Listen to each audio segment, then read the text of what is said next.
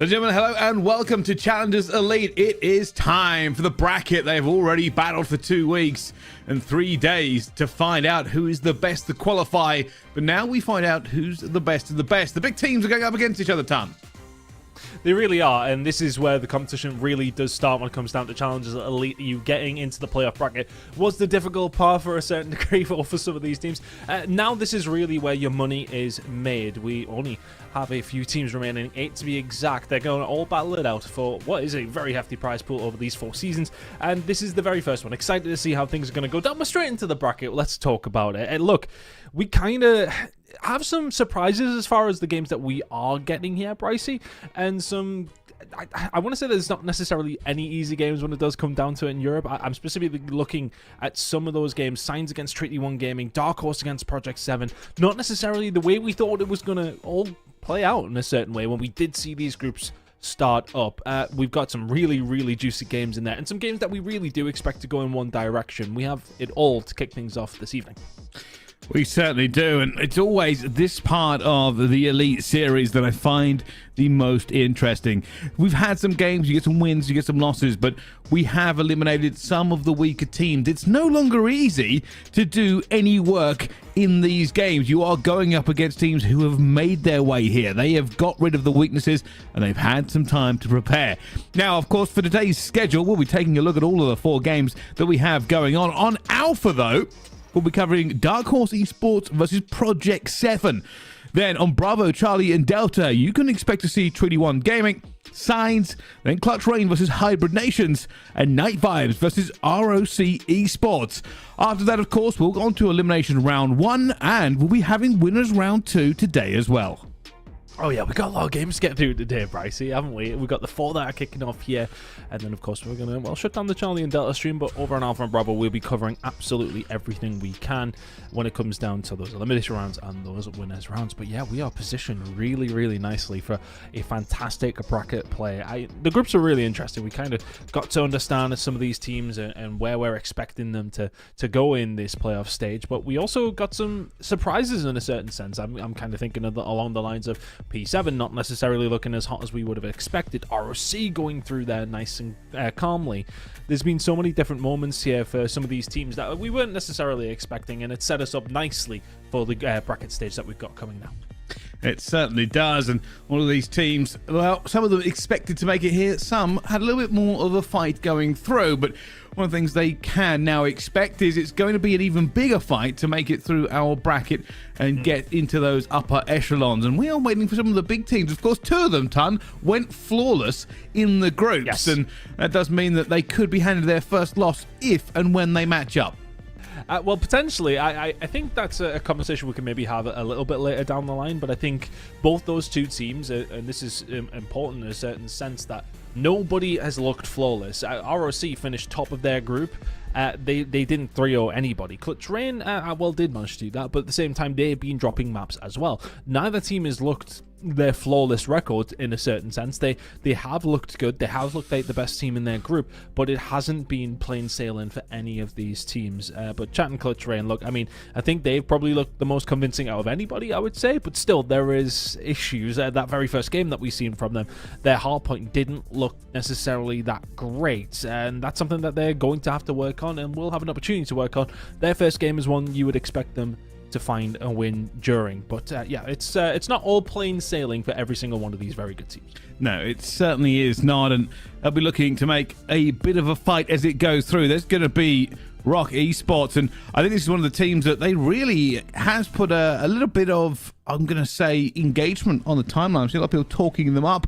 Not everybody was expecting them to do quite as well as they actually have done, and they have done very well. No, they've done really well. They've done what they've needed to do, but kind of as mentioned, they didn't 3-0 anybody throughout the entirety of their stage, which isn't important, I want to say, but at the same time, you would expect a team who's sitting at the very top to be able to, well, deal with everybody in your group. So, I mean, if you look at it, they didn't 3-0 Los Lenteas, they didn't 3-0 Light Unlimited, and that would be something I would expect from them. My worry for this team is their consistency throughout the modes. Look, they have the ability. That's never been a question. I mean, Kix currently has a 1.3 overall. He's a very dangerous player. all of them have it within their locker to be serious players within the whole of Call of Duty Esports. But we need to see that translate, obviously, across to LAN. Want to see how it translates in this bracket play as well. We certainly do, and we do know the teams are all gearing up, ready for this one as they get into the games and the lobbies for us, of course, and we'll be waiting to see exactly how all the maps and modes play out as well, Ton.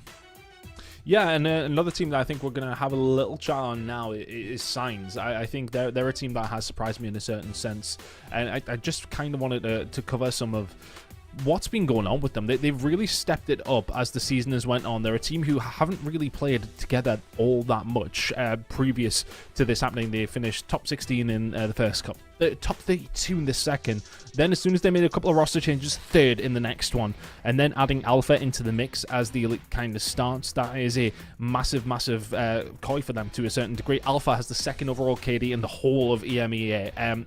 1.33 for him, which is good, but they seem somewhat relying on his ability to slay.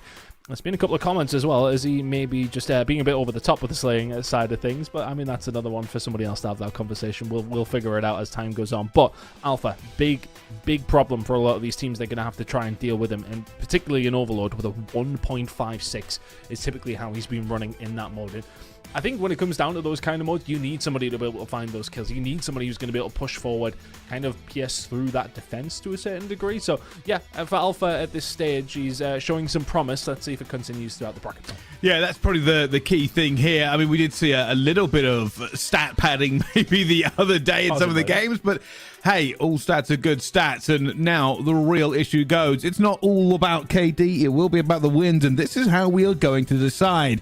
Exposure hardpoint, exposure search and destroy, exposure overload, a triple threat to kick this one off. Then we're going into Scar hardpoint and Den search and destroy. We'll see how this one goes, and Ton, is it going the distance? It very well could, but my big question mark around this series is going to be the hard points. I think when you look over the last few games that Project 7 have played, over the last 4 hard points, they're sitting at 1-3. If you look at Dark Horse, they're 4-1 over their last 5. So 4 points towards Dark Horse for the hard points. But outside of that, I think obviously the Search and Destroy Overload, they are kind of up in the air for me.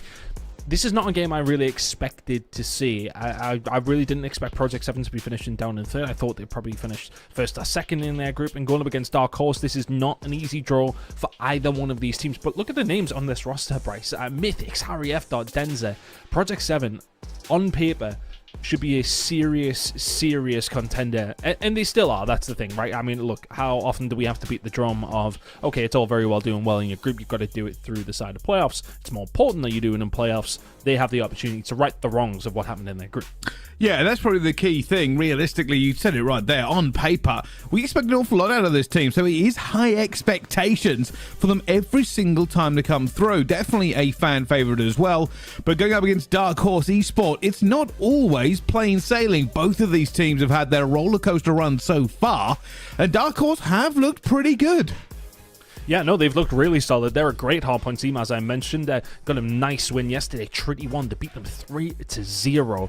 That's a massive result for them to get, and that will give them a lot of confidence coming into this one. We talked about their hardpoint being a real outlier as well. There's some really positive S&D stats that point towards them looking solid up against some of these big opponents as well. So we'll talk about them when we do get there, but for now, let's talk on the hardpoints, because as mentioned, the form book kind of lies in one way, and it lies with Dark Horse. With an exposure to kick things off, you're kind of thinking about those SMGs getting up close and personal. You're thinking about those breaks over towards P3. Are you going to be able to manipulate those spawns as best as you can?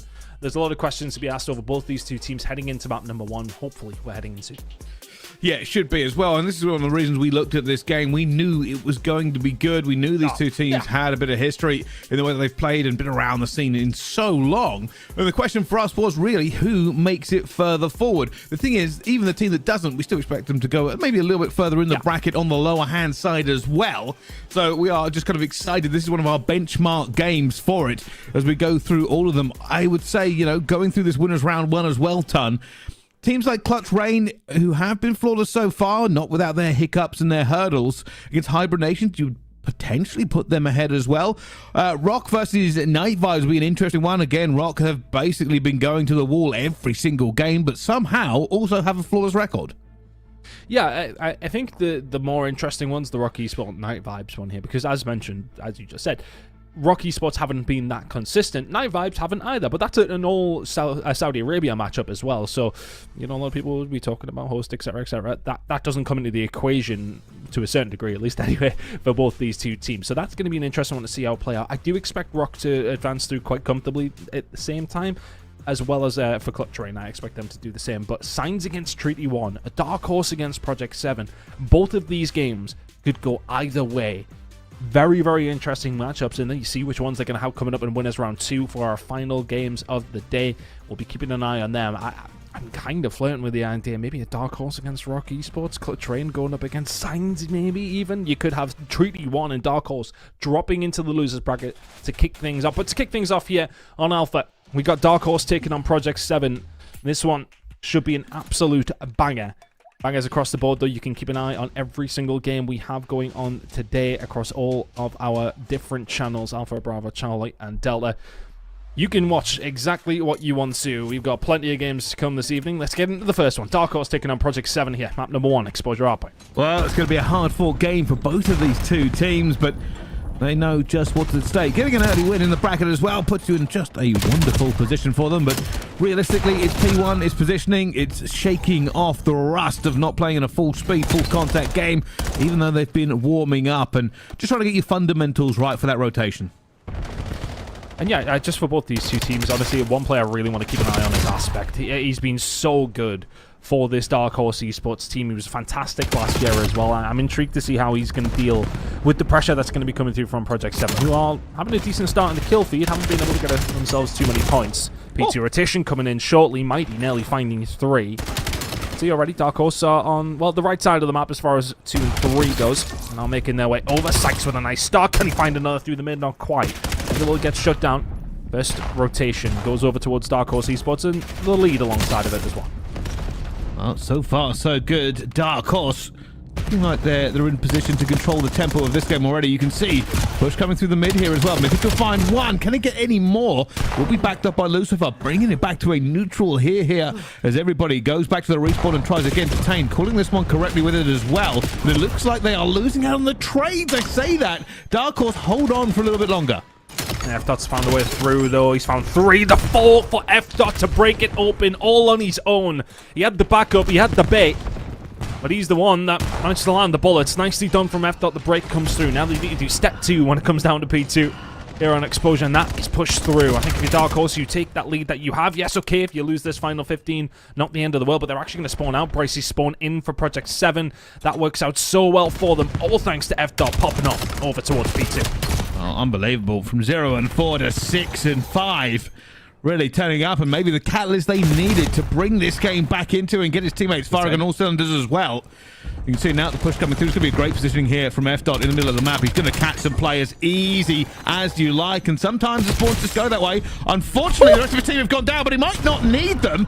Mythics will clean that one up before he has to take it on. The spawns have flipped for Dark Horse as well. What is going on? Oh, well, I mean, Dark Horse kind of made a bit of a play. It was Detain who pushed around from behind. Everybody else through the middle of the map, trying to find that pressure through window. It looked like the pinch was going to be perfect. F-Dot shuts it down. Nelly finds 4 again. And now all of a sudden, Dark Horse Esports not in a great position to try and find this break, but Sykes and Detain somehow find a way through. And now you've got Project 7 spawning over towards the backside. It's been a fast and frantic start, and maybe there'll be a second of respite when we move over towards P4, but it's been back and forth so far. Aspect with a big kill there as well, so that should pretty much guarantee the rotation for Dark Horse. Over towards P4.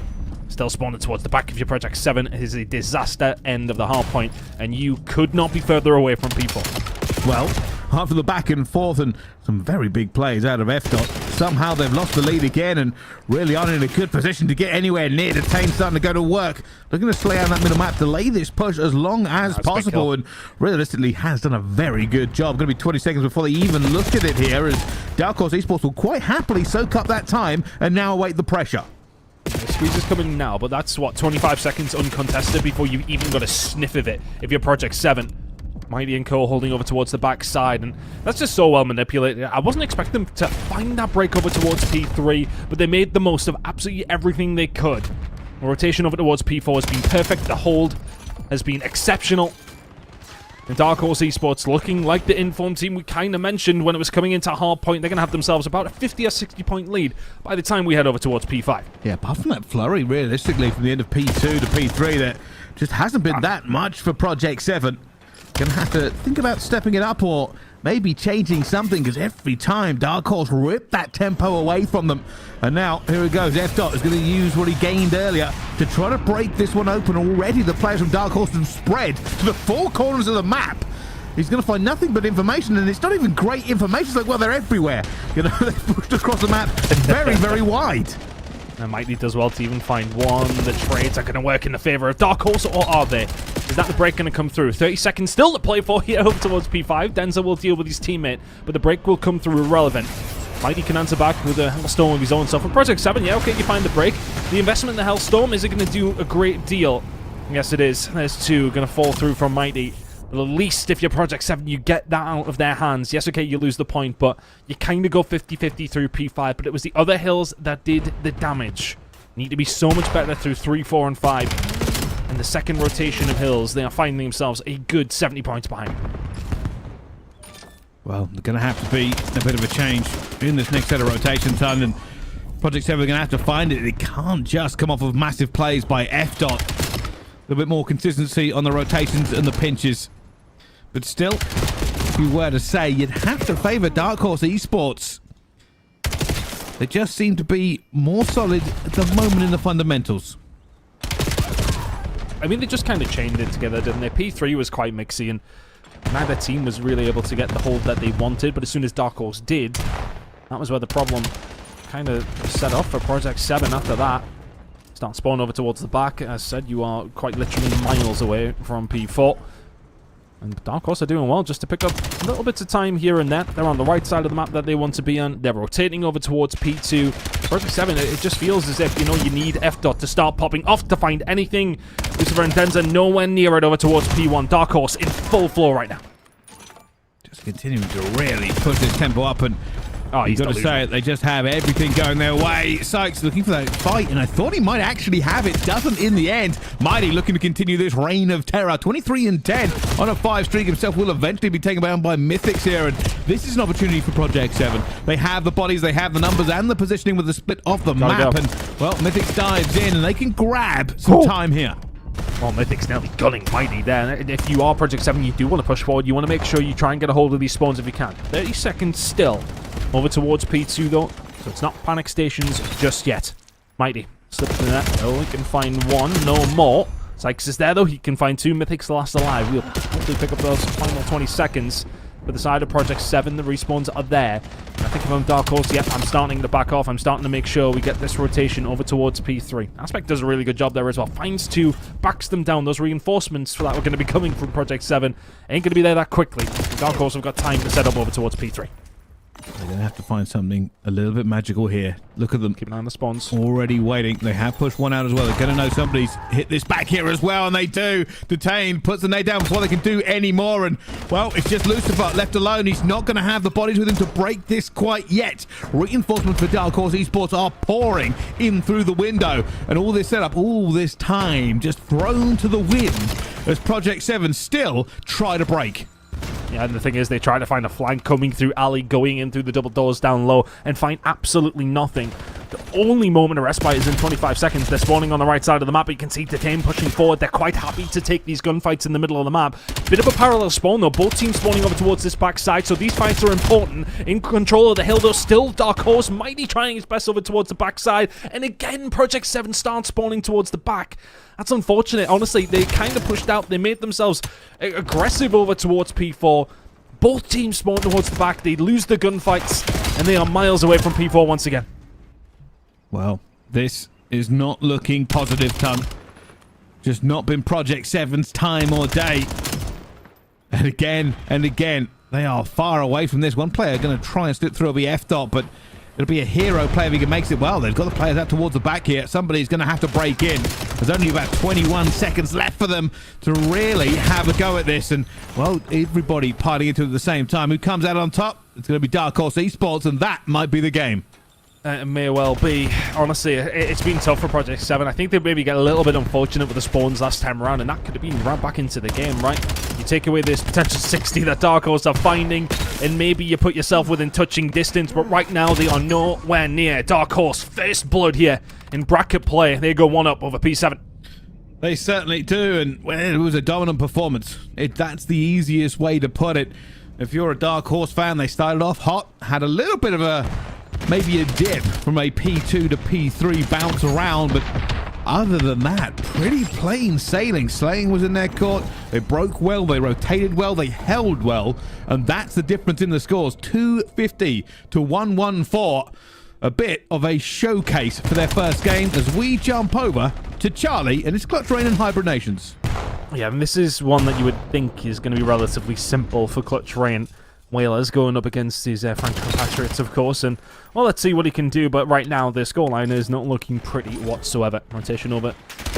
People here looking sensational for Clutch Rayn. Break potentially going to come through for Hibernations, but this was a hard draw, right? Hibernations did well.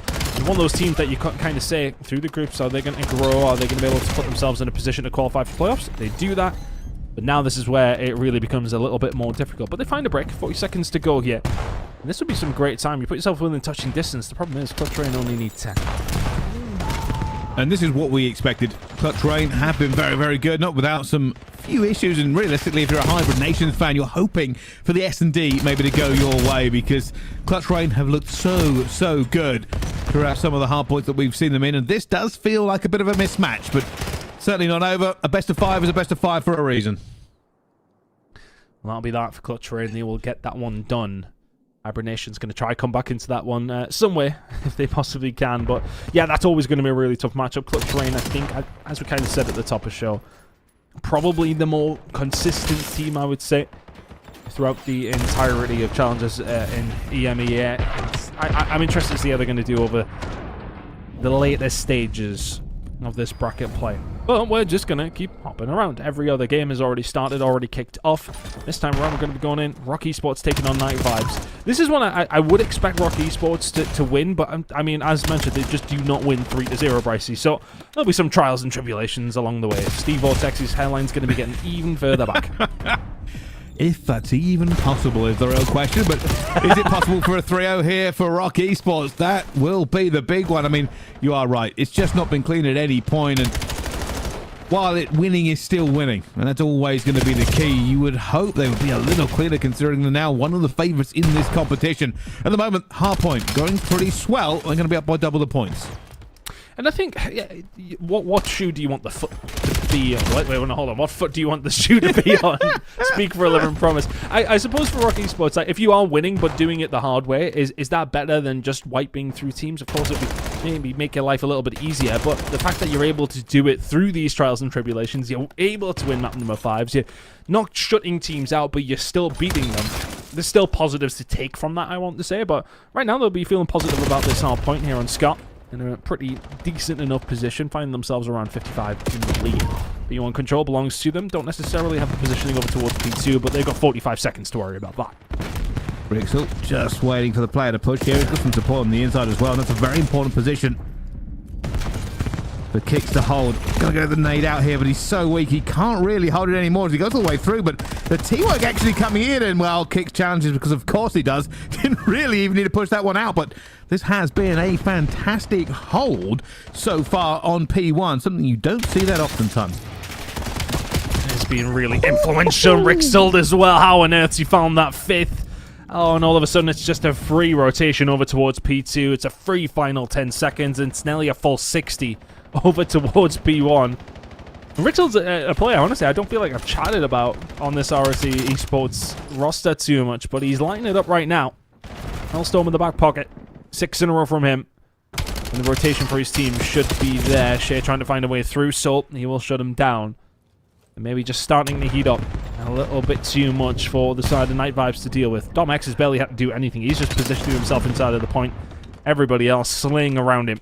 20 on the board for kicks as well, which is no surprise to see. The guy's been running it for quite some time now. I'd love to see him back in the league. Honestly, I would love to see him get another shout. I think, you know, when we casted over Falcons in their original state when they were playing in challenges when it was just Europe, of course, as well. When we were talking about players on that Falcons roster, we were both saying we think Kicks or Khaled at the time was the man. Over even somebody like Exnid. Exnid went on to do brilliantly. I'd love to see Kicks get another shot.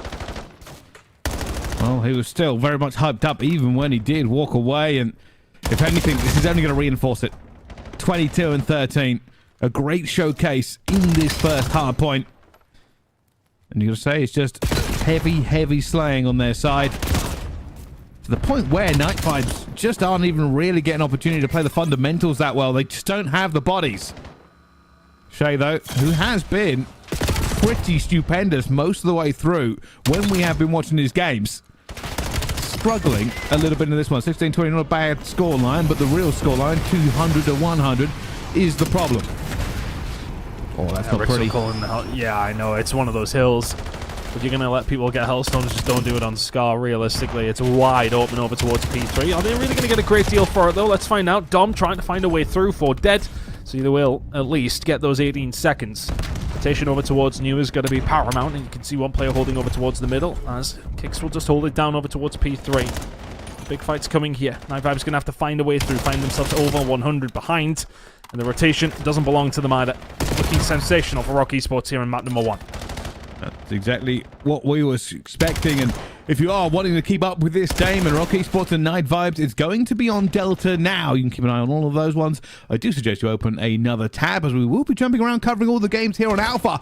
But speaking of Alpha, our game is heading to the Search and Destroy. Dark Horse, Esports, and Project 7 will be going toe-to-toe at the moment. Dark Horse 1-0 in the series. Back over to Exposure and into the Search and Destroy. There's a couple of interesting stats, though, when it does come down to these two teams. One that really is one to keep an eye out on is Aspect. This guy has got the highest opening win duel percentage in S&D in the EU Challengers at this moment in time. 76% is going his way. But the first blood actually goes over towards F-Dot. Let's see how Project 7 can do with that advantage. That one is now being entirely lost, and now it's a 2 versus 1. Aspect left on his own. Got to be careful.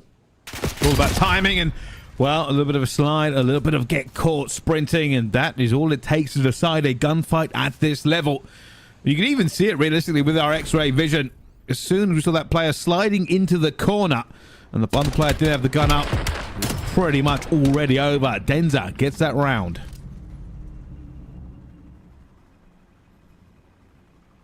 It was F-Dot who found the first blood. Just well, maybe the shoe on the other foot. We'll get that. We'll get that saying correct this time. For all that, Aspect has been the first blood king to a certain degree for Dark Horse. On the other side, F-Dot's dropped a 1.7 in Search over the season so far, so we're going to keep an eye on him. 2 kills to his name to kick things off, averaging a kill a round, and that's going to be bumping up to over a kill a round right now. So let's see what F-Dot can do with this. Obviously, just positions himself so well to find so much value for his team. And 1-0 up off the back of his first blood in round 1. Uh-oh. Well, fortunately, the moving scenery of this map allows him to get out a little bit easier than he could have done, and he's actually trapped Sykes in a corner. I don't know whether they're going to try and execute on this, but it looks like they're actually going to back up here, as Sykes would have been calling for help. Yeah, didn't have enough mid-map control. Scared them just a little bit. Does Project 7 have to back on down? Pressure coming in from Aspect, being spotted though from top window, and all of a sudden he's in a really dangerous place. But it has actually given a little bit of pressure over towards Dark Horse here. He can now put the bomb down potentially over towards A. They've got B control, and Lucifer may well have called this, and has done. So maybe the move will come over towards the other side. This moment in time, though, yet they are yet to make the move. Eventually, they will do. Time is practically gone here. Just going to have to go for it. Hope nobody's here. Already smoke's going to go out. Pressure being mounted here. Mighty wins a massive gunfight at the back. That bomb should go down. Clock will reset to 45 seconds. And here comes a 3 versus 4. Dark Horse Esports not in the best position for this retake now with so many bodies against them. What can they do with it? Denza finds one to detain. 3 versus 3. Mythics just gets so aggressive. And Sykes will deal with him. Now Denza left in a 1 versus 3. Just so difficult to pull off. But there's 2 freebies. And he can back on down. Timing not great. One player didn't commit. Fortunately, he now has to go for it. Is he going to check up top? That is the question. Goes up top. Sees him. Not going to be quite enough. Player was waiting for exactly that. It was a risky position. but a position good enough to get the round. Mighty just played very patient there. Loved the positioning. Obviously heard him jump up. Ends up with a really decent effort. A solid job either way. Dark Horse will get around back. I definitely feels as if this is... I don't want to put the realm of must-win into Project 7's minds just yet. Search and Destroy you very well could do with it, because based on how Hardpoint's been going, you would expect map number 4 to not go your way. So you at least need to get a hold of one.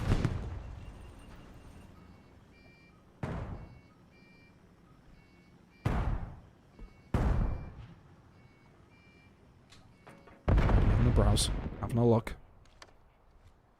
Quite passive so far from Project 7 as they're trying to make their way up the map. Both teams just trying to gain some information. F-Dot has been influential with this sniper, Bryce. It's worth keeping an eye on him. Well, we thought last round was going to be a slow round. It looks like it might happen again. Snipers normally will slow gameplay as well. Going down, and Mythics will find that first blood. Exactly what they wanted. Bomb down and numbers in this one. Oh, and that is one of the easiest kills you are ever going to get. Mighty with the pistol, where it takes it down. Detain fighting Mythics as well. What is so interesting about down there that two players have been caught looking and caught from behind? Kind of falls apart, doesn't it? F-Dot now left in the 1 versus 2. They've already spotted him. They close on in. The net very much closes on him, and Project 7 will lose another round. Dark Horse do a fantastic job. But as mentioned, all streams currently ongoing at youtube.com/COD Challenges. You can keep an eye on Alpha, Bravo, Charlie, and Delta. All 4 games going on right now. You can browse. You can keep an eye on. Looking over towards Signs against Treaty 1 Gaming. That's only a map number 1. So if you prefer Hardpoint to S&D, which is where every other map is, make sure you're looking in over on Bravo. That's a really interesting game. Curious to see how that one's going to go down. But here on Alpha, Project 7 against Dark Horse Esports. 1-0 to Dark Horse. 2-1 up here in the Search and Destroy as well. And now it's their turn to go on the attacking side. Treaty 1 Gaming and Signs need to have a word with themselves. 20 minutes behind. What are you playing at? Well, they are the challengers called players, Bryce. Yeah. We know how it works by now. It's almost like everybody's known about the start time for a week, but don't worry about it. Start at 25 minutes past. Anyway, back to the S&D. We're going to see again. Has been a slower S&D here. Nobody going for overcommits or hits in a massive way. For Project 7, I don't know whether it was a miscommunication or something that just did not go well. They had the better position. They had the numbers. Lost to 3 versus 4. Now down to a 3 versus 3 in this round, though. And still, map position tenuous at best. Looking like a B hit. Coming in here for Dark Horse. And, well, Aspect's going to run away with his tail between his legs. And that might just engage Project 7 to have a look over towards this side. Harry sitting over towards his backside. 0 and 3 from him. You would expect maybe a little bit more. Nade finds, by the looks of things, absolutely nothing, but he was ready for that. And Detain's head's being removed from its shoulders. Denzer caught off guard, though. They've rotated over towards A. This should be a bomb plant. Keeping an eye on F-Dot, though. Yeah, Sykes has to get off. Sykes just so aware of F-Dot's positioning. He's probably going to have to challenge him. He does so. That's just going to run the time down. There's just no way you can get away with this. He might get it down. Yeah, one checks. Like, absolutely has to check. Now we have Dot, and he gets it. Slightly worried he's going to fall down the gap there with a bit of an overchow, but doesn't matter. Yeah, just not dying that quickly is going to cause the issues. And for them, it's all good as they tie up the S&D ton. It has been quite a chess game between these two teams. You can tell very hesitant to really commit to any sort of mid-map control until they really do have the numbers. And it seems the same on both sides. It's a game of... Well, it's kind of a game of tug, isn't it, in the middle of the map? But kind of back and forth. Nobody wanting to really give up too much control in the middle of the map. And when they do, they get punished for it. I mean, I think we've seen a couple of rounds ago that was like a freebie up top from... I think F-Dot was the one that was watching it on the attacking side. And Harry was the one who gets caught off guard, literally just standing there. So the top window is super important. Well, not just to watch on the attacking side, but to be in for the defensive side aspect. Not far away from unaliving Lucifer, but backs him down. At least a little bit of information gained. Project 7 still looking for an attack over towards his B side, but it looks like Dark Horse have got the numbers. So we've got to be careful. It's about a little bit of information. A little drip feed of Where are they? Where can we get something? Well, F-Dot does find one, and it gives them the advantage here to Project 7. Starts looking at the window, does not see that bomb go down. Does he get away clean as well? He does. There's a bit of a disaster there for Dark Horse, and, well, it only gets worse. Mythic's ready for that. Push comes through. He should be ready for this one. Not quite. Sykes could have done with finding that one, but the round is going to start ticking in the time that Dark Horse have got anything to do, or have anything to do with, is not going to be very long. Not even sure what I was trying to say there, Brycey. They're in a bad spot. Yeah, it's definitely not a good spot. I can agree with you there. But trying to get it done, don't at that point. And even with this, you know, it's still feeling like this will go the distance. I wonder if now some adjustments will be made. We should be seeing an aggressive round in the next two. Just based on, well, I don't know, 15 years of COD experience, but basically that's normally when these get called. About halfway through the map, somebody says, all right, here's the play call, hit something, or take mid-map control. But which team is it going to be that does it? It's back and forth, isn't it? Seems really going to start to establish some sort of a lead. F-Dot on 4 in a row. Mighty with a cheeky little angle. That will go away because he doesn't find the pick. You'd rather have his gun out. F-Dot. That's a decent enough nade, but they're backed on down. So for Project 7, you kind of established that middle of the map line that you'd like to have. Mighty, though, is going to, well, just sit back nice and tight. I mean, maybe they got a little bit too aggressive, and Mighty will find that. So 4 versus 3 in favor of Dark Horse. Aspect slow trying to get up here. Knows somebody's going to be in the window, but tries to see the gap. It's not going to happen. F-Dot has that covered as well. Mighty will get Lucifer though, so it gives it back to Dark Horse in terms of advantage. And F-Dot flying, fighting, failing. And now Project 7 Esports only have Denza to really try and hold this one down to 1 versus 3. Doesn't make the kill he needs to. Yeah, not too much to worry about here for Dark Horse, but Denza has been known. I just can't quite finish his dinner here. That's a tough one. I mean, seemingly slipped the net, but for how long, I'm going to presume not very long at all. Just close in on him. Trade should have been there, even if he found a kill. Good job here from Dark Horse. Bringing that one back, and just nothing to separate them. Bryce still so back and forth.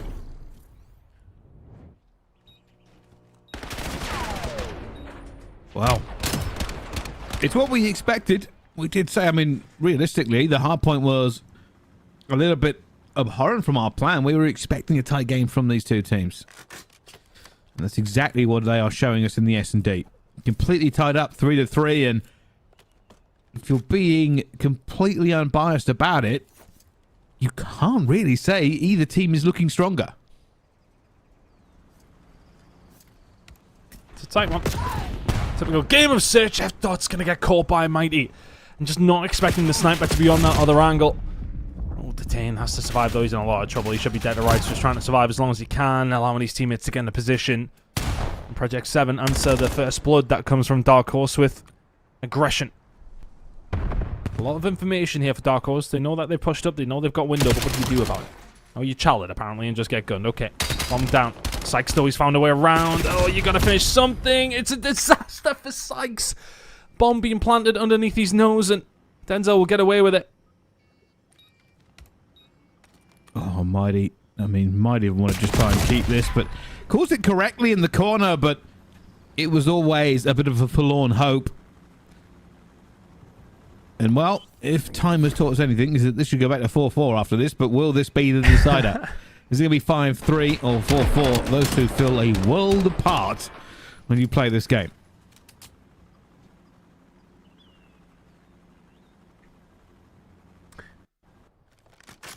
Into the next round. Project 7 seem to be the ones that are finding the lead more often. Dark Esports seemingly always have an answer. Let's see if they've got one here. In round number 8. I said I feel as if this is massively important for Project 7 to get a hold of this. Dark Horse getting aggressive over towards this B side. Sykes will find Mythic, so another first blood. Potential flank coming through here though from F-Dot. Trying to get something going. He's been caught by Mighty, who goes back for the check. And a 4 versus 2 in the favour now of Dark Horse Esports. P7 in a really rough spot. Oh, well.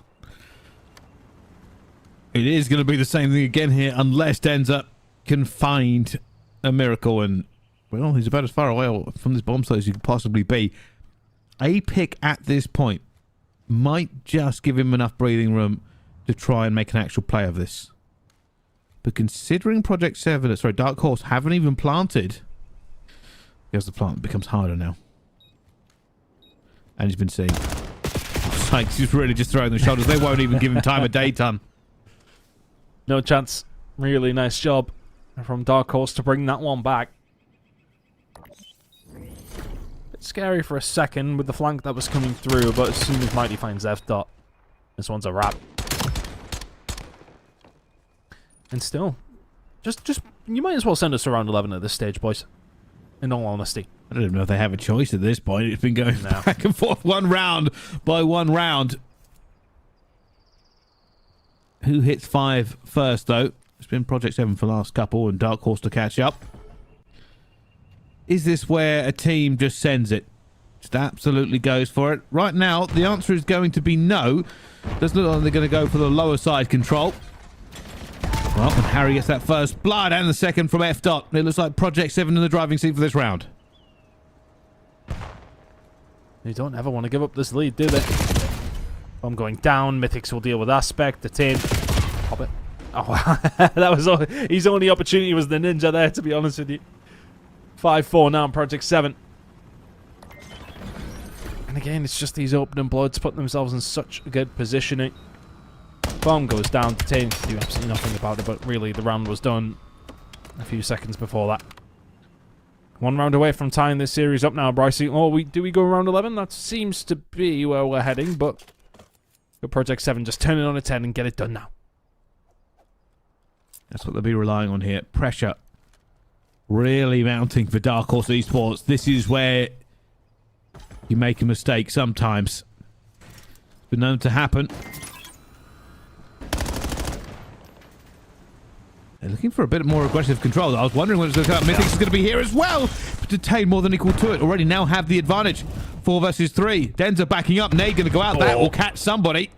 It hasn't. They managed to get away there just in time, but it will be a double nade, and it means it goes back down to a 3 versus 3.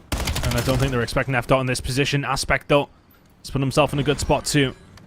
Oh, and F-Dot's being dealt with.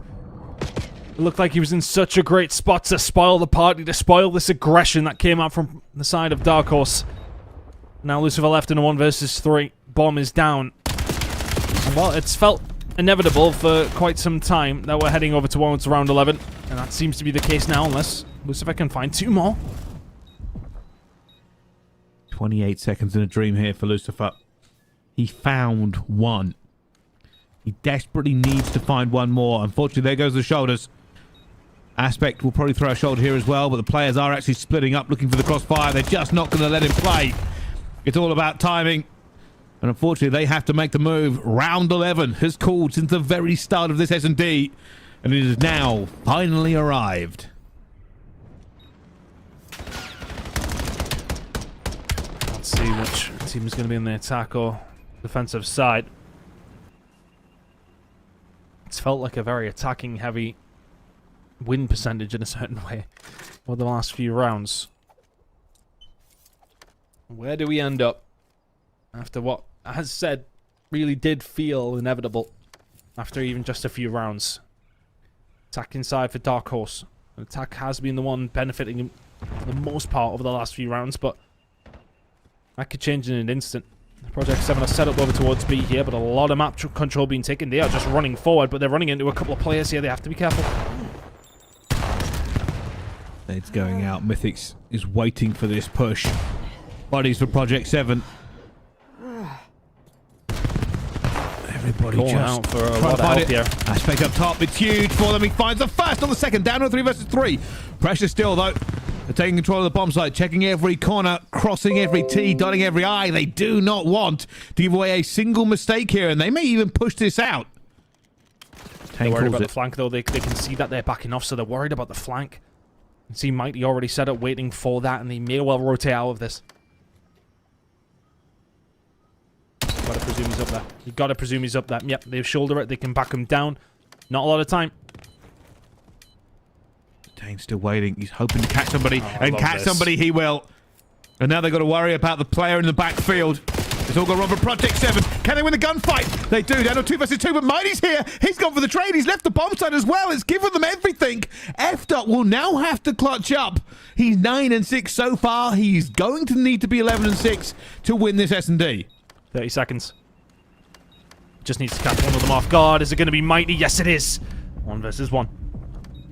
The 1v3 for the search and destroy could be massive. I think F-Dot has an idea of where he is. He might send this as well. He's seen him. He has seen him, but even now, does he have the time? The kill will be good enough, but they will not get back to the bomb site. And 11-6 is not good enough. He has been defeated, like all of us, by time. Oh, F-Dot. A real valiant effort, but it's Dark Horse with a 2-0 lead here in the series. That's a huge moment. Project 7 just could not close it out. And honestly, that kind of comes down to the team, but we're going to talk about that in a second. Over towards Delta we go. Rock Esports did win map number 1, but round 11. This is what we're talking about. Rock Esports. They do have some issues, and Dom's already dead, and it's a 4v3.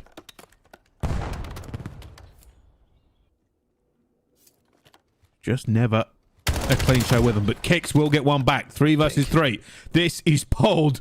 Tom X has decided to go rogue. He is all the way in the back spawn, and he might catch 2. There's going to be 1. Does he wait? Does he wait? He is. Shay will go down. There's the second. It's not going to be just a 2 versus 2. The risk and the reward about equal. Because of the route that Domix took, they completely give up control of A site. That will go down. Rixeldin Kicks now in a 2 versus 2 against Charm and Soul. As Sniper does have 2. We'll check this corner if he comes out here, but going to see them splitting the map. Charm's like, where are they? Rixel could be caught. In fact, he will be caught right now. Down he goes. Kicks in a 1 versus 2. Time's on his side though. Just needs to have a quick check at it. Knows he's not on it, but now they need to go for the defuse. They need to go for it quickly. Defuse coming through. Does he have the angle? Oh, yeah, we'll take your leg off. We'll get the job done. Kicks clutches up for Rock Esports. 2-0. They take the search and destroy. Oh, that got scary for a second. Night Vibes nearly tied it up. We said over and over again, Rock never do anything clean, and that was about as dirty of a win as you could possibly see. Now we're heading over to Bravo this time, and they are in the S&D ton. Yeah, curious to see which way the first map went. Obviously, we didn't get an opportunity to see map number 1, and we are very much in the map number 2.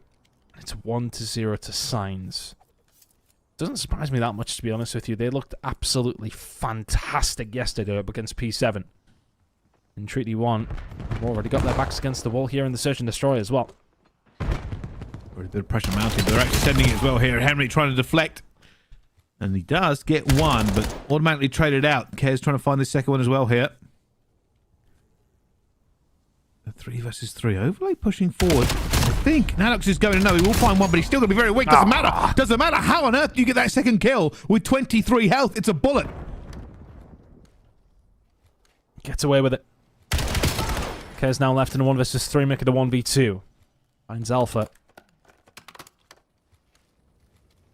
And now what's the plan for Kez? Well, the problem is now he doesn't have the bomb.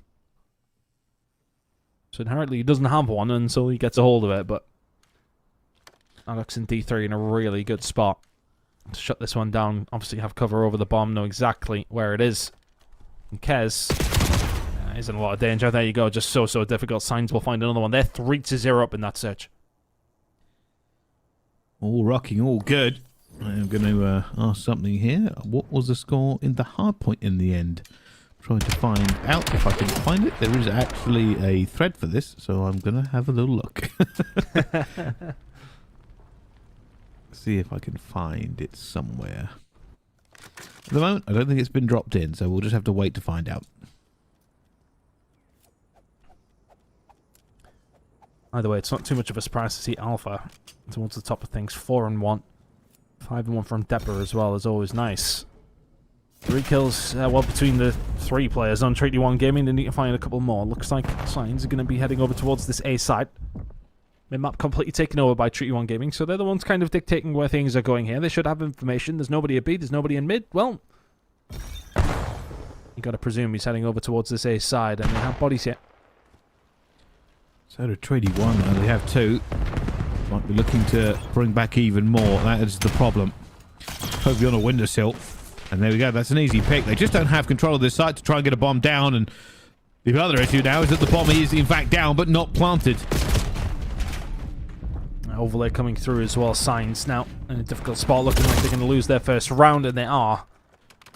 Pretty clean sweep there from Treaty 1 Gaming. They do lose only 1 member, and that's just due to a team kill. But other than that, though, it's pretty standard when it comes down to search and destroy on this map. Just held it down over towards B. But if you want to keep an eye on what's going on throughout the rest of this game, you can keep an eye on this one on Bravo. Back to Alpha we go. Into what would be, well, probably a bit of an upset so far, you would like to say. Dark Horse are 2-0 up. Not a close map number 1. Very close map number 2. What do we get in map number 3? Well, that is the question. Truthfully, you're kind of feeling Dark Horse now, but I don't think Project 7 will go easily. We said coming into this game, it is never a sure thing, and the S&D taught us that as well. It's going to be one of these games that right up until we get the final score, you could believe it goes either way. They will go for the reset onto that one, but we can go back to the game we were watching. Synes look like they've got another round on the board, 4-1. Let's switch it up then, eh? I was having a very good time. This reminds me, actually, the score for that was 250 to 178. Thank you, production. Synes managed to get that one in. I mean, that's a pretty good win, 250 to 178. Yeah, it's comfortable, right? And not too surprising, honestly. I was really, really impressed with Synes yesterday. Alpha putting up some serious numbers. And the worrying thing for Treaty 1 is that Overload seems to be his best game mode. If they find themselves 2-0 down heading into that, I think I know which way it's probably going to go. But let's see. He has himself a Hellstorm in the back pocket as well, and you can see they're going to try and make the play for it. That's going to get called in. Probably won't gain a great deal as far as kills, etc. go, but space will really be the name of the game. The problem is that that space you're creating over towards B, well, your teammate with a bomb is a A. And it's not necessarily the ideal, but he can get across pretty quickly. So they create that space, they get the bomb down. Treaty 1 Gaming going to have to try and retake over towards B. For all the Hellstorm doesn't find a kill, it sets itself up wonderfully towards B. Well, they do have the shot here, and there are 3 waiting for it as well. It comes to the double chow, and well, player actually goes down to the trophy system. Trophy's got the trade, and that's an easy win for Synes. This S&D is looking a little bit over. I was even going to say there was a little bit of an issue with the player with the bomb being on the wrong side of the map there. If you're going to clear out the open bomb site, why are they there?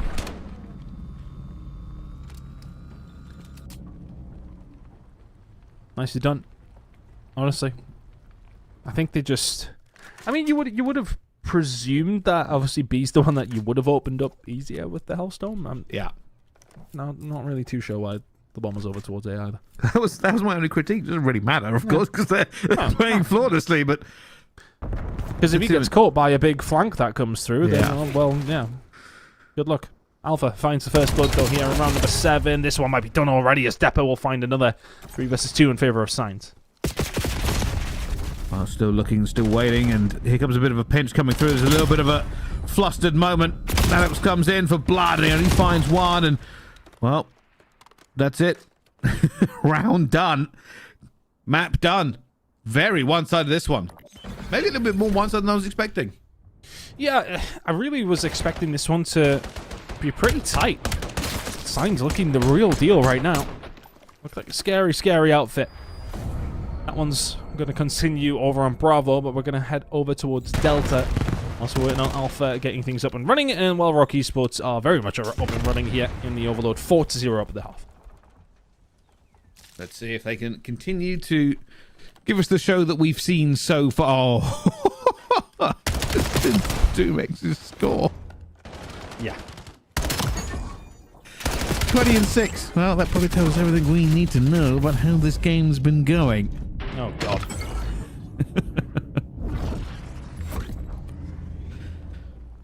mean, this has got to be a 4-0, right? I think it was, yes.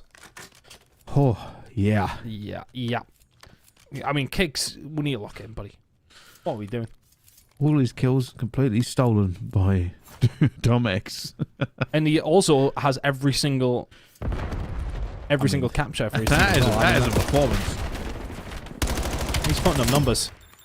This is like typically the more stiff AR player for the squad. He's the one dropping in the EMP at every single given opportunity. But let's see what Night Vibes can do to answer back. Potential opportunity here, but it has been batted away momentarily by Rock Esports. But Shea will just stay alive. That was the right thing. Wait for his teammates to step forward. And they start... Well, hold on a second. Domex gets his wig taken off, but the rest of his team have managed to defend well. Charm's going to get that one, though, for an absolute freebie. Now it's 4-1. Or maybe we see a reversal. Doesn't happen very often. I mean, they're not too bad. Oh, you could have done with finding one of those. Didn't happen. Either way. Could have got things rolling over towards the side. Now complete rooftops control. Over towards Rock Esports. Gentle trying to shut it down. Really nicely done.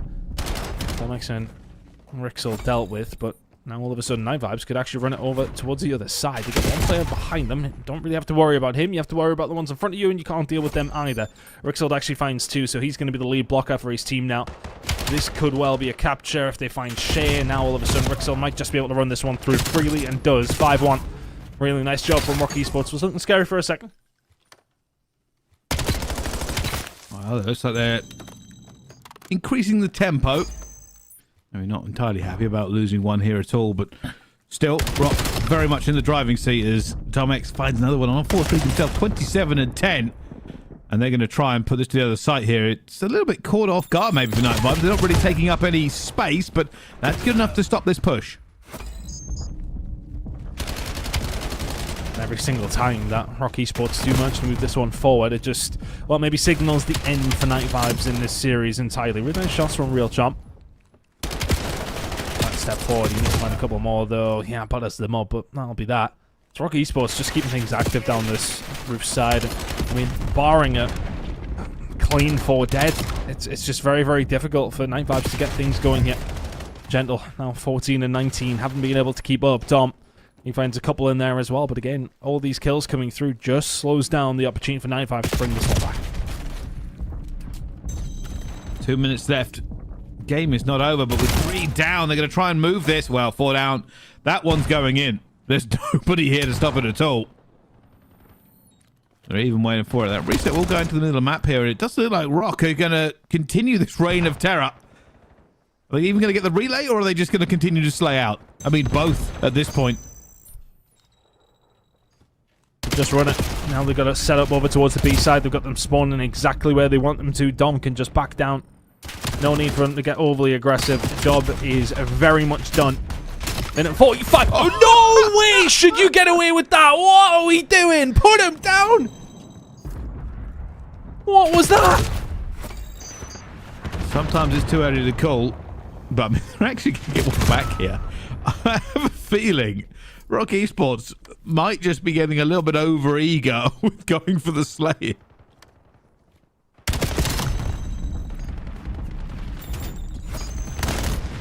That was ridiculous. There's another one for your troubles. And that'll be that. 8-2 Rock Esports. That was, well, one-sided to say the least. Tight search and destroy by the looks of things, but the result we mostly expected there, Bryce. I mean, come on, what is this from Dom? Oh. Finds 3 there. Huge play, 33-16, as we take a hop, skip, and a jump away from this game and go straight into Charlie to find out what's happening here. Clutch Rayn up 2-0 in the series. Currently up in the overload, but it is close. Gonna add another one to the tally, though. 5-3 now. Maybe you've actually cursed them here, Brycey. Fortunately, though, for hibernations, the EMP is spawning over towards the rooftops of Melco. There's no way the second one as well. What's going on den? Look Look at the pressure they're putting in. Cobra's going to be the first one forward. Whalers had to find that kill. He needed to find 2. And that'll be that 6-3. 2 minutes to go. Still an opportunity here for Hibernations. They're only 1 down when we were... Well, came into the game 30 seconds ago. Now they're 3 down. So maybe they can turn it.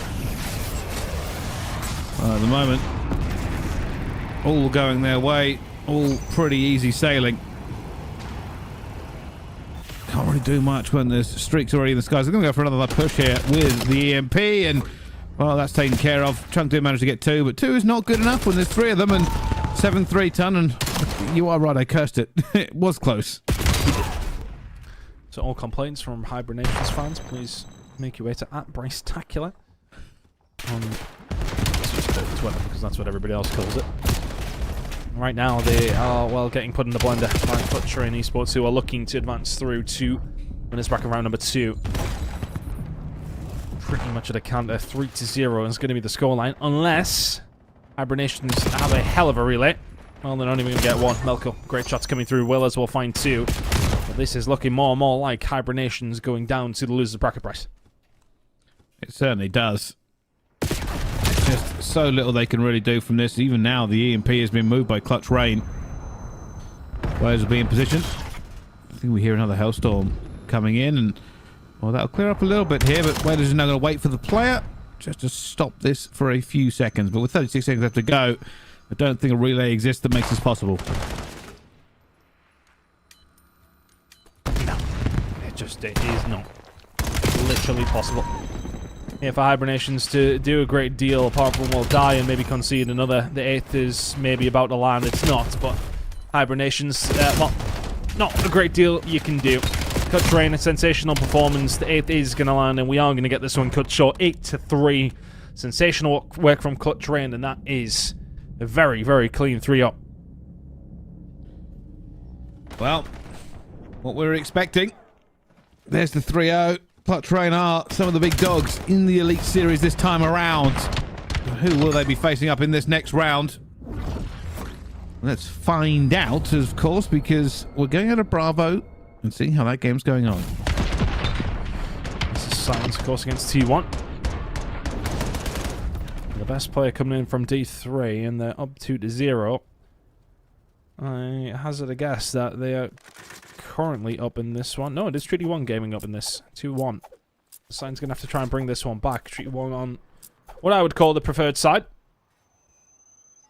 Let's see if they can try and get themselves a map back here. Synes still in control of this area.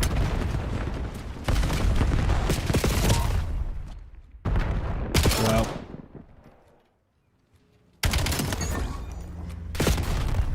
I mean, it's just kind of free from Deba, no? He's got it. That might insane. land. Oh my word. How has he got away with that? Just a momentary lapse by Treaty 1 Gaming. The middle of the map opens up like the Red Sea, and all of a sudden you can just walk that one home.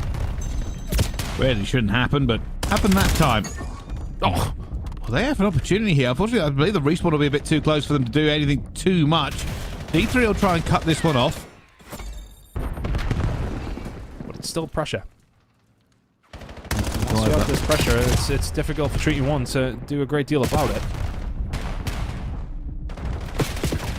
Try and rotate. This is all about them keeping control of the EMP, waiting for an opportunity, but they've lost it. And now pressure going to come in from 21. D3 should be dead to rights as well. Rush has made his way forward. This is a big kill. If Henry can close this one out, Depper, he'll find it, and now he can push forward. If Henry finds that, all of a sudden you can start making your move over towards the middle of the map. Depper is somehow just finding everybody. It's 5 in a row. It may well not be the capture, but as he set his team up for it, it looks that way. D3, is he going to get it over the line? Yes, he is. 3-2. Really nice job there from Synes. It's all about Depper, though. Considering how much work they put into to get those kills and get the EMP there, that almost didn't happen. Did though, give the advantage, but they have given up a lot of space here. You can already see Treaty 1 trying now to push that EMP back in their face. A difficult push from here. They need a couple more kills to really push this one out, and they might have an opportunity. Get there again. He's causing absolute havoc. I mean, yeah, that's just the delusional confidence Chal coming through. And it can now start to get this one moving. M15 in this guy's hands looks a little bit deadly, doesn't it? 23 and 21. This team are currently in the lead here. Not just in the series, but in the Overload as well. And I don't mind this. Yeah, just wrap all the way through Motel, just ease some of that pressure. Does just about finish off Rush, but Overlay will take him down. It's all about that little game of to and fro in the middle of the map. Overlay can't find his fourth, but damage is being done. Keeps him at bay. Rush with some really good shots on Alpha as well. Nobody giving up control in the middle of the map for now. Treaty 1 Gaming, though, this is an opportunity. Incoming. This might be enough. With this in the air, they've just got to find a kill or two, and Overlay will find two and a third. Cleaning the way for them and curves it in for Rush. No, he took down his teammate with the EMP. That was miles away. I'm going to need a VAR check on that one. How has that caught him? Ref. 35 and 70. Oh, okay. Never mind. Overlay absolutely piecing. That's 3-3. Does it all on his own. Doesn't need the Hellstorm, apparently. Okay, come on. We can't keep this going. Yep, yeah, no, we can't. D3 and Depper. We force this one forward. EMP, though, in the middle of the map. They need to clear them out here. Oh, cares. Just trying to do a little bit more work for them as well, but what a turn of events. Still getting that one over the line.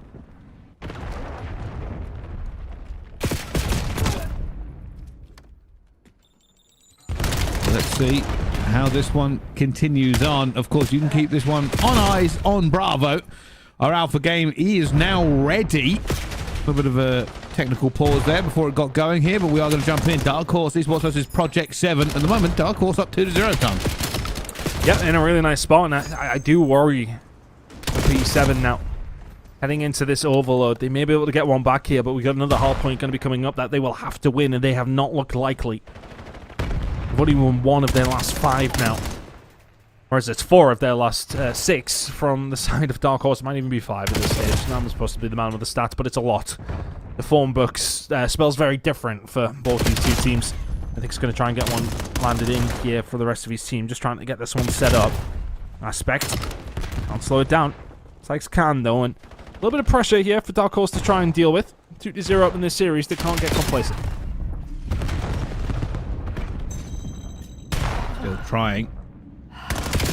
Oh, and that's a nice little play over the top, but it doesn't come to an awful lot here as essentially this is just two heavyweights trading blows. Nobody really making a big effort to move the EMP. I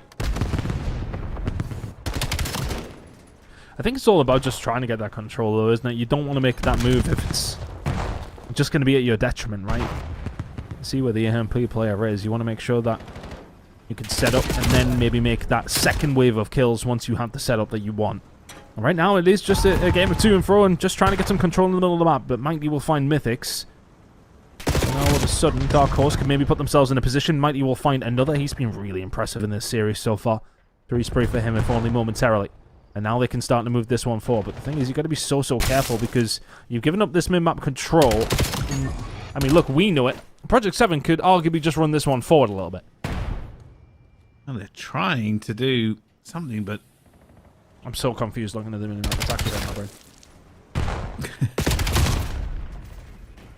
Nobody is touching the EMP. Not a person is even daring to grab it. Both two teams are playing very safely. If they have one player behind them, they're not worried about grabbing the EMP. They are very much like, no, let's go back and kill him before we even worry about that. At some stage, somebody's going to have to start making a move. Denza should be dead. F-Dot jumps back into the crosshairs. But again, nobody's able to really get that total control, right? Detained will get it. Are we going to run this down B? Are we going to run this down B? Someone please pick it up. I'm bored. It's just TDM. Alright, here you go. Come on. This is your opportunity. Detain finds one over towards this B side. Lucifer and Mythic still can answer back. That's going to spawn them all over towards that B side, so they're going to start running it over towards A. Need a little bit of backup. This cross is going to be difficult to find. Pistol player coming on through with the EMP. Got to find 2. Can't.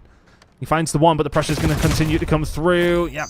Again, it was just... It felt like both two teams have been so patient with not picking the EMP up, and then they rush the moment that they get that opportunity. Sometimes the threat of a player having the EMP allows you to find places to go as well.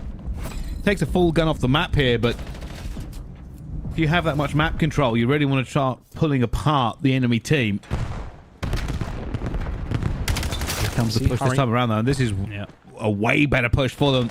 So many pushes in the area. They should be able to get this one clean. Mythics will clean up as well, and, well, that's in. Project 7 get that first blood. Just something I kind of wanted to point out as well, and that's maybe a good opportunity to do it. As far as the captures coming through, Harry very much leading the way for his team. Averaging a 2 per game. There's not too many players who are really, I don't want to say dedicated ball carriers, but I mean, Chunk on the side of Hybrid Nations puts up plenty, as does Nabox for Science. But other than that, there's not many players who are really seemingly the ones who want to carry the EMP. And right now, it's very much in the hands of Sykes. What can he do? Can he get one over the line here? This is just going to be brute force to try and get this one through. After just about cleaning up. One more play over the top. That's going to be Lucifer. That should be that. When it does come down to this attack, F. will shut it down entirely. Project 7 lives to fight another day. 35 seconds remaining here in round number 1. Well, just a lot of back and forth from both these two teams, but only 1 point on the board at the moment as F. watches Aspect fly into the never. This is a cap. This is a cap. You can't get across. Surely you can't get across, and surely the backers are going to be there as well. Mythics will pick it up. Mythics will land it. Nicely done from Project 7. And that's about having the trust again. If you can find those kills in the middle of the map, Mythics can put himself in that position to just block off any players, force them to spawn over towards B, to freebie over towards A. Nicely done from Project 7, and maybe another opportunity here to land a third. It is Project 7. Real nice lead heading into the half. Good ask. Maybe Dark Horse need to be a little bit more aggressive with that EMP. We saw them win a couple of times in that mid-map, but refused to move. And after, you are right, maybe a bit of a weird push by them, they end up finding themselves down in this now 2-0.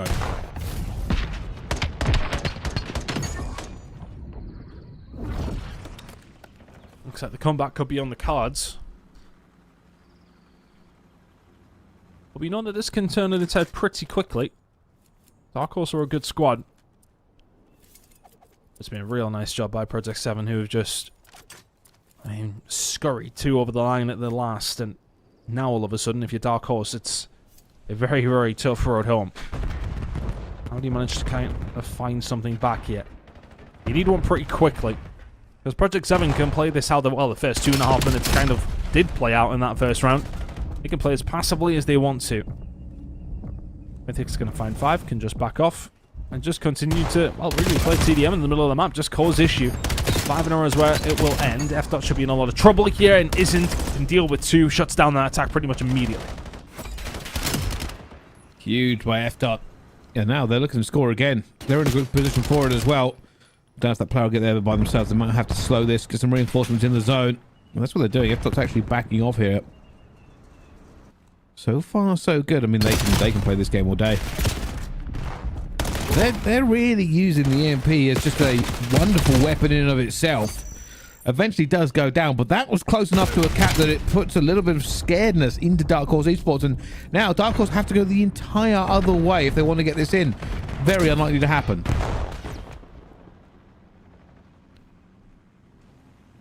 Opportunity here for Sykes, but he doesn't have anybody in front of him, and yeah, Lucifer's just going to come around and pick up a kill over towards his backside. The thing could do with keeping the pressure on, cannot do it. That's a problem when you don't have a lot of time. Good 2-piece from Aspect, but when you don't have a lot of time, you find yourself at a 3-0 deficit. You've got to kind of take some risks. You can't dot your I's and cross your T's when it comes to finding a capture. Aspect's just going to get aggressive. Mythic's going to be dealt with over towards his backside. Don't think he was playing there for a second. Oh, no, and that's why. Hellstorm coming in. Oh, just about threads the needle on the Mighty as well, and all of a sudden P7 can get this one out. Oh, here they go again. I mean, that's actually going through. I'm not sure they have the bodies to stop this one. They're going to try and do it as well, but at this point, you have to just say Project 7 are a way better overload team. This is way more controlled. They know exactly how to move this EMP up the map very, very easily. Dark Horse seem a little bit less cohesive every time they come to the objective. So, finding another playing defensively. But with that 4th, you really don't fancy Dark Horse's chances, do you? Another Hellstorm coming in. This one's from Denzer. We are inevitably heading to a team kill, apparently. Aspect finds one on the Mythics. Can they get something going here? But we're inevitably heading to a map number 4. Project 7 are going to have to pull something out of the bag with the hard point, though, Brycey. Unless Dark Horse can bring this one back with 2 minutes to go. I will certainly try, but trying and succeeding is 2 different things. With 1 back on the board, it is doable. Good play from Sykes. I mean, you've seen how quickly 2 went down for Project 7 on the other side. Get a bit of mid-map control, and now you've got some players with you. They're just actually going to switch this up. They're going over towards B very, very quickly. If you can get past the first block on this right-hand side, then potentially you can just run this one home, but it looks like they're looking for a route that doesn't exist right now. They went over the top. They went very, very aggressive here. Aspect, he can find Denza, but they need to find a little bit more than that. F-Dot. So it's not going to stop the second one from going in. Sykes, if he can survive, will be huge. Cannot. 4-2. They've done a good bit of work here. Well, possibly looking to move this EMP again as soon as it comes up. Unfortunately, they've lost the battles. And Denza might just play keep away with this. I don't think he is. He's going for it. Big kill here from Detain. If he can make it, won't be. And it looks like that one's going back in. No! Stopped on the line. Everybody nades, everybody in. Huge kill here from Sykes. Will grab it again here. 55 seconds. They've got to go, and they've got to go now. Yeah, they'll get the overtime opportunity if they can get a hold of the EMP as well. So they need to get one in right now. We've seen 2 quick captures come through from Project 7 towards the back end of the other round. But Denza, that's a huge 2-piece. There's no right for him to get that. And if you're mighty, you've got to try and just run this one. You know, players all around you can find one. He's doing well just to keep the pressure on. He's going to back up, and is he going to get out? Not quite. Yeah, Lucifer shuts that one down. 25 seconds to go. Still an opportunity here, though, for Dark Horse. Folks has it once again. Players underneath here. Detain's going to get caught.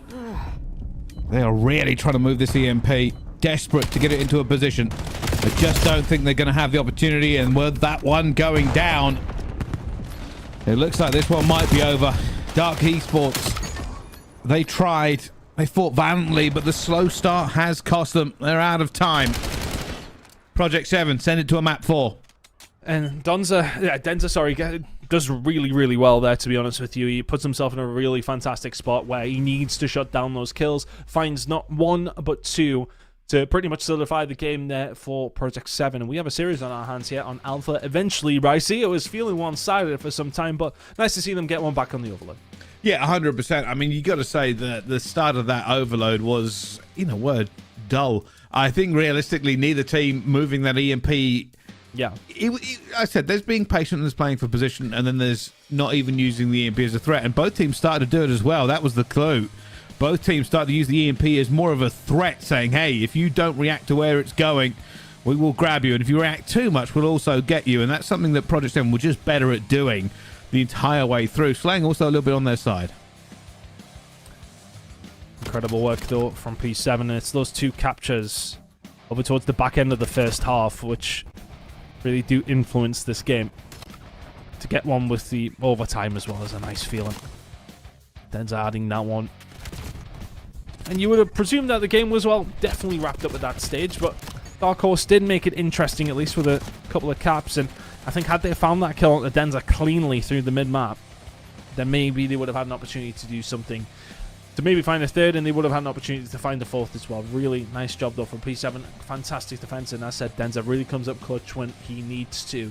Heading into a map 4 now, though, Brycey, I think that this is kind of my worry, though, for P7. When we talked about the Search and Destroy not going their way, they would have to find another hard point.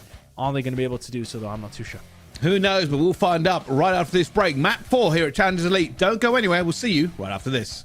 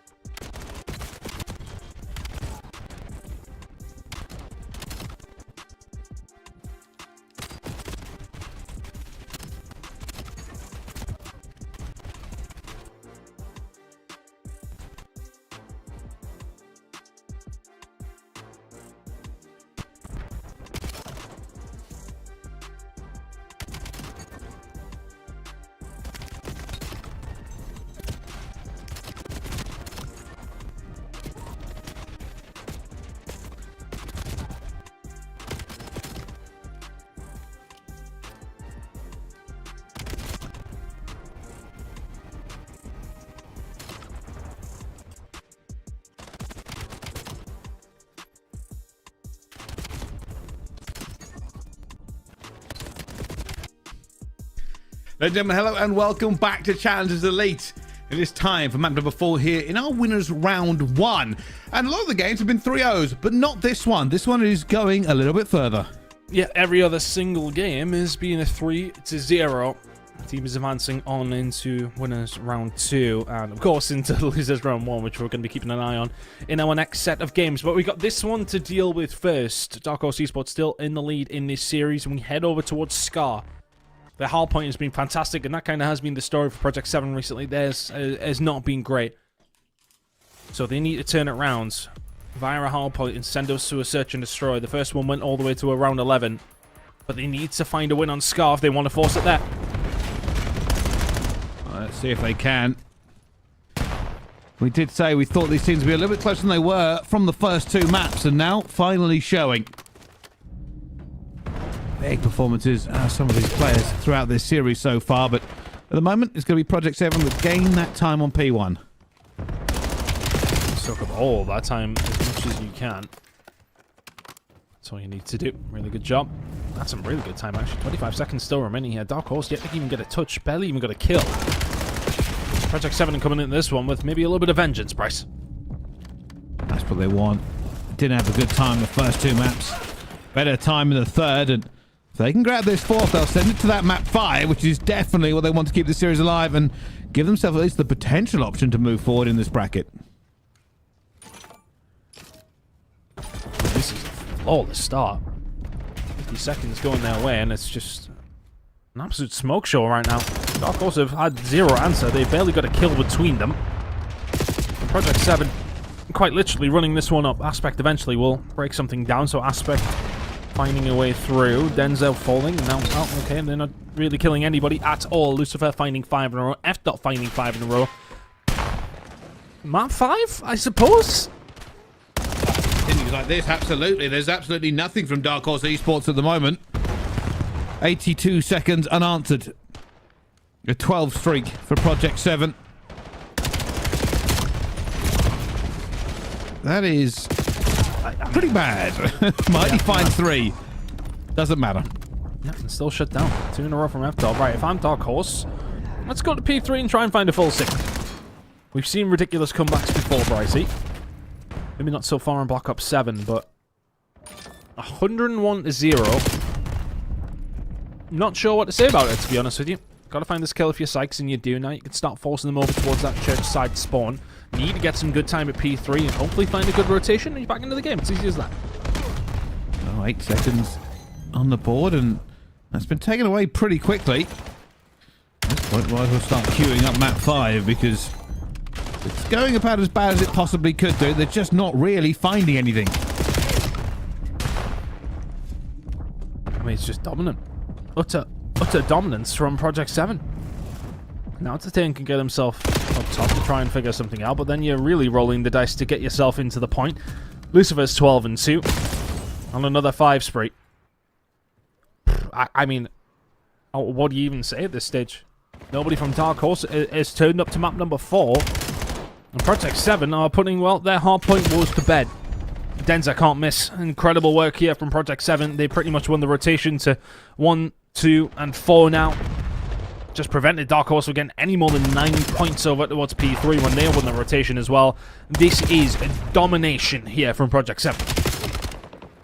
It continues to run as well. It's not like it's just a couple of hills. Hill after hill is all them all the time. A bit of a trade coming back here as well. Denza keeps it alive, but reinforcement some way away. It will be Dark Horse Esports who have an opportunity to get some time back on the board.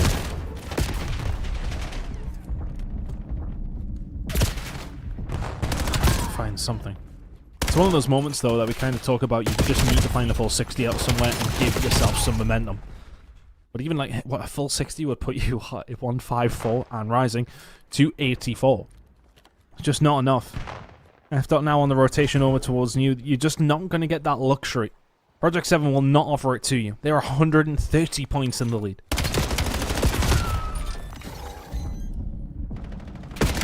They're going to need just a comeback where we just really don't get to see that often. Must be flawless already, though. The pinch coming through. And, well, just when you thought that maybe there was some Sunlight peeking through the clouds. Unfortunately, turns out it's going to be a missile instead.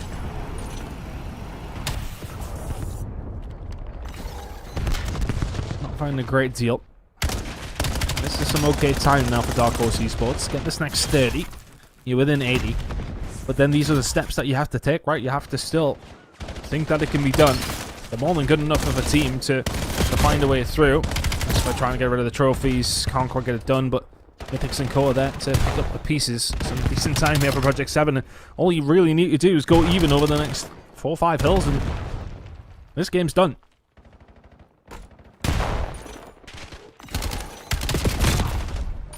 And they're looking. I mean, this is where the problem started. P1 again.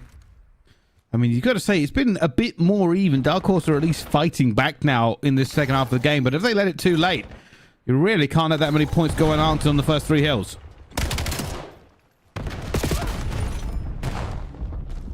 Dens are backing on down. Should have got the rotations and just holding it down from the Grandma's side. They've got everything kind of covered at this stage. It's still a 120-point difference. Just every single time that you see F. or Lucifer in the kill feed, it's 2 or 3. You'll have to back down. Dark Horse need to find something here. It's not out of the realms of possibility, this one, Bricey. At least it's not 101-0 anymore. But it's still very much the deficit that's been there since P2. Dark Horse have an opportunity, maybe, if they could just find something.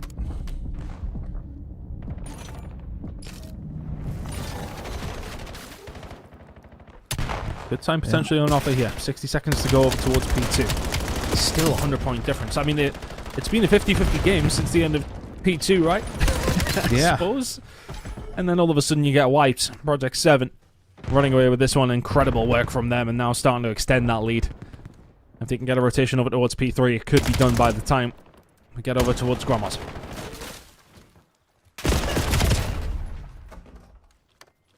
And this is not what you want for Dark Horse. I mean, this is already looking like we are going to map 5 because there just isn't that much positive to say. Even the fight back, even the retakes. With 41 seconds left to go, Project 7 would have to basically spawn out of the map. Aspect first one here. What's the route? How do they do it? Oh, it's not going to be with spawns over towards the church because Lucifer has shut that down, and all of a sudden the rotation is there. And that happened the last time we went over towards P3. He's just going to rotate straight off P2, straight through church. He's behind you in a window, and that is just not where you want him to be. 220 and rising. 100-point club is very much up on offer here. If Project 7 can be perfect throughout the rest. Mike's going to come through though. The pinch is there. Dark Horse Esports still 120 behind. Just don't see the flawless holds coming through. And, well, you can already tell Project 7 back on the point now. Again and again. Proving just how good they are. And, again, I kind of have to reiterate. This has been a game of 2 halves. We thought it would be close, but it turns out the maps actually haven't been. Dark Horse really slammed in their first 2. The hard point in the S&D. Project 7 just looked like a much better overload team. And now, in this hard point, which they have ended the game on, it's 250 to 105, I believe the final score was. But what a showing. I mean, that one was kind of felt done since P2. Since the end of P2 on the first rotation, they were 101-0 up. Incredible work to, well, not just one, just get so much time over towards P1. And then do exactly the same over towards P2. Just lock it down, game over at that stage. I mean, it is and it isn't, right? It's very easy to say that in a certain sense, but when teams of this quality are going up against each other, P7 are not letting you bring one back. Me worrying about the hard point when it came to map number 4, I mean, that's out the window now. Incredible work from P7 to get this one done and send us to a map number 5, Pricey. They certainly have. We thought it might go here before the series, but definitely not in this manner. Just a bit mind-blowing, if I'm honest. Realistically, there hasn't been an awful lot to write about in 2 of the hard points.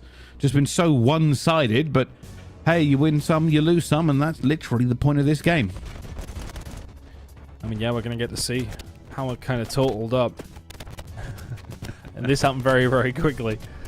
101-0 at one stage. That is despicable, isn't it?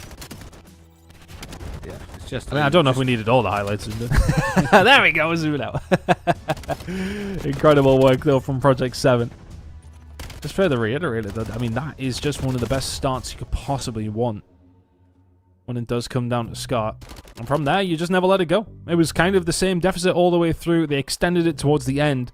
And I tell you where the momentum is lying right now. It ain't in Dark Horse Esports' favor. We've got Den Search and Destroy. The previous search was super close. It's anybody's game now, Bryce. Wow. I couldn't tell you who was going to win. Last time we played the S&D, it went all the way around 11, and both teams were very cautious all the way through. I suspect we'll see the exact same thing again. This is going to be a chess game, and I think it will, maybe not around 11, but certainly the distance. Well, you would think so. I mean, at the same time, though, when we looked at the score hardpoint, I was kind of thinking, okay, well, this will be maybe one-sided towards Dark Horse, and I couldn't have been more wrong. But this is how things are starting to set themselves up. Project 7, Dark Horse Esports are currently finding it out for a date in Winners Round 2 up against Rock Esports. That will be coming on the back of Elimination Round 1, which is starting to set itself up as well. Clutch Rayn against Synes is already set up and ready to go, but Night Vibes await their opponent, which will be the loser of Dark Horse or Project 7 here in this map number 5. The Hybrid Nations against Treaty 1 Gaming. That's going to be over on Bravo. We'll be watching Night Vibes taking on the loser of this here on Alpha. A lot of games still to be played tonight, Brycey. A lot of games to decide who's going to be champion here in EMEA Elite Stage 1. Yeah, and that's kind of the key for this. We knew it was going to be a long run. And while everybody else was 3-0, but not these boys, no. They decided to turn it on and take us all the way to a map 5. Of course. 3-0 by everybody who had a stomping through this one, but Project 7, they smell blood in the water now, Brycey. Found themselves back-to-back maps after being 2-0 down. The reverse sweep is extremely on the cards. Well, we'll see. Is this going to be a reverse sweep? We're just waiting for these players to get into this lobby. Chop, chop. We are, currently finding out where they're going. But while we do wait for them, we are going to go to a quick break. Do not go anywhere. Map 5 and Winners Round 1 of Challengers Elite will be coming up on your screens right after this.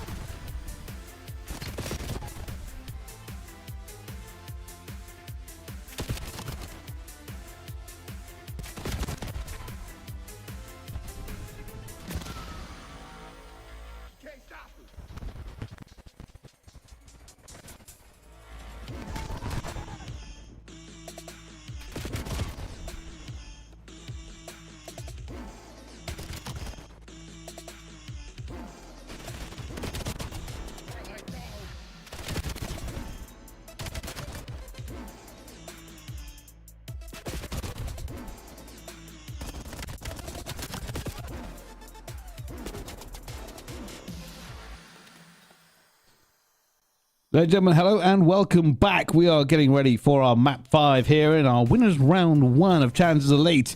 There's going to be Dark Horse Esports versus Project 7, and this is how it's gone so far. The first hardpoint, bit of a blowout by Dark Horse Esports, 250 to 114. Then Exposure Search and Destroy, it came down to round 11, a close game.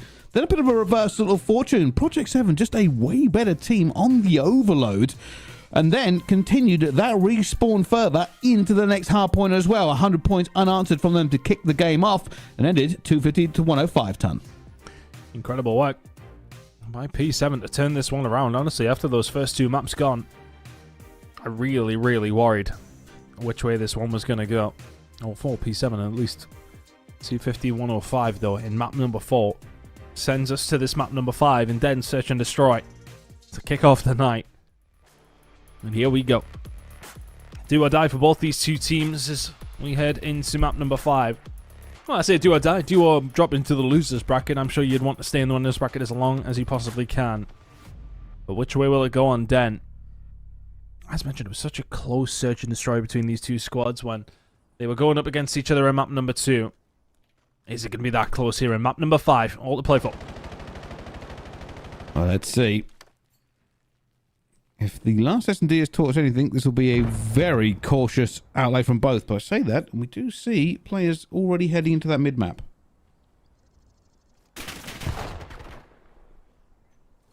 Nothing picked here by either one of these two teams with no trophies. Denzel was hoping that Nade was going to do a great deal. Staying with a defensive one. We'll back Denzel down. A tentative start to this one as well. I mean, from the side of Project 7, at least you have some mid-map control and you can kind of dictate where you want to go. Starting to make their move over towards A by the looks of things, but have a couple of players they have to deal with. They're going to back on down. And again, everyone very passive. Not want to take any gunfights, not want to make any mistakes, but maybe the first one is being made by Sykes. Luciville will find him.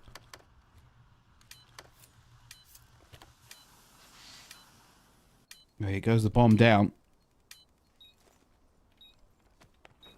Good opportunity for them.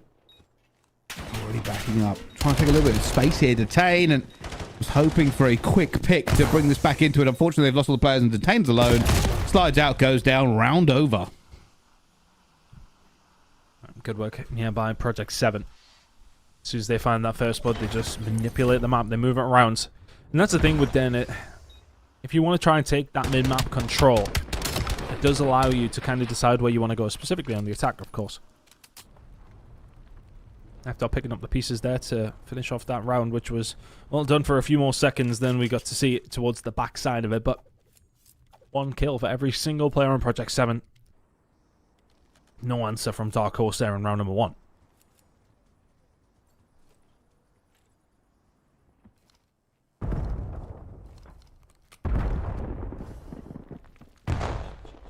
Let's see. Now. Yeah, let's see if Dark Horse can find anything here, guys. I mean, this is not an easy push for them. They don't really have any map positioning. I suspect it's a...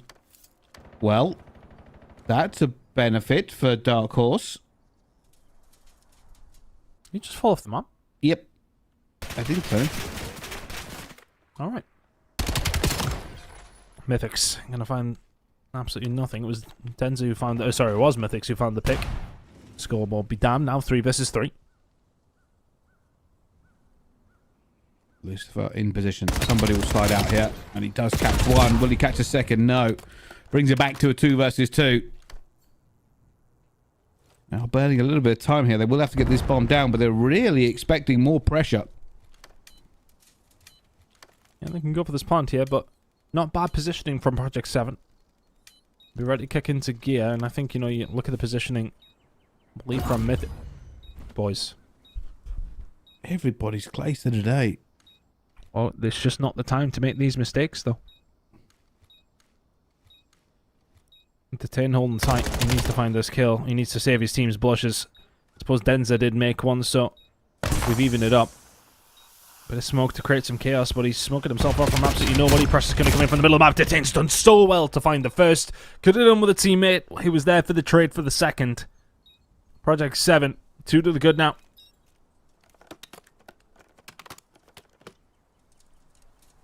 Well, in a round full of players throwing themselves off the map, Dark Horse get away with it. Maybe Mighty just wanted to make things even.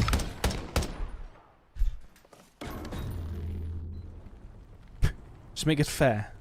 Well, if Denzel's going to go off, then maybe I will as well. Alright, Project 7. Really nice spot here. Dark Horse, all the good work they've done is maybe being undone. Put themselves in a commanding position. 2-0 up. Absolutely cruising. And they've had 2 back-to-back maps stuck in their forehead. Left up with a sniper out over towards A, but Sykes not willing to give that mid-map control just as easily there. Trying to have a little look through the archway. Beyond a lock and key. So Aspector's going to have to be the one that will back up. Go over towards A, which right now is wide open. Here comes the pressure. They've got a sniper on Overwatch. This will go down. I suspect the sniper might turn around here to watch the flank, although I'll say that they've already sent someone back. Mythics has got it, so they will be watching this. There's going to be a call here. Doesn't get the snipe, but some information. Trophy system out, gonna rent the utility coming out. That's a good nade, though. It's going to back them down for a few seconds. 30 to go. Dark Horse need to find a retake if they possibly can. Bait comes through. Yeah, Aspect's going to be there ready and waiting, but not quite quick enough. F-Dot will find one. Denza finds another. It's a 1 versus 4 needed from Sykes. Makes it a 1v3. Not going to happen. P7 are running away with this one. Wow. More than good enough in the end.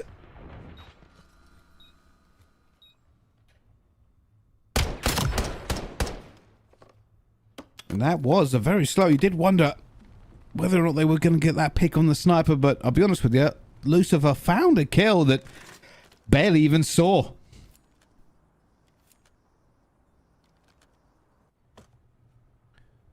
Three to 0 up and absolutely striding through to winners round 2 here.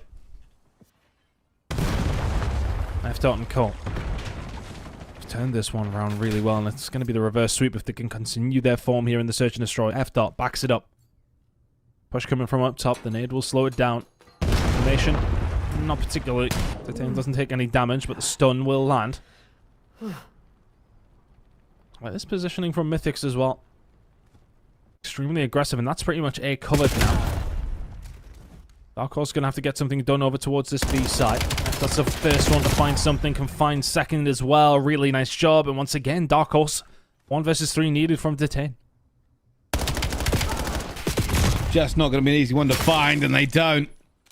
And is this the way it is? A reverse sweep like this, ending like this.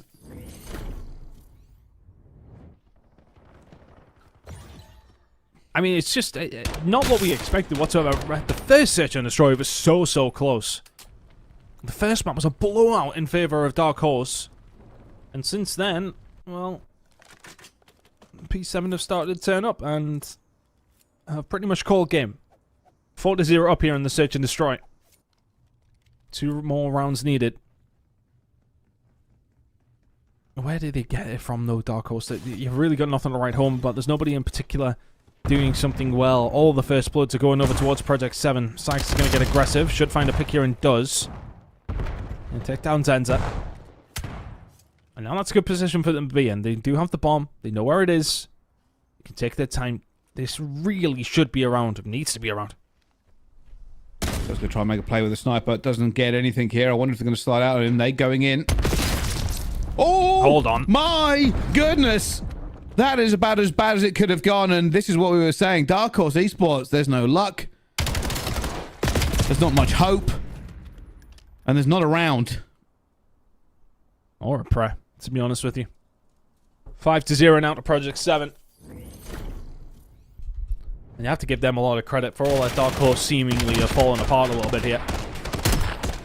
P7. I brought this one from the brink. Really tight search and destroy after getting battered around in map number 1. To be able to, well, just drag this one back into it. To even put yourself over towards this map number 5. And then, well, to potentially 6-0 the minute would be something. Dark Horse just never got going. Feels as if they've let it get a bit negative. Yeah, you might as well be dead. F-Dot has not missed with the sniper. All the information gained. It's another first blood here for the side of Project 7. Dark Horse are going to answer back. F-Dot sees him through the smoke. This is 3. I think this is 2. There you go. Dark Horse, maybe awoken a little late. Oh, Lucifer. There's no way you should pull that off! Signed, sealed, and delivered. There's the 6-0 on your forehead, Harry. My word. All the way to a map 5 for this. For this. Entirely spot on.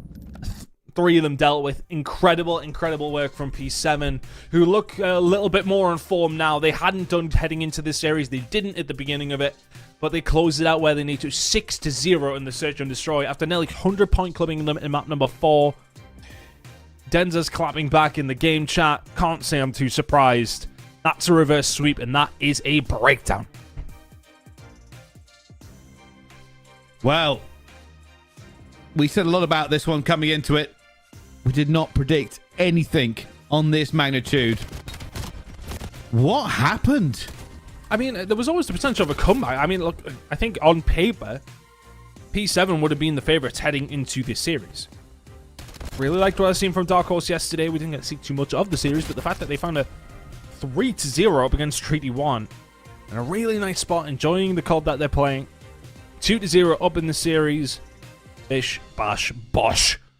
Then Search and Destroy is the one that closes it out. And if anything, the extremely comfortable final 3 maps is going to put Project 7 in for another date with Rock Esports and winners round 2. Glitch Rayn will be taking on Synes, but the elimination round 1 is what we have coming up next. Hybrid Nations taking on Treaty 1 Gaming. And here on Alpha, Night Vibes taking on Dark Horse Esports. Hey, we've still got quite a long night in the books here, Brycey. What a way to kick things off with that reverse sweep from Project 7. Yeah, that's going to be the key here. Every good game still to come. I mean, winners round 2 stacked. Elimination round 1 is as well. As those teams get closer, the games are going to be more intense, Hunt. And still, so much COD to come. Yep, a lot of COD to come, and, well, I mean, I think we need to go for a break just to give ourselves a rest before this elimination round's coming up. They'll get their vetoes in. We'll be back with you shortly. Don't go anywhere. Losers round 1 is coming up on the other side of this.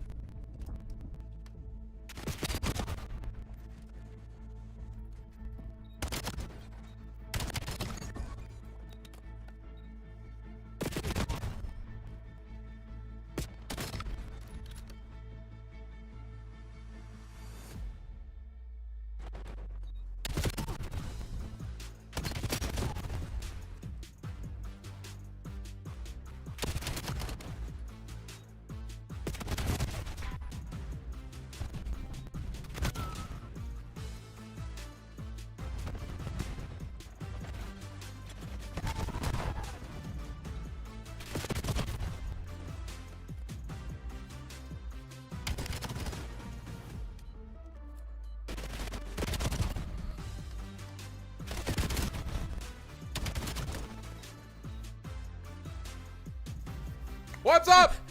It's another Alan. It's an Alan for Alan swap. Bryce is unfortunately not feeling all that well, so Ton has to bear with me. I'm sorry about that, but I do like that we went for like a neutral color palette here. I saw you wearing the brown. I thought I'd go for the beige. I thought we'd vibe a little bit, get some EU challenges going.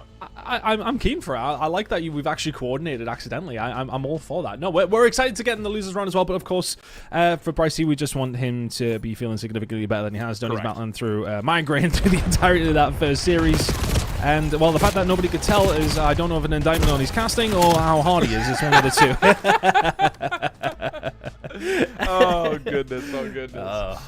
No, it was a little purposeful, though. I did decide to vibe with you a little bit with the off tone. I was thinking about just shaving my mustache down real quick just to have it and then go straight brown, but I figured there could only be one ugly lad on broadcast. And it's not come on now. We can have this conversation. We can have this conversation. You're the only man I know that has actually slandered the Tash. Everybody else likes it. Well, you know what? If you're the only one that likes it, then Alan, I have to say that the problem may lie with you. Yeah, that's fair. That's fair. Yeah, that's fair. But hey, here's an easy broadcast commentator segue. There's not just one problem on our hands right now. We're in losers bracket, so there's a couple of problems now being faced by our teams down here.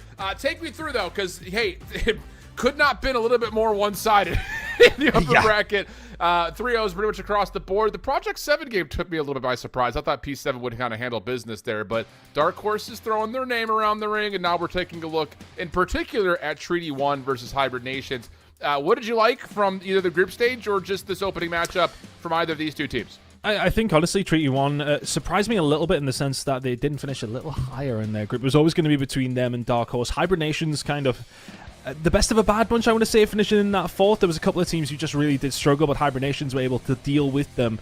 Expected to see them go 3-0 down up against Clutch Rayn, though, and expected to see them here up against Treaty 1 in a certain sense. Signs looked fantastic throughout the yesterday and last week, and to see Treaty 1 drop in isn't too much of a surprise. For Night Vibe against Dark Horse Esports, I mean, for Dark Horse, for them, it's just a case of trying to turn this one back around, but we'll talk about that one when we do go there. For Treaty 1 Gaming, though, you look at the names on this roster, and they're kind of synonymous with European challengers over the past couple of years.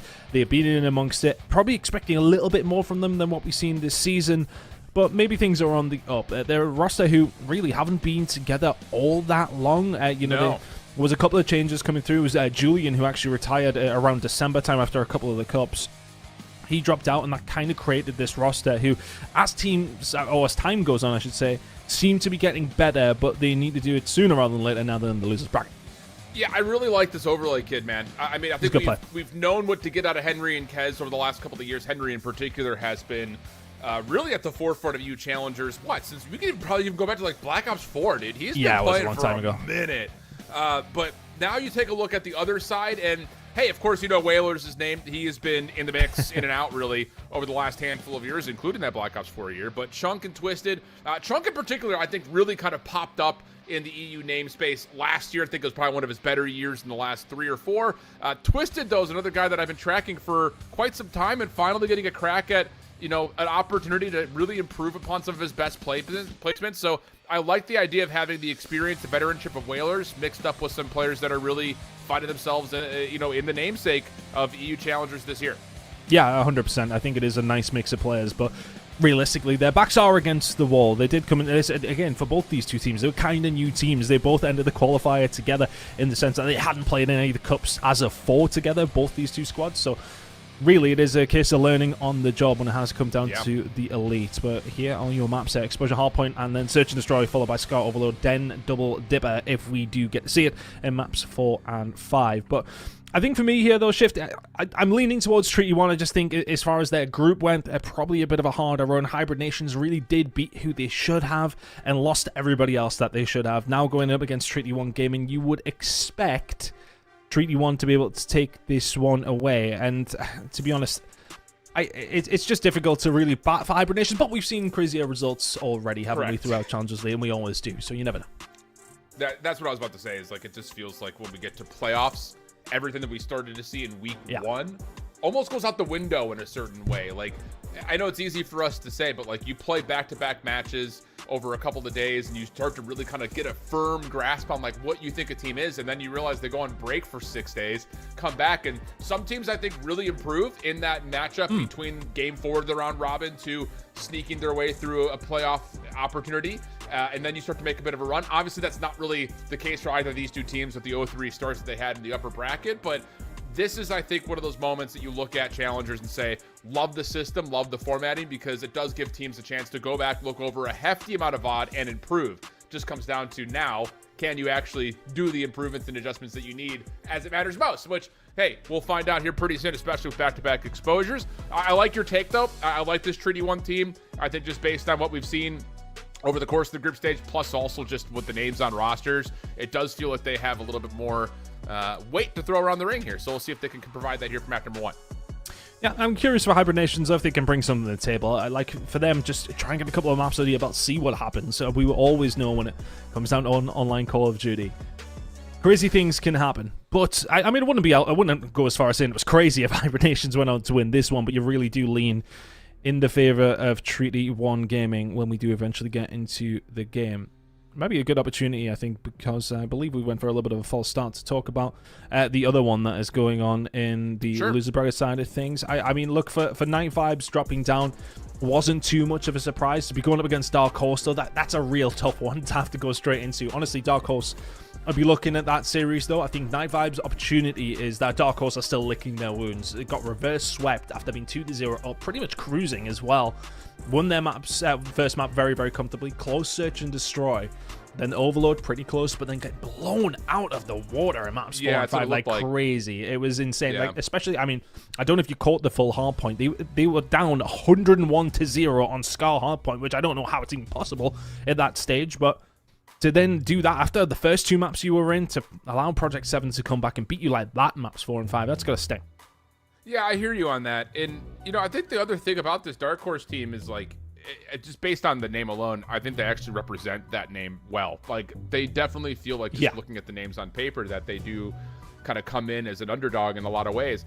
But doing what they did versus Project 7 to get to 5, I think is super impressive. I also just kind of look back over their group stage results, like, success overall, like getting to map 5 versus Clutch Rain, who's looking unbelievable right now. I think that team, especially a matchup versus Synes, is going to be really fun. A little bit of history between some of those players. But I think just like, I don't know, like looking over some of the map results and watching some of the gameplay, I just feel like, and this is going to come across a little bit harsh, but I'm a North American commentator, so I can be harsh on EU teams. I felt like the 4-1 for Dark Horse didn't actually represent them. I thought that they were actually like lucky to win 4 matches. I felt that they really snuck away a couple in there that maybe was just the soft side of, you know, their particular group. I don't know. It's kind of hard to say, but obviously the one that matters was the win versus Treaty 1 Gaming. So yeah, of course. I think, you know, Night Vibes, Luties, Lions, Rouse, and Esports, they are all games that you would expect Dark Horse to go on to win, you know? Like, I kind of agree with you in that sense. But I suppose the 3-0 over Treaty 1 Gaming yesterday give me a false sense, and then seeing them the first 2 maps up against P7, I was like, oh, god damn, and maybe they have really switched it on. I think if we're going to talk about a team who I'm not 100% sure on still, and this is maybe not something too stupid to say about when you know their map record, but Rock Esports sitting at 5-0, didn't 3-0 anybody, though. 3-2s, 3-1s. And I was almost speaking to Bryce, and I don't know what your take is on it, but like when teams are doing that, they are still getting the wins, but they are doing it through the difficult way. You can take some good from that, but I'm sure they'd like a 3-0 somewhere along the line. Yeah, it's just so tough because, like, I think in a lot of ways, I think this conversation also extends into the CDL as well, where it's just like, oh, they lost the map, like Optic loses the map to Vancouver, but like at the end of the day, like this is probably one of our more tightly competitive titles we've had in a while, and you take a win. Like if a win is a win is a win. It feels like. So I hear you, because I think just based on the names, the experience that you got with, you know, Dahum and Kix and those guys that have really seen some extensive competitive experience over the last year and a half, you would expect them to, with a perfect record, be able to beat someone badly. But hey, win's a win is a win. So it's early stages and they're growing, and I think it's impressive, man. Like I got to give a lot of credit to Vortex, who steps up kind of on the coaching realm to bring those guys to a new level and maybe do what that old Falcons team had done before they were a CDL team and do some damage here in EU Challengers. They've got more than the opportunity to do so, to be honest with you. I really like what I've seen specifically. You'll fall into this trap when you've got to commentate over them, and there's DaHoomX and Dahoom. It's we're all over the place with that one. We've kind of went with Dom and Dom X. That tends to work, but no, they've got some really good players. I'm curious to see how things are going to go for them as things do advance on in that bracket. Indeed. Well, that's the catch-up shift conversation right there. You're welcome. We're on the same page now. Just wait till we start driving the ball 300 yards together, which for one of us happens on a regular basis. We're going to go to a quick break. When we come back, we'll be back with our lower bracket round 1 games. Don't go far.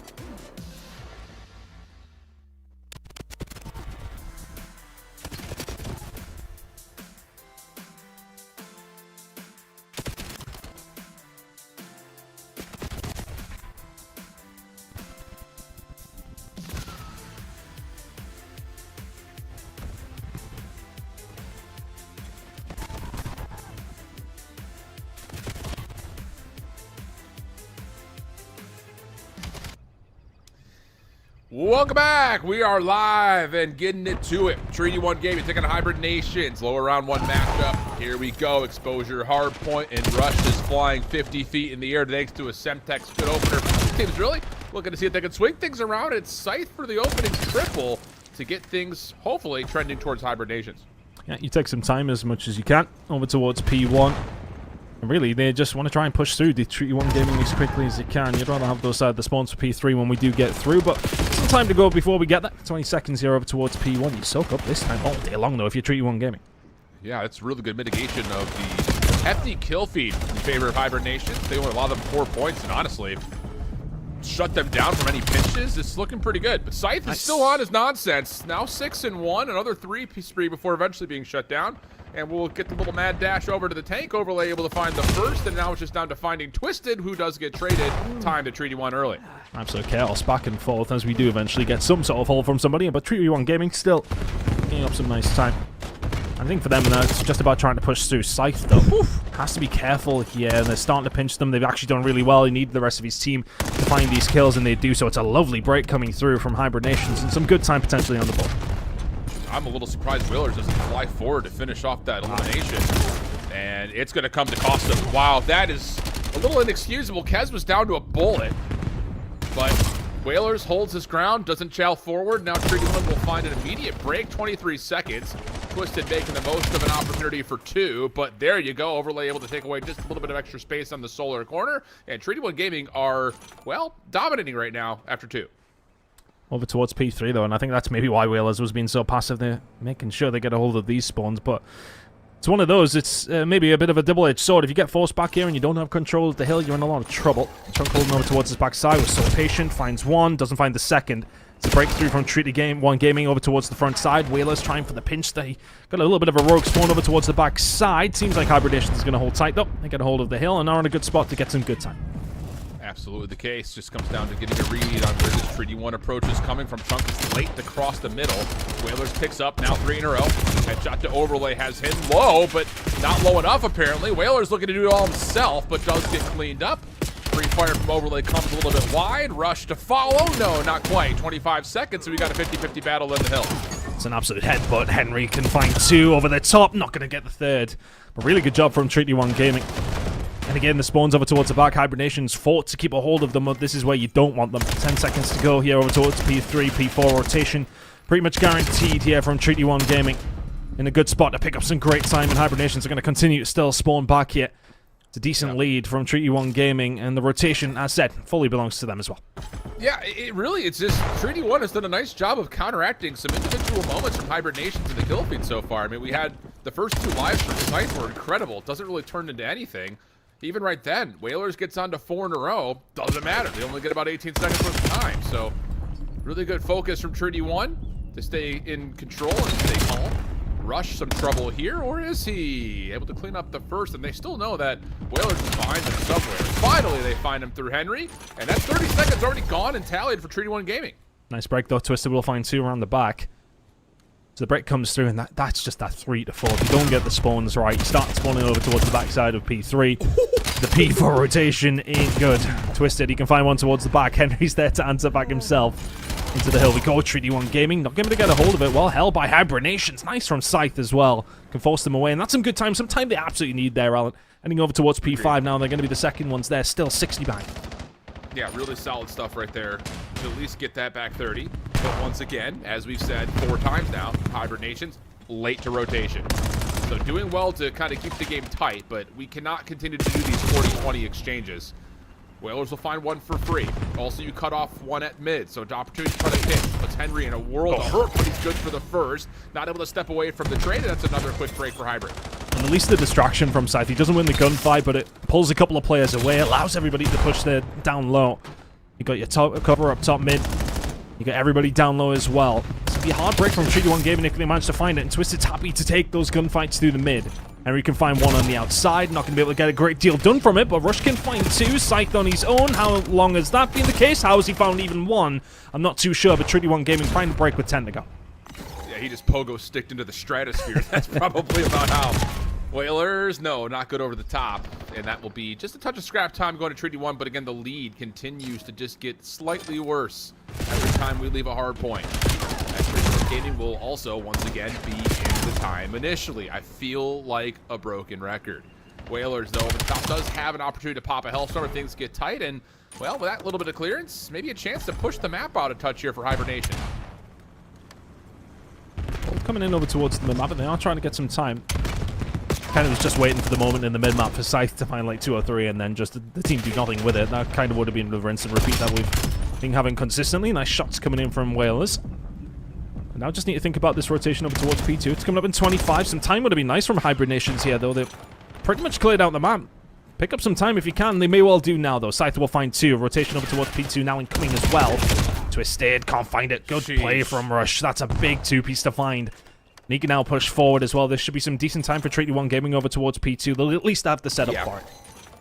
And that's another moment, like 18 seconds left on P1. You've got 3 players in or around the first hard point, and everyone just kind of sits there after 3 are down. And I would have loved to have seen them kind of zone out Solar there, create some space, get some intel. But instead, they're just going to commit to the scrap time and then try to call in the Hellstorm, and it will at least connect onto Overlay. Chunk will have the information on a 1v1 with Kez. Scythe coming to help. Couple of tags. Hey, how are you? A little butt tap. As Scythe will mostly be focused on keeping Trinity 1 away from the hill from the front. He does well to get himself on a 3 in a row. Oh, hold tight. We challenge that with a pistol? Absolutely, we are. Overlay does eventually shut him down, but Scythe has been impressive so far for Hibernations. And they took this back to a very well contested game. There ain't a great deal in it. Comfortable for Trinity 1, but, well, maybe getting a little more uncomfortable as time goes on with Whalers finding heads like this. 5 in a row from him. Great hold from Hibernations, all off the back of his Hellstorm. And no, not able to get one more, but 20 and 13. Felt like he was quiet until he wasn't. Game back to within 30. Heading over to News. Scythe will be there to try to watch the exit from 2. Couple of tags. Doesn't like the look of how many members were there, so we'll back up to safety. Isolation good for the first. Does he get 2? Yeah, absolutely. But he's in a little bit of trouble here. Needs a little bit of help, and Whalers comes to provide at the exact right moment. Overlay trying to sneak his way in, but no room to be found. Nice moment here from Hibernations. Yeah, spawns over towards the back for Trinity 1 now. So, yeah, okay, you can flood in quite quickly, but it's trying to find that break. Anybody going to go for the flank with 35 to go? Maybe not. Rush somehow finds the kill on the Whalers. And that might open up the door. Trinity 1 Gaming going to give it a go. Numbers good for Trinity 1. Twisted fighting from the side door. Whalers following it up, doing it all. SMG AR doesn't make a difference. 24 and 14 with a minute 15 in the hard point. And now all of a sudden, thanks to that effort, we're back to tie game and possibly our first lead swap to Hibernation. And the catalyst for all that. Oh my god, his Whaler's beaming, apparently. Hellstorm came out from him over towards P2. They find the break over towards that, and that pretty much snowballs into P3 and has now found their way over towards P4. And a lead change for Hybrid Nations. Psych towards this backside has been extremely impressive as well. Treaty 1 Gaming just do not have the numbers to try and break this yet. No, it's been a couple of 2v4 moments back to back to back here for Treaty 1. Getting a little bit out of sorts. Twisted, playing on the staircase, shut down by Rush. Here comes the flood from the front with pressure from Kez around the back towards the spawns, but he will drop. Spawns will stay stable for Hibernation. Henry having a bit of a slow one here. Needs to step up and provide. He gets 2. That's not bad, but the rest of his teammates are so far away. Nade's able to at least allow 1 entry, and yeah, Whalers is still stunned up, and Kez is getting to work. Littering this backside spawn and making life easy for Overlay, and a chance here for Treaty 1 to reclaim the lead. Yeah, and that's a nice swing as well. If that 20 goes over towards Hybrid Nations, they're within touching distance by the time we get over towards P5. Over towards the lower side of the map. Kez going to be the first one here. Mid-map control is going to be fought over, but Kez getting involved in that as well. Treaty 1 Gaming about to break 200 though. Found their way back into this game, keeping an eye on the spawns, and Kez will look 3 different ways and find 3 different kills. Incredible work from him. Treaty 1 Gaming just about win it here over towards P5. Well, Scythe catches Kez before he can get the full regen. Easy for Rush to follow up to keep the mid safe. And yeah, this angle is just a nasty one. Good help from Henry around the side. And yep, just when he thought that we were going to be in for a barn burner, Treaty 1 right back in the lead by 30 points. Henry still trying to lock things down to stop the rotation from Hybrid Nations, but he gets cut short and a natural pinch starts to develop. Chance here for this last 20 to get a little mixy, and yeah, Chunk's able to find 2. Time going the way of Hybrid Nations. Yeah, absolutely had to find that little bit of a spawn out comes through, and Chunk could just take absolute advantage of it. Whalers and Scythe doing well through the middle of the map here as well. The final 10 looking like it's going to go Hybrid Nations' way. We go to a 3rd rotation. There is not going to be a great deal in this one. Treaty Gaming absolutely the closer. But Hybrid Nations have done so well to bring it to this point. It was around 60 or 70 the lead at one stage for Treaty 1 Gaming. Hybrid Nations have got it within 20. They took the lead once. We go to another rotation. They're in control of P1. Yeah, last time we were here was 143-73, so decent set of hills for Hybrid Nations. Chunk still carrying some streaks on 3. A little bit late to that gunfight, but has help nearby. Kez through mid. Able to at least get Treaty 1 around the hard point to try to contest or at least neutralize. But Whalers has, I think, slipped the net here. Should have 1 for free at least, plus the power position over the top to help his teammates, who apparently don't need that much help. 25 seconds to fight before we go to P2. Advantage over to Hybrid Nations now. Well, never mind. No, I mean, Treaty 1 have done well. The 20 seconds, they don't quite have the tick. So we will be going over towards the tank. Overlay is going to be the first one here as well, and this is such a good position for Treaty 1 Gaming to be in. And this time around, Whalers doesn't have the Hellstorm to break you wide open. This is a nice spot for Treaty 1 Gaming. They are 11 seconds away from closing this one out. Yeah, that was about the worst possible moment to go 3 dead in individual gunfight losses for Hybrid Nations. But quickly, back through mid, onto the tank. They're able to get there. 220, 239, pinch on the way.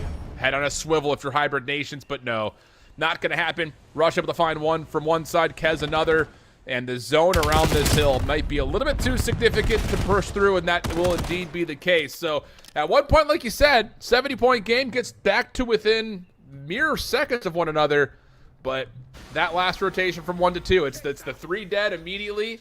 You get caught, you get a little bit late, you try to flood something, sure you get a break, but then you don't read the spawns because everyone's flooding from one direction through mid, ends up in a natural pinch, and the rest, as they say, is momentary history.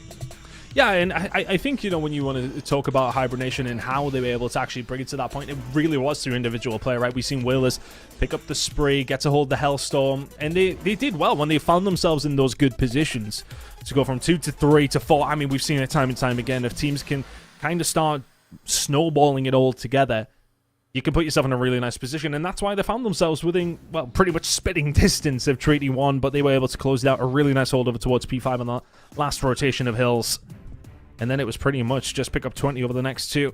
We'll get the job done, and that's what they do. Treaty 1 Gaming with the lead in this series, but we're going to hop over towards Bravo, Alan. We're just all over the place. Night Vibes taking on Dark Horse Esports. Hey. This should be an interesting one. I'd imagine Dark Horse will get it done, don't get me wrong.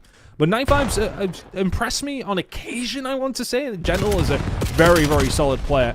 I'm curious to see what they're going to be able to do. Him and Shay, if they are going to start lighting it up here, they have an opportunity. Dark Horse, I said, they could be licking their wounds after that previous loss that they didn't expect to happen. Yeah, I mean, really, this has been a coming out party for the Night 5 squad. I mean, Shay in particular, yeah. You look over the first couple of the cups, he doesn't even place in the first one, that's top 32. So it's like all out of, whoa, okay. Out of nowhere, these guys step in, they qualify for Elite, and they make the most of it. And hey, that's how you start a narrative. Come out, first Elite, get the playoffs. Anything after that is almost just like icing on the cake. But we'll see, they're fighting here. Nice moment in the guild feed for Night 5s as well. They'll take the lead. Detain, well, he's kind of already committed to the play. He will be taken down pretty swiftly. So Night 5's looking good for the back 13. Yeah, Detain's the one really shouldering the weight at this moment in time. 12 and 7 from him. Gentle trying to get something going as we now rotate over towards the opposite side of the rig. 9-7 from Gentle. Needs a little bit of time here. He's actually just going to send it. All right. I'm all for it. Rest of the team are here now. Gentle getting aggressive. Shay will be there to follow up. This should be a fourth as well. That is a disgusting chow from Gentle. 4 in a row from him. The break comes through. Night Vibes in a good spot. Yeah, looking good, man. And hey, the chaos that ensues on a Blackheart with Razors and SMGs leads to just furious gaming. So, no shout-outs for free to other previous Challengers orgs. Shout out if you're a Latin American fan watching EU. But we're over to Search and Destroy on our main. Whalers, okay, keeping the hot hand. Already has Henry down to a 1v3. So, just ultimate aggression through the middle of the map here for Hybrid Nations. Whalers does well. Nice snap, but not enough. Hybrid Nations will find the first round. Trinity 1. Fall by the wayside.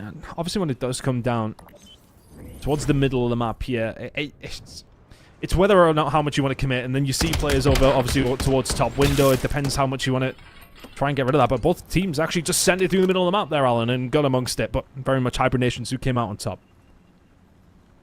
Agreed. Opening first blood, followed up quickly. Quick 3v1. No mistakes there. So quick action on the opening offense from Hybrid Nations and chance for Treaty 1 to respond. Now, I'm curious to see, and we haven't seen a lot of it, at least in NA, we haven't seen a lot of exposure, search and destroy on our Elite broadcast, but in the CDL, it's just a lot of things prefer just to kind of, let's see if our nades are better than yours. Not the case here initially by Treaty 1. Could opt to go towards B, give away a lot at the middle of the map voluntarily, and that's where first blood occurs. Twisted taking down Overlight. But B is open, and Kez, oh, he's just waiting for this. Did he see the second, though? I don't think he did, so he has to be careful, but he's taking his time. He can find one. Oh, he's got an absolute freebie. Oh, thank you. Nearly very much. Chunk eventually is going to get taken down. He calls out to his team. That bomb goes down. And Twisted and Whalers have got a job to do here somehow for Hybrid Nations. Nothing for Twisted up top. Decent look. Whalers able to find the first isolates. Snap up top is decent. Whoa, that could have been a little bit hairy to be sure. But yeah, it's just that long pinch gets read perfectly. Easy two-piece, even if it's split between two players. And kind of like the same story for Hybrid Nations. Just don't lose those 3v2s. It's really nice play from Kez on the backside, though, just to pretty much find the two on his own. Call out was there. Information gains. Just didn't go deep enough with the flank that came through and get punished for it. Although I'm not too sure you'd be ever ready for Kez sitting all the way back there. But the setup was well played from Treaty 1 Gaming. One apiece now. Advance into round number 3. Looking like a B hit once again from the attacking side. And that's a big pick as well. Overlay will find Twisted. Yeah. So in the opening blood here for Treaty 1 Gaming again. And a new thing to consider for Hybrid Nations as the scope is brought out for Overlay. So I would have to imagine you respect this and you don't run into it in a 3v4, but instead we have some design nades to clear out the front of B. And that opens up the map a little bit more freely for Hybrid Nations in the 3v3. Happy to back it on down as well, but I think you're right. When Overlay's got the scope out over towards that side of the map, you do not want to get in amongst it. A lot of head glitches, a lot of places he could be. A lot of different angles you can be picked from. Still, just keeping an eye on Kez over towards the top window here. He's going to be the one that either spots out the information or the kill would be brilliant. Don't think he's going to be able to pick up that, but he's just wasting their time. Presence up here is enough to deter anybody over towards it. Well, Kez, a couple of tags from Whalers. Time ticking here. Decision to be made in terms of do we have the space and freedom to try to plant this thing at A? Chunk's going to have to go. A little tactful retreat back from Kez. Has him bouncing off walls, but the smoke will allow at least the bounty planted while all this is happening. Nice tracking from Chunk. Turn and burn, almost. But enough damage to make life easy for Scythe's trade. Overlay by himself. How about it? Just catches Scythe unexpectedly with the pistol for the 1v1. I mean, that was chaotic. I was honestly struggling to really keep up what was going on because it was like everybody, okay, we're posturing, we're waiting for the moment to maybe make a push over towards A. And then both two teams just kick into life. And all of a sudden, it's a 1 versus 1 between Overlay and Scythe. And I think you must have just got to read. Scythe found the kill just before that. Slides around the corner. You got to be confident. Pistol in hand because the recon's the gun on your back. And Treaty 1 Gaming find themselves now in the lead. And yeah, it's an opening blood from Overlay with the sniper. Forces them away over towards A. And just really good work from Kez. Top window. I think it's just so crucial to be patient up top. You can't be forcing anything too much, but you can be forcing those nade kills, though Whalers will find another on a Henry. That seems to be a bit of a problem for Treaty 1 Gaming to try and deal with. Yeah. Oh, even worse. Now all of a sudden you've lost the opportunity to play through dirt. So seeing the scope at mid, Hybrid Nations can just essentially just be happy with the ground that they've gained. Work on playing around the back of the map, but Rush says bet. And kind of creates a problem of his own. Yeah, you don't want to fight Whalers at that range with the Dravik. So he's going to try to retract back and let Overlay take that position. Does he get him in the midair? No. Holds the trigger, and instead will go for the plant, but unfortunately it does not go down for Rush, and that leads Overlay to a 1v3. I mean, he had the opportunity to go for the plant over towards B. When you got the free reign through there, maybe go for it, but with the positioning that Overlay had, it was always going to be difficult. Chooses to go for the kills, couldn't find them, and now Overlay left in 1 versus 3. Got a couple of shots here with the sniper, but you'll do well to find 3 without dying. Well, good stuff out of the pistol, and wow. That was a nuke. So, can you get the bomb? Can you get a weapon? Do you commit to the plant? Looks like he's just going to commit for it. Hibernation's going to try to check this. Well, not together. Whalers will still find him for free and leave the defuse to himself. Good start for Whalers. 6-2 through 4 rounds. Yep, nicely done. Whalers has been the ever-present for this roster, and it has come time to their big moments. It's been few and far between, albeit, but they're up against Treaty 1 Gaming. 2 apiece now. Finds the opening blood with the nades and finishes it off as well. Just goes to check. This is just simple COD. Overlay, not really much you can do there. Just 2 split up. I think that's always the problem. When you've got a sniper, kind of want to play slow. You lose a couple of players. Well, what do? You can't really rush over, as you said, through there. And then, yeah, it's one of those. Rush has to try and do something on his own. Overlay also has to do the same. Never a good situation. 2-2. Well, we've seen a lot of nade success coming over for the defenders on this map so far. Hibernation's going to get things kicked off by trying to hit that mid-cut. Henry waiting for nades and perfectly follows up on some crossing damage. But instant trade gets us to an early 3v3. Yeah, Rush is just about dealt with. 2 players down towards the lower side, and now Henry. If we get something done here, yeah, 1 kill's more than good enough. Is he going to get away with his life as well? He's momentarily going to continue to survive. They're not expecting Chunk from behind, though. Henry, he's going to get himself away. Left in a 1v2. Oh. He's fine. 56 health. He's okay. But he's, wow, holding hands with Twisted, who was carrying the bomb for a moment. Neither player knew it. So Twisted's going to try to go for the plant. Could be a lifeline here for Henry if he gets here to check before the bomb is planted. Oh, it does get planted before he falls. So now it's just down to the guessing game. Where has Chunk gone? And Chunk may need to consider trying to look at this, considering how quick that kill came through. But Henry doesn't see the info, but still finds him regardless. Can't win the gunfight. And Hybrid's Nation will be able to get themselves their first lead here in map 2. I mean, that's just a tough one. I mean, when you push through via mid-map, you at least know that he's probably not behind you over towards tank. But Chunk does well with a snap. Henry gets a bit of bad timing there, and honestly, a second quicker on the bomb planter, you're in a wonderful position in the round. Couldn't quite get it done before the bomb goes down, and all of a sudden, Hibernation's 3-2 to the good. Everyone's kind of having their moment, and Scythe, who was, well, the guy for a good chunk of that first map, isn't really doing a great deal in this one, but it's alright when Chunk is sitting 7-4 right now himself. Yeah, I mean, really, between Chunk and Whalers. Yeah. A lot of reasons for success out of those 2. Trophy, down for the defense this time, keeping them safe. Chunk is playing a little bit frisky in front of A. He's been C. Stun check just to confirm, but I don't believe that hits. May not make a difference anyways, because this smoke is what Henry is waiting for. And will likely try to pop a little bit extra forward to see if he can create space. Instead, he's going to get a shoulder out of sight and say, I want that. And there it is. There's the space grab. Treaty 1 now looking to see if they can find first blood, which they do grab down towards dirt. Oh, they were maybe banking on Chunk finding something there. Scythe in a lot of trouble. Yeah, nicely done by Treaty 1. Pretty much smoked him out. Will is now on the outside. Not going to be able to do a great deal here. He's going to be back down. He may well be dead to rights. Overlay finding Twisted. A 1v4 for Whalers.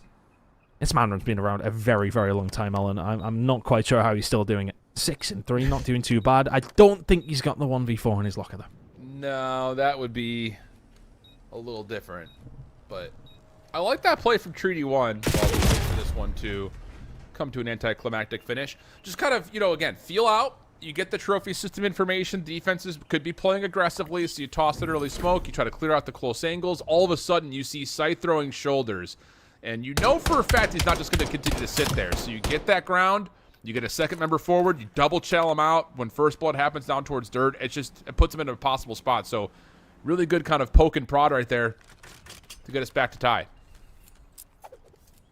Real tight game. Everyone kind of just having their moments. Ultimately result in a 3-3 scoreline pretty much at the half. Which way is it going to go, though? We see a lot, honestly. When it comes down to exposure, just back and forth games. Real tight across the board. Seemingly the case here between these two. Aggression here out of Rush, though. Look at this. Got to find something. Oh, and he's already committed, but the damage that was there on the Twisted does eventually get capitalized. Whalers finds a response. They know they've got Rush low, and there's no one to help him. So, capitalizing on the opportunity is Hybrid Nations, 3v2, but Henry's looking to create some space. Oh, and he's seen Whaler. I don't know if that's mutual information, but it doesn't matter. Whaler still responds, finds the kill, and now a massive advantage to Hibernation. And you would have thought with Treaty 1, just getting that space from Rush allows them to move forward, but that's a gunfight you've kind of got to win up against Whalers. A tough one, and now even tougher situation for Overlay here now in the 1 versus 3. Bomb going down over towards A. This is once again mission impossible. First problem spot, right here, trying to cross. Gets the intel, but reveals his position, and that's enough for Hybrid Nations to triangulate the defense and do that. Yeah, it's so tough, man. Once that A bomb site is lost, you lose dirt, you lost your window. Again, a lot of that is volunteered by Treaty 1 by trying to push forward and do something different with Rush, but he gets caught out, and the trade game changes the dynamic of that entire set. Yeah, 1 kill from Rush isn't good enough at that stage, right? You need to make sure you're committing. He's ultimately going to get picked up eventually, unless he finds all 4, of course, but finding 1 there, just a trade coming through. You lose a little bit of pressure because nobody's there to help alongside. I think Kez dies pretty much the same time down dirt, and that's all of a sudden the round over. And Hybrid Nations, it feels like they're the ones who have consistently been in the lead. Treaty 1 are staying within touch, but right now they need to string a couple of rounds together. 4-3 down. It's getting to crunch time. Henry now pushing forward over towards B. Willers here, ready and waiting with the way he's been shooting. If I'm Treaty 1, I'm going the opposite direction. Yeah, same. Absolutely same. He is on an island, though. I believe he did have a trophy system to keep him safe. Yeah, right on top of the bomb. So this is just about info. And there's a bit of it. Help now from Chunk, who rotates over through mid. And that's enough for Treaty 1 to say, yep, not particularly interested. The only problem is they kind of give away the middle of the map, hoping that Kez could have found a long flank save, but not the case. But they still, again, bully out Scythe for first blood. Oh, aggression coming through. Nice shots coming in and from Chunk. Rush back down, and oh, now all of a sudden you've lost the bomb site in that terrible spot. Oh, smoke gunfight, never fun. Henry can find 1. Chunk answers back. 2v2. Oh, Chunks hasn't seen the info. He is a little bit stuck, but the onus is on the Treaty 1 to try to find an opener. Oh, that's unfortunate. That may determine not just the round, but possibly the map here. That's going to be 5-3. Ooh. In another moment where just like, I get it. Your name is Rush. You want to try to get forward, but like you get that first bully out on Scythe. I think you should be happy with that 4v3 with all of mid-map going your way instead of trying to force the second. Yeah, the push through the smoke was maybe not necessary. I mean, as you said, you kind of got control over towards A. Can't remember if there was anybody particularly down over towards dirt, but you find that mid-map kill. You think it's happy days, but, well, maybe not good enough to get something done, and they get punished for it. Hibernation's now 1 round away from tying this one up. Treaty 1 Gaming just not being able to string anything together. Chunk and Whalers have been, well, able to string 20 kills together between the two of them. Brilliant work. And now all of a sudden, well, okay, you can get rid of one of them if you're overlay, though. So that's a good start. Treaty 1 Gaming with the first blood. My math isn't high, but I thought I already counted to 2. But maybe not. Kez, Henry. Okay, quick round. I don't know if Hibernations were expecting a scope to be out that round. I won't lie to you. I wasn't. I can't remember. I definitely remember the once at least. I don't remember two. Either way. These things do be happening. This is challenges. It's a lawless place. Especially in Europe, dude. Oh, yeah. Did you watch our game last night? Golly. Yeah, it was interesting to say the least. Two teams who are fighting over absolutely nothing. I think it was knife rounds at one stage. I love that, honestly. I'm all for it. Different setup here from Hibernations. Opting to mostly just keep their defense in front of mid, not even bothering with any opening nades or anything down towards dirt. And Treaty 1 are saying, can we use this position, I wonder? And problem if is Kez can keep clear, you can get that scope to watch top window. It's really on Henry maybe trying to make some space here. The bomb carrier way back. Overlay fancies this, doesn't it? He needs somebody on his right-hand side to be covering Scythe. I would be getting the hell out of there. Oh, not too far away. But those are the shots you need to hit if you want to win this round and send us to a round 11. Well, Scythe, he has been abused in this position all day, but has helped this time from Twisted, which is surprising considering that Overlay should be watching that top window. But okay, there it is. Henry picks it up. And now this is where Scythe has been really taken advantage of. And yeah, I like this. Just get out of there, play a different corner, go 1-for-1 with the long clock. That might be enough to win the round. And yeah, he catches one with the bomb. Woo! And a second. So much better, dude. So much better.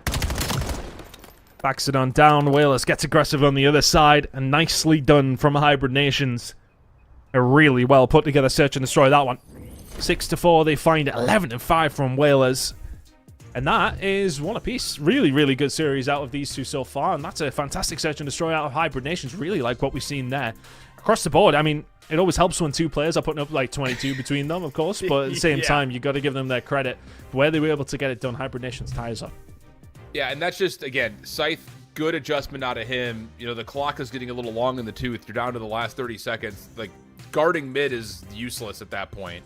You may as well back off, play a 1-for-1 corner at worst around the other bomb site and give a little bit of heads up to your teammate, make it a winnable 1v1. But instead, this time, he catches perfect timing, stops the wrap. And yeah, we're tied at 1. 6-4, all things good. But yeah, 21-12 combined between Whalers and Chunk is, well, pretty good. So we got Scar Overload coming up next, followed by at least one Den. Big fan of Den. Very pretty. Very pretty. And now we take a look to see what's going on over here at Kremplossus. I love this map. I don't know about you. It's the first one I like scrimmed in 8s. And just about figured out. I don't know if I have done probably yet, but I mean, this one? Yeah, no, it was chaotic. Alan, as a 30-plus-year-old man, this one is quite one on the thumbs. Either way, Doggo's in a great position. 2-0 up and now to 4v3. You a Stranger Things fan, Ton? I am. This feels like one of those chaotic bad maps where it's just chaos and you just find yourself in the mix constantly. Oh, big time. Well, bomb will be diffused under cover of smoke. It's like if Bacage was like chaotic good, this feels like chaotic bad. But like bad like in a good way. Like I'm still here for it. It's just like you're right. Like we're over 30 and then some. And it's just like, dude, I can't even begin to try to get my thumbs on sticks playing an SMG on this map. Yeah, it's a tough one. And let's see what actually happened in this round. I'm not 100% sure. Apparently somebody falling off the... Oh, no, it's Kez falling off the map. Oh, this is where he just slips off you the know side. what? Whoop. Happens to the best of us. Speaking of being over 30, all the time. All the time. What, constantly falling or what? Well, amongst other things. Oh, that's fair. little overcooked there. But Razor in hand for 6. So you figure he's going to be just mostly watching mid. Although Detain's got one too, so... Okay. See if we can get these SMGs popping. 3-0 start for Dark Horse. Nice spot as well. Here over towards B. That bomb will inevitably be going down.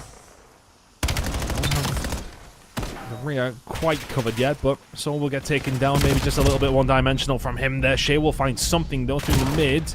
Aspect trying to survive as long as he could. He gets taken down. Gentle first one out. Shea finds another. Detain left in a 1v2. Just about surviving. Tough spot. Hold on. Oh, I thought he had it. Oh, mercy, dude. Me too. I thought he was about to find God's greatest gift to timing and get behind the play with the Razor and just blow him up, but nope. Maybe a little bit too cute, or maybe just a little bit too unstructured there for Dark Horse in the post plant, getting a little kill hungry. Gets punished. Night Vibes on the board. I almost felt like Night Vibes were a little bit, probably a little bit more aggressive than maybe Dark Horse expected. Like they just sending it out one by one and get away with it. Shea finding 2 through the mid-map. You didn't get to see that, but Real Charm did a good job over towards the backside. Aspect caught with the nade in hand. Never ideal, but still a nice position for Dark Horse to be in. But they did win 2 very comfortable... Well, it wasn't very comfortable. The second one was tight, but the first map, very comfortable up against P7. Went to a round 11 in map number 2, and then got reverse swept. So, be looking to put those demons to bed pretty quickly. Gentle over towards A. The bomb will go down. Oh, yes. Just screw it. Yeah, just go forward. Let's see what can happen. Not going to happen for him, but Real Charm can find 2. But all of a sudden, Soul left in a 1v2. Okay. He nearly picks up 1, but yeah, kind of runs right into the teeth of that setup. So back and forth, a little pinstripe kill feed over the top of the bomb site. And I'll tell you, the SMGs are cooking a little bit here. Let's see it from 6's perspective. I will say, this gun does kill quick. If you can lock on that first bullet, it kills real quick. Yeah. I honestly prefer not to speak about, you know, why we ain't seeing the other one. Either way. Razor still seems pretty good. Razor seems pretty good. You've got freedom to say your mind here, Chris. I won't hold it against you. Nah, well, why are we G? Nah, you know what? It's not the time. It's not the time. Might be the time. You know, you have a responsibility to humanity here. I don't know how to attack over towards the A side. Detain, showing what the Razor can do. So I'm still showing what the pistol can do, but this should be nice and easy pick up from sight, and it is. A-bomb site under complete control. This feels like Dark Horse are very much feeling themselves, want to get this one over and done with. Raid Soul very, very dead. Dark Horse Esports now 5-1 to the good. Yeah, feels pretty comfortable. This is one of those run it down type maps, and well, that's nearly every single game plan decision it feels like right now for Dark Horse, just kind of running it through. But it's just one of the it's that push over the top on the wall, isn't it? You kind of seen Gentle try to do it in the previous round, but kind of just goes low. You need everybody to send it, and that's what Dark Horse did. I mean, Sykes is 10-2. Correct. Main broadcast match, rather, I should say, is getting close to starting. We might find some good timing to clean this one up first, but Gentle hits a pick. Trophy down for the bomb to be planted. Very cut and dry here so far for Night Vibes. And yeah, I love this out of Shea. Just play your life, but Detain's able to catch him, and now all of a sudden 3v3. You got the info though. There was 2 there though. So information gained for Night Vibes. Bomb is down as well. Not the easiest setup to break through. Oh, Real Charm, yo, you dirty boy, and he gets caught out. Detain. He'll find him. Oh. Backs it up. Oh, the diffuser's coming through. We ain't checking it. That bomb's being diffused. And that will be 2-0. Dark Horse walk under the bomb site and do what they want. Woof. Indeed. All right, let's go to Overload. Whoa! Treaty 1's already scored. Okay. Hibernation working their way out of spawn if they can. Dude, I tell you, Overlay's got this little finessey movement that I love to see out of an AR, man. I really like his POV. Yeah, no, I remember watching him for a significant amount of time last year, and it's a couple of times like when you first really see him up and running, you're like, man, this guy is actually quite legit. Like, and that's continued. Overlay looks a very, very solid player. Surrounded by some good players, but it sounds like Hibernations are going to answer back pretty much immediately. I don't know about you, right? I know this is maybe not the time to have this conversation, but it kind of is. I love casting Overload. It is mental. I love it. Yeah, I'm here for it. This is the difficult one, though. Yeah. Although, if you start like this, quick grab, quick pull, scythe, whoa, burn and turn almost finds more, but that's still enough space gained for Hibernations to bounce back into that. So I really like that out of Hibernations. You get the quick score, you got a convincing kill feed, and then you really just allow everyone to stay in place, hold corners, let your player off spawn come and take the overload device. Hold on. And no way. That one feels a little Cheap. crazy. Yeah, that's a cheap one. You don't want to give those away. Overlayers, just walk that down mid-map. And that is just, those kind of situations can't let it happen. Like, I think as well, pushing over towards the truck side here for the side of Hybrid Nations. It can sometimes be tough, but you can get that relay off. You get a spawn over towards Hotel, you're kind of laughing. Well, Treaty 1 on right now as well. That's another freebie. I mean, how is this happening so easily? Yeah. 3-2? This has been counterattack after counterattack, it felt like. Where we're just not getting out of spawn comfortably. And even right now, we'll get some stabilization with that little back and forth off the spawn. Back over to the difficult EMP device location. And honestly, Hybrid Nations need to be a little careful here, trying to overwhelm the top side of the map. They've given away all of mid, and Kez is starting to navigate until finally Twisted shuts it down. Well, it's getting aggressive, trying to lead the push. Not going to happen this time around. Treaty 1 Gaming going to have the opportunity to stabilize here a little bit, but Hybrid Nations, a couple of kills under their belts, yeah, could have a swing at this. 2 minutes and 10 seconds still to go, and I'm staring at 3-2. I know it. Could see someone finish by score. Well, it's only happened once this year. Oh, it's happened about 13 times in European challenges. Well, Hibernation's looking good. They're able to catch the device, plus wipe everyone off the field. Whalers comfortable walk on in for their third. Yeah, you like offense? You're getting it right here. It's like watching my Hoosiers play. I tell you what, that's not going to catch on a ton. He has no idea what I'm talking about. Completely lost. Speaking of lost, we've lost somebody on Treaty 1, and that is a 4-3 lead at the half-time from Hybrid Nations, who will walk that one home. And it is, I mean, albeit up against 3 players, but the opportunity to relay that one. It can come through quite quickly, can't it? Chunk here, 12-5. 4-3 scoreline will end with about a minute and a half to go. I'm on board. I'm so on board. Yeah. I mean, honestly, for Hybrid Nations, towards this bottom goal, I really like the way that they've set up their offensive setup and like their, you know, what they need, like what are their conditions to allow them to execute for a capture on B.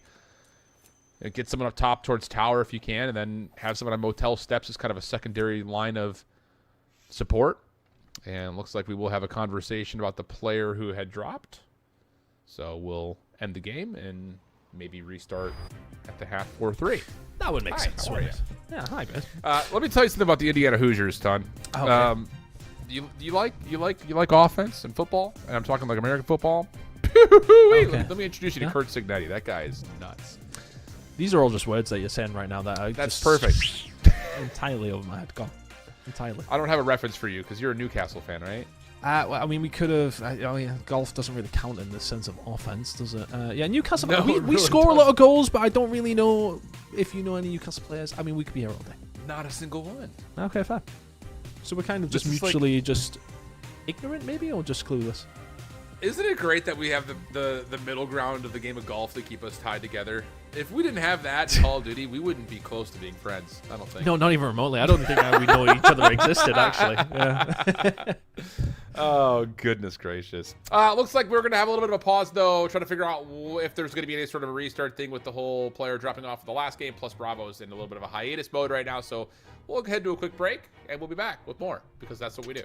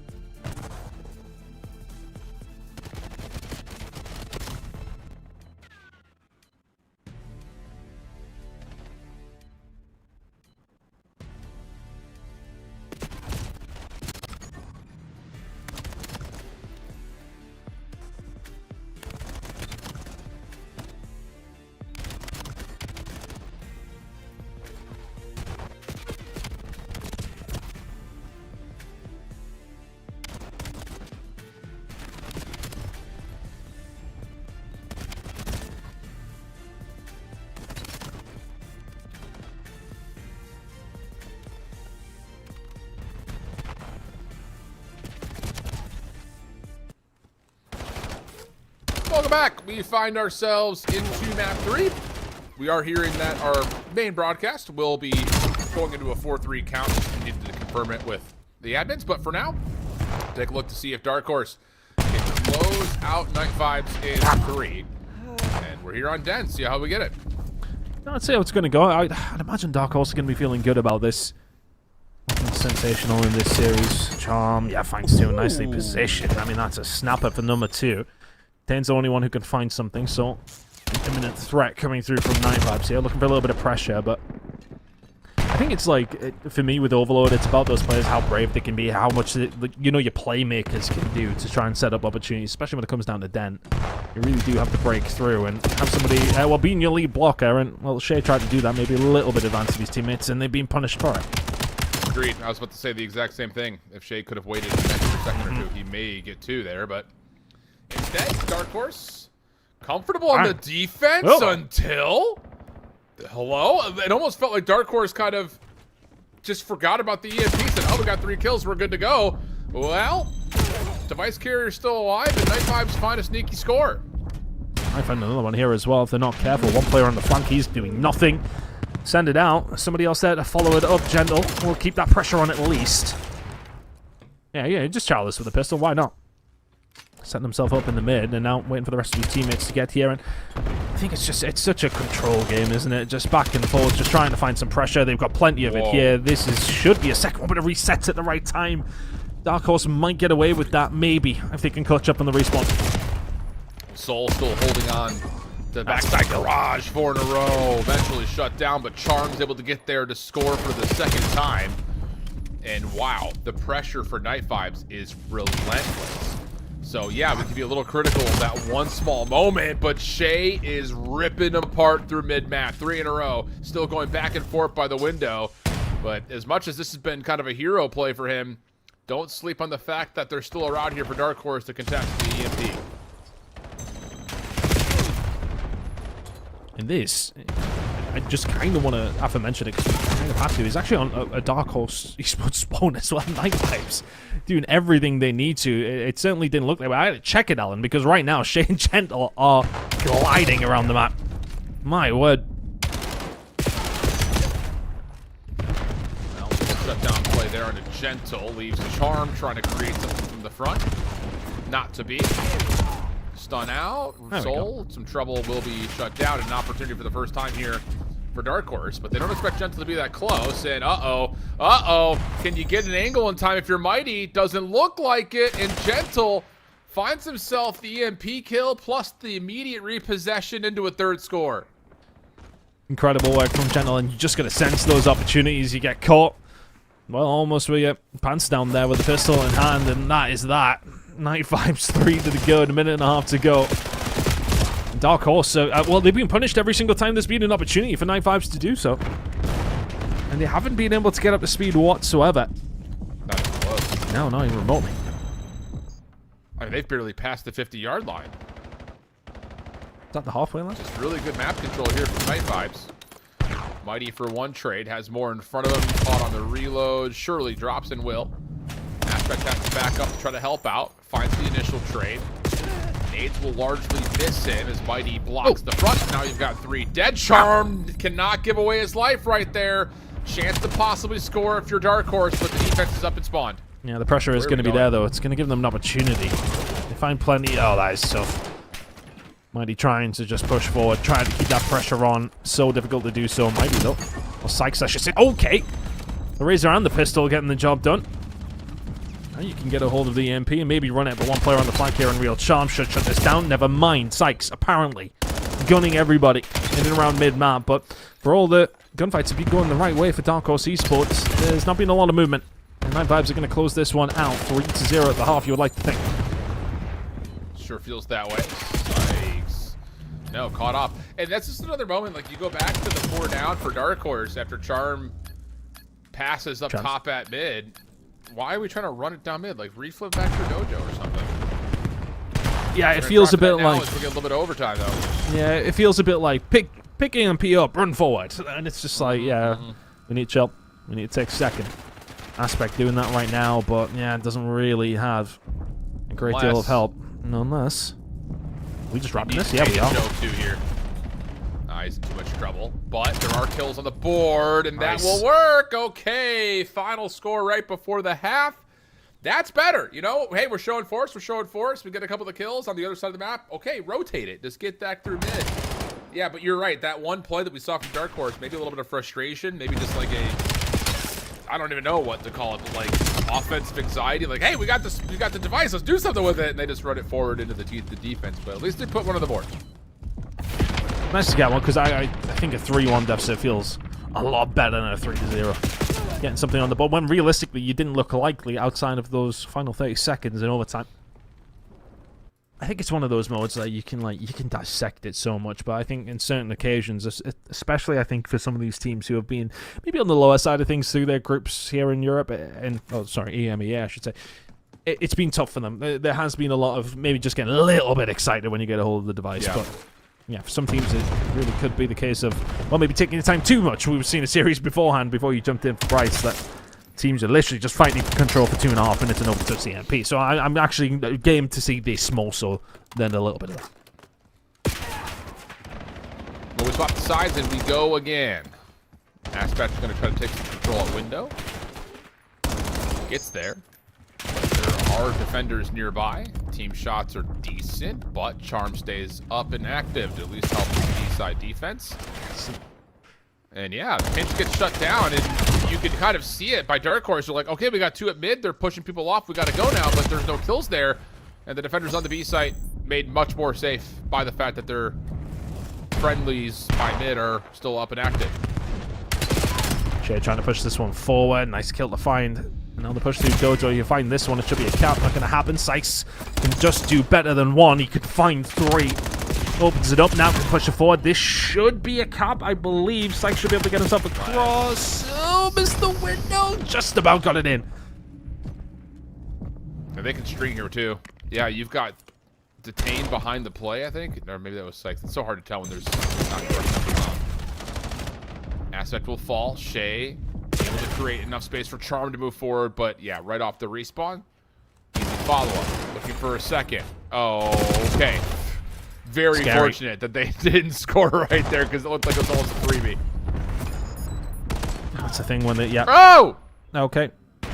We just gone for Charles off the side of the roof now, are we? And, well, we're running around. We need to try and find something to kill. Aspect, first one out the door. Doesn't matter. McGunney with the pistol once again. Sykes now leading the way. Main through. Sykes should find this. No problem. And now there's an opportunity they can sniff it to tie things up here. Dave's on the corner. Trophy system keeps it safe. Aspect just saying, I'm going. Going for daylight. Doesn't work. Mighty trying to follow. Maybe try to save this. 1v1 and okay. Detain is the one who actually finds 2 there.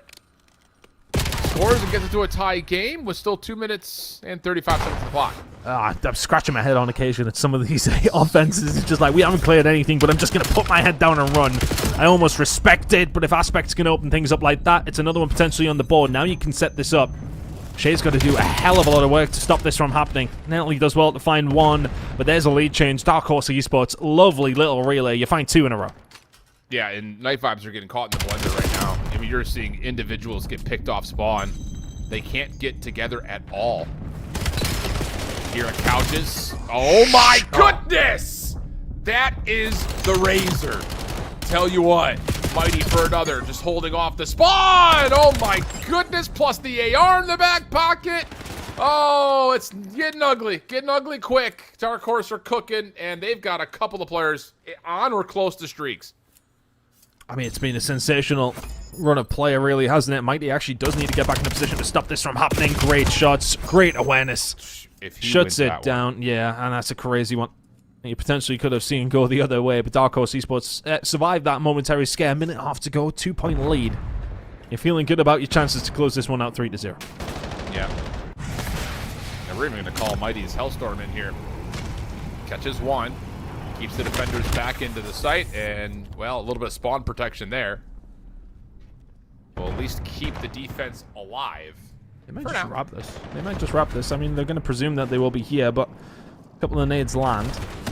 Is that more streaks being called in? I think they're just wasting time. And, well, if you're Shea, you get really aggressive.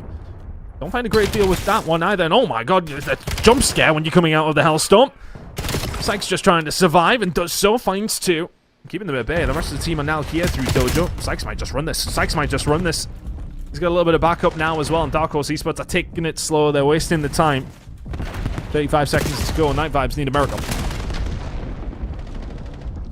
Big miracle. Need to counter this one with a quick score. And then try to find a way to force an overtime, but that's not going to happen. That will be the final punch there. Dark Horse Esports, a little scary there in the first half, and then they say, oh, time to wake up. And after that point, absolute domination. So 3-0 here for Dark Horse Esports. Didn't come without a little bit of sweating, though. Night Vibes giving him a test in the hard point, and of course, the first half here at Overload, but I did the results eventually ended up the way we would have expected them to. So, hey, I gotta just go ahead and say it. That's a heck of a start to the year if you're Night Vibes. You know, you come out, you hadn't really even seen a top 8 in the cups yet. You find yourself together to before 4, you qualify for the elite, you make yourself into the playoffs, and you put up a decent fight. So, round of applause. It's a good start there for Night Vibes. Yeah, that's a really tough one as well. And the losers brackets come in straight up against Dark Horse, who have been pretty solid across the board as well. I mean, that's a really tough one. But it doesn't get any easier when you go through even to losers bracket when it does come down to Europe. I was saying to Brycey yesterday, it feels like there's like 5 different teams who could go on to win it. Dark Horse were in that conversation until they got reverse swept by P7. But still, the potential is there. And I mean, look at some of the players they got on that roster. Aspect, incredibly good player. But we're going back over towards Alpha here, Alan, and we're hearing it's a full reset on Scar Overload. So must have been an issue. We go again. All right. I'm always here for more Call of Duty. So must have been some politicking and debating going on. And Chunk has found himself a window. And only gets 1, but still. The damage, if this feels like a rinse, wash, repeat of what we had in the first instance. Already looking for a score towards B, and I'm telling you, this little design setup for Hibernations at B has been solid for him. Yeah, it's working really well. Setting it up extremely well as Scythe. And that Chunk has to do a little bit of defensive work, just about wins that gunfight up against Overlay. And keep them at bay, but the first goal will go through. Hibernations kind of kicking off where they left it. It was a 4-3 half before we did go in for the reset, so let's just keep that in the back of our minds. As Russian Code now starting to get this one forward. A little bit of field control. You can see that Henry starting to get aggressive as well. Needs to find that on a Twisted. Got desperate for it. Treaty 1 Gaming will be allowed to push forward. Okay, that's egregious. Let's go for the shell around the corner. Overlay some trouble here, but still alive. Kick and stun. Doesn't matter. Still wants the shell. Holy cow, this guy's got some confidence. Henry there to pick up on some of the information from the defense of Hibernations. And, oh, hi, why are both of you here? I'm sure Henry's wondering. Happy to find both. And still just kind of play his own little Saving Private Ryan mission here. I just find, like, if a player can get inside a grommet and just try to start creating a little bit of havoc, it's just such a hard position to get somebody out of. You could be anywhere after one gunfight, and now this is just what sets up players over towards A. 3 dead, Treaty 1 Gaming score on the board, and well, there could be more. And the motel spawn will come on through, so that will help out Hibernations to a certain degree. It's not a case of just reeling it through the mid. They have an opportunity to find their way out, and well, they're not doing a very good job at it, to be honest with you. 3 kills go the opposite way. Treaty 1 Gaming getting aggressive. Yeah, and they've got space here at B. Overlay is going to have an angle. Waiting to see where the defense is. Finds Twisted up top, and Rush has no problem scoring. So 2 on the bounce here for Treaty 1 after the hot opener from Hibernations, and they cannot get together. I mean, you're seeing them like spawning and trying to create routes, but they've got no space to collectively hit anything right now. And Rush finding 2 captures alongside 3 kills in a row. Hellstorm in the back pocket. Oh, we're just going down low, are we? Yeah, we are. We're just going to run this one in absolutely free as a bird. Oh, my word. Scythe and Co can get something going potentially over towards the field side, but that's a tough one. Yeah, and Henry's already getting back up top. Scythe meets him, beats him. Overlay, at least finds one in the pinch. No one's on the device now all of a sudden. I mean, Hibernations have gotten their offensive setup put together, but you've got no one on the actual EMP. So these kills are great, but until you deal with Overlay, this isn't going to turn into too much. Unfortunately, they eventually do. Look at this spawn right here for Treaty 1. They are in hell trying to make their way across the map. Although they do find 2 kills, and maybe there's a chance to defend here. Oh, they're actually going to get the kill coming through mid-map. I'm not even sure how he's managed to find that. Thinking that just must have just been through the mid-cut. You find that and you stop what was feeling like an inevitable play that was going to be made there by Hibernations. 3-1 though, still with a minute and a half to go. Just maybe slowing it down at Treaty 1 Gaming. Okay, you can chow that all day long. Maybe my least favorite gunfight in the entire game, that one. And you just walk out into it, and Henry again finding himself in this position. Can't find another. Scythe shuts him down. It was crucial that he did, but nobody has seen Rush trying to sneak one around the back. Not going to happen. Yeah, nice idea there from Rush. Going to show himself front doors at A. Low health pulls in front of you. See if you can flip it back to B. Doesn't quite work out. Minute 10 now. Chunk up top. Trying to escort Twisted forward, but they don't clear out bottom. Still 3 kills come through. Rush has to be patient here. Hope he gets a little bit of help from his teammates. Steps up towards Motel Stairs, finds one, but Chunk is able to shrug off the stuns, score, and bring us back to within 1. Nice jump from Chunk. They find kills through the middle of the map, and then all of a sudden it is just a free walk over towards B.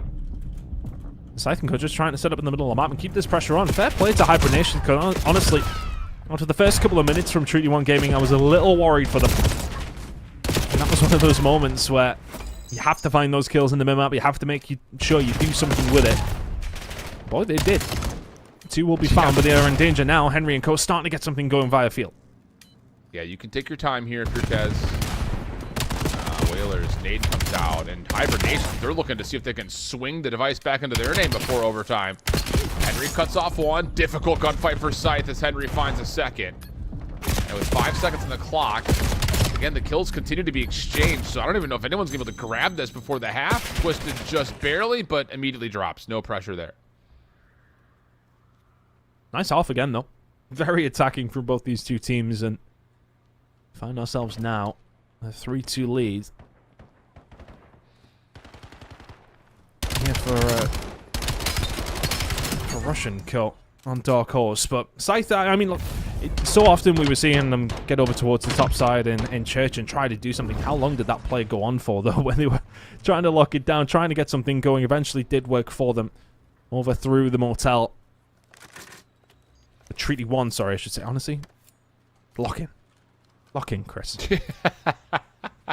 I've cast a lot of COD today, Alan. You're going to be casting a significant amount of COD today, actually. Correct. I'm very happy that I went to the store and not that I'm, doing some sponsor plugs. I did get myself a 4-pack of the white sugar-free monsters, and I'm going to need at least one of those. Got to be careful at your age. I feel for Jay, actually. I'm going to be, like, by the time we get to Winners Round 2 in NA, I am going to be delirious. Oh, Treaty 1. Not far forward, they may be delirious. Yeah, that's a freebie again. I mean, what? I honestly don't know. Words came out. Point was scored. And Henry and Co. are keeping this pressure on. Yeah, it's just another one of those moments. It feels like when you watch Hibernations at times, whether it be on moments of the hard point, a couple in the Surge, not as much, but here in the Overload, this feels like they kind of get a little stuck in the mud. But now, whoa, that's not sticky at all. Chunk for 2 quick ones. Overlay was trying to play defense, but Chunk just slips away, finds himself on a massive spree. 20 and 15, back to within 1, and surely streaks off that. You'd like to think so. No? No? Wow. You would have been close, surely. You would have thought so, but either way. Yeah. Treaty 1 Gaming thanking their lucky stars for that one. They can get a little bit of pressure going here as well if you rush. Oh, trying to survive, and, well, they can't. Well, as well back him on down, but still the lead for Treaty 1 Gaming. 3.5 to go. It's just ebbing and flowing nicely, this one. Getting aggressive. Here is Henry, who was the playmaker for them in round number 1. And this might be the playmaker for them, though, in round number 2. Oh, look, you say that, you call it in. 3 of your teammates just die immediately. The worst thing that could possibly happen. Well, Whalers will drop, of course, information on Scythe's position, but Kez is going to go hunt him down by himself. Yeah, the timing of that Hellstorm, unfortunate versus the kill feed, because you're looking to clear out Motel, get the quick grab, and possibly a score, but you lose everybody in a blink of an eye. Kez just trying to dodge these nades, these bullets through the Motel framework, and he at least stays alive, but teammates below him in a little bit more trouble. Although, if Rush can win 1, should lead to a potential score. Does he get through? No, not quite. Follow-up? No, not fully there either. Overlay will drop, and there'll be a reset as Nathan's in control. Yeah, great shots coming out from Twisted. Just to shut it down, and now Scythe can get something going through the middle of the map here as well. He's going to try and maybe just play the island, just try and get himself in an aggressive position, but the EMP over towards Motel, and that's not going to help you out, and that's definitely not going to help either. Kez finding 3, lining it up. This should be another cap shot coming on through if we can eventually pick up the EMP. And anybody? Rush is going to call it in. Henry finds 2. Is that going to be a capture? No. Oh, buddy. A fumble, to say the least. Yeah. I think we've all been there. You got a Hellstorm, it's supposed to guarantee you a score, but you also see that you've got 3 kills in front of you as you're dropping it in. You start calling in all the ordnance, and it lands on your teammate. Chunk now trying to punish. Able to find 4. Whalers, another double. Has the EMP in hand, slides forward. We got ourselves a tie game. 1:43 on the clock, and what a turn of events this has been after those last 2 Hellstorms. You would have thought that Treaty 1 Gaming could have got one of those over the line. They may well have another opportunity, though. They will find 3. Chunk. Oh, my God. The snapper for 2. And the 3rd as well from Chunk.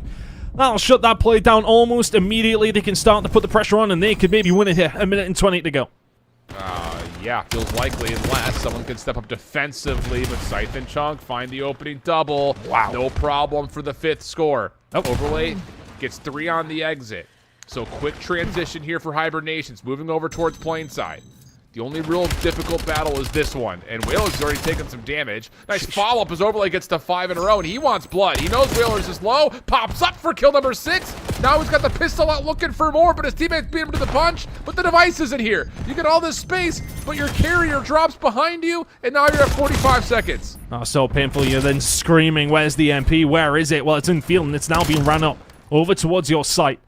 Rush has got to find 1. Kez was alongside of him, but all of that good work that was done just reset. They've realistically got a good minute to do something here. Oh, Chunk slipped the net here, though. This is going to spell trouble. There's another kill, and this could be another point going in for Hibernations unless Henry can find something on the flank. Twisted trying to find a way through. Chunk can find something as well, but they shut it down just about in time. They need to pick it up, and they need to get going. Got a little bit of time to play with here. Don't rush anything. Let Henry's pinch develop, but he's not coming back to mid.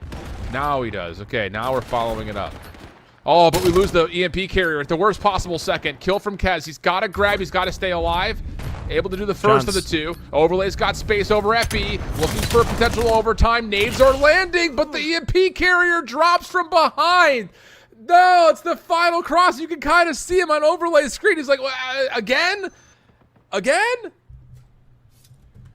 Oh, that's got to be painful. It felt like, if anything, the Hibernations were on the back foot throughout the majority of that half, and yet they walk away as winners. Oh, that has got to sting. Treaty 1. But really, I mean, look at the amount of moments that they had. Realistically, you think of Chunk setting those times up. Momentary moments, honestly. I'm just going to rub my eyes. I don't know if I am or not. But either way, very, very close game between these two. And Treaty 1 Gaming will suffer defeat in the Overload, where it really, again, it just sometimes you get a feel of the momentum of it, and it definitely felt as if Treaty 1 were the ones in the ascendancy, especially in that second half, and all of a sudden Hibernations turn it around and keep them at bay.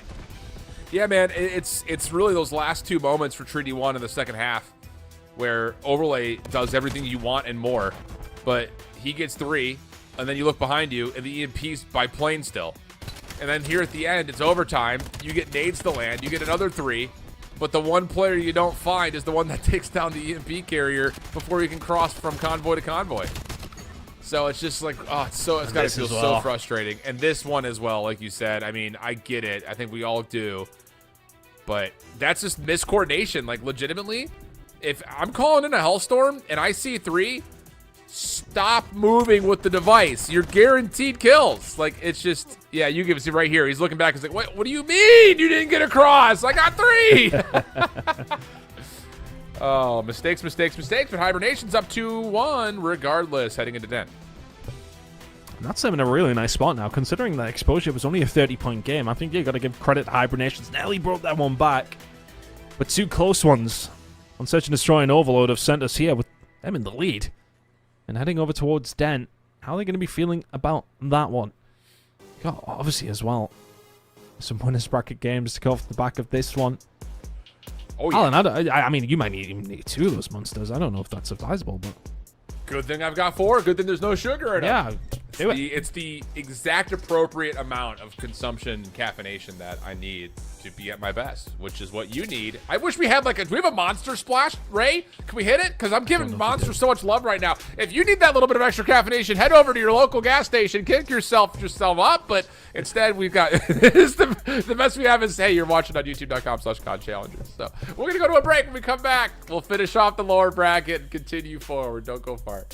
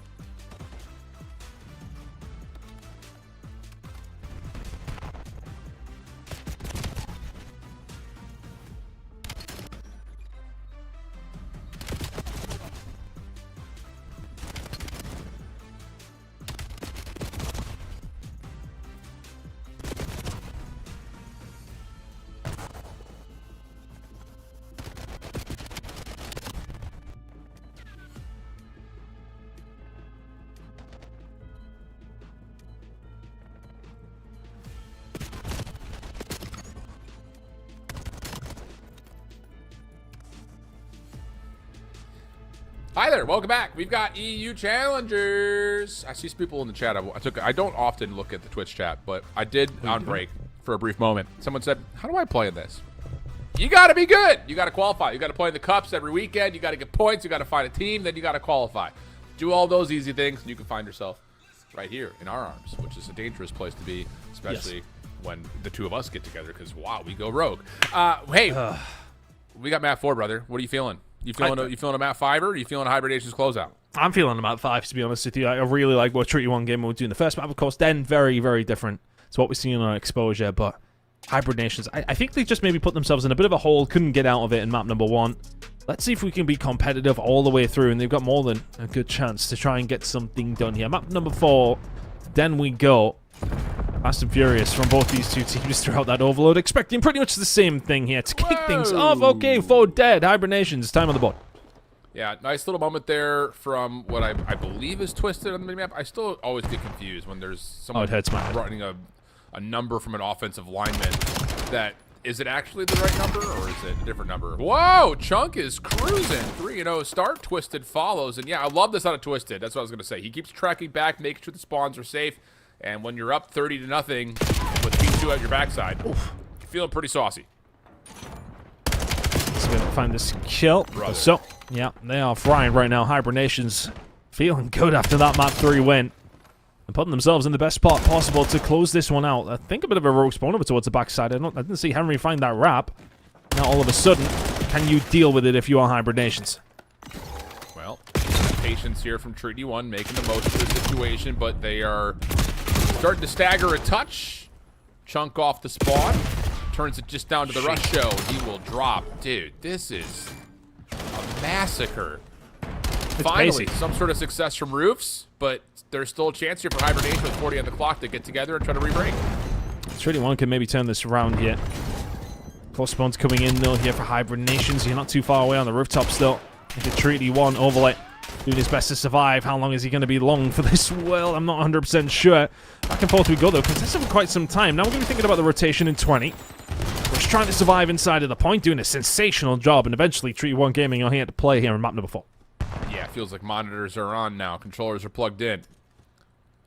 Numbers advantage for Treaty 1 on rotation. Scythe staying alive at 10 for as long as he can. But Overlay puts him down. Up and over. Chong stuck on the corner. Nice movement, honestly, but not enough to kill off any of the remaining players from Treaty 1, who will have P3 to their name, but staggered spawn setup, and actually Hibernations takes the most opportunity of that.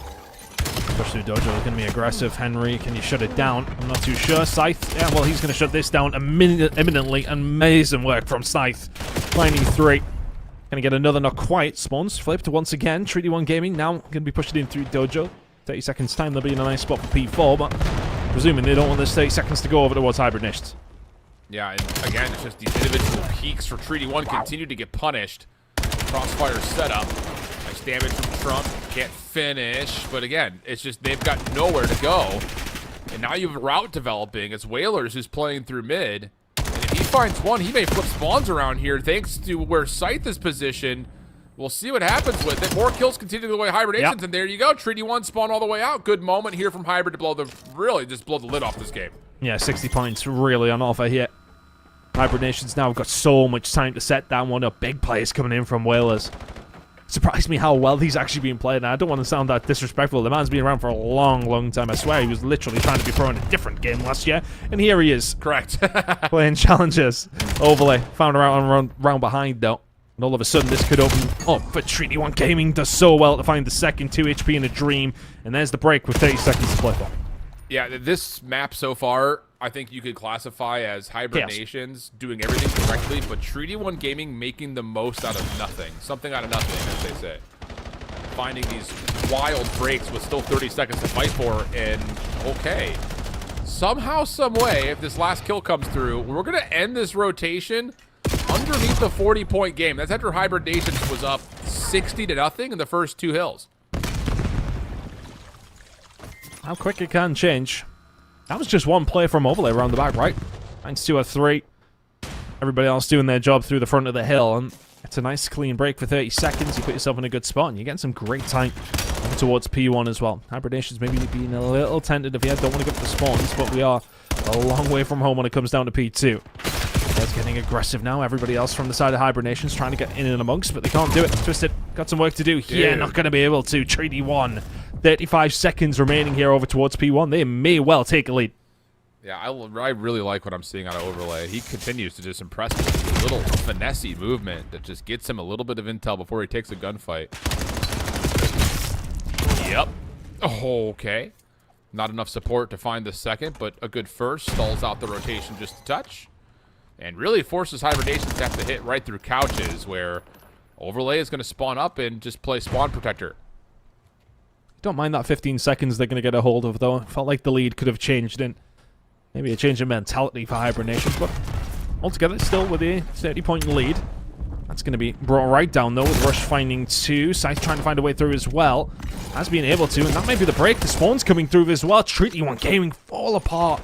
And after what was such a great end to the rotation, good rotation over towards 2 after some brilliant time over towards P1. There's nothing bringing out Mint on the broadcast there. P2 is being broken far too easily by Hibernations. Well, chance for a counter break in. Scythe pushed back. Last two members inside the hill, essentially playing leapfrog with one another as Rush is trying to just assist the hit with the pistol. Good for one, good tracking. Numbers, though, continue to just support this break for Treaty 1 for the scrap time. So, again, we continue to keep ourselves within this 40-point deficit. And that means that as we get to another neutral hard point here at 3, opening kills could not be more important, and the kill feed all favors that of Hibernation. Yeah, there should be some good time again, but I said that on multiple different occasions, and it hasn't necessarily been the case. Real spread out setup here as well. You need to win a couple of gunfights. Scythe, play the close corner, should be able to find at least one. That'll do. The rest of the team gonna have to find a way around. Big kill from Chunk though. Can keep a little bit of pressure through the middle of the map. The flank will come through. Spawn's not quite there. Twisted needs to do something. It's messy, to say the least. And all of a sudden, somehow, Treaty 1 gave me a broke 2 and have the spawns they want. Okay. Possibility for them to really bring this back to level footing. Henry doing all the damage up front. Only finds one, but makes life easy for the trades. Blank. Oh, but Scythe just, again, comes up from behind, surprises Treaty 1, but they deal with the quick trade. They deal with the player from the front. No pinch there. 15 seconds. We're back within 20 points. Scythe just slipped the net. It's actually twisted, sorry, through the middle of the map. If you can find this one, that's huge. And now they can start making their move over towards P4. Last time around, they had the setup for this. They've got it again. They need to be able to make this count. They've spawned Treaty 1 gaming most of the way out over towards rooftops, but everybody else coming over from P3 through the middle of the map. They're the ones that are going to cause the problems. Well, less than ideal. It's such a dramatic death for such a small fall. Whoa! Little dolphin dive. He threw his legs up in the air like this. And how about that for Henry? This is an opportunity here for Treaty 1 to regain the lead. Actually, regain. How about just gain for the first time? Kez hitting through small. Oh, Scythe surprises him, though. I don't know how he goes uncovered. But cannot find a way to break. And are we stalled out? Chunk hasn't moved in a while. And yeah, that's what I was about to say. Yeah. That's tough, especially with the game pretty much tied up as well. Not sure how we play on this one, but we'll keep it going. Treaty 1 Gaming in a nice spot to pick up some fantastic time. And it's felt like a very, very messy game, hasn't it? Nobody really being able to get a hold of control. Nobody being able to really grasp the bull by the horn, so to speak. And right now, Treaty 1 Gaming have the numbers advantage in not just the kill feed and teammates, and in the ones that are important as well over towards the top side. 20-point lead now for Treaty 1 Gaming. Yep. Obviously, they're like, dude, just rejoin. We can still win this. Rejoin. Come back. 180, 195. And again, I think we all know what's likely in front of us, although, again, at that certain threshold, you don't leave anything to chances, so you try to finish out the map. Treaty 1, get a crack past the 200-point mark here on P1, plus still get a read on where Hibernations are spawning at, so it looks like they're going to find the rotation to 2, and should, in a 4v3 at this caliber of competition, be able to close this map out. You'd like to think so. The real story, though, if Hibernations could somehow turn this one around, it is just a 20-point game.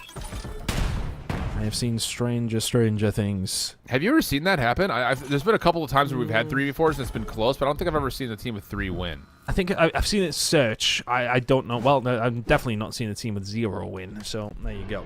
Over towards Bravo. This one is... Well, oh, okay, we're in the winner's bracket. Hey, let's go. Here we go. Here for this energy. Kix has already got himself a Hellstorm. I said already, it's 237 to 119. This has been a beatdown, at least so far. To whom? Also having, I mean, really, everyone's having a good map right now for Rock Esports. That's probably why they're about to win the map. Easy commentary. Oh, we need to get on board with Dom as well. He's really impressed me. To whom, though, sitting here with 5 in a row. Rock Esports, I tell you what, we come in the air of just... pretty much slapped Project 7 across the map for, well, not very long at all. That was a pretty dominating performance in the winners bracket side of things. We've got that up and running as well. While still deciding what's going on the losers bracket. I like it. We're just continuously getting things rolling, you know. Action, action, action. Wow.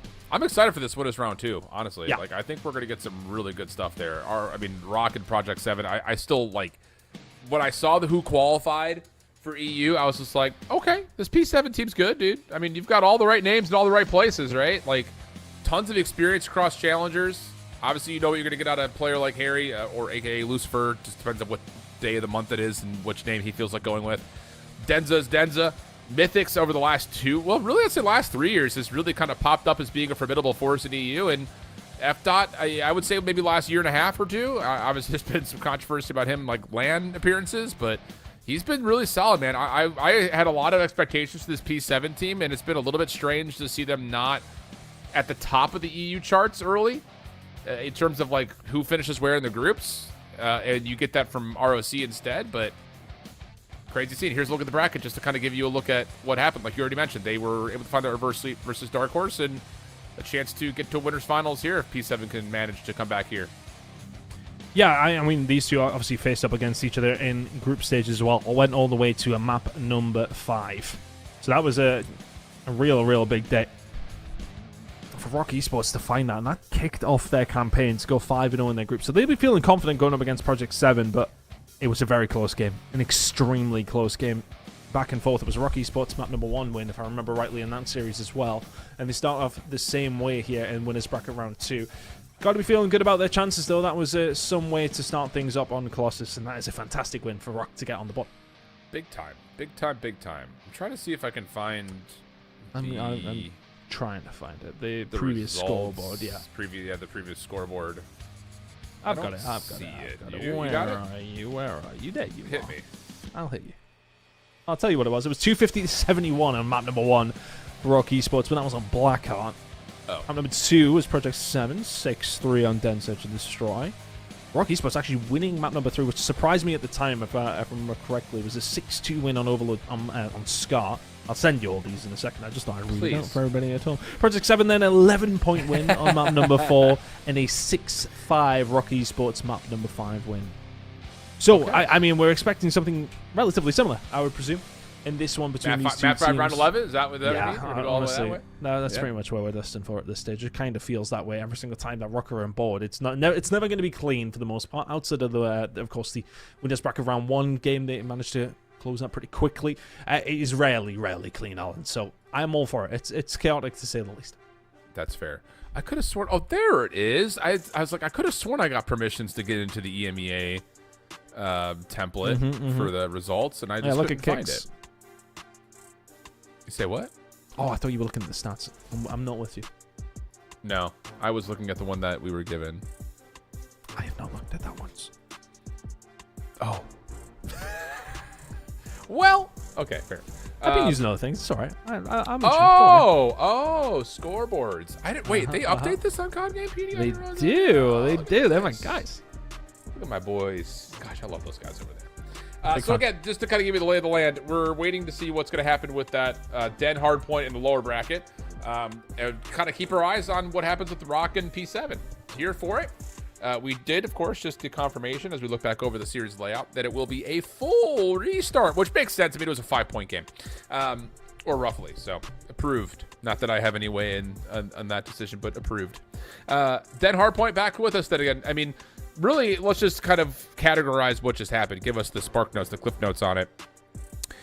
Did not really see much in terms of conviction from either team, but it was the Hibernations rotating, getting there first, and Treaty 1 making something out of nothing, finding like these outrageous breaks. So feels like we kind of can tell the story from those two things. Yeah, no, it was chaotic, wasn't it, really? I think for Treaty 1, it felt as if, you know, you kind of just living by the seat of your pants, you really, in the sense of that you're able to find plays, you're somehow able to find breaks, but for the most part, I felt like Hibernations were the team that were in control, and kind of rings true. They won the last 2 maps, not necessarily comfortably, but they just scraped them over the line, find themselves now 1 map away from, well, at least seeing a little bit of gameplay next week. Been impressive from them, though, to be honest with you. I wasn't really sure what to expect when it came down to bracket play. I thought they would kind of, well, lose their first game and probably lose their second, but doing well enough here up against Treaty 1 Gaming to find themselves in the lead, and, well, we're doing pretty well on Den before the disconnection came through. Yeah. Yes, indeed. Yes, indeed. Looked like they were probably going to close things out if they would have won that rotation to Dragon on the patio out there, but such is the way it be. We're pretty close, is what I've been told. And if you can run away with anything is never believe what you've been told, because now we're going to break. So we'll be back. We're going to come into that map number 4 or map number 2 on Bravo, whichever comes first. I just gave you a little 6-7. See you after the break. Be right back.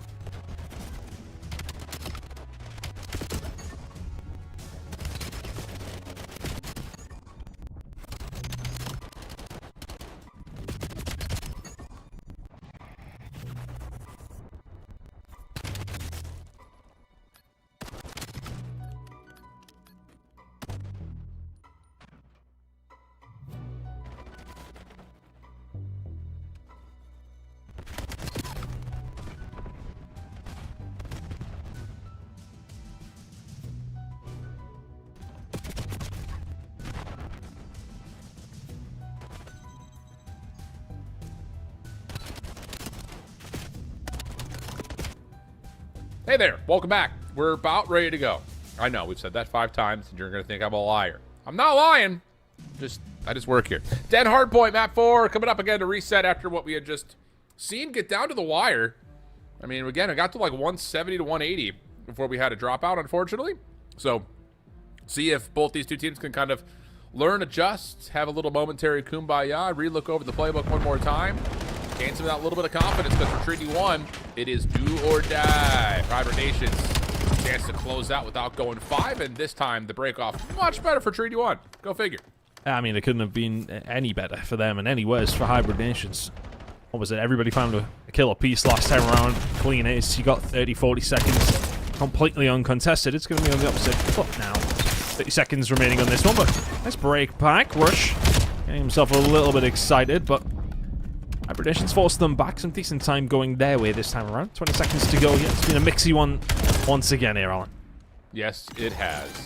But a better start. That's really the walk away here for Treaty 1. They do not have Henry, though, moving in to get any sort of opening towards P2. So it looks like spawns will stay stable for now. And Hibernations will try to set themselves up to get their points early here on 2. But a lot of space through couches, and it's really just Whalers watching it. I'm watching it for, well, not very long, because Rush is going to deal with him.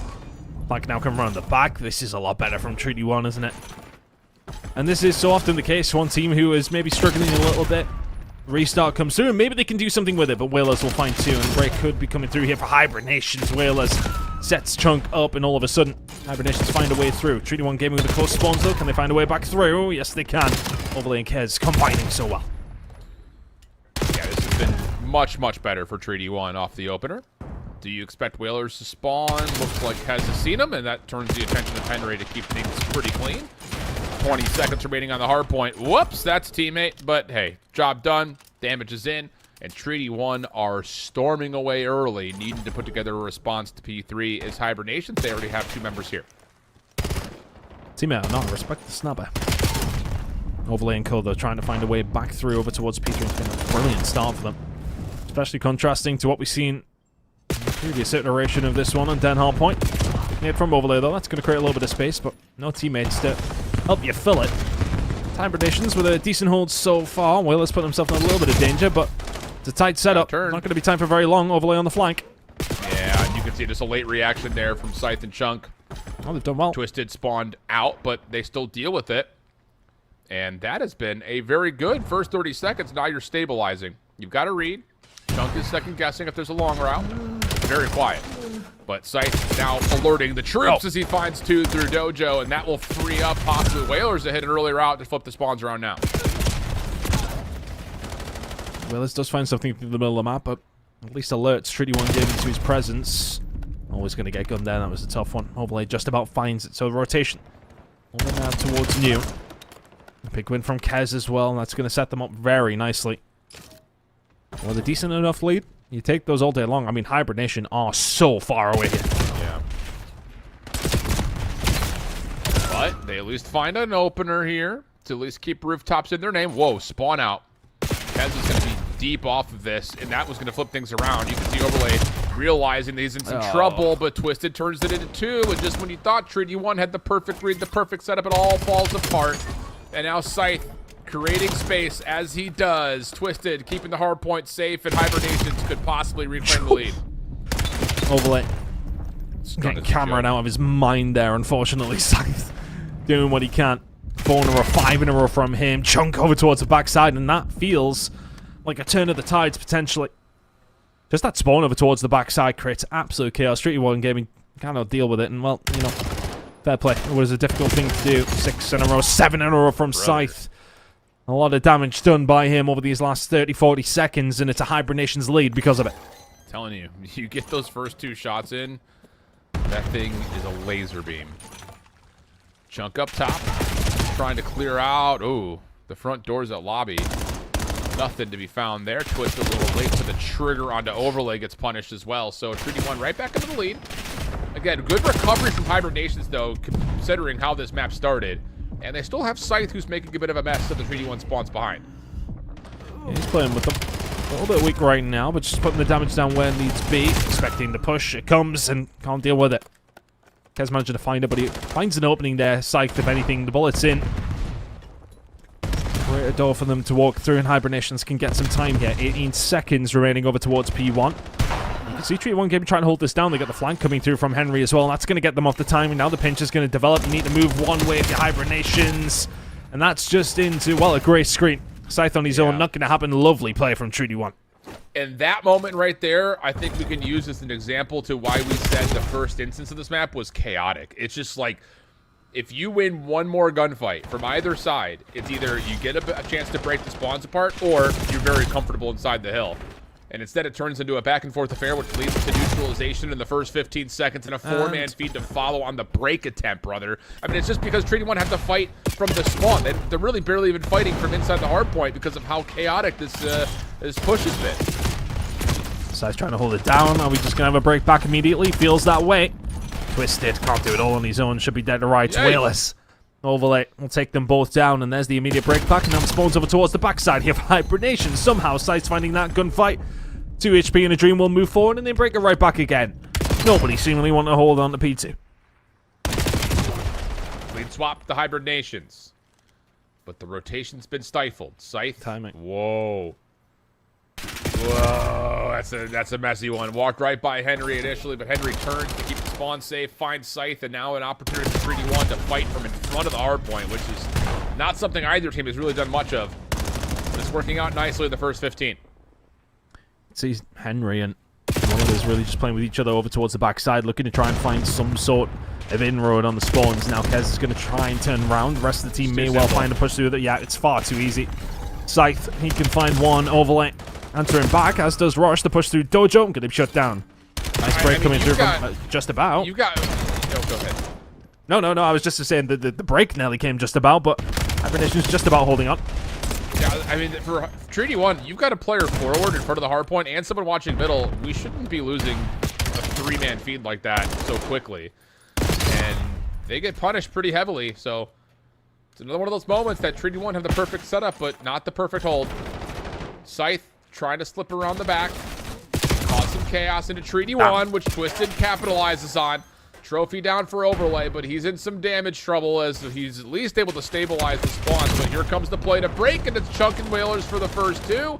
Rush, Kez in some trouble, but they're hanging on. They're fighting somehow, some way. Stun lands as Twisted cannot respond, but Scythe's double flips things around for Hibernations. Yeah, and he can now start to get some control. through the alleyways that the push is coming from. Not going to happen. Whalers and I mean, they've done so well to find the break back towards the backside of Dragon. I mean, that's just so difficult for Treaty 1 to deal with, but it's Scythe who finds the 2, and then Rush says, okay, nobody willing to hold on to any of these hills. By the looks of things, both these two teams have had opportunities. Chunk again. I just hope that that's not going to be an issue once more. Henry stopping the rotation. Perfect read on Hybrid Nation spawning all the way out. As we'll go back into the middle of the map. Whalers up top inside a hole. Chased down by Henry. And this should be some good time early here for Treaty 1, but Hibernations once again, almost the exact same scoreline. Lose a player again. Someone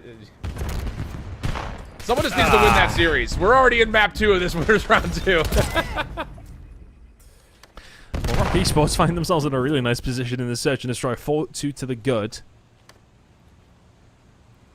Who's having a game? To whom once again? Yeah, we're differentiating by Dom-X and Dom. That's kind of what we went with. That was straight from Vortex, by the way, so... Really? Don't quote me. I know one is to whom, but then one of them is to whom as well, so I don't know what to tell you. Okay. So we went Dom-X and Dom. We went with that. That sounds fine with me. Oh, shots. No. Responded to by... Dude, okay, I just got to know from you, because every time that Harry changes his name to Lucifer, I always still call him Harry. Do you follow with whatever username he's going with, or do you go with whatever... It's Harry, I would say 9 times out of 10. Lucifer every now and then. I don't know, I just feel a bit... Something about me that I just feel like I don't feel comfortable saying Lucifer. I'm not a God-fearing man, but, you know, here we are.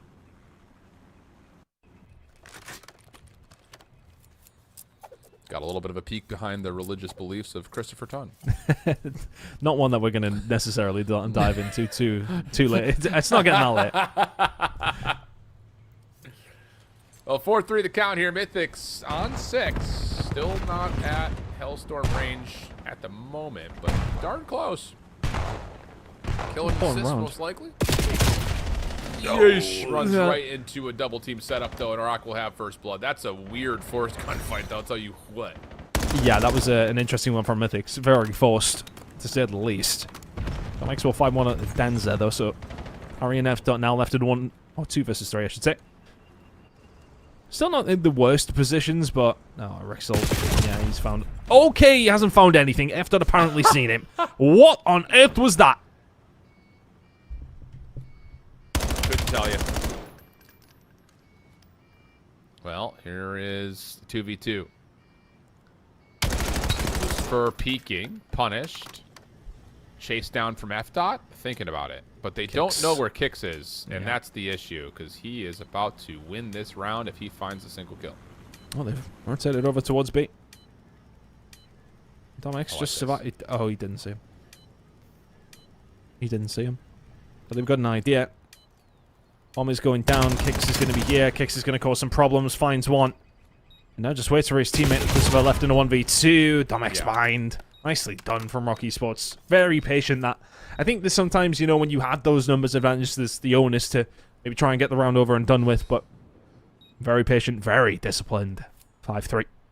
Yeah, and even though, like, again, like you mentioned, like, Doom doesn't see that cross, or Dom-X doesn't see that cross, it's still, you're in a very safe position to do that. Where, okay, I've got my teammate on a long route. He's seen one, so you know that they're hitting either through mid or past P2. You get the confirmation on it, and then as soon as you get that read and that call, then you collapse after the bomb's been planted. Very easy, very comfortable. Map point now.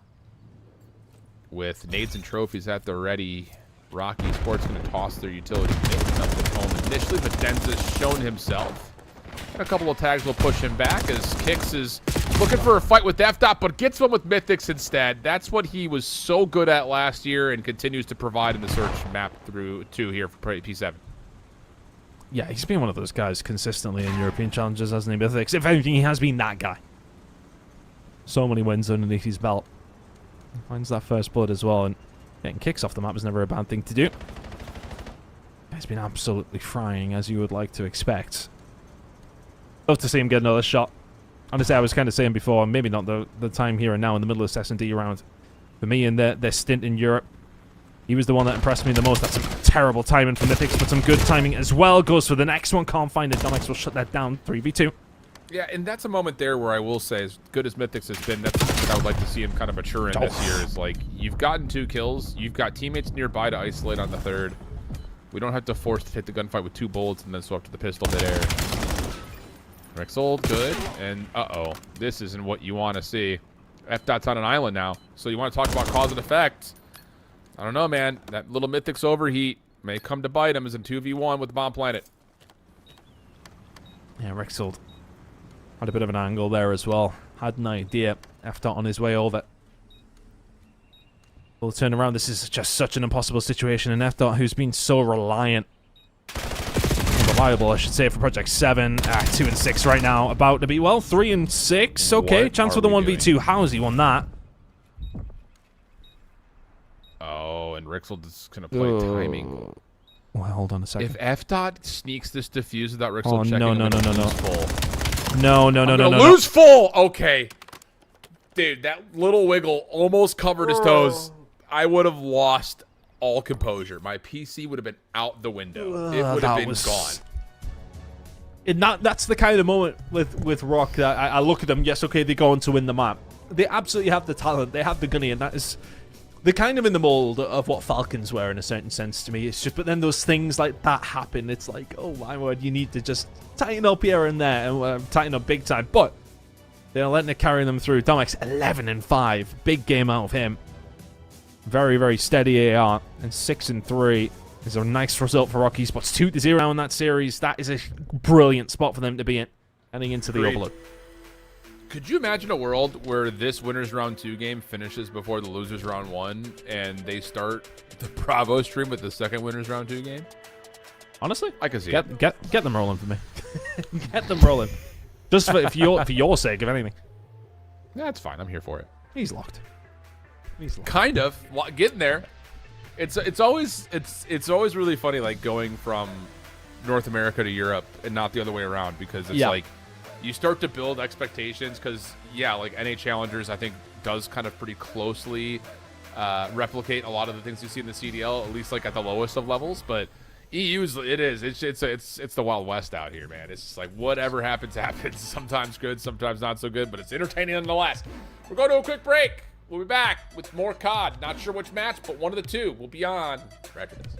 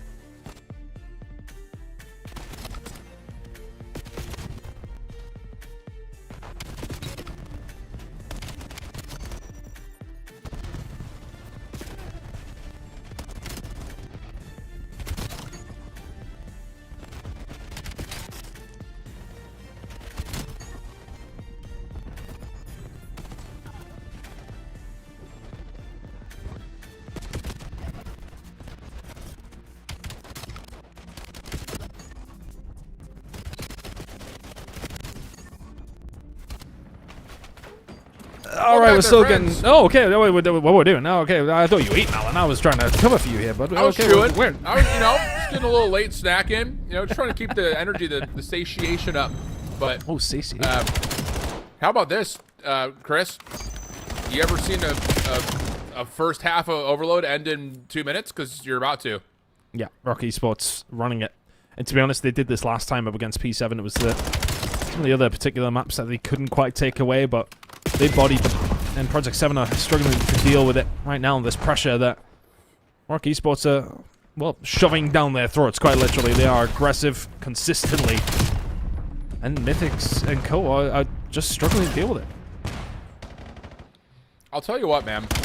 And I remember talking about this a lot in the last year. Kix may be one of the biggest what-ifs in the last 3 years of Call of Duty. He is so good. I mean, honestly, when watching him through challenges, I believe we're going to be jumping over towards Alpha. You can keep an eye on this game over on Bravo, but honestly, might not be going on for much longer. For me, he always kind of had a bit more of 8 than Xnid, and he's went on to do so well. It is Correct. a what-if for me around Kix. I mean, I remember, honestly, accusations coming in, this kid was so good. Yes. Yeah, he's insane. I always kind of wondered, like, what it would have looked like with that initial Falcons team if he would have made a role swap instead of running the AR the entire time. But, you know what? It's just one of those things, brother. So here's the takedown of what's going on here, because you guys are probably sitting there if you're avidly watching, which, if you are, we love you. We'll send you Christmas cards. This is the third reset, or second reset. This will be the last one. So if there is an issue, it will have to be played out. And I will say, to kind of build a little bit of confidence against that happening, Chunk has a normal number. So I don't know if that means anything, but feels like it might. Hard to say. Well, he had a normal number last game, not to throw He did? water on your idea here, but yeah, I thought he was 64 again last game. No, he was 1 last time. He's 4 this time, so I'm hoping that it's not synonymous and it's just so. I suppose it is. Either way, Hibernations. I think both these two teams are just kind of taking turns of having a good start to this map. Right now, it's Hibernation's turn. Sure feels that way. It's like when you go and you play rock, paper, scissors, and both teams throw rock, and then it's like, okay, well, I'll learn my lesson, and then they both throw paper. It's just like, okay, can one of us get an edge here? Because it just feels like everyone just continues to respond with the exact right response. How about that from Overlay? 5 and 4. Treaty 1 still holding. 20 seconds to fight, and Henry will clean the front. And as Twisted falls off the map, that'll be the scrap time. Pretty much guaranteed. Take that all day long. Well, that's pretty much going to be the game. Almost tied up. Overlay is here, over towards P3. We've got a dance going on for the spawns over towards back dojo. Sight's going to win this gunfight, though. That's nicely done. Hibernation's down a little bit of control. Praying that Chunk's connection just keeps it up and running. Right now, this is some real good time on offer. You've got them exactly where you want them. You would like to push them out and flip the spawns if you can, but you know where it's coming from, this push. Tree 1 Gaming, can you find a break? Yeah, Scythe is just looking for his window. Yeah. Forward, hit the flank. Wasn't it? But doesn't have his normal SMG. So now Chunk has to pick up and flat out overwhelm. Whaler's good for some damage onto a second, but too many numbers to deal with. Treaty 1 in control. And maybe getting a little bit of space in front of the hill. Nice slide out from Chunk, though. Does have an opportunity for Hibernations to counter break pretty quickly. Yeah, big opportunity here. Kez dealt with Scythe again. Seems to find a lot of value. For all I've been enjoying seeing Overlay on the Treaty 1 Gaming side, Scythe has been impressive, but Henry, again, this guy's been around for a very long time, knows what to do. I remember when he came through on Black Ops 4, Vortex tell me, I know this Henry kid, he's absolutely cracked out of his mind. And still, what? 7, 8 years later, still doing it. Dude. Was he on that Fuego team that beat Gen G? Do you remember? Oh. Honestly, I forget what the names of the maps were last year, so you're asking me real questions here. No, his first year was... It was Black Ops 4, I'm pretty sure. It's Modern... Well, his first competitive year who was eligible was Modern Warfare 2019. So he was on that Moon Gaming team with Moose. Wow, what happened to Moose? Oh, Moose actually... Right, this is maybe a conversation for another day. Now was a marathon runner. Not joking. Actually? Actually. Damn. Impressive. Yeah. Out of nowhere. Trust me, I've got him on Strava. The boy's quick. 3D1, so you can get quick is quickly back in the lead. Easy segue. 15 seconds of time here with Kez on 5. Does catch number 6, and the rest of the hardpoint time will earn him the Hellstorm. So stay in the hill and get your Hellstorm. Kez, not looking at it, not thinking about it. We'll have to go good the old-fashioned way. We're vibing. It's fine. Don't worry about it. We'll do it this way. There you go. That'll work.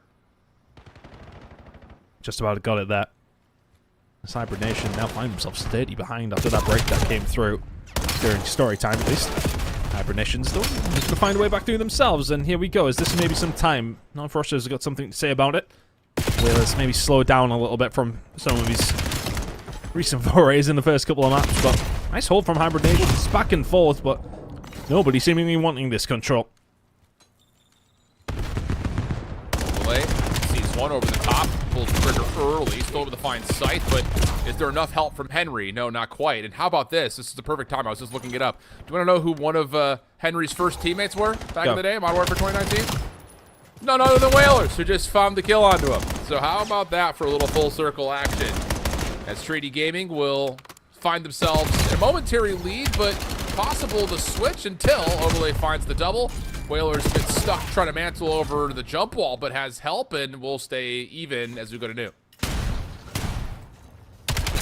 Hibernations want to close this out and fall, don't they?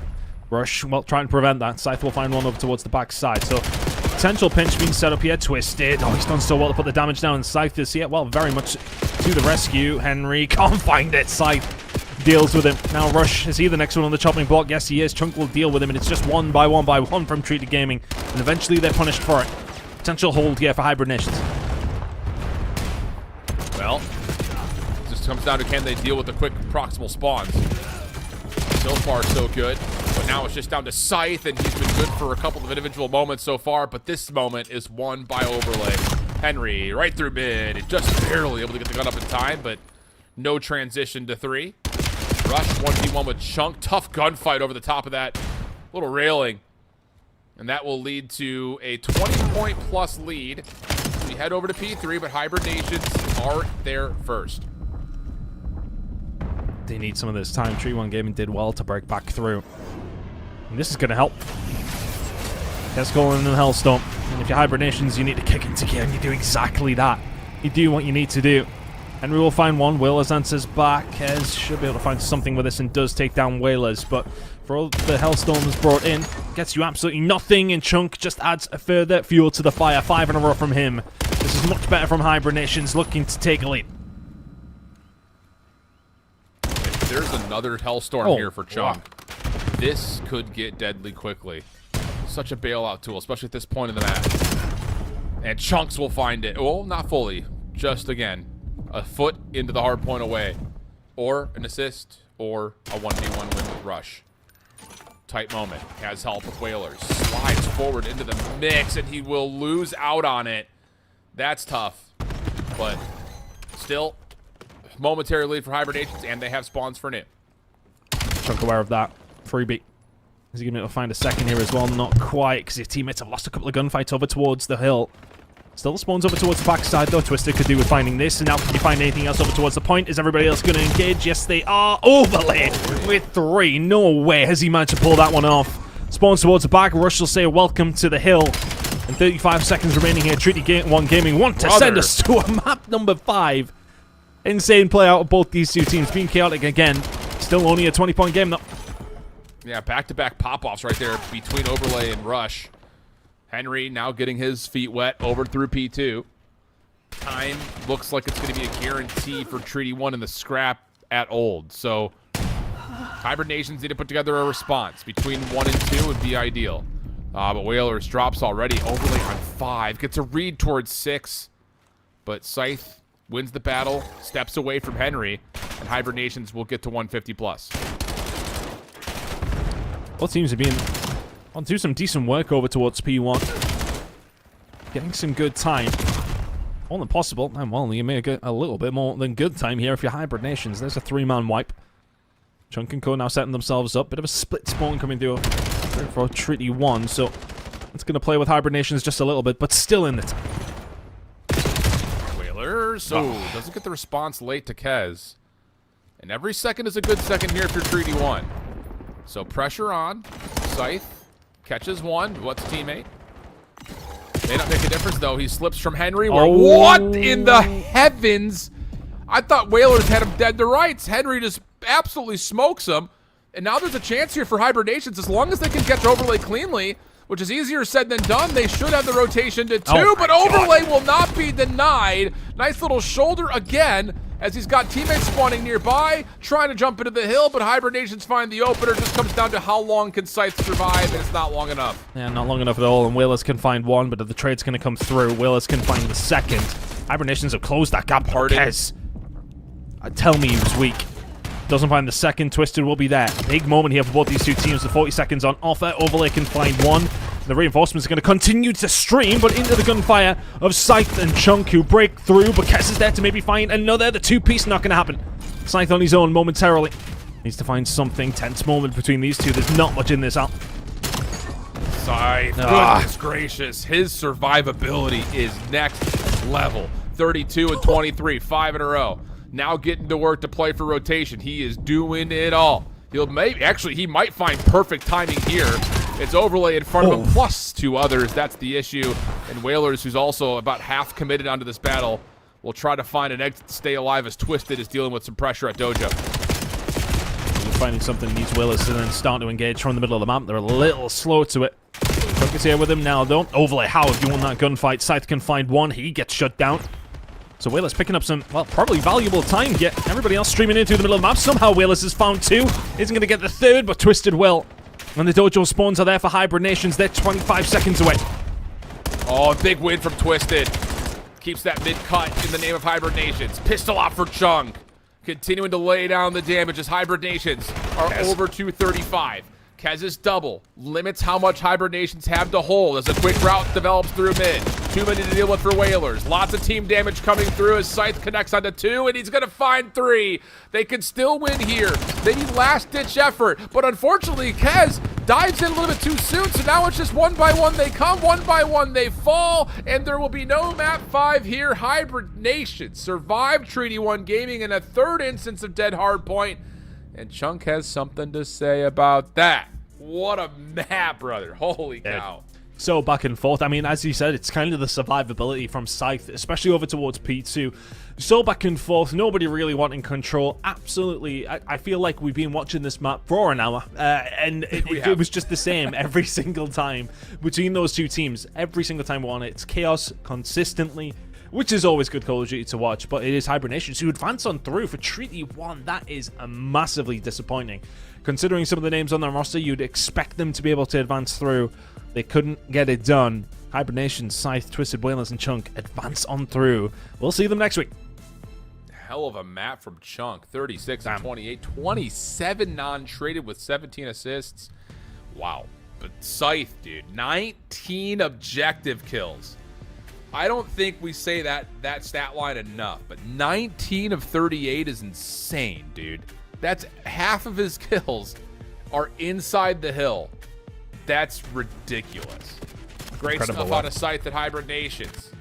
I don't know which instance of this map we're seeing the highlights from, but doesn't matter. It was all 3 of them. Were tight and tense, and at the end, it's just a little bit different for Chunk and Scythe to get them through the finish line, but it comes in a little bit of a comeback effort, right? I mean, Treaty 1, not like in a chokehold, but they shut down the streaks that could have come through. They get a good rotation from 1 to 2, and you start to think the game is over, but Scythe just refuses to lose, man. Yeah, it was that moment from when we headed over to that final rotation of hills over towards P1. I think it was a 50-point lead for Treaty 1, and they lose by, like, what? Yeah. I mean, what, they must have got 15 points over P1, 2, and then obviously through 3. That's just not good enough if you want to win the map, and there you go. It is Hibernations who advance on through. We'll see them next week. They get the win in Elimination Round 1, but we still got another game to go here, Alan. You're going to be done for in a few hours' time, my word. Yes, we do. Holy cow. What an opener, dude. What an absolutely insane opener. Well, opener for me, not for you. Yeah. I've been here for 4 hours. Don't worry about it. About to say, wait, hold on a second. No, this is opener for you, not for me.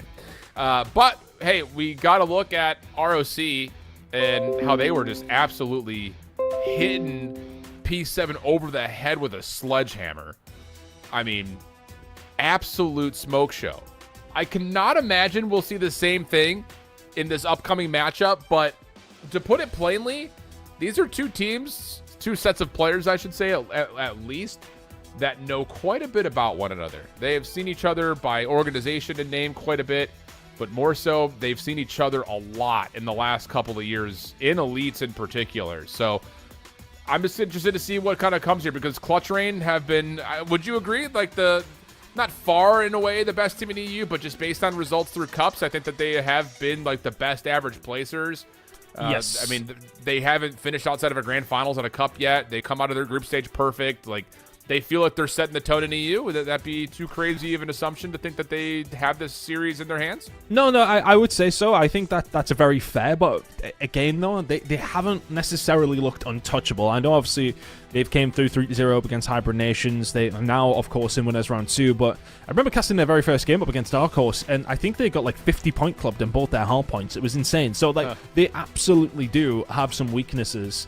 And Synes are a team who, well, could very well take advantage of those weaknesses. Synes are a team who really started slowly. So I suppose if you're going to talk about Clutch Rayn, who did finish, first, second, and second in the first 3 cups. So, I mean, yeah, consistency was absolutely there. For Synes, it was different. I mean, they've had a couple of different additions into the roster. Depot was a very late addition, actually, into that. And Nadox, extremely late, obviously coming into cup number 3. But they finished top 16, top 32, and as soon as they had their roster, 3rd. So, look, they are very much making moves, our Synes, and they've really impressed me. Honestly, Alpha, for me, has been... I mean, he's one of the best slayers and challengers here in EMEA, and I mean, a couple of kill-oring accusations kind of coming out to a certain degree, but it's really been doing well for his team, though. I mean, yesterday, specifically in his game up against P7, he ran them, so he will need to come up with another really good performance like this if they want to get a victory over Clutch Rayn, but all to come, very, very short. Indeed in case. And with that, we'll take a look to see what exactly the series layout has to offer for us. We'll go back to Den Hardpoint in case you haven't seen enough of it yet. And then Raid, which honestly, I feel like we haven't seen Raid Search and Destroy in a while. We haven't seen a lot of COD in a while. I think was the other issue. That break was long, brother. Scar Overload will be back with us. Exposure Hardpoint, Scar Search. I don't know why I'm reading them out loud. You've got eyes. You can read it yourself. Here's the other thing I kind of want to bring up. And, you know, for Clutch Rayn, does this at all feel familiar for you? Like watching them dominate early in the year? Because the last time we saw names like Brezzy, Cobra, and Lins dominate at the beginning of the year, it was Modern Warfare 2 where they were able to win in Toronto under the, do you know? Trivia? Do you know what team name they're under? Oh, now you're asking. The funniest name to ever exist in Challengers. I can't remember. Frankly, honestly, as I said, Awoba Bobs. No, that was a full-on organization at once upon a time. I know Awoba. I was there. No, yeah, Awoba Bobs has always been an interesting one. And after speaking to Awoba a couple of times, it's very, very much on brand, to say the least. But either way, look, I mean, these guys are serious competitors. Lins has been lighting it up, very much leading the way in unlimited amounts of stats across EMEA. The guy is a problem, a big one at that. But can Synes deal with him? Honestly, I think this is going to be a really interesting one. I think a lot of people would have said maybe at the top of the season, Clutch Rayn against Synes, you're thinking comfortable to a certain degree for Clutch Rayn. I don't think this will be by any stretch. Yeah, I think the question mark about this Clutch Rayn team is legitimately just purely and fully surrounding Melko. Like, I hate to just put it on him, but because these three and fourth of these guys have been playing together for a long time, whether as a duo, like last year as Brezzy and Cobra, because Brezzy, I don't know why he gets dropped and doesn't get a spot in the league, but he was. Cobra's never seen it. Lins is pulled back into challengers. Like, it's just they've been together for so long that it does feel like the spotlight has to move over to the guy who's new. So, Melko, I'm keeping my eyes on you, brother. And honestly, for, you know, just to kind of frame it up here, and I know this is something that my boy Jay, who's watching right now, is going to appreciate. I want to see Lins have a Neptune-esque recovery here. We know his POV is great. We know he can kill, but he's got to start playing around his team and playing around the objective if he wants to have a chance to get back in the league. Yeah, the dude, I mean, what, he's been putting up a 1.37 so far over EMEA. I mean, that is a real good stat line. But I think you're right. You know, we need to be able to see that. When it's come down to hard point, he's been putting his time up. He's been doing his thing. So let's see if he can do it here. Right not necessarily the best of starts, and Synes are going to be that team who are aggressive, they are abrasive. A player like Alpha is extremely difficult to deal with. The guy is just a walking kill feed at this stage. Yesterday, it was phenomenal up against P7. It's been a great start from Synes as well. 21 points to their name. Rayn looking like they're going to get their first decent time on the board, though. Nice break over towards P2. Bit of a dodgy spawn, though, towards the backside. May well cause some issue. Yeah. But Cobra picks it up. Everything stabilizes. Rezi gets shut down from the front. D3 and Depa creating an opening, and how about that? You know, that's another player to kind of speak on for Deliver D3. He came out, what, 2 years ago, I want to say? And, like, whoa, like, we've got another French talent coming up out of nowhere. Depa, kind of the same conversation after having a chance to play with some other formidable names in the EU Challenger scene. Just, it didn't turn up on land, didn't turn up in the opens. That's, I think, the biggest kind of criticism. But to be fair, they're young, right? Like, that's where you live, you learn, and now you find yourself into Challengers Elite with a chance to possibly really take control here in map 1, but Lins responds and gets things going for Rayn. And I think what's really going to be interesting for both these two squads is the Paris event, right? I mean, that's going to be real cool for both these two teams. Can they get something going? Imagine that, a little bit of a run. Be something to behold, and they've got an opportunity when it does come down to our event in Paris. That'll be a lovely old time. French Open? No? Anyone? Anyway. I'm here for it. Synes still on a comfortable lead, but Rayn have found themselves in a nice spot. Cobra. I mean, if there's any applications to somebody who should have got a shot in the league, this guy is top of my list. 12 and 6 from him to kick things off yet. Steve needs some points on the board, though. The rotation's looking solid. Alpha may well make some inroads, but Cobra with a nice start. Would you, while we're on transition here, would you agree that there is no more important year in Challengers for an EU, let alone a French player, than this year with Chicago and all those boys that are doing what they're doing, plus a Paris event? Feels like it's the time to show up and have a chance to really be believed in, right? Yeah, I mean, you're going to have your opportunities to not go over, not thinking about jet lag or anything of that being an issue. You don't have to worry about anything. You are literally going to be in your home country, and then a quick pop over the channel as well to Birmingham to play it. Good opportunity for them to really show what they're made of. There's 2 EU events. I want to see some EU players popping out the woodwork and causing some issue. And no other than this Rayn team and potentially Synes. But right now, Synes being pegged back just a little bit. Nice hold from Rayn so far. Cobra 15 and 7. Double chow coming out from Synes. Works out. His definitely will get credit for both. Melko shuts it down. He's had a pretty stable start. 8 and 8. A lot of hard point time. A little bit of trouble here, but still finesses. Trades back and forth. Pinstripe goes the kill feed, but control continues to stay in the name of Rayn. And woo, okay, a little meltdown right there as Lins finds the final kill to secure the scrap and set us back to P1. For Synes, it was a wonderful start, but just slowed down. Got some really good time over towards P1 and 2, but since then, Rayn have dominated. And really, I think if Synes won an opportunity in this series, I mean, that's a gunfight you would like back if you're Lins. Devil will find it. But they need to find some hard points, realistically. I think map number 1 is crucial. If they can get the ball rolling here, they've got a real good chance, but it's not necessarily going to be easy if you can't find what is typically your best mode. Melko's probably like, hello? Is anyone watching my mid? 2 guys just walked around the statue, found 3 free kills. Cobra gets overwhelmed. A little bit of a breakdown there from Rayn, who looked like they had the setup that they wanted, but opening in the setup leads to Synes. For a moment in the hard point. I don't know if they fully had a read on what's happening with the spawns there, but Nattox recovers with 2. Keeps it now in terms for Synes to correct their mistakes and not just win time on the hill, but possibly move to P2. Some great time on the hill, to be honest with you. And moving over towards P2, that pressure is going to be here pretty quickly. How has Nattox found that gunfight whatsoever? Lins 10 and 12 just going to try and stay alive over towards the backside as the rest of the team are going to have to make their way over the rooftops. Seconds remaining here over towards P2. Can you find a break? Big shots coming in from Melko. Pinstripe kill feed. No, it isn't. Rayn just about holding on, and Nattox is the last one here momentarily. They're going to be forced out. Good job. Nice break from Rayn. Yeah, nice little passing of the baton there. Lins gets the read of the threat. Melko tries to fill the gap. Brezzy trying to find a pinch from the front, but Synes holding an opportunity to try to break until Lins catches everything. I'm telling you, man, there's never been a question of his individual gun skill. It's always been around, can you turn the kills into objective wins? Play for the win, as young shots like to say. So he's cooking, 15 and 13. It's the Cobra show, though, 24 and 11 as the lead's back to 60. Alpha Very patient. Should be able to find 2 and does. But that's not going to help. Cobra calling that in after 2 of his teammates just fall, though. It's not necessarily ideal, but the Hellstorm comes through. Doesn't find a great deal, but might create a little bit of space for Clutch Rayn to find a way in. Alpha will eventually fall. Lins with another. The break is maybe just formulating here for Clutch Rayn. Brezzy.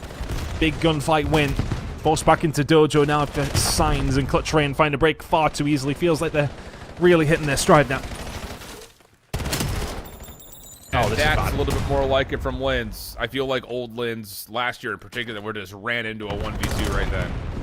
But trusts his setup, trusts his teammates, and now he's got the opportunity to try to assist on this mid-cut. Damage in, allows the trade. Cobra, 5 in a row. Whoa, good shots at range. And NetX isn't done until Brezzy shuts him up. 4 in a row for Brez. And how about Paul Brzezinski? 16 and 15, but 5 in a row, and scrap time goes to Clutch Rayn. Incredible work from Brezzy. 5 in a row, and he'll keep that going. 180 to 100, that lead has just appeared out of nowhere, to be honest with you. From 2 to 3. Lovely rotation by Clutch Rayn, and now trying to break over towards the backside.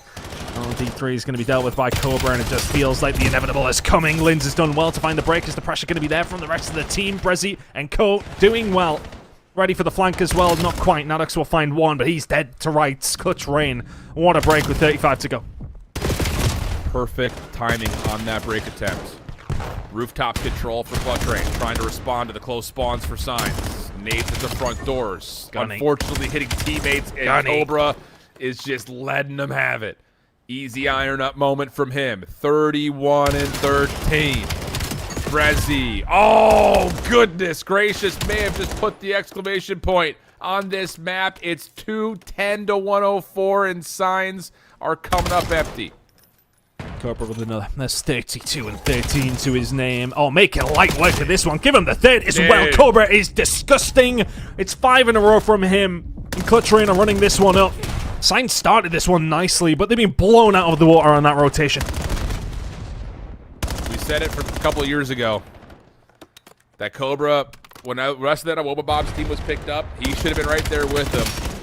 And he really, I think, shut a lot of people up that next year in Challengers. He had an incredible year without any of his usual teammates.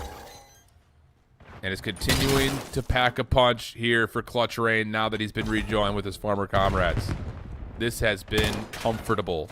I mean, really, what? It was like 50 to 5 at one point in this game. Synes have barely been able to find time anywhere since like P2, the first rotation. Yeah, this has been significantly one-sided, to be honest with you. Clutch Rayn by Cobra have just been dragged through this one. 37 and 14. He'll have a 38th as well. Yeah, go on, we'll have that one. My word, Cobra, that's game. Clutch Rayn, and mainly Cobra, doing what he needed to do. Incredible map number 1. Could you imagine what his kill tally would have been if that game wasn't even remotely close? Yeah. Like, holy shnikes. Wow. Okay, statement made by Cobra and Clutch Rayn. And that's one that really hits the confidence hard if you're Synes. Like you said, like, competitive throughout this split so far. They've shown that they can beat teams pretty comfortably in their own right. You come out hot, and then all of a sudden, it's just like water fizzles you out. It just turns you into dust, man. Ugh. I mean, 38 and 15, 31 non-traded, minute 28 in the hill, 11 objective kills. Yeah. Yeah. Yep, that'll play. That'll do it. That will do it. And I think as well for Synes, I kind of put a couple of notes together at the start that Alpha is going to be able to put up the numbers, but for the rest of the team, they've not been there with the slack, so to speak. They kind of rely on him, and if he's going even, it's just not going to ever be good enough for Synes. You need him to be popping off, and again, that's just where it sometimes can be over-reliance on those kills coming in from him. Wasn't able to get anything going, and Synes, I mean, ultimately, you know, we said they had a decent first rotation. There wasn't really a great deal in it. I mean, they were 50 up after 1 or 2 hills. But to then fall apart like that and only get 50 over the rest of the game, not great. Just weren't not there whatsoever. They weren't able to find those cuts. They weren't able to find those rotations, and when the gun power wasn't there, which it wasn't, they weren't able to answer back against Cobra. They fell apart, and that could be their criticism. Our point is usually their strength. It's where they typically do run games.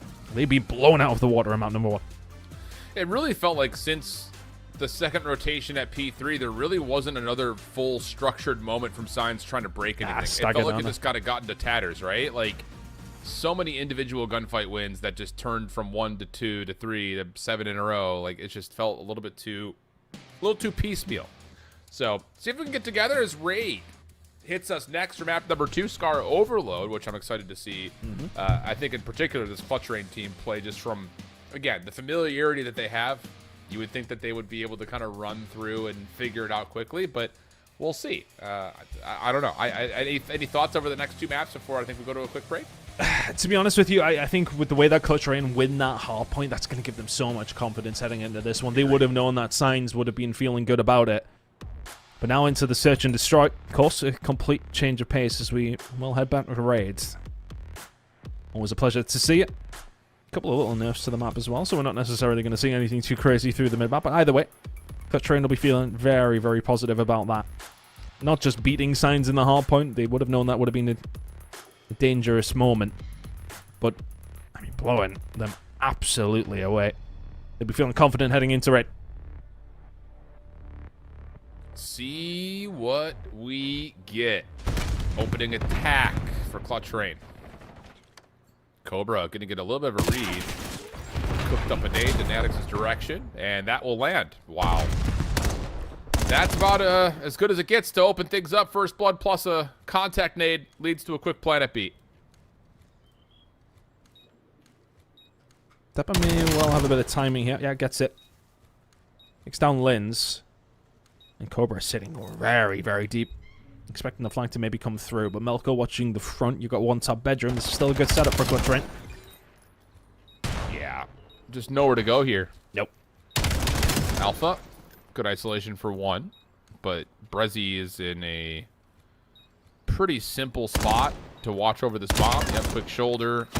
Cobra's going to change the map up by playing the other side. And will find the final kill. But not before Alpha makes it interesting. Nicely done, though. As soon as you get the bomb down over towards B, you know, you don't have the numbers. It's a tale as old as time. It'll be somebody top bedroom, and that makes my life extremely difficult. It's just so hard. That. Hey, I remember playing that in Black Ops 2, and it still haunts me. I hear that, brother. Showing my age there, really, but here we are. I'm older than you. Well, so it's, you're in a safe space here is what I'm trying to say. I am in a safe space, actually. To be fair, Bryce is also, I think, maybe the same. Anyway, besides the point. Big hit over towards B. Not often I feel like the young man. Doesn't happen a lot at all. Whoa! Where did that come from? How on earth did that happen? Straight through the middle of the map. Thank you very much. No problems at all for Nadox to find the opener. The bomb is down over towards B, and Clutch Rayn clutching at straws to figure out where the hell Synes are. Yeah, they've lost Natix completely, and I can't blame him. I mean, look at Cobra. He still likes to see a basketball. Nope, still in kitchen. Linz just trying to find anything from the front of this post-plant defense, but nothing is there. And yeah, dude, I mean, Clutch Rayn are going to be looking back at the film like, how did we miss him? Like, we had 2 players at mid. And he just kind of slides through with perfect COD timing and makes the most of it. I'd be very curious to see the route that he did take. 2 minutes, he must just straight down the middle of the map. That will finish things off, but that just breaks things wide open. I think if you're Melko and you get blooded there, you're like, excuse me, what? But it happened, and that is a round going over towards Synes. Scope's going to be coming potentially out here from Melko, but see how things go. It's a nice way to bounce back, though, because honestly, Clutch Rayn with that first round after that map, well, they dominate Synes in what was their preferred game mode. To then find the bounce back after a poor round number 1 is a real positive for them to take, and how can they continue and string it together with a second? Well, they're going to get some ring control, but look at the surrounding nature of the Synes defense, and Natix is going to do it again, dude. And Cobra's got to be like, dude, what? Can we get eyes on this guy? 2 rounds in a row, he's made a mess of this setup, and honestly, Clutch Rayn are going to try to force a post plant to the laundry side. If Brezzy finds this kill, it'd be massive, but doesn't work out, and now it's Linz on one side, Melko on the other for the 2v4. And we'll find one. Yeah, Nadox lingering, though. This is going to be such a big problem. Melko left on his own. How has he got away with this? survive as long as he possibly could. Oh, and going down with his socks. Never mind. That's 5 in a row from Nadox now, who, when he does heat up, can do those kind of things. It's back-to-back rounds from Synes. That was silly.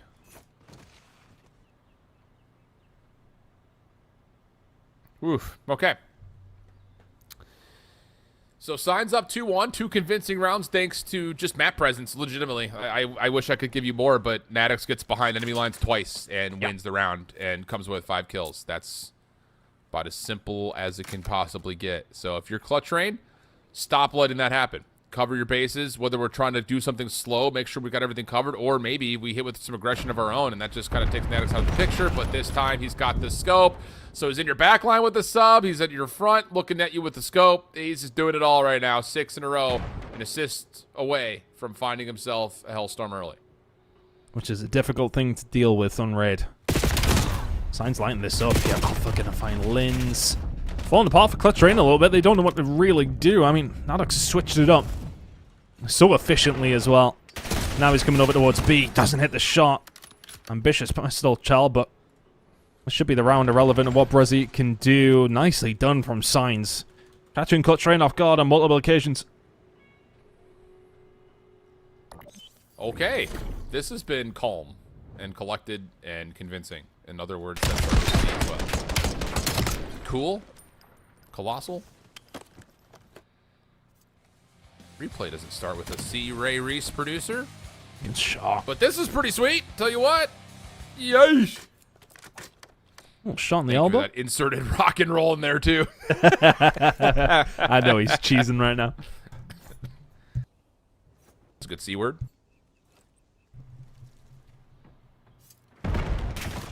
Nothing for Nadox this time, who's got a rifle out. So he's doing it all here, Chris. I mean, just bringing everything to the table, right? Getting aggressive. This is a bit more like it. And he finds 2 kills. He's number 4. We're locking in. Devo, though, find himself in a good spot here over towards Laundry. Surely doesn't find a second. How on earth has that happened? We're falling apart. No, Lins can't finish his dinner, and now he falls off the map. Oh, it's just absolute chaos, and it's falling apart so quickly. Well, bomb will at least be collected. Plenty of time to finesse this 2v2, and it looks like Clutch Rayn are out of there. No, but they're seen, they're spotted. Now Cobra has to stand his ground. Try to fight back to get the bomb. No, the timing couldn't be worse. 2v4. Woof. That's a tough one. Especially considering, like, you find those 2 opening kills and you just think, okay, this is our round, that's that. Alpha finishes it up, but how on earth is that falling apart so easily?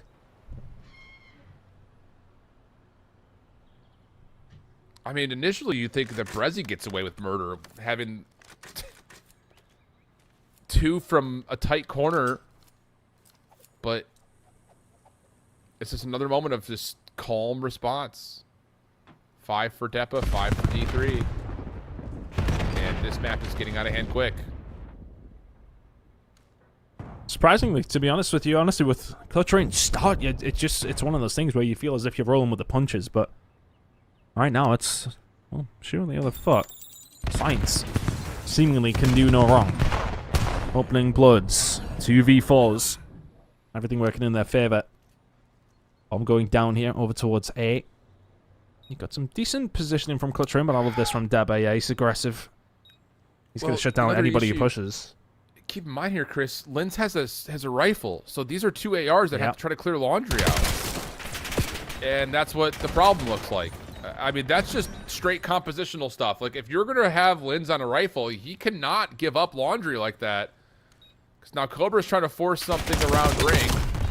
And he, to be fair, wins a good gunfight, but there's just nowhere to go. And that's just a compositional error in terms of what we're doing defensively. Like, if we... And you saw it for a moment there. Our observers swept over to Nadox, who had mid covered with a sub inside of rocks. So it's like, you've lost the entire map because Lins gets naded out a window and then just chooses to play back steps.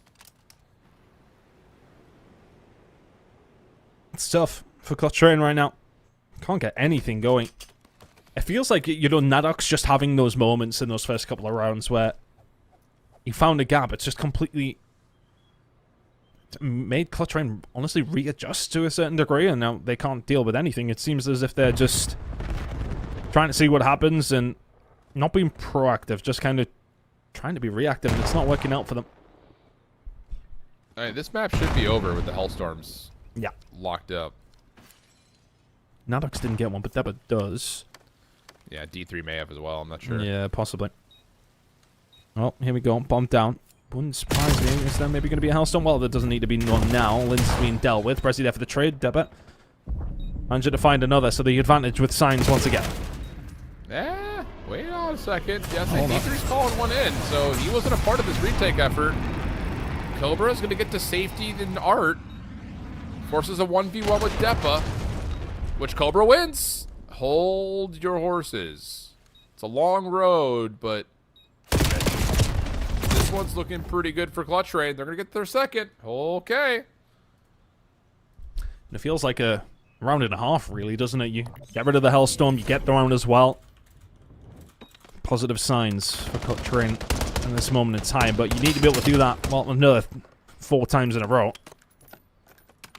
Which is very much easier said than done with some of the curveballs that are being thrown by Synes. That Nadox push through mid-map in round number 2 will live with me for quite some time. How on earth he was able to get away with it, but still, as you mentioned, a long, long road back. And this would be a real steal of a map in a certain sense for Synes. Honestly, after that first map, I was real confident for Clutch Rayn to just walk through this, but Synes showing some competition. Here we go. I like this out of Clutch Rayn. Yep, gets some mid-map presence. Lynn's smoked, but stunned. Should be dead. Does that nade have the legs to reach? Doesn't matter. Lynn slides away right into Depa, so it's going to lead to a quick plant, 4v3, and Cobra's, caught. I can see what Clutch Rayn's trying to do, that they've been dealing with all these issues at mid, but Synes respond to it perfectly, legitimately perfectly. Brezzy now left in a 1 versus 4. Brezzy is very, very dead. And that will be the map for Synes. A convincing one at that. If map number 1 was convincing, that was just as. 6-2 for Synes. Just Clutch Rayn just not able to deal with the pressure. No, not at all. And it does. It starts with, and again, you have to go back and rewatch it. Like, how does Nadox get through us? We've got 2 players playing defense through mid-rock, and somehow we get blown up from behind. Switch the sides. All right, shrug it off. We'll be fine. Nadox is behind you again. Just kind of runs around the backside of the team. You're like, okay, what gives? We're going to start pulling out ARs. Guess what? Nadox has got a sniper rifle. It's just like there's all of these continual issues, and it all kind of gets the, the avalanche starts the snowball that is just Nadox getting behind enemy lines. And then afterwards, you start to reduce his presence behind you, but then Depa D3 are locking you down on long lanes. It's just everything just continued to be a perfect storm in favor of Synes. So 6-2 there. And this is it, right? Take a look back over some of the highlights, and this is it. Nadox just kind of pops up over through the B bomb site. That's, small mistake, you guess, from Melko. Like, he's trying to scope it and just doesn't see it, right? I guess, like, damn. Whoa, scary. And then from there, I mean, Nadox kind of just runs the game, doesn't he? As you said, he starts being aggressive, then he has an AR out, then he has a sniper out. It's just, what angle are you going to get from it? This was the round number 3. Melko's like, oh yeah, they're not going to be able to run through mid. Oh wait, no, I'm dead. 6 in a row from Nadox. Was a real catalyst for what happened throughout the rest of it. Moments like that again, that was where Alpha found the 2 over towards Laundry in that 2 versus 4. 2v4. That then makes it, 4-3 instead of 5-2. It's a very, very different scoreline. Very, very good from Synes. Very good. So, like you said, convincing map 1 for Clutch Rayn, convincing map 2 for Synes. So, we're either going to get one of 2 things here. It's either going to be a blowout Scar Overload, or it's going to be a nail biter. I'm kind of here for either of those 2 things. I'm going to go for a high scorer. We love it in Europe when it does come down to Scar. Yeah. I know you're saying like the more difficult side where you push through towards the 18-wheeler. But honestly, if anything, I kind of see more captures on that side in European challenges than I have done on the other. To be honest with you, it's a weird occasion to be honest on. But no, looking forward to it. Let's see how map number 3 is going to go. Here for it. We'll come and find out. We're going to go to a quick break. We'll come back, map 3 and map 4. After that, we're back.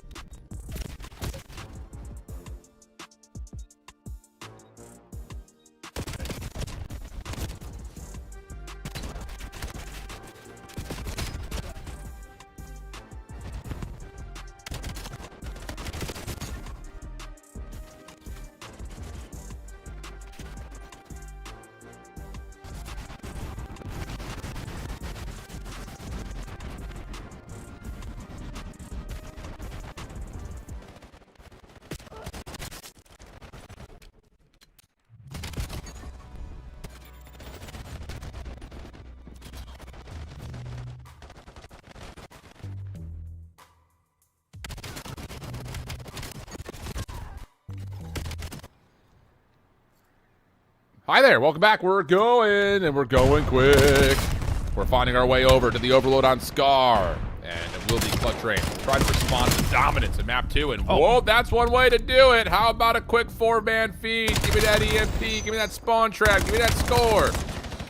Some aggressive angles coming in from Malco as well. Tight capture coming through from Clutch Rayn, and this is where things can get a little bit silly.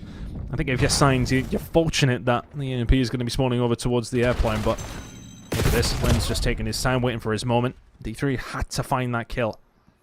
So they slow it down, but the problem they've got is that, well, Clutch Rayn have just went, right, okay, well, a couple of our players are just going to camp inside of your spawn and cause you an utmost amount of problems. Yeah. Weird spawns for Synes because of how dominant this has been for Clutch Rayn. Like, we're literally getting these motel spawns that Clutch Rayn hasn't fully read, but they're recovering. This is a big first win. Adam's going to provide. I'll probably have a step up. He's good for 2 and a chance to recover and possibly score as Brezi's tagged. Should be traded. It is. And here we go. Synes cooking something up all of a sudden.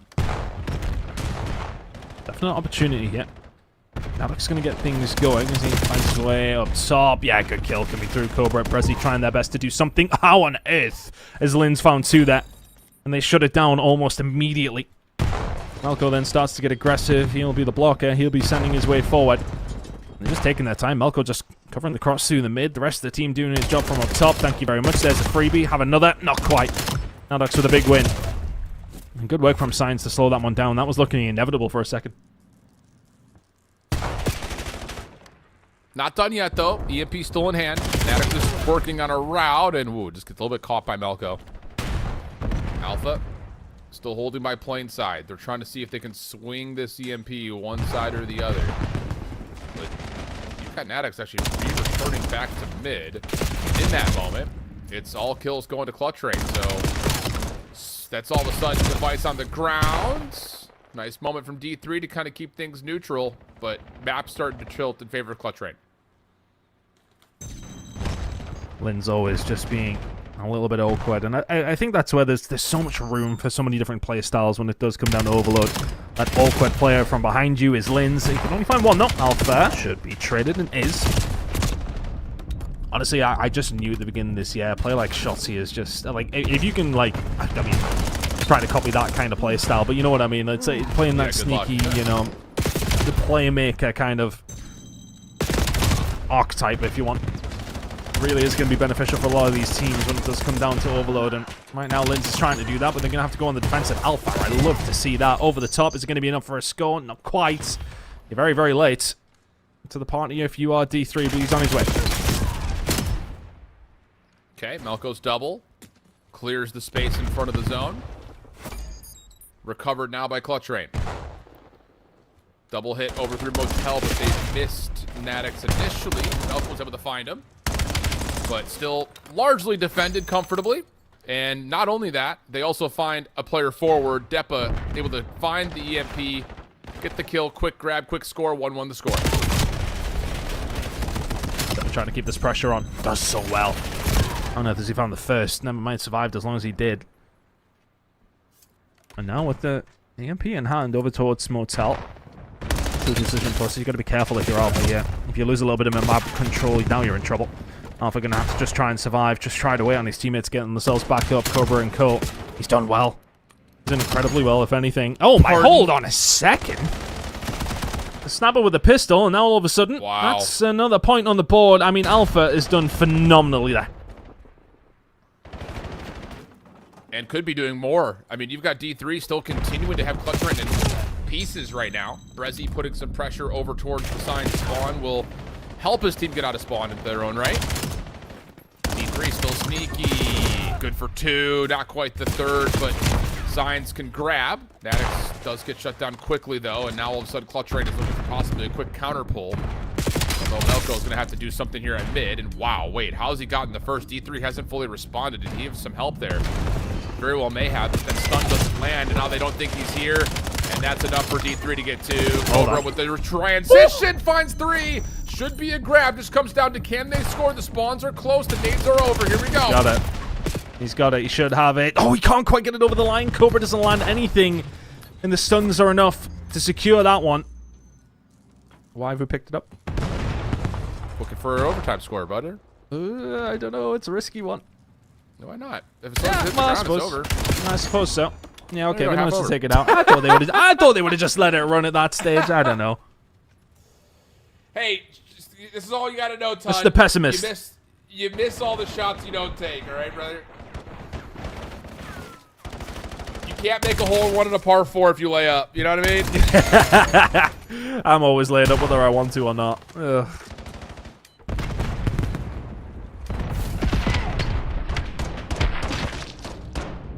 Interesting half, though. The fact that Synes kind of just... I don't want to say they got a freebie, but one, they just kind of ran home very, very easily, just finding a break through the middle of the map. The other one worked well. I don't think Rayn will be too despondent by that half, only down by the 1. Agreed.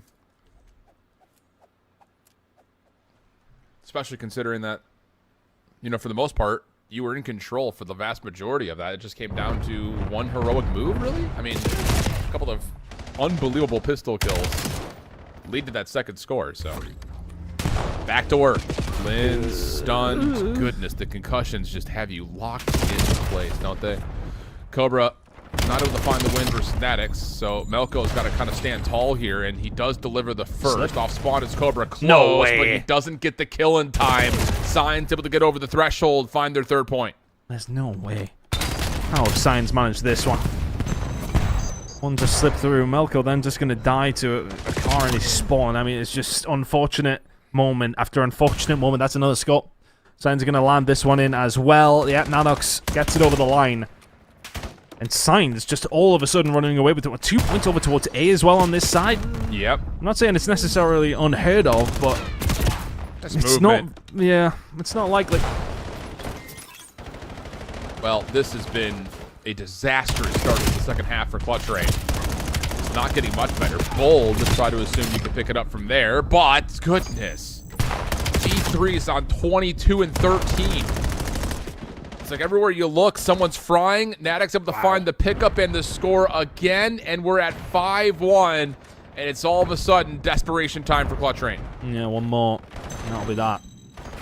D3 moving forward. He's done extremely well. Just a lot of pressure. What can Rayn do? Just sit back and try to find a couple of gunfights to stabilize this one. Right now, Deppa, D3, all taking over the game. I just love this patience from Synes. Even with a couple of kills, they're still waiting for everyone to get ready to go, and this turns into another moment that you can at least set yourself up on the attacking side of the map. Natix 14 and 22, but he's gotten 3 scores. So he has been the workhorse. Damage out. Alpha sets up his teammate for a trade. Rayn still with the collect. Could be a potential score here, and Melko suppresses the ability for anyone to find a trade by bouncing off the wall. A key score there for Rayn, and they've got at least some sort of a setup to, go and play inside and possibly get a little bit of a chain here. Yeah, I like that. Deppa was trying to make the move from behind. Not going to happen. 3 dead. And this can happen quickly. Alex and Deppa, though, finding kills that they had to. Deppa, it's a big win up against Cobra, and now they can start to stretch their legs, start to create a little bit of room. 5-2, 2 minutes and 10 to go. Rayn need a cap, and they need it right now. And then another. And then another. Really, we need to get... Oh, we need to get Schmovin. 3 straight here. Nice nade from Linz. Allows 2 members for Rayn to get forward into the Synes spawn. That should be a win and an opportunity to run this. Natix over the top finds the first, though.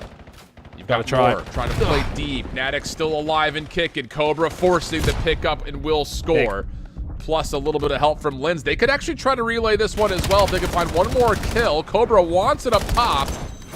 Avoids the elimination for a moment was D3, but... Or not D3, Alpha, but he does get traded out. And now it's down to how much Melko can do here from the front side of the Synes spawn. He's good for a couple. Yeah, that is an egregious child, to be honest with you. I'm not sure why we didn't just sit it back, trying to get some space created on Melko. Can't find the final kill. Linz over the top, though. There's another. This can happen very, very quickly. Oh, no. Synes are falling apart. And Rayn are starting to run it. Yeah, Synes are trapped at that behind B spawn location. Another couple of kills come through. Natix for one. Melko tagged. Has to wait for a moment. Throwing shoulders. Help is on the way, and they get the score. Okay, here we go. 5-5. 50 seconds on the clock. Signs finally break out of the chokehold, and we're going to get an even game of Overload from here on out, we hope. Oh, Lynn's going to find a big kill there. Pressing through in the middle of the map, and it just seems as if they've awoken. They were so far behind not long ago. Lynn's going to take down his teammate, though, and it's a couple of kills going to go Signs' way. So a little bit of stabilization over the last 30 seconds from them. And boy, was it needed. Melko and Kodo trying to find this push over towards the field. It is a Hail Mary from Melko. That's going to open the door wide open. Brezzy. There's no way. They're going to score last second. Yes, Lynn's getting it over. Oh my goodness, and it's a motel spawn for the final. Signs aren't able to get back to it in time. I mean, this has just been a masterclass of spawn trapping 101.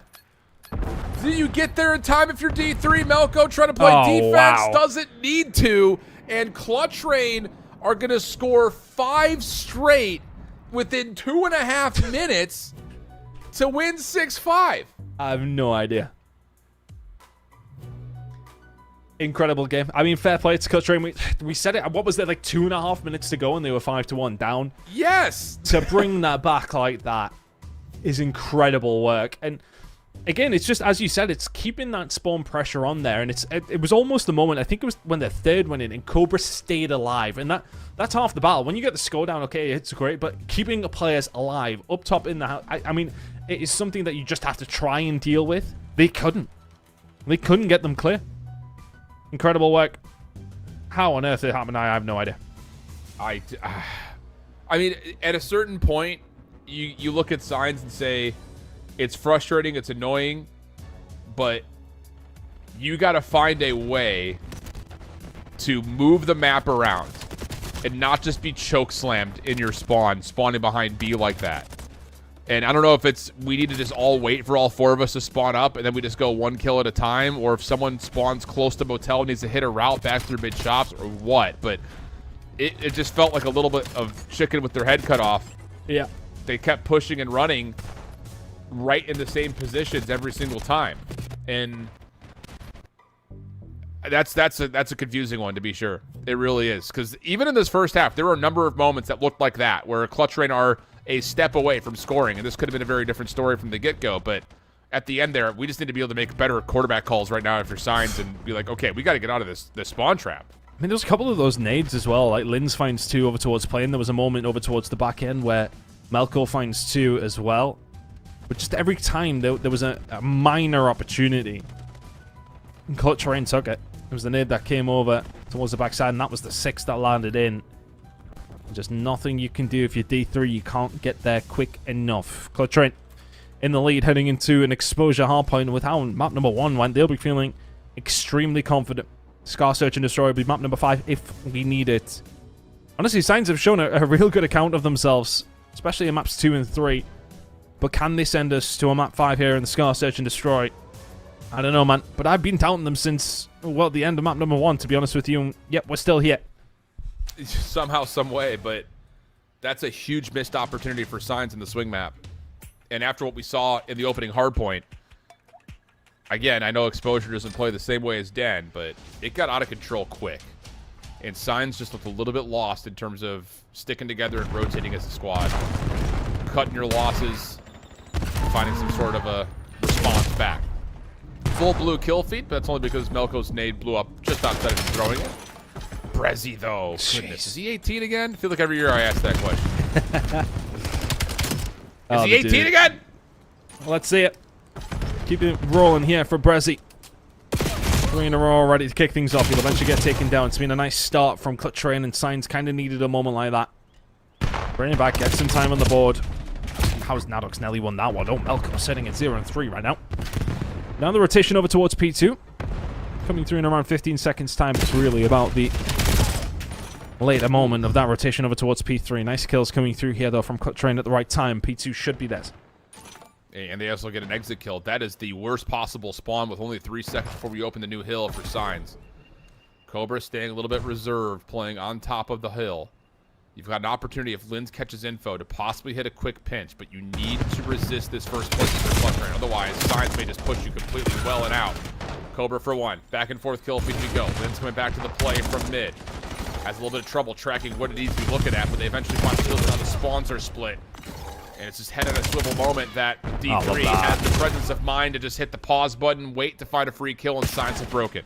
Keep an eye on where D3 is actually going to spawn up, because it's spawn out there for Clutch Rayn. So the thing is, though, they have to push forward. They can't be bothered about what's behind them. All push forward, all play together. Yeah, okay, you've lost spawns for P3. You gain control of what is potentially 20 seconds here over towards P2. Just making sure they make one movement as a squad. Especially sitting at 6 and 3. We'll have to find a push through here, though. Pretty even game with 2 hills gone.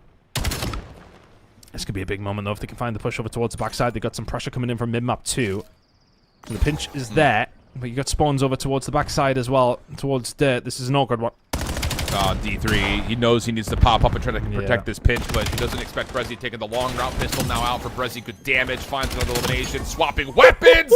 I'm asking the question one more damn time. Is he 18 again? 10 and 3, 5 in a row, soaking up hill time. The man's a vampire, he ain't aging right now. Looking so good. Just gliding around exposure. D3 now trying to find a way through. The rest of the team coming in through the mid-map, and is it going to be a break again? Team's somehow finding a way through. It's just throwing different looks at it, isn't it? Sometimes if you can be too one-dimensional, Malco. Bring around the Rosie, just trying to survive. Now Clutch Rayn not in a great spot with 15 to go. Signs have found a way in. They could be in the lead, heading over towards P4. Anytime I see someone make plays like that, especially on this hill, it reminds me of that character from Family Guy. Like, you're never going to catch me. Just running around, trying to keep himself alive, waiting for teammates. Melko back into the hard point will secure the scrap time for Clutch Rayn, who will now have to really kind of work out their first true and full break attempt here on a tough hard point to touch. I need to stay alive here. Oh, Linz is going to catch him off guard. 9 and 5 from him, and now over towards the backside we go. Fish in a barrel sometimes can spring to mind with P4. You really need Nadox to be able to find something. He gets shut down almost imminently, and here we go. Linz around the back. He's going to find one. The collapse is coming. Can they find it, or can you defend? The answer is they can find it. Clutch Rayn find a breakthrough, but only for 25. It took the time to get around there. Signs get a good chunk. Yeah, but I think if you're looking at that from Clutch Rayn, having to come all the way from the previous hill with no motion across the map, and you get a break for 30 seconds, you're going to take that, especially with Linz shooting like that. Close to a hellstorm, 5 in a row. Take time. Whoa, neither player prepared for that gunfight. They both back off, and it's Linz who gets to the fight first. Depa trying to cut him off. Semtex in the corner. That's enough for some space, but not enough to stop Cobra from getting in the hill. And mid-map, though, is going to cause some problems. Yeah, Alpha does really well.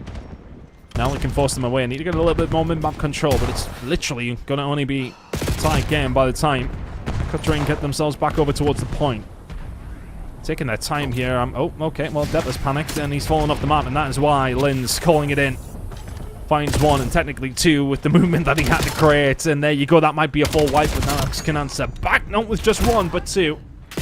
So a little bit of mid-map control, but honestly, Science have done well to put themselves in this situation. It was looking bleak for a second. Yeah, with the Hellstorm being called in, you're still only down 13 and a chance to play for that exact tally and more on the scrap time. If you can kill Linz, feels a bit miraculous. And finally, they shut down Linz, who's going to exit this first half 16 and 8 right alongside Brezzy, the same tally, but doesn't make a difference. Kills need to turn into wins on the hill. It's Signs who somehow, some way have a small lead as we get into the second set of hills. And Alex has been impressing. Starting to step it up. Alpha starting to get in amongst it as well. A full spree for him. Scary times for Clutch Rayn. They will not be wanting to see a map number 5. Alpha can find 5, but eventually does get shut down.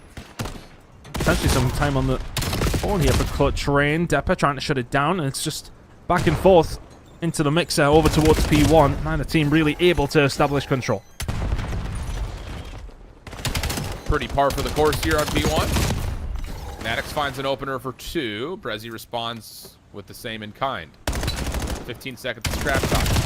Clutch Rayn still winning the middle of the map, and then some. 21 and 10 from Brezzy. It's a foot race between him and Linz right now. But it's a tie game, all things told, as we head over to tank. Taking the time with your Brezzy. Be patient. Finds a second as well. This Razor just shoots so fast. Absolutely gross. It's now trying to get aggressive. This is an opportunity for some decent time. Oh my god, the transfer from Lin's 22 and 10. This is more like it from Clutch Rayn. Really sticking the knife in. That's insane. Alpha up top, trying to get a look at Linz. Just damage, can't finish the kill though. Now Brezzy trying to play bodyguard. A little bit of whack-a-mole going on by the tank. Brezzy just trying to pre-fire, shut down. Nice moment here from Synes. They're going to wipe the field, have 20 seconds to fight for it, make sure to reclaim the lead. Oh, God, for a big win. Now the spawn out actually going to come here for Clutch Rayn. Nadux with the manipulation, if you like, finds a way around at the right time. They are going to find their way back into the point here, and the spawn's a little split, and now back in the favor of Clutch Rayn. Melko 3 in a row. Isn't able to get himself out, but this rotation belongs to Clutch Rayn with the lead alongside of it. Could do with clearing out mid-map, haven't been able to do so. Brezzy will have to back it on down. Has to do something here, needs some help from the rest of his team. Good shots onto one. Wow. D3 will fall. Oh, it's working out for Clutch Rayn so far. Yeah, Team Nate, unfortunately, takes out D3 Depa, or someone of the nature. Hard to say by names in the kill feed. Jeez. But a double comes out for Synes. Opens up the hill up top, and Cobra gets shut down. Melko still spawning behind, but you need to find a way to break through this. You do not want to be spawning here for much longer with P4 about to open up, and we're getting later into the game. Yeah, they have the luxury of 25 seconds still to try and potentially find a break. They're finding absolutely nothing. Melko can find one. Here comes the flank. Linz for one. Linz for two. He was patient with it. Melko took his time as well, and then the break comes. One more player will have a little look, but that final 10 seconds is going Clutch Rayn's way. Synes will have the opportunity to set up as they did last time around. And can they hold it for a little longer than 25? To say it's a little bit different because the timing of this rotation is much quicker, and it's before the last hardpoint opens. So what happens with spawns? Every kill is an important one here, and you can see D3 is just running to try to block spawns. Problem is all of his teammates are following around him, and that is a clean flip of the hill and the spawn simultaneously. Plus you get a read of where this next hit's coming from initially. You have a route developing for Synes around the back. Is anyone going to pick it up for Clutch Rayn? This has to be successful for Synes. Oh, Linz. He's done so well. Alpha inside of the point, shot in the back. Can you find anything? One player over towards the backside is left very much on his own. Has to just stay alive, though. Wait for the rest of his team to find a way through. Nadux. Can he be the one that pinches? Can he be the one, the catalyst for something to get going here? Depa will find Cobra, Brezzy, and Co. Trading across the board. Another two from Brezzy. Yes, okay, the break will come through, but for what? 14 seconds. Clutch Rayn now with a significant lead. Yeah. I will say that last bit of scrap time is not insignificant. No. It keeps Clutch Rayn that much further away from win condition going into a mixy hard point. So if you're Synes, keep them off the hill, win mid-map, rotate back, try to extend this to P2 if you can. But it's maybe easier said than done with Linz shooting like this. Brezzy caught off guard. And the last one left alive here for Clutch Rayn is Cobra barely at mid. So good opportunity for Synes. Here comes the Hellstorm though from Linz. And now to start to make the move here, Clutch Rayn, or you just wait for him to find something. There's one. Have to push it out. Gotta find your teammate though, nice and close. It's always a difficult one. So for the Hellstorm, you, well, get them off it, but you don't have control. Decent idea there, just to run into where you know Clutch Rayn's going to be at. Reduces the impact of the Hellstorm and allows Synes to fight 50-50 over the scrap time. 2v2 situation. Melko drops. Synes still in the hard point. Focus goes back up top now, though, as we get closer and closer to a tie game. And it's going to be early control up top for Clutch Rayn. Yeah, they've done well. Honestly, they needed to get rid of Nadux just a little bit earlier. He was controlling the whole of mid-map, stopping Clutch Rayn getting near. And 55 seconds over towards P1 now. Can you start to get some time? Linz. Oh, there was no way that snap nearly came through. D3 shuts him down. Brezzy is there to pick up the pieces. 45 seconds remaining. Clutch Rayn only need 25. Whoop. Little self-stun for Brezzy. He'll play this corner and makes good use of it. Nice follow from Melko as well. 3 down. Where did they get the read on spawns? Yeah, they do. Cobra going to call it out as he spawns behind. Control. Linz, some trouble here. Shut down. 3 dead. Cobra last one left, but he's got him lined up, and he's going to find 3. Now numbers turn the immediate opposite side to Clutch Rayn, who can put themselves well within control to win this series here. Just about winning a P1. It's unlikely he will do so, but Melko getting aggressive and getting out. And now Linz is here to just find everything he needs to. Can't win it here now over towards P1, but look where Synes are. They're miles away here, Alan. This should be Clutch Rayn's game to lose. Feels like it. 41 and 20 from Linz. Tried to play the hill rat. Finish the game off. Stuns coming over the top. Synes with numbers. Tough shots for Linz with that weapon in particular, and that will be enough for Synes to stay alive. It's 5 seconds, though. That's all they need. Synes just trying to hold on. Clutch Rayn need one decent break. Right now, they're not in a position to do much about it. Nade over the top is good, but look at this flank that's coming through here. It needs to be good from Alpha. It needs to be good now. Doesn't find anything at all. And Clutch Rayn will call game in map number 4. We'll see them next week in the winners bracket final. Great game from these two, but Synes fall at the 3rd and 4th hurdle. That was sick, dude. That last little snap, if he finds the credit for the 3rd, that just statement, honestly, was still made regardless of it for Linz, but wow, what an absolute display for Brezzy and Linz in map number 4. They smoke out Synes at both hard points. Yes, the search and destroy was a little bit all over the place, but honestly, I think if you're looking at that from Clutch Rayn, you go back and you watch the VOD, you're like, oh, well, okay, Natix just completely turned our plans on our head, and we just didn't play search and destroy pretty much the rest of the rounds after those first 2 where he gets in enemy lines. Everything else, though, 5 scores in a row in 2.5 minutes on the overload, and then you come out and you do that, 250, 200 with 43 out of Linz, 5,200 damage. Damn. Unbelievable, dude. Unbelievable. Crazy game out of Linz. And we were kind of asking to see it, didn't we? I mean, he's been plodding away, but it was really the Cobra show on map number 1. Everybody pitching in, obviously, in map number 3, but that is a takeover from Linz. I'm waiting. Is somebody about to fall off? There it is. Yeah. You're always good for one, it feels like, on this. Yeah, it's a dodgy one. It is a dodgy one. I think it's the small walls to the inside from top mid where sometimes just looks a little closer than it actually is. Either way, really good win coming in from Clutch Rayn. I won that again as well to find the win via 2 hard points up against Synes as well. It's got to be a nice feeling. And to be honest, just as you said, the search and destroy Nadox just caused havoc. Created a lot of problems for them, and they really just couldn't deal with them after that. Sensational work from Synes on that point of view. They'll head into the losers bracket with a big opportunity to try and find their way through, but we got a winners bracket final between Clutch Rayn and Rock Esports, which should be really, really entertaining. But a really nice win from Clutch Rayn, taking down Synes. Just the search and destroy they could find. Close game though. That overload was sick. Yeah, that was one of the most insane stretches of overload scores I think I've ever seen. And it is. It's like, it is. I think you look at it and say, okay, it's frustration setting in with Synes that just keep doing the same thing over and over again, not changing the dynamic of the map. But regardless of it, 3-1 the final. Clutch Rayn, Rock Esports will be awaiting the winner's final matchup. Next week, though, we'll be watching Hybrid Nations Project 7 square up, and then Dark Horse and Synes. Wait, that's a banger in Elimination Round 2. That's a cracker. That should be a good one. That should be real good. Real good. It's all setting up very nicely. It's kind of how expected with the winners final, to be honest with you. I think, I mean, that's easy to say. Both teams went undefeated in their groups. It's not necessarily, Nostradamus of Call of Duty here. But at the same time, it's one of those moments you do expect them to advance on through. They get to that winners bracket final that we kind of expected to see, and we're really looking forward to. I agree. That was fun, man. I don't often get a chance to get live commentary, not only with just you, but also with the European space. That was a good one. Thank you for enjoying and just dealing with me. Honestly, I say enjoying very assumptuary. Assumption. You know what? You were there. You were assumptive?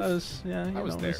I tried to at least match your energy, dude, with the brown and beige, dude. We're feeling very almonds right now. Yeah, no, I thought we looked good. I was all for it. That was a good time. Enjoyed it. Looking forward to next week, though. And you got NA to come now as well. Everybody should be lost in here. We got to wrap. We're going to be sitting here banter all day long, but we got to get NA going. So don't go far. We're going to switch up the cast. I'm going to bring in my actual duo, Jay. We're going to do some North America. We'll let Tun go to bed because he's old and tired and cranky. We'll see you guys next week for Europe, but stay around. North America coming up next.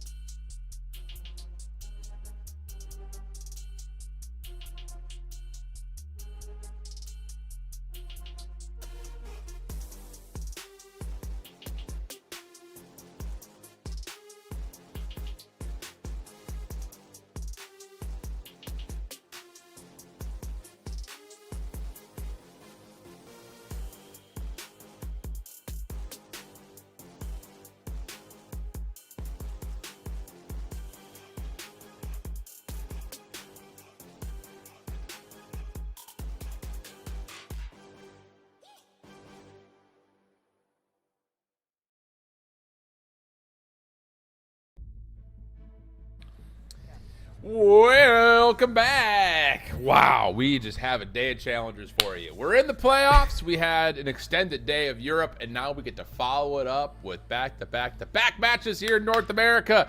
My old chef with me, I got my duo Jay. He's feeling fresh. I'll tell you, boys, when he jumped in the call, he's ready to go. So expect some rare energy out of my guy. Whoa. Hey, bro. Rare? Wait, rare? I feel like I'm always the guy rolling with energy. We starting playoffs today on the NA side. We already saw it in the EU. I don't know if you guys are watching like 20, 30 minutes ago and you looked at that overload of 5-1 comeback. Yeah, it doesn't happen like that. But this is the NA side where it's probably going to be a little bit better. So I can't wait to get to the action now. I'm telling you. Well, you don't have to wait too long, brother, because we got 4 games to get us kicked off here in upper bracket round 1. Let's just run through them here real quick. 5 fierce, Falcons, white. Ooh, that could be saucy, low-key. Huntsmen for Fun Esports. Everyone's got their eyes on Huntsmen, who had a bit of a dramatic finish to their round robin yesterday. Project Notorious up at Brooklyn. Going to be some fun rivalry in there. And then we're going to be focusing our main attention on the Bush going up against Falcons, green. Honestly, I just kind of want to get your thoughts because, like, I'll be honest, like, looking at this rundown, I don't know if I favor anybody in any matchup. I feel like we've got 8 teams that could all show up today and start to put together a huge run. I'm right there with you, man, because when you look at all these rosters, even though some of them potentially have names that you're not familiar with, they got players who've been around the block once or twice. So everyone is going into this top 8 in this bracket just absolutely locked in. You've played against these guys for years. So you just want to be the guy to talk smack early on here in Black Ops 7. Hear that? I mean, we've got watch parties on watch parties. We've got players on players. We've got new boys. We've got old heads. We got the whole 9 yards. Here's a rundown, though. If you're looking for any particular matchup, you can do so by heading over to youtube.com/COD-Challengers and figuring out which of these 4 streams that we're on. Alpha, Bravo, Charlie, Delta to start. Everything happening simultaneously. And then we'll cut down to just the Alpha and Bravo. Those will be happening simultaneously for losers round 1. And then again, to finish our night off, we'll be in winners round 2. So by the end of the night, we'll have, 6 teams left? And a winners bracket final that will already be determined. So this will be some good stuff. Pumped about it. But again, we'll be kind of bouncing around here in the initial slot just to kind of give you guys a look at everything, including a series that's already started. Huntsmen and Fun Esports on Blackheart. Raw. Let's get it. Oh, I'm down to start with this one. Huntsman, obviously, the talk of the town in challenges so far early on into the season. Forefront Esports, a bunch of young guns, followed by a vet and Timmy Phantoms leading the way. I actually had a conversation with Peel, who showed up in Stuff at Mapes and was running me. He was destroying me, so he's a guy that I've become a fan of in his play style, but so far, not a fan of the way that they're starting this game. Down 31-4, you lose the rotations to P2. At least you got positions around the front and the back. Renegade, though, picking things up on that back route, and he's almost good for 2. Proto able to stop him in his tracks. That'll make a little bit of a mess of the spawns for a moment. Bit of a foot race for now. But Rispy able to find one, Diem another. That will clear things out around the back. Now eyes forward. Tips over the top. Clean opening shots, but Vikram is able to at least shut down one. Diem just going to stay safe inside the hard point. The first 30 seconds are good for Huntsman. Yeah, Diem's just chilling. 2-1 stat line, 45 seconds in, counting. I'll continue to be the Super Soaker as long as you're getting every single cut. This has been flawless so far from the Huntsman here at P2. Now you start thinking about that rotation. Obviously, the gunfight's going to be preferred for Fun Esports, but this is where they need to fight themselves back into the game. Don't allow anyone to slip on by. You're making sure everything is cleared on out. So you're fully set up off the P3 where you need much needed time. Yeah, much needed. It needs to be a good first hold and a response to anything that comes into its second attempt. First blood, good. Follow-up, better. And that's perfect. That's going to be 3 down. Neem, the only one left alive up top towards Ring. Really not an issue right now, as Peel will try to cut things off. Pardon me? That nade bounces through the small room control room. And now all of a sudden, Huntsman will create a break from the front. It looked like for Fun Esports they're going to get the perfect read, but instead, it's just down to the last 2, and they will hold for now. Yeah, able to manage all of Neem's plays by getting the indication someone has to be hitting a route to set up on the pitch. Let me find that first blood. Somebody can pressure through the front. This has not been clean for Fun Esports to soak up a majority of this time, but at least you're not allowing Huntsman to get any of it. Final 15 seconds. Now it's a race off the rotation. Vic trying to be the initial pusher. He gets cut down by Kips. You should be able to get the trade on him, and that's exactly what Peel does. Now you got pressure through the front. Okay, well, Peel, there you big go. Win. That will set up for Fun Esports nicely. So a tough opener, but it's been pretty flawless since. Rhoda in the corner. Tough fight with Neum. That win will come through and give Huntsmen some opportunity to influence spawns. In fact, Renegade will spawn up, but Peel's not done. 4 in a row. Stun will connect. Wants the kill before it can be shaken off, but it's Vic who's able to find one, maybe a second here, but instead prefers to play inside the hill. Yeah, now they flip them all the way across the map. So 4 Fun Esports chaining that P3 to P4 are going to be able to take a slight lead going forward in the rest of this game because everyone is starting to get activated. Peel started off like 0-8, goes on 4 in a row towards the back, secures the back spawn. Vic now on 4 in a row alongside Timmy Phantoms. Everyone's starting to streak at the right time, and Vic isn't slowing down. Might get more here. Yeah, I'd say he heard that jump up from Risky. Can't quite find the angle, and instead gets completely stuck. So we're going to kind of keep our eye on that one. Again, this is our Bravo matchup for Fun Esports, up 15 points. You can check out the rest of it by heading over to the YouTube channel, and here is what's happening. All 4 matches happening at once. We love it. Project Notorious up on him at Brooklyn. 5 Fears up double the points on Falcons White. And us here in the main broadcast, we're getting our squats on. Falcons Green, Telluride Bush, coming at you live. Den Hardpoint. Winners round 1 action here for NA Elite Playoffs. Let's get it on. Let's get it on. No, the Bush got the boys all doing the watch party. Shout out to Jerry and the guys. A brand new organization that came into challenges this season, and they have been causing a lot of mayhem. But so far into this map, number 1, it's early possession of P1 for both teams. It's a contest fest. Both teams not willing to give up any gunfights, but now Falcons have 2 in their favor. Time to take some space. Yeah, Roxas a little over-aggressive, doesn't shake off the stun. Seem trying to follow up for another. Falcons will win out that opening engagement, get a little bit of time, but most importantly, keep the side of the map that they want. Cap's working on it. Nice long-range shots. Almost turns it into a second, but trades are still out regardless. Even affair here with the last 10 seconds still to persist through P1. Oh, he sticks him right in the face, so makes your job a little bit easier off the rotation, especially if you can find this one towards the front, but QK catches the timing on smart. Technically, Falcons win the rotation, but they do not have the numbers that they want. Capsule just flies on through for the first. Rupert here trying to make up ground. He does finesse his way a little bit, but there goes fire on 5 in a row. The hill is going to be in favor of Bush because they still have the back spawns, but no, Falcons are still here. Prelude trying to change that. Still pretty healthy, but Rupert, great start from him. 6 and 3, bouncing all over the hill, looking for more off the regen. And the team shots are perfect for Falcons Green. So 30 seconds to play. Busher is still going to be spawning in the back, which is preferable, but they need to try to split hit this break. 2-2 could be this next exchange. Waiting for nades to try to get it first. Who wants to go first? I mean, we're taking our time here. Asim's still comfortable in the corner. Caps for a double, trying to turn into it. It's Caps for the 1v1 with Rupert for the last bit of scrap time. Oh! And Caps will do it all himself. You're asking who's going to be the first one in the door. Caps just said, no problem, I'll do it and get all 4 before getting taken down. But that was a big moment because now it relieves that pressure off the rotation for your teammates, but they're losing the initial fights. Now you're going to be outnumbered. Prelude and Smart need to iron up and clutch up on some fights until Capsule sets up on the pinch. That's going to be a clean hold now for the Bush.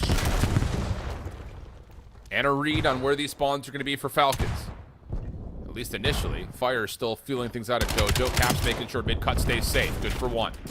Off the reload, notes he's got a next contestant of Seam. They will exchange some hit markers, but honestly for Caps, just stay alive right here. Absolutely right, because Fire's handling his business over towards Dojo, and eventually it'll be 25 seconds to fight, and there is no sign of slowing down here for Bush. Oh yeah, this has been locked up so far now. But not too sticky on these spawns. Falcons have an opportunity to try to stop the bleeding with the rotation over towards P4. Still going to contest this old time. Final 8 seconds is going to go in favor of the Bush, but now it's a battle towards back dragon. Capsule flies on in, not afraid to be the initiator, but he gets cut down, and now Falcons need to hold on to these spawns because you need time here. Yeah. Asim going to try to step up here onto the bookcase. Finds the first, turns it into 2 because he's got another one at mid. Knows that Spart's nearby, and it's Asim. 3 in a row, 4 in total. And now can help out from the front. He knows that Telluride Bush are spawning there, and it's 12 and 5 initiation for Falcons out of Asim. And he has a Hellstone to work with too going forward in the rest of this game. You're forcing all of Bush to try to break through the front side, and the scene isn't making it easy. Only able to take down 1 though, and here comes Capsule. Mr. Breaker in HP. Leads with the double to charge the way for Bush. To get at least 20 seconds remaining here. If Falcons don't attempt to push this all, but they find the opening kill, you still have pressure surrounding it. You might as well try to contest it, and they are successful at getting it. Okay, that is about as good as it gets in terms of a 50-50 battle through our first set of hills. Moments of success for both teams, moment of trouble for both teams. And we're going to reset with Rupert playing for spawns. Bush Gaming aware that this is a potential play, and now they're going to confirm that. Meanwhile, Asim from the front. This is trying to get Telluride out of the hard point, but caps it all. Lots of damage in. Spartan not able to convert onto the trade, though. So he's able to finesse for some contest, but needs some help to clear out the rest of these Falcons members. Yeah. But at least Asim gets him off the time for now, but he's instantly traded through mid-cut, so neither team soaking up time for the time being. QK here now to contest it.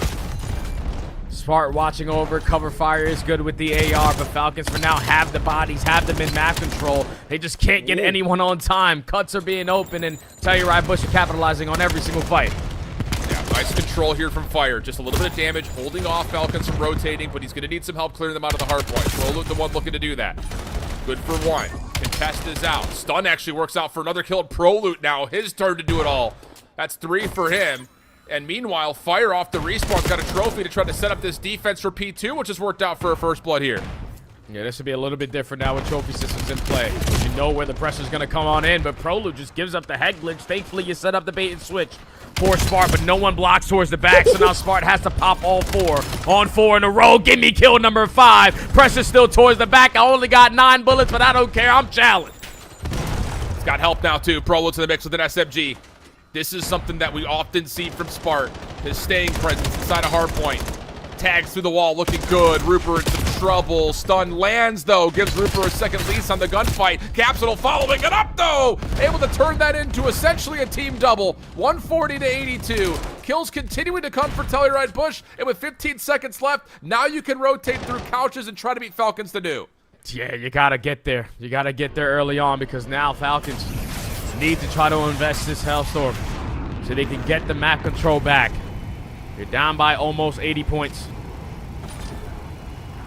Given the communication to your teammates, everyone's going to be over towards couches, so you're uncontested here at all. But Asim is so far away from this play, and now his teammates are going to be set up from all different angles. He has to go.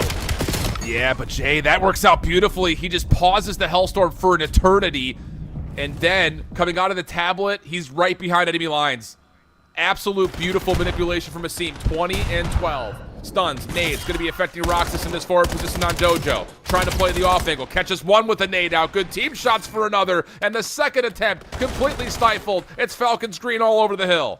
Now there's only 20 seconds remaining here, and they have the spawns that they want to chain it over towards P4. The Bush are committing to push through old. Looking for the opening is going to be QK, Spart, and everybody else from the Bush. We're going to fly their way on through, but the spawn's still in favor of the Falcons. But with Bush getting aggressive there, is one at least going to spawn out? Because now you have the numbers advantage. Yeah, it's a little bit of a 40-yard dash right now for Telluride Bush, and they what do a get move. Ripper to spawn out. What a route from Caps, trying to get around the backside of Dragon. Has eyes on one. Roxas trying to watch the cross up top, but it's going to be Capsule pistol out. Oh, nice finesse around the pillars. It was QK who was able to give him a real chance to stay alive. Falcons will maintain the spawns, but now the battle rages on inside the hard point. Asim able to find one, not the second. Back and forth we go, pinstripe kill feed, but it's going to be Falcons spawning close. Falcons spawning close, but Prolu not going to allow them to be set up properly. He finds an opening kill. You can be the aggressors through the front door, fire and Capsule, and here comes Capsule on the pinch. Spawns now being blocked. Capsule doesn't win the fight, and Falcons still have a chance to hold on for this final 20. Bush are going to be spawning over towards the plat, but you're surrounded if you're Prolu. Yeah, he's just looking to get out of there, keep his life, change the focus for Falcons. Big Rupert able to find two, and Roxas, who had pogo sticked into the ionosphere, comes back to eventually finish on 3 in a row. Asim stops a long route from happening, and the comeback effort here in the middle of the map is real. 160, 175, and the Falcons are still scoring.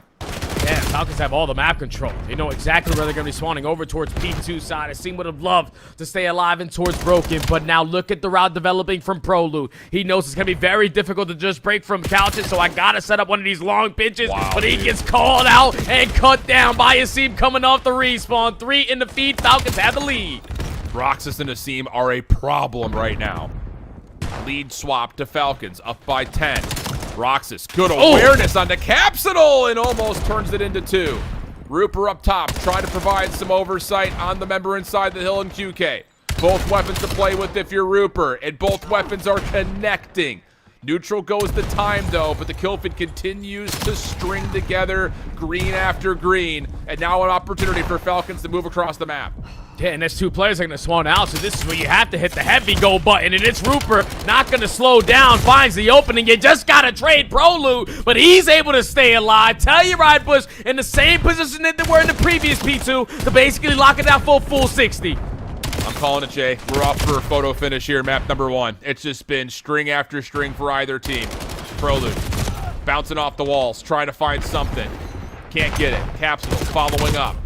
No, stunned. Can't track onto a seam. Spart, who's already committed to the play, also taken down, and Falcons are now creating space, bumping out the hard point, and it's Roxas on 4 in a row. Oh, make it 5 in a row, lining up another one onto fire. Still got another Hellstorm in the back pocket, and it's still reading the pressure. This is going to allow Falcons to get basically all this time here at P2. One last hurrah from Capsule. He's going to get tucked down, but now we have to start thinking about that rotation. Falcons can be a little late, but Rooper's here a little early, and you got a Hellstorm to assist him.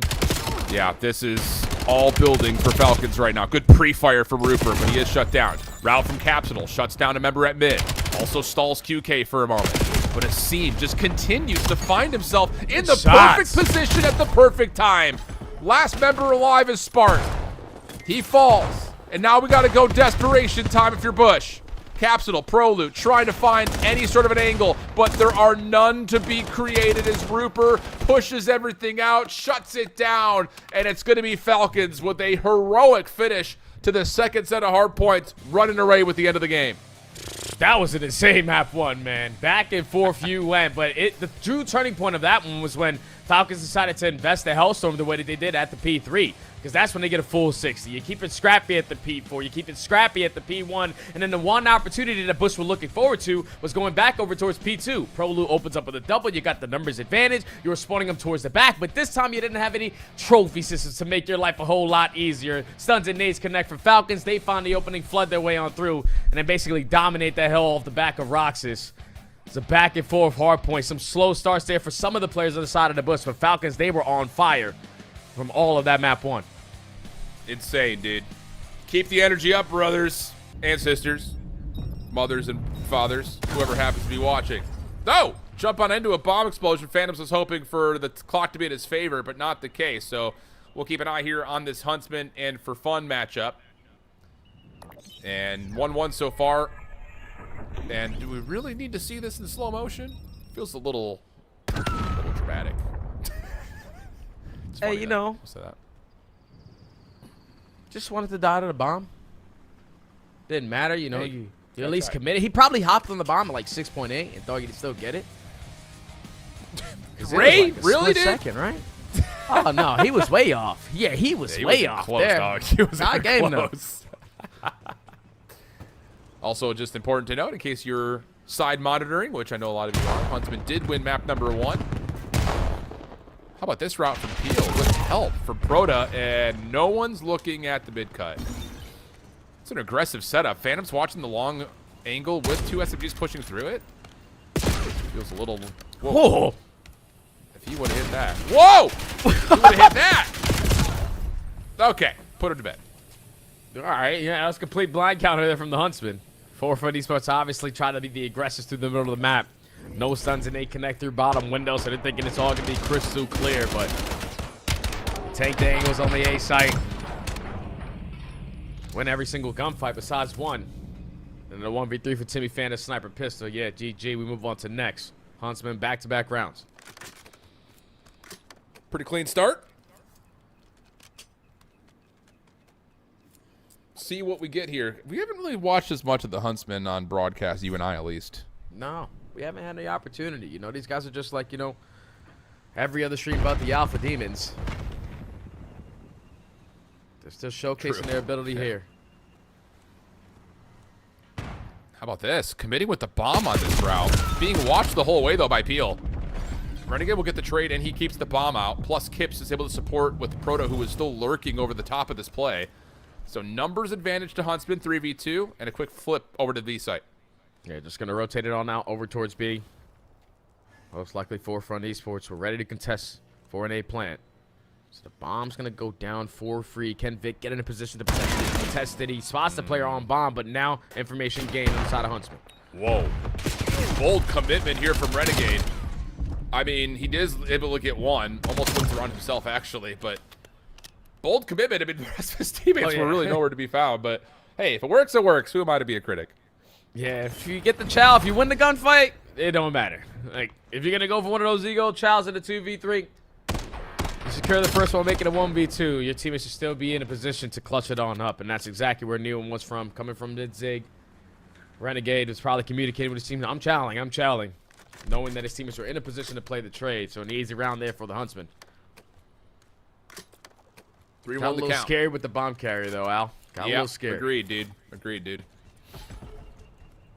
But the setup was pretty dynamic. I mean, you had the double trail, plus you had Kips watching, so looked pretty premeditated. Phantom's a little screen shake from a nade nearby may have cost him the difference between first blood and staying 4v4. Neem has been seen on the cross by Proto, but not able to confirm it, as Neem will just back up to safety, and Huntsman will try to find some sort of a late defensive hit through mid by the look of it.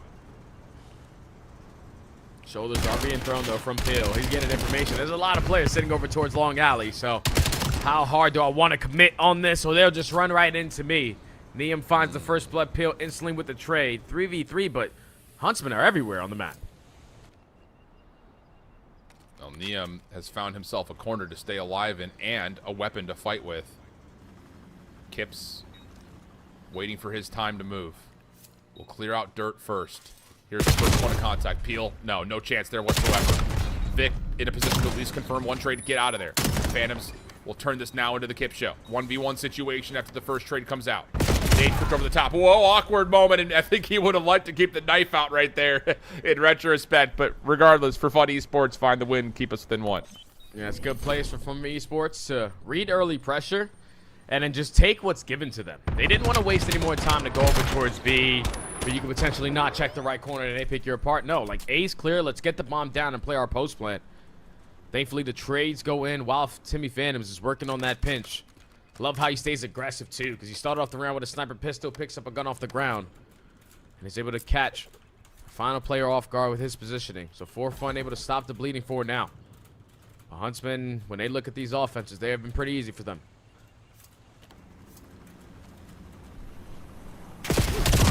Whoa, bold route from Renegade, seen the whole way by Vic with a couple of other members from Fun Esports. Trade out of a nade, Rispy in trouble, and he's going to get chased down here. Yeah, Vic will hold off for a moment, but for Fun Esports can essentially just get to work triangulating and holding him back. Rispy showing some movement, but no health pool to really finesse with it. Yeah, Fun Esports making their adjustments this time. It was Huntsmen finding a lot of success in their previous offensive round by just running up along alley. This time they made stack everyone around mid-map.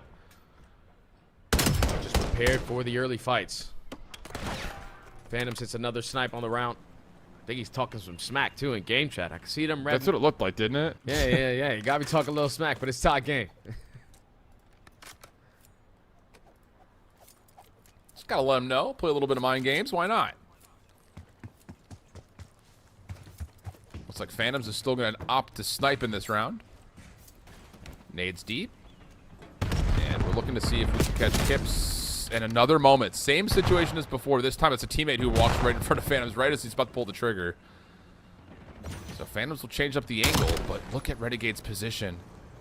Depending on the timing of when he chooses to pounce here, he may find one for free, but if you want to find out how this one ends with Renegade finding that kill, you'll go to Bravo and you'll keep watching. Or, you know, shout out our boy Methods and Scump. I think they're both watching right now. Whoever you prefer. Our main match is about to restart. Maybe after we watch EM, possibly 1v2 here? No, not quite. So, top left is our alpha match. Peel is stuck in a 1v2 on Bravo, and tallying the rest of the scores, looks like Project Notorious and OMiT Brooklyn. They're in a battle over there, Colossus. Dude, they're in a battle, brother. Yeah, Aluka with a nice stat line there, 33 and 25. But back over to the alpha game we go. Falcons Academy Green. Have a great closing moment on that opening hard point. But now into Search and Destroy, where everything slows down a bit. Opening round, no trophy systems. You know how it can be impactful in a game mode like Scar and Search and Destroy. But Sparks just throwing his shoulders over here at A. Yeah, contact defense at A. Caps playing inside of mid shops. Fighter nearby to rotate if needed. Nate's still at the ready. Wow, Spart, I was going to say, is lucky to be alive. He's throwing shoulders for a little bit longer than we normally see, and perfect cook-ups for Falcons Green. Stuns, Nate's both landing. Free fire, not going to connect, but Capsule's position works out. Stops the bomb from being planted. Fire's able to get away, and now a tricky spot here for Falcons Green, because take a look at Caps. He's all the way behind the play. Yeah, he takes so much space away, and Roxas is thinking, all right, I have a pinch of my own, but is your pinch going to be faster than Capsule? So far, not the answer. Capsule finds one. A Seam, on the other hand, finds two on the push-through. Now, is Capsule last man standing? That doesn't make sense. But this may work out. Wait. Are they going to trust that this is going to go to B? What information this is for Caps. If he can find the bomb carrier, he may just win the round, but it's a track back for Falcons over to A. Oh, a little show of force there. A little bit of how do you do? Taking a look. Take a look at the battle, though. Good. OMiT Brooklyn and Project Notorious. Aluka getting to 40. As Project Notorious are trying to hang on here over to 3. Nate's on 5 in a row as well before being dropped. So OMiT Brooklyn are cooking with some streaks here late.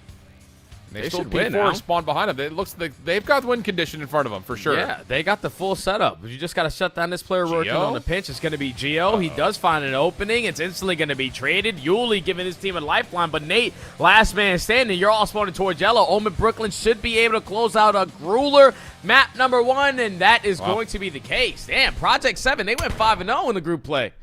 And they lose that opening hard point. That probably throws them off, makes them a little bit uncomfortable in that series.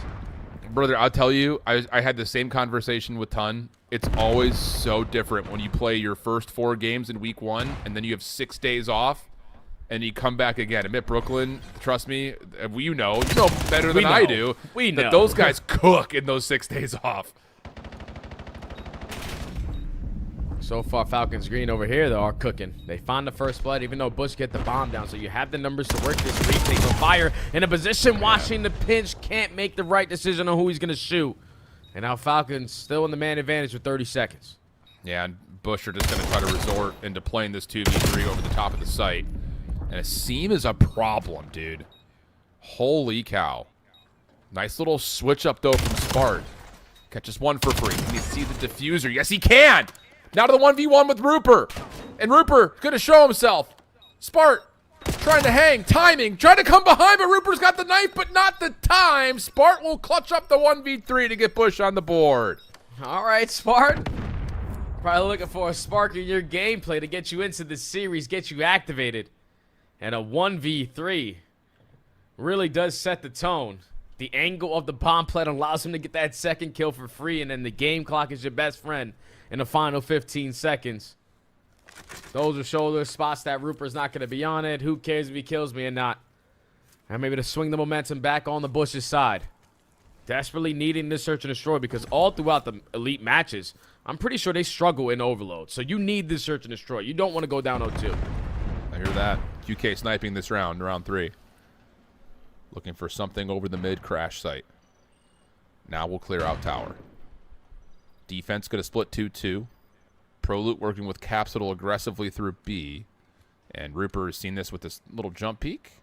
But Caps says, I don't care if you've seen me. And that's going to be a little bit of mind games there. Falcons Green need to be worried if Caps is still hanging out here. Yeah, he's just wasting their time because you already have players sitting over towards Motel. There's no pressure yet over towards this A site, but now you're gaining some information if you're QK. But thankfully, if you are Spark, you got a trophy system. And on the opposite side, Capsule side. All right, now I want to go. All right, I want to go now. I got first blood. Yeah, all it took was Spart saying, hey, nade's by me. Caps goes. The problem is he misses out on cutting off mid, but Spart right in place to deal with it. QK trying to get involved with the scope, and at least is, but not before Capsule wins out another one with the pistol. Bomb collected 1v2. Not a lot of time has to commit to B here, you'd think. And yeah, Proloot, he is going to take the safe approach here. Likely wait for the plant or check in the last second and find the freebie. No problems there for Bush Gaming. Who do you want to give the defuse to? Both players are on one, but looks like it's going to go to Spart. Yeah, let's just take our time here, you know, allow the trophy systems to develop a little bit. Whoa. Wait a minute, Al. You see that one top right? Yep. 4 Fun and Huntsmen. They going around 11, baby. Baby. Okay, Huntsman on the attack. Nades over the top here. And looks like for Fun Esports, just going to play a very reserved defense, largely leaning B. Wait, is that a trophy or just a poorly cooked nade? That's strange. Huntsmen are taking their time, though, Al. And Niam's able to be the island player and find the first blood. Now you just want to get on out. Reset with your team. You still got a lot of time to work with, and everyone's going to regroup over towards Solar's side. So Peel's going to have his hands full. Vic is there to assist him, but it's going to be a 2v4. You got to hold on. Oh, but Vic, Peel do find 2 eliminations. Rispy's committed through the smoke. Can't quite lock down any shots. Doesn't even pull his gun up. So now it's just on to Niam.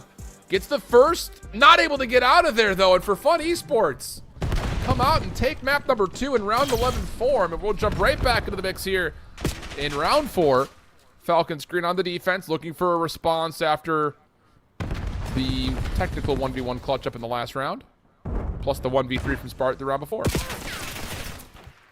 So far, they're trying to mimic exactly what Capsule did. Be aggressive on the pinch, but Capsule still through the map is the aggressor. Brother. He's Mr. I'm going to send it in. Kill number 2 on a round. It's instantly going to be a 2v2.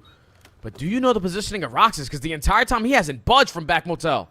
Now Spart gonna try to clear it out. And a good gunfight win. That light pole sometimes becomes more of an influence than you'd like. QK on the rotation back, wins the first cleanly.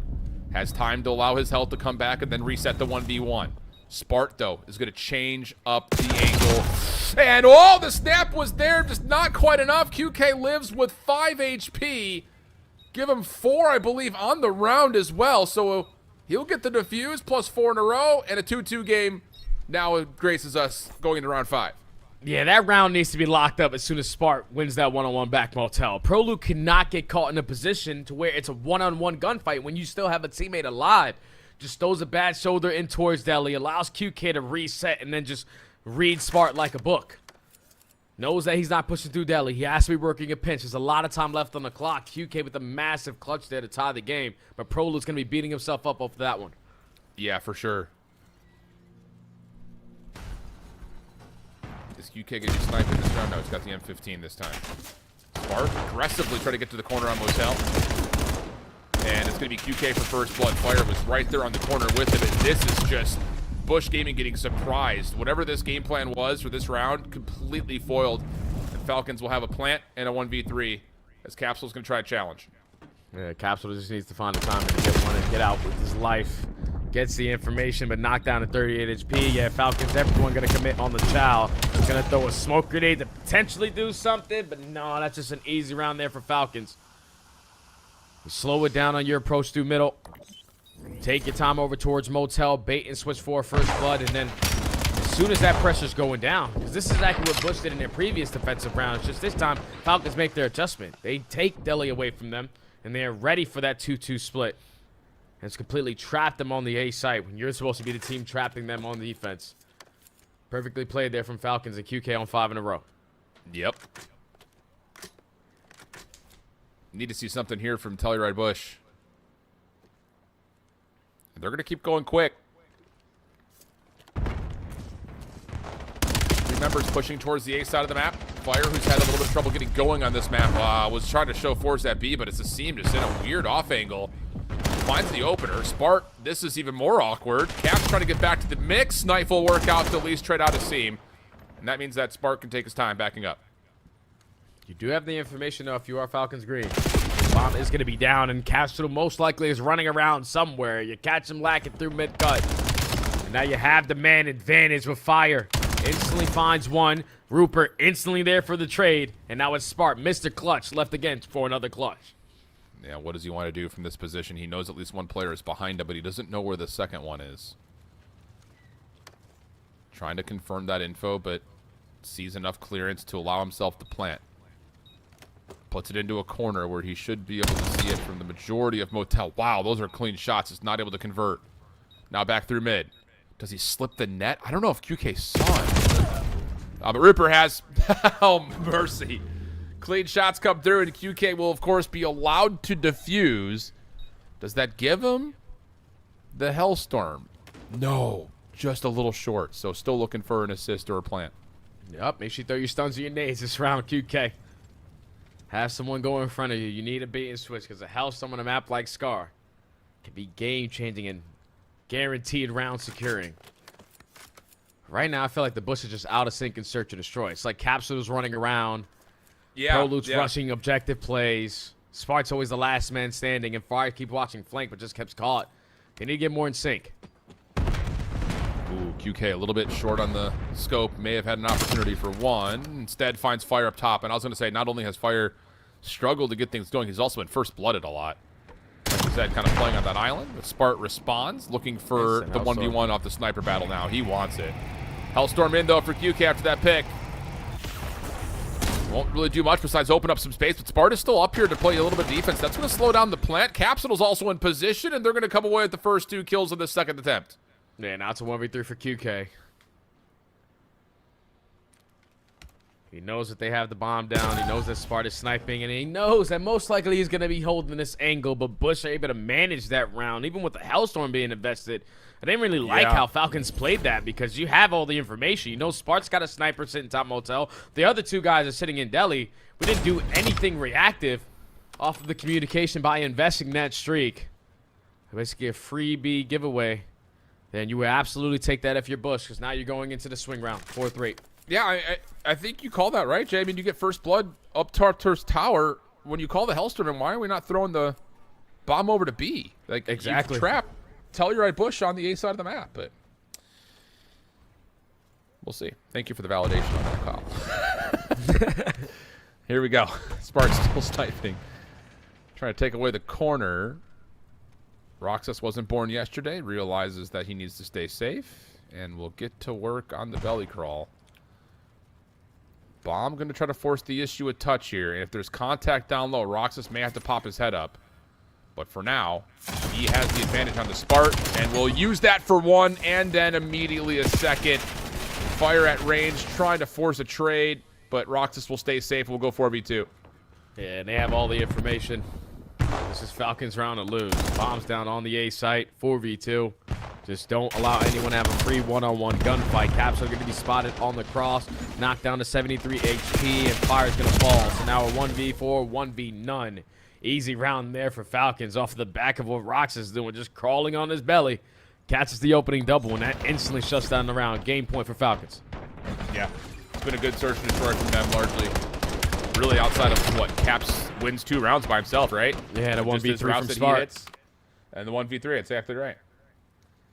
So now it's tough to try to find a conversation point, especially surrounding the defense for Telluride Bush, because it has been a lot of, can Capsule find success pulling attention to the B side of the map? That has been unsuccessful the last 3 defenses. So instead, Caps is going to head up towards mid. I think Spartan had a sniper rifle towards A, so they're just trying to overinvest this mid B defense to see if they can get a first blood. Yeah, they put Grouper in a really good position over towards plane too. So now realistically what Falcons are looking to achieve here is just draw the attention away from plane side. Look for a first blood, open up that pinch angle for Rupert. But they're still taking their sweet time. No one wants to make a mistake. Fire looking for something up top after broken window. A couple of tags there. Prolute's also been seen. Lots of information here for Falcons Green. It just comes down to how do they dissect it and how they deal with it. And there's going to be nades over the middle. Prolute's stuck. A seam for first blood on the Caps over the A bomb site. And that smoke is going to pull a lot of defensive attention, but look at the re-wrap back over. This is Ripper saying, I've got window. Just bring this thing back to B.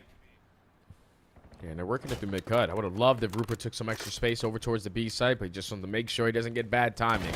25 seconds, you have to commit over towards B, but you're walking right into the crossfire setup of the Bush. 2v2, bombing its way back to A. I don't know if you're going to have time for this. Unless you get this kill from QK first. But wait, they're going to try to catch Spart out. Wait, where are we going?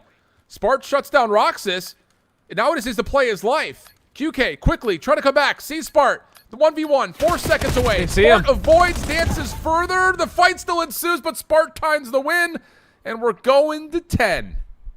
Yeah, that's a misplay 100% out of Falcons.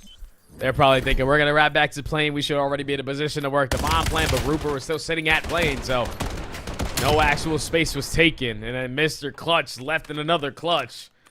1v2, 1v3, it don't matter. Spark's going to get it done. Forces round number 10.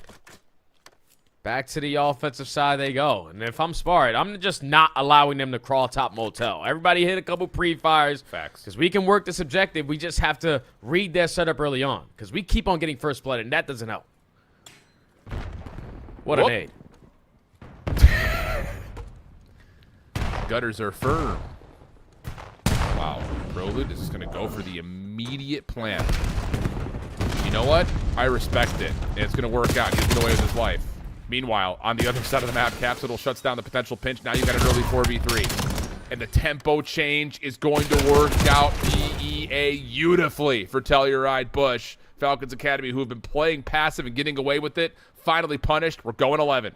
Yeah, all they needed was an objective planted. Prelude said, I just got to commit, guys. They are playing it from Delhi. They're spotting from top green. No one's actually on this A side, but they keep on having an angle, so I'm just not going to allow them an opportunity to even think about it. Get the objective planted, play your post plants. Thankfully, Capsule was watching the full pinch for that first blood.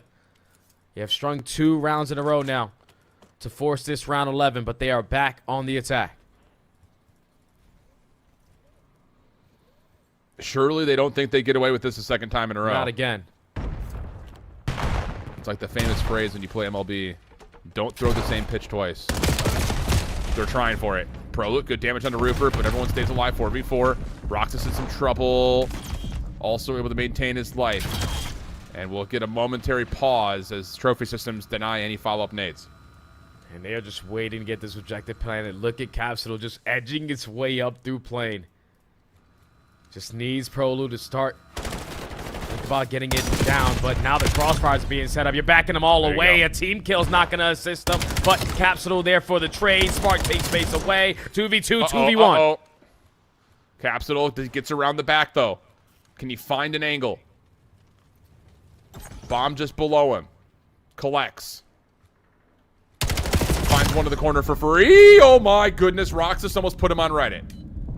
So now to the 1v1. Oh, and whoa, just enough regen. Oh, but a difficult shoulder. Rupert able to hold the trigger, find the kill, and Falcons will take a nail biter in round 11. A little 2v3 action for you. Rupert with the final punch. They just couldn't work the objective, man. Falcons kept on throwing shoulders at the right time. Could never allow Prelude to be comfortable on getting him on the bomb down. But I don't know what happens with fire in that angle because a team kill isn't going to help this scenario. Capsule is able to even it up, make it a 3v3 on the pinch. Spark pushes on through, but then I just don't know how they break down there. Falcons just didn't allow them to be comfortable when they were actually playing to stop that objective. And the round 11 secures the W for them to be up 2-0 in the series. Crazy, dude. Absolutely crazy. Between the hard point and here in the search and destroy, a couple of really tight moments. 4 first bloods for Capsule, a lot of it coming in the beginning of this series, or this map rather, I should say. But he also found himself victim 3 different times, and that's really the big tale here. I mean, look at the first blood to first death comparison. So, wild scenes. 7-4 in the overall tally in favor of Falcons Academy. That allows them to sneak out around 11. So 2 tight maps, and like you had kind of mentioned, we had obviously some concern about Bush Gaming and their overload. They're going to have to find a way to put that together with the Scar Hardpoint and a Dead Search to pull off a reverse sweep, which, again, is based on, like, where this series has been. Like, these maps are winnable, so I don't think this series is anywhere near over. But we'll take a look over at the Bravo matchup, which also is nowhere near over. Neum is 20-10 on a 4 spree heading into the second half as we look at their Scar Overload on the swing map. Yeah, every time I watch Neum on Scar Overload, he's always double positive. Just something about these AR angles that has him feeling super comfortable. He just has figured it out pretty early on how he needs to play this. But all of his teammates are dying around that mid-map area, so now Rispy off the respawn. Neum in an angle where he came off the respawn and instantly died. This should be a score instantly added before Fun of taking a horrible route at this. Yeah, EMP is still down. That was He horrible. was trying to manipulate spawns, and wait a second, he's found himself 2 before being traded. Score. Vic flipping. Anyone gonna get there in time? No, not quite. Oh, and Rispy gets put down. Stiff-armed after the score comes through. And we're got a 2-2 game, 4 minutes in the second half. Huntsmen already taking a lot of space over towards green, and they're picking up their pinch. So Neum creating the avenue of approach. Let's go right to him. But instead, Renegade's going to wrap it back to his teammates. Now Neum just needs to slay over towards green side. Can you spot this player mid-cut? No, you don't. And now you're at 3 dead. Not in your favor. And Forefront Esports can instantly run it on their power position over towards Blaine. Yeah, they're going to wait for Proto to spawn up. He'll be the one carrying. Vic, nade on the corner. Doesn't actually confirm the kill. So it's on to Peel to follow up. And it's a 2-for-1 exchange in the meantime for Huntsmen. Phantoms reads the pressure well and deals with it. Looking for a trade as Kips. Stun will keep Phantoms at essentially 1 bullet worth of health, and eventually that turns into a Kips trade. So we'll reset. EMP in hand for Fun Esports, but Huntsmen taking back the map. Yeah, Huntsmen have all the map control. They're just looking for a couple kills to go their way. Here comes the pinch from Rispy, able to send it on through mid-cut. Now you can start to take some more map away as Neum's going to send it for the final player. That's 2 dead. Make it all 4 dead. EMP is going to be knocked down, but Huntsmen are finally out of their spawn. Yep, and working on a little bit more than that. Mid-map goes their way. Proto up top in some trouble as Kips is trying to force him away. But Rispy trying to block behind B is dealt with. So now it is just on the Kips to try to cause something of concern for Fun Esports, but not going to happen. Heal, good fight back from that position, but Neum still deals with it. 26 and 15. Now the overload device in his hand. Looking to try to flip this back over to B where Rispy, well, he was close to getting some motel control, but has to respect the defenses here. Yeah, got to slow it down now because every gun for right here is what's going to add another one to the tally. Gate fleet of nades, able to connect for the first. SMG pressure for the second, but can't find the third. And Phantoms just being the defender, keeping them away from top green. So EMP knocked down in a position you can no longer retrieve it. And now Huntsman back on the defense. Yeah, it's a big gunfight win from Phantoms up top. Otherwise, it's likely a collection and a mad sprint to B zone. Good long-range shots from Neum, but a little bit too far away to confirm the kill. Renegade also drops to Proto, so now you got numbers for Fun Esports. Moving over quickly towards A. High ground control as well for Vic. Oh, what a response that is, as Rispy will drop. Just looking for Kips and up close and personal. Absolutely smokes him. Up top, Vic finds another, and for Fun Esports, are able to score. And now you got to play the reset. It's going to be over towards Motel side. Thankfully, you're able to instantly take care of Vic, who was on 5 in a row. Just looking to be a nuisance behind enemy lines. So all the map control still in favor of For Fun. You have Renegade working his way through top green. He's going to get shot in the back by the respawner. And if you're For Fun Esports, no need to sweat. Let's just keep them away from it.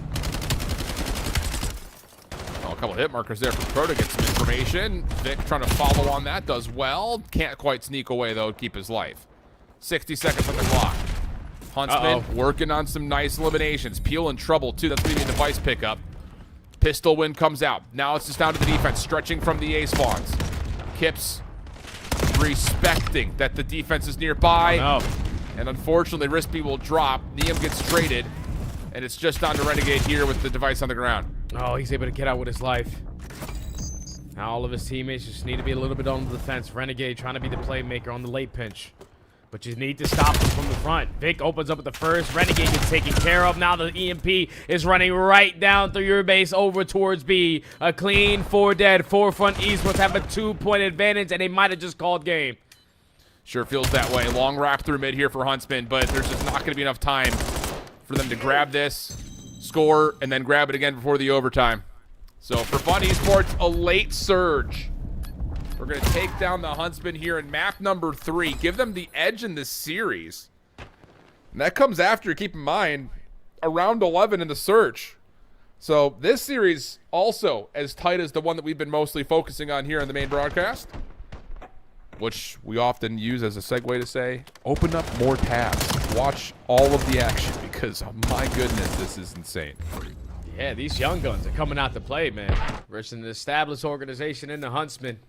For Fun Esports, just keep on finding a way to get the W's. But back over to the Alpha we go. Where Bush backs against the wall. Down 0-2. Need to clutch up on an overload. And so far, this is not the ideal start you were looking for. You cannot allow Rupert to just take that route off spawn and do this. Smoke grenade. That's smoke? That's tough. Whoops. Yeah, that's on accident. Capsule. He only has 1 SMG class. When you have 5, but it's all right. Yeah, he's just doing you see him, he pulled up the start menu right there. He's Yeah, I gotta change it, guys. Probably sending a message over. Sorry, guys. Apologies. My bad, gangster. Won't do it again. May not make a difference. Falcons starting to storm here. But Spark Prelude come together with 3. That will pause out the device for a moment. But Asim is still able to flip that back to A for a score. Cannot believe it. Nah, they just got juked out of their socks, man. Asim is unbelievable. I don't know if yours crashed or mine did out. Yeah, I'm crashed too, yeah. But, yeah, let's just hope that a reset happens. Because if I'm Bush, I'm instantly checked out if he scores like that. You get 3 dead, last man standing, and it's Asim. He just jukes you out, going through server, right back through mid-dragon, and got a free score. I'm telling you, they are begging for a reset because I'm instantly checked out if that happens to me. But, like, hey, I threw a smoke and we're losing. Like, can we... That's facts. Yeah. You know, like, can you really call for a reset? Can't call for nothing. Yeah. Here we go. Back into our other matchup. Project Notorious and Brooklyn tied at 1 apiece as we head to the Den Overload for them as well. And already all 4 members of Project Notorious making their move over towards the B zone. Yuli, a little bit too slippery on the slide, but Awakening. Oh, yeah. Everyone's one shot. I got that. Don't worry about it. Device will follow. Geo will bodyguard. We'll get a first point for Project Notorious. Yeah, now they're instantly in the position to run it up for a second score, too. Every time we saw Project Notorious in their elite matches, this was their mode. Got a bunch of vets, a bunch of experience on this roster. You're going to pretty much put it together very quickly. And they have figured it out here on Overload. Because now you're on the defense, though. Awakening's going to have his hands full. 2 players pushing through the front side of Dojo. And he's just stalling time. All the teammates are now here. Dude, Awakening just has the ability with the irons down to still center and find so much hipfire damage. Okay. He's turned. Let me see that. Wake is absolutely frying. But I will say Mid Brooklyn are continuing to win the map outright. Nate. And yeah, there's 4 down for Nate, but the device is not a part of this push, so you got to do a little bit more than that. And you're not going to be able to cross all the way back to that mid tank. Luca, mid map, trying to work something out, and it will be Fellow right there with him, but he doesn't get through. The score's not in. Fellow trying to follow up, but can't quite win the last battle. Collect the device and score. Project Notorious' defense will hold. Yeah, Brack had a little bit of hesitation right there after Nate's 4-piece. Didn't know if it was crystal clear to get that score in, but now you put it into the hands of Project Notorious, who are trying to fight out of their spawn. Geo on the pinch through mid couches, sets up an angle to find the trade onto Felony. And now you have the map control on your side. No need to budge. We got to clear out the rest. We just got to know where they are. You find Nate. Now we're looking for 1. Crack.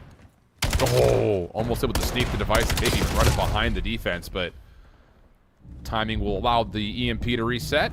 And Project Notorious are working on this B approach. Aluka in the back line. Good for 1. Stalls things out for just a moment, but no problems. Project Notorious get the kill. Reframe up this hit towards B. Yeah, now they're just looking for an opening because OMiT have the numbers on this side of the map. Put them in a position where they don't want to be, and Aluka off the respawn is able to find a double. Now it's going to be a one-on-one for this side of the map, and Aluka is able to find another. So we're going to continue to soul on forward. And this is exactly what Project Notorious wants you to do, because it's very difficult to get captures over towards A. When you have all the kills going your way, for everybody watching, you usually want to wrap it back over towards that B point. It's just easier on that side of the map for OMiT. Well, Nate is behind the play here, trying to create a layer. The problem is they don't clear out Yuli. But I'll say if you win this 1v1, maybe there's a chance to grab and get the overtime here. But the problem is Project Notorious' defense has come off spawn. They're looking decent, and Fellow cannot quite touch the device in time. We'll go to the half 1-0. Yeah, Project Notorious just do exactly what they need to slay their way out on their power side over towards roofs. Could not get the relay because Luca started popping pieces over on this side of the map, but OMiT, I guess, didn't have any worries on just continuously head bashing their way through rooftops. Now they're going on the power side, only down 1. You'll take it. Agreed. I will say we haven't really had a chance to look into this match all that much, but looking at the map 1 stat line with Aluka leading the way, I was really interested to see after I won't say that it was a lackluster week 1 from him, but it definitely did not meet expectations based on what the buzz was kind of created.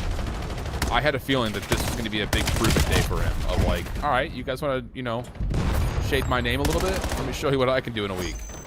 So far, he's provided 13 and 12 on 2 in a row. Felony, the connect onto one more. Device carrier trying to back up to mid. Brack is going to have to pick that up. And honestly, the defense is a little thin here. Got to be cautious. Brack provides one, but here comes the flip into P2. Gio going to wait for help. Yeah, Brack doesn't get that one, and Project Notorious are a lot faster on their approach over towards A, but didn't have the numbers. Didn't want to send it on in. Unknown. Battle still for this EMP control. 2Rail just trying to keep it alive, but unfortunately his teammate is going to take care of him. You're able to retrieve it, and you open up a lane at B, because look how far Awakening is, but he loses that fight. So you got to slow down now if you're Yuli. Loses that to Aluka with an SMG, by the way. So again, kind of keeping that frame of mind together. Brack stunned up on the corner. Has a couple of defensive nades to toss. 1 tag, so he's able to turn that into a first elimination. Defense reinforcing on this side of the map. Yuli, the device carrier, forcing it forward, not awaiting Awakening on this flank. And that may have been a critical error because Gio is also a part of this play with a lot of damage, but Aluka will have the final word. 2Real's already committed, and he is in no man's land. So Mid Brooklyn will hold and now have a chance to reset and possibly get some offense going in their own right. Hey. But hold on, device resets, and there's a chance for Project Notorious to possibly run this. Oh yeah, and 2Real's just trying to get on out. He was hoping his teammate could have found at least 1 kill to make his job easier. While Awakening was in their spawn, already creating space at that 8 point.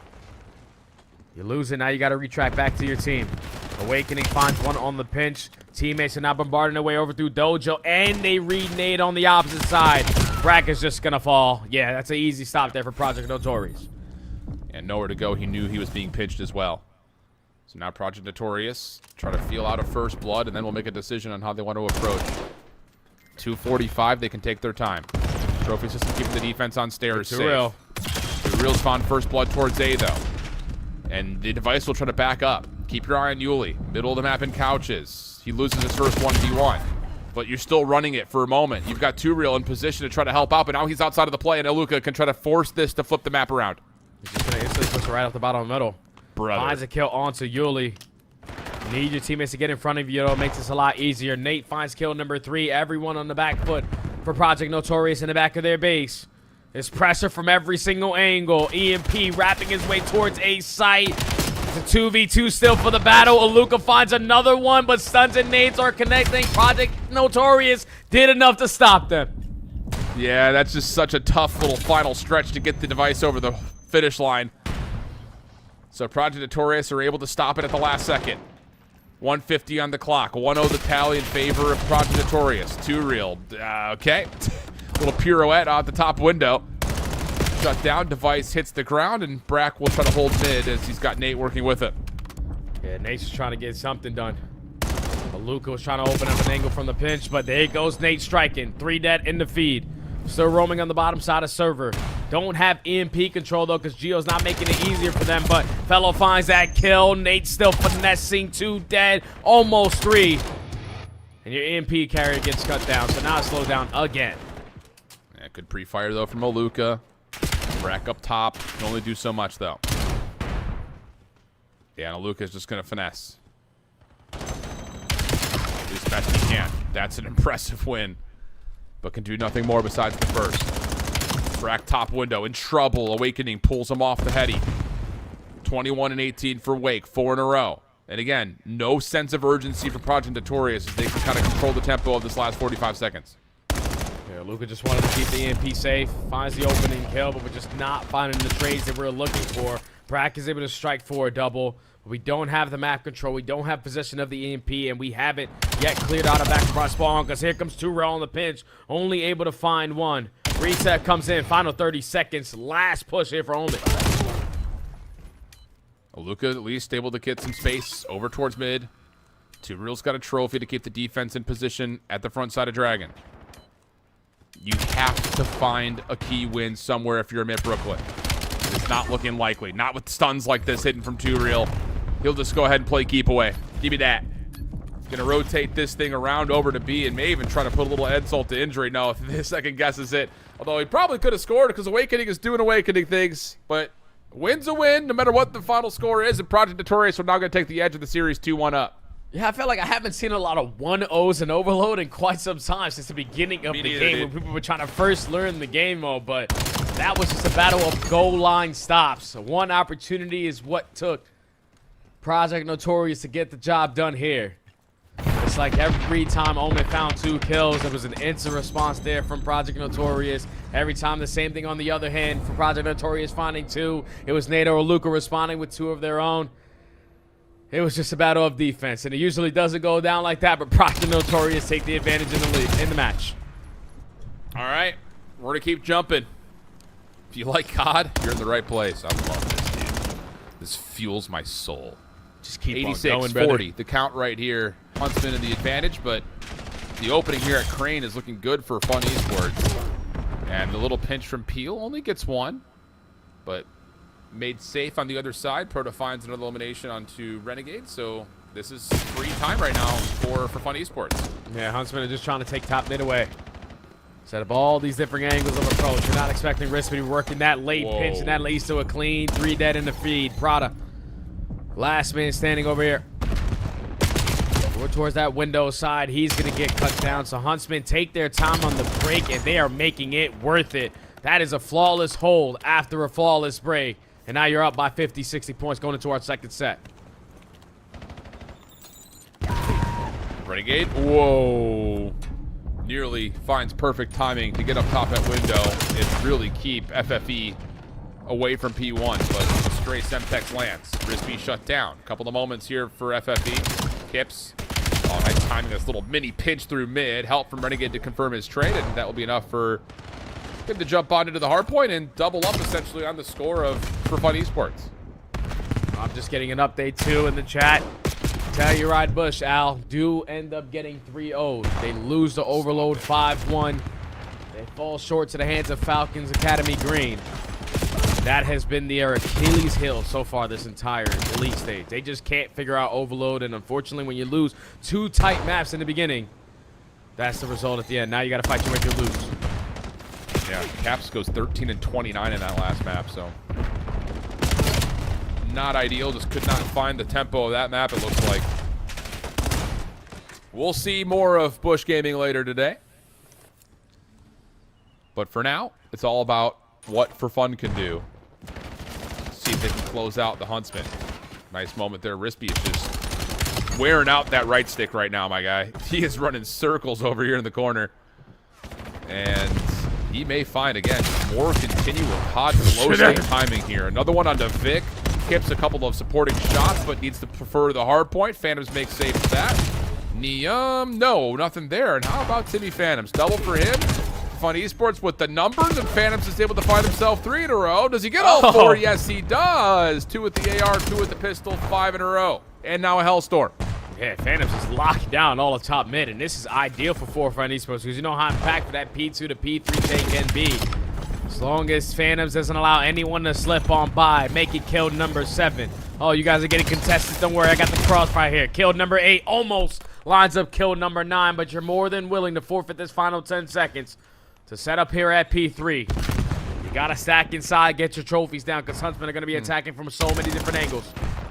But For Fun, don't really have a read on the exit right now. They're playing really far behind this hill. They do shut down Renegade from the jump wall, but no one's watching lower. Proto is, completely isolated. And that felt way too reserved. I mean, they gave away, like you said, 10 seconds of time in scrap, and we had 2 players in spawn, 2 playing deep inside the hill, and that's way too easy for Huntsmen. Yeah, this is just one of those hard points on this game where you realistically want to stack more than play spread. Because all these gunfights go down in the blink of an eye. And if you don't have the numbers to capitalize your way back on in, this is what it looks like. Huntsmen just funneling right through the back door, clean to a clean 4 dead. And now you're forced to make a decision where we can't be too aggressive because we don't want to spawn out. But unfortunately, Vic is already out on the opposite side of the map. Yeah, Neum is going to block spawns and maybe even beat the first For Fun Esports player to this back position. Oh, man. Yep. Although, good help. Neiman's in trouble. Throwing shoulders. Knows he's got Phantoms at low HP. Here come the rest of the Huntsmen to support from ringside. Now off the regen. Such good finesse out of Neum. What a heads-up route. Better heads-up value of his life. Rispy there to clean things up. Renegade cleans out the side door, and now we can take all eyes and attention into the hard point where Neum is on 7 in a row. May have had 8 if he could have reloaded, but there was no time to. Regardless, rotation comes through for Huntsman. Yeah. And it's a good chunk of time to walk away with, too. You do lose 2 initial fights through mid-ring, so 2 of your teammates all the way across the map is going to fall into the hands of Renegade and Neum. They can only find 1. So remaining junk time for Forefront Esports. Able to stop the bleeding for now. We go back over towards a P5, where we saw Huntsman get the break in the previous and set up perfectly. You can allow them to have that same setup again. Ooh, Phantoms predicts Renegade in the close corner. So that first blood will allow for fun to get numbers in and around the Crane hardpoint. Contest from Kips. Loses the first battle, but here's help over the top now. Phantoms wondering what he needs to be looking at. Drop down from 3 Huntsmen will work out, and they're going to get past 200 points. Yeah, instant Hellstorm called in by Phantoms. Should be the play call here. Cannot allow Huntsman to get more comfortable at this P5. They're continuously pushing out the lanes. Pill is able to find one on the opposite side towards Ring, but here comes the Hellstorm. Try to alleviate the pressure on this hard point that's very difficult to kill anyone with the streak. You find no one, and now Kips is going to make you pay for it from top tunnel. Give me kill number 2. We still have control of the hard point. Oh, my. There is no way Kips stays alive at top crate and then turns it into 2 and is still in the hill. So now pressure established as for Fun Esports. Oh, man. The wall, and Kips is on 5 in a row and says, I've got a Hellstorm of my own now. Thank you very much. 30 and 17, and it looks like it should be cruise control to a map 4 win. Only need 14 points. Got a Hellstorm just in case it gets a little bit hairy, but now Rispy can hit such a long route. When all we need is 1 break, 1 possession of mid-map, and the game is going to be over. I find the kill, and I'm able to stay alive. Shoulders, the finesse, the vets that are in these guys' ears are teaching these guys some really good Call of Duty. The way that they are valuing their life is next level, and they still only need 14 seconds. I guess we're looking for the perfect moment out. That looks that way. EM shut down. Phantom's able to find that elimination. And now map control heads over and tilts to for Fun Esports. Kips trying to force it. Shut down. Rispy bouncing in and out of the alleyway. Yep, almost gets doubled, but it's Peel who responds. Still alive in the hard point, mind you, and eventually Huntsman will break. Not enough time left on this hill to win here, so they're going to have to do it at P2, but you can see the minimap, 3 Huntsman members already playing forward at Solar. Yeah, Renegade looking for an opening, can't find it. Now everybody else is getting cut down on the side of the Huntsman. A clean 4 dead and spawns flip, so hold on.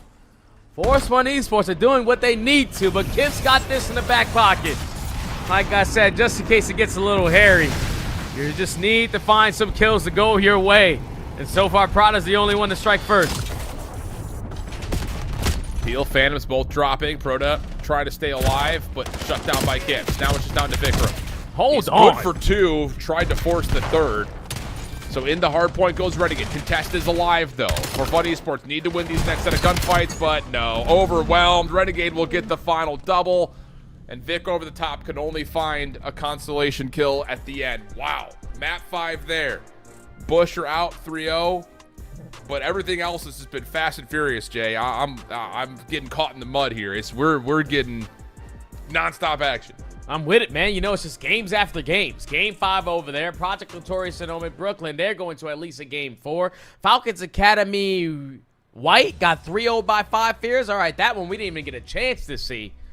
But it's starting to wrap up. Right. It's starting to wrap up. Huntsman going to a game 5. All right. The young guard versus the old guard going into a game 4. I told you, challenges is going to be lit today. You hear that? I hear that. Let's take a look over the scoreboard here as Huntsman will enjoy the 70-point win. Really across the board, good stuff to point out, but I'm really kind of taken away by Kips. 35 and 22, 26 non-traded, and 15 of those 35 were in the hard point. So that's a pretty stellar stat line for him with a minute 55 in the hill. Other side of things, yeah, I mean, Proto 20 and 27, a couple of assists there, here and there across the board. But hey, Jay, we're cooking, my guy, and Yes, it's we about are. that time. I've been going since EU. It's time. It's time to crack open a cold one with the boys, all right? We got to get locked right now because we got more action coming. We're going to get to a quick break. Get your monster out. Get ready. Get locked. We got more NA Challengers after this.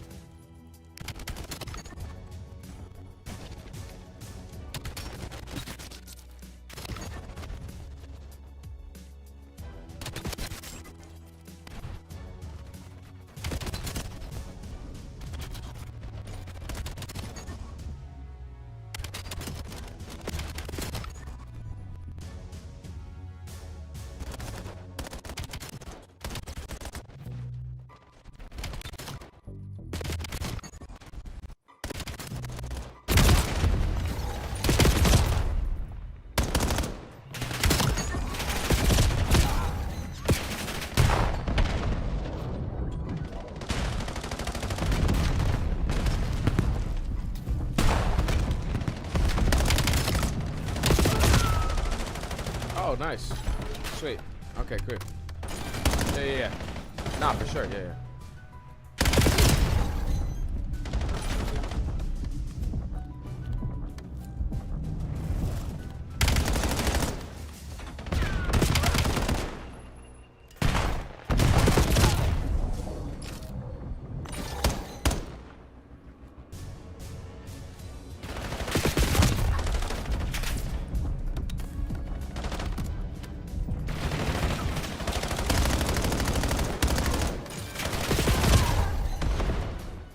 Good hold by Gio.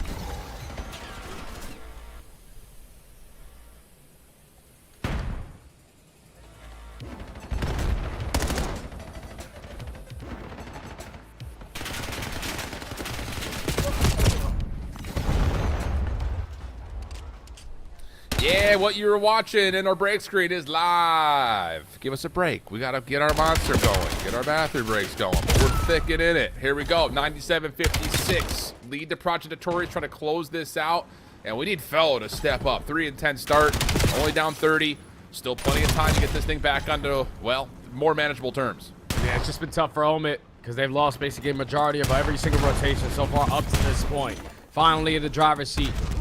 Down by 25. You need to hold down top mid map, but 2 Rail and Awakening strike for 3. Now Aluka, last man standing in no man's land. Just need to try to make up some ground, but he gets caught down. So now OMiT forced to flood their way through the front, right into the preems of Project Notorious, and this has so far not been good. No, not so much, not so much. Gio, big 1v1 here. Oh, finds man. Brack. That's a lot of space around this hardcore now. 2 Real at mid. Eventually overwhelmed, but the focus can start to move now for Project Notorious. Yuli in particular. Yep, absolutely perfect. And the entire time, Awakening's just kind of hanging outside the hard point, saying, thanks, boys, appreciate that. Put the controller down for a little bit. Last 8 seconds going to come through, and a bit Brooklyn have to just play for exits. Yeah, they're blowing this grade wide open. Project Notorious so far in the first set dominate the 2 money hills that they need to. That is P3 and P5. Up by 70 as we go into our second set now. Yuli finds a kill through bottom window while Gio finds one as well through top. And now 3 dead in the feed, just continues to soak up the time. OMiT, they just got to stop the bleeding. And those nades need to lead to a break. Yeah, they definitely do. Nate for one, 2 real just in and out. Eventually shut down by Brax. The numbers for Brooklyn, but not enough to get into the hard point. So yes, you can contest. Yes, you can try to find some map control, but no score. That's the one thing going against them. And Gio continues to play on the damage. 3 in a row for Maluka. Low. Awakening will finish it off. Yikes, Jay. This is a big time yikes. Yeah, this is the Project Notorious we saw in the first couple of days of their stage matches.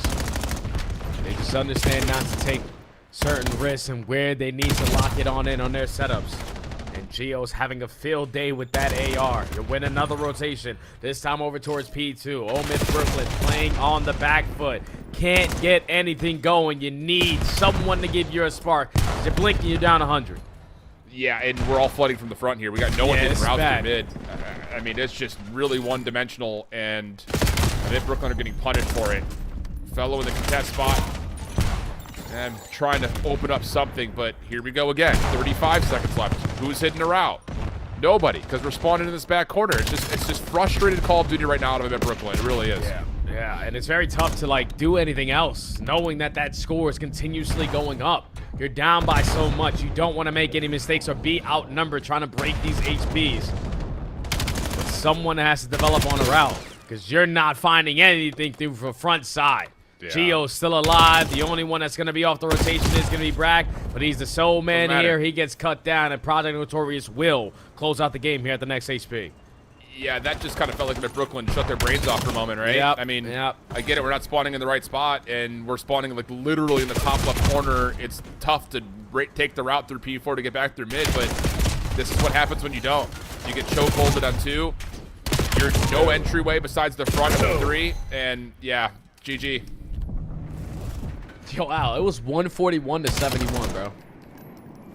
They haven't scored a point at one point, my guy. No. Like when I saw it at the end of P5, it was 141 to 71. They don't score a single point since then. Nothing at P1, dominated at P2, game closed out at P3. Yeah, that's experience versus some young guns. And Project Notorious take care of business in that one. Yeah. The thing about it is, like, yeah, Nate and Aluka are young guns, but Brack and Fellow aren't, like... I hear you. That just, I hear you. That just felt like but experience plays a part. I hear you. That just felt like a very frustrated approach in that last 2.5 hills for OMiT Brooklyn. 7-21 from Fellow. Not great news. Let's go back over to our map numero 5. Ooh. For Fun Esports up 2-0 right now on Huntsmen and the Den.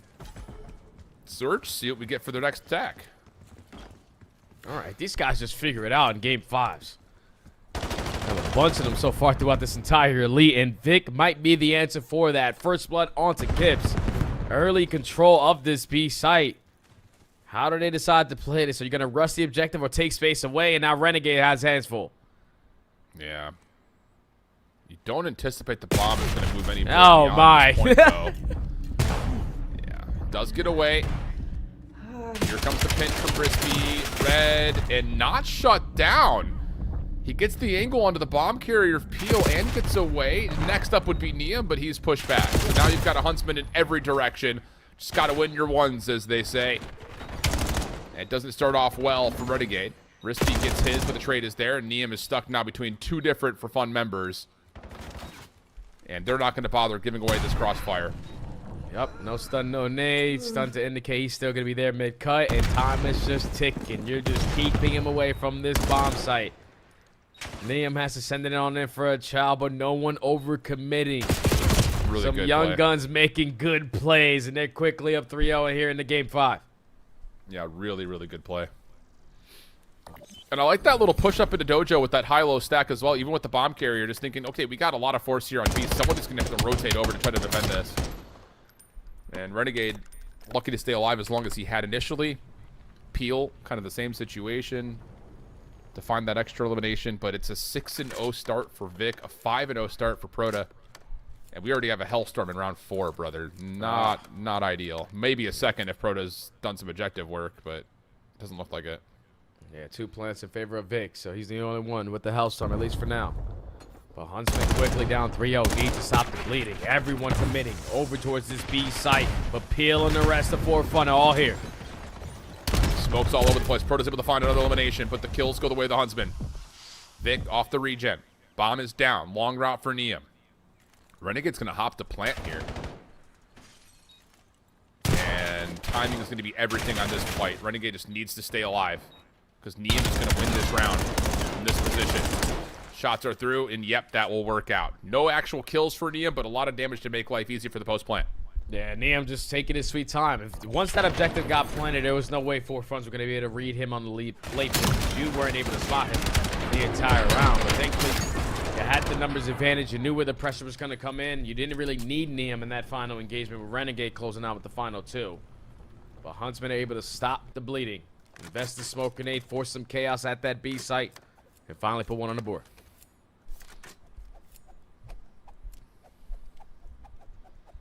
But the Hellstorm still looms for Vic. 2-2 split here for the attack. Largely looking for initial action at A or mid, which Rispy is in the vicinity at mid. And he has to actually smoke himself out. So that's the defensive smoke gone. And that's actually enough pressure to have for fun. Looking over towards A, they trade off the first blood. We go 3v3. And now look what it does to Renegade on your minimap. He's thinking the pressure's going to be over towards A, but Vic is going to use the Hellstorm. Basically guarantee this round. Gain all that information. Spot that they're all inside a dojo. Let's instantly get the bomb planted here at B. Because once this blows up, they're going to take mid-map away, but Rispy falls to the hands of that. That's unfortunate. Man advantage for Forefun. Yeah, he's being like, oh, okay. I'm on staircase, bro. How does that thing hit me? Regardless, this post plant would have been difficult to break down anyways. Vic seen that mid, but it's going to hit a route afterwards. Kips, nice shots. He's weak. Put it into trouble, trying to back off. They're going to find the kill. Now it's just down to where did Vic go after that show at mid. Vic reflanking through mid, finds the kill, snaps over for the second. Nice little cheeky extended route through tin. Works out perfectly, and for fun, do capitalize off the Hellstorm. Yeah, that's all it came down to was just the timing. Vic said, I invested this Hellstorm. I got to guarantee this round, and just slips on by. In through dojo, gets to outer, gets inside 10. And the final 2 Huntsman players had no idea where he went because he was just shooting mid-cut. So staying active allows Vic to put his team up by 3. Kill all the momentum potentially being gained there for the Huntsman. And now you go back on defense. Aggressive trophy here for Fun Esports, trying to make their defense get through mid.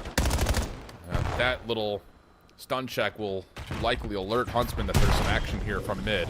And yeah, that stun check over the top will confirm it, so they're going to take Dojo instead. Good decisions here for Huntsman to get themselves a look at a very comfortable B plan.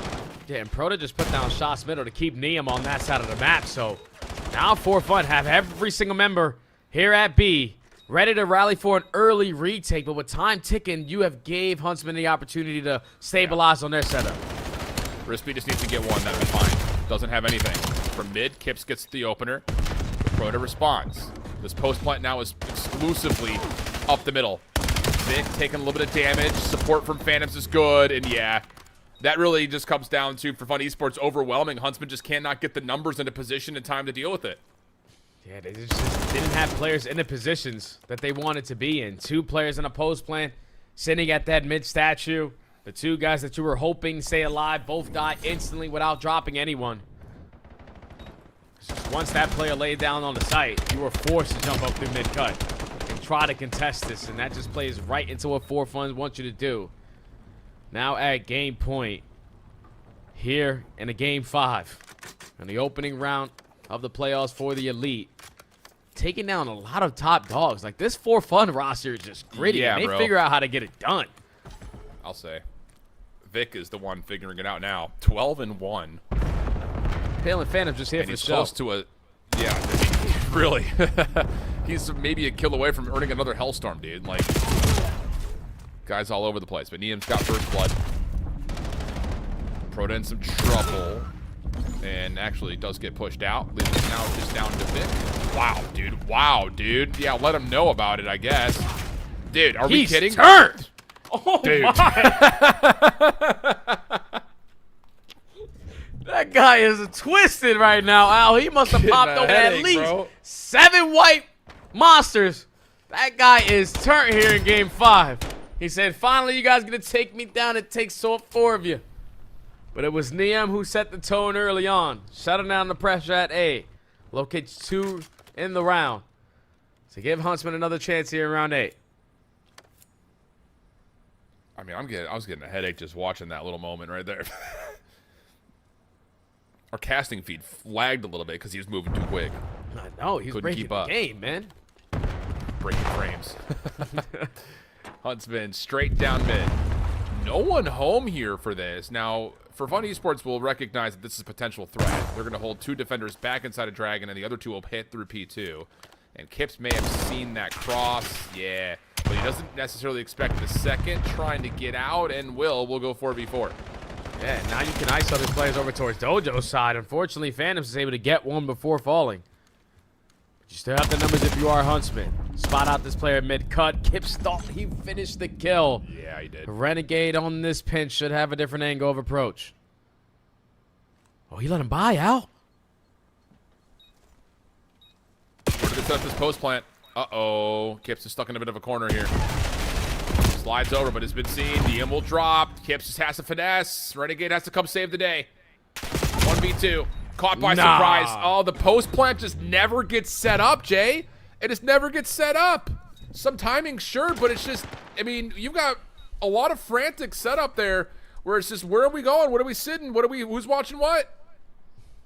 It's the numbers advantage. You have a 3v2. There's no need to edge out to positions where you could potentially let someone slip on by. As soon as Kips gets that objective down, he's thinking, I should be able to push out Dojo for free. They have to be working mid-cut, or they have to be overwhelming Niem on the back end, but they just get the jump on him and then lose both of those gunfights. Renegade is completely out of the play. Yeah, that's just not well played there from the Huntsmen there in that game 5. A lot of mishaps, a lot of missed opportunities. And For Fun Esports continue to clutch up here in game 5. They move on, man. This team, I don't know if it's like something like last season where we saw the Stallions roster real young, you know, come on, get a top 4. Sure. But this For Fun Esports roster ain't no joke. No, not at all. Not to be taken lightly, man. I've told you, when we looked at the playoff bracket at the beginning of this broadcast, I couldn't pick a winner. Not at all. It feels like everyone's playing good COD right now. Or at least evenly set up COD right now. So, For Fun Esports survived through the map 5. Well, survived. They actually kind of beat Huntsman down to the map 5. That's after the hard point was looking pretty darn good. But regardless of it, Huntsman sent down to the lower bracket. That also means that we've got Bush down there. Who plays who? I'm not even 100% sure. Bush plays OMiT Brooklyn. That's a tough game. And then Falcons Academy White are now going to play the Huntsmen. Both of them Holy tough, man. cow. This is good COD all around, my friend. Yeah. I mean, really, the only one that didn't really put up much of a fight by what I could tell was Falcons White. Yeah. Yeah. So, hey, we got some COD. I'm telling you, let's get locked in. All right, we're gonna go to break. We're gonna come back. Winners round 1 is done. We're gonna drop down into the elimination bracket and watch both those games, both on Alpha and Bravo. So make sure you're staying tuned right here. Someone's going home the next hour and a half. Be right back.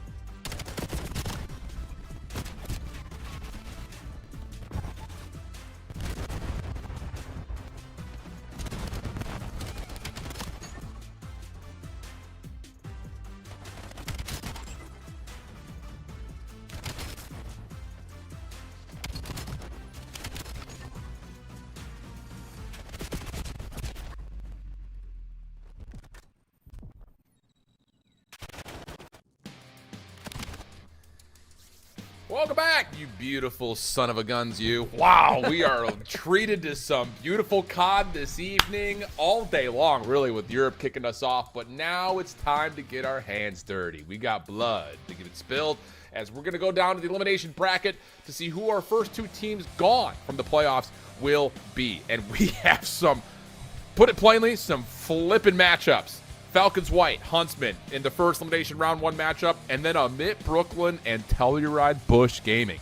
I mean, Jay, I don't know what else to say about this, because between the two teams of OMiT and Telluride Bush Gaming, those are the only two teams to win cups so far in North America. So what are we going to get with those two teams squaring off each other with only one that can move on?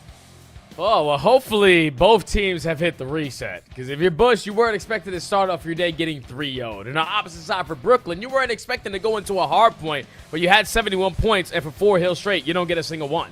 So everyone needs to hit the hard regain going into this losers bracket side, because this matchup has already graced us one time this season. And it was a clean 3-0 for Bush to start off versus OMiT Brooklyn here in the Elite. I don't know. I truly don't know what's going to happen, but this should be a one for the ages. Two organizations, OMiT, who on one side have done nothing but elite success all of last season, might not make it to a championship Sunday. I don't know. Let's just get into it, Al. I can't wait. I bet. Sounds good. And our producer Ray says, sounds good, Jay. Thank you for the hard throw. Here's our map set layout for you. Dead hard point, right back at it. I'll tell you what. And then a Colossus search. Dude, I don't remember the last time you and I have had a chance to cast a Colossus search. That was Beans, it's been a minute. CDL, Sniper, 4-piece ace, round 11. That was last week. That was a couple of days ago, Al. Why does it feel like that was a month ago? I don't know. That legitimately feels like a month ago, dude. I feel like if we don't see, I feel like we see so much Den Surge, I just get overwhelmed by Den in this current map layout. But it's a back and forth between Den and Colossus, so I'm here for it, dude. I am not just going to give you the hard set caster segue of wow, Jay, these two teams are so close, it could go map 5 round 11. But I would be totally flipping here for it if it happens. Yeah, I'm right there with you, my friend. The squad who in Telluride Bush are looking for the bounce back. They're starting it off with Den Hardpoint, looking to right their wrongs there. The Den Overload, looking to right their wrongs there. And just right their wrongs over that first series. The Bush roster, I was not expecting them to come out as flat as they were in that opening series versus Falcons. Not as teamwork oriented. It was just a bunch of running around. Hopefully you talk to the coach, Donnie Temp. You talk to the boys doing the watch party and Jerry and the guys to get you guys locked in. Because this OMiT Brooklyn squad, on the other hand, it's no pushover. They know what it's like to be here in Challengers. This very well, I think, by roster and how they qualified and how the Cups had gone, I thought this would be the grand finals for this Elite. Again, it's hard to tell because it's so absolutely early and anything can happen day to day, let alone week to week. But based on the consistency that we've seen from Bush in the Cups and in the qualifier to get here, the same can be said for OMiT Brooklyn with that Cup 2 win. I thought we were dealing with two heavy hitters early, but now we're going to see who finishes top 8 and how disappointing that would be in the opening stage of the league, considering the back end that both these two teams have. Well, let's go. Let's get it on. OMiT Brooklyn, Telluride Bush Gaming, Dan Hardpoint, elimination, round 1. Here we go. And Nate already PP press on the map. 3-0 start with fellow watching over him. Everything is currently being watched. It's not a slip that you can get through if you are Bush. 30 seconds still remaining here at P1. Someone has to start develop on a route, so it's going to be Mr. Prolu. His job to clear out some space at the next HP. Dude, Nate is just zoning space. I'll tell you, man, I've watched this kid a little bit from him playing in CCL, I think a little bit. I think he was in the Fisher team, but, I mean, this has been his coming out party. Outside of a couple of tournaments that he participated in the locals and stuff, his first-year challengers, and he is looking disgusting. Yeah. Unreal stuff as Brack and the rest of OMiT Brooklyn have a flawless start, but over towards P2 from the front. Bush starting to put it together a little bit. Yeah, he's sitting alongside Mr. Challenger and Tyler Fellow. Just always figures out the recipes for success. Doesn't even matter if there's some new up-and-comers, but Nate still shining. Another 2-piece, led by Capsule, finding 2 of his own. They just need to get some time here at the P2, and Bush just played this map, and P2 isn't treating him well once again. Yeah, Caps, 3 in a row, off the regen, shut down by Nate. What a start for him and Fellow. Rolling around the outside, able to track down 1. Maybe more, but doesn't expect the Luka to be that close up. Spart will zone it with the nade, and that should likely confirm the scrap time here for Bush. So big bounce back after the opener for OMiT Brooklyn. Now we took our attention through the middle of the map down towards B3. Yeah, OMiT Brooklyn are going to be set up early on. Gonna have Fellow playing the timing, so the pressure coming through couches, but just chooses the wrong angle. So Spart finds the opening. Fires taking space over towards Doja. Just does not spot a Luka. So now you have the numbers to work your way through mid-cut, but just these angles are so much better for OMiT Brooklyn. 3 go down in the feed. You're forcing now ProLu to hit an extra route. Yeah, you just do not want to be flooding through that mid-cut, walking into crossfires. Nate, 8 and 3. Caps shut down by Brack. Leaves an opportunity for Nate to follow up, but only catches 1. Fellow on the other side, though, keeps the numbers in favor of OMiT. And that will clean the floor. Wow. These holds for OMiT have been really, really, really good. Trophy now down to establish the back 25, and Bush are going to work on a route while sending 3 from the front. Yeah, Capsule's working on that route, but he's already sniffed out by Nate. Luka on the other side is just popping. 3 takes away the wall bounce. And usually when you see people wall bounce on that side of the map, it's usually off the map, not leading to 3 kills. OMiT Brooklyn dominated at the old HP, have the rotation that they want as well here towards rooftops. Bit of a split map situation here from Telluride Bush. Cap spawned out as the old hard point was still active, but from the front, OMiT Brooklyn cleaned things up, and now they can afford some attention on the flank. And it's Nate who gets a couple of tags into him that says, I need a little bit of help. Fellow will provide it. No better combination than those 2 guys right now. They are combined 21 and 10.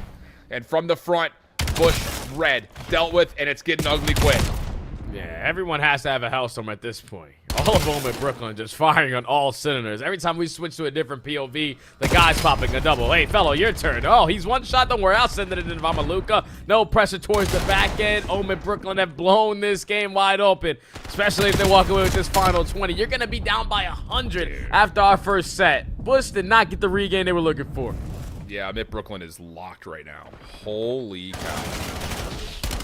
Nate playing off of some contact from his teammate.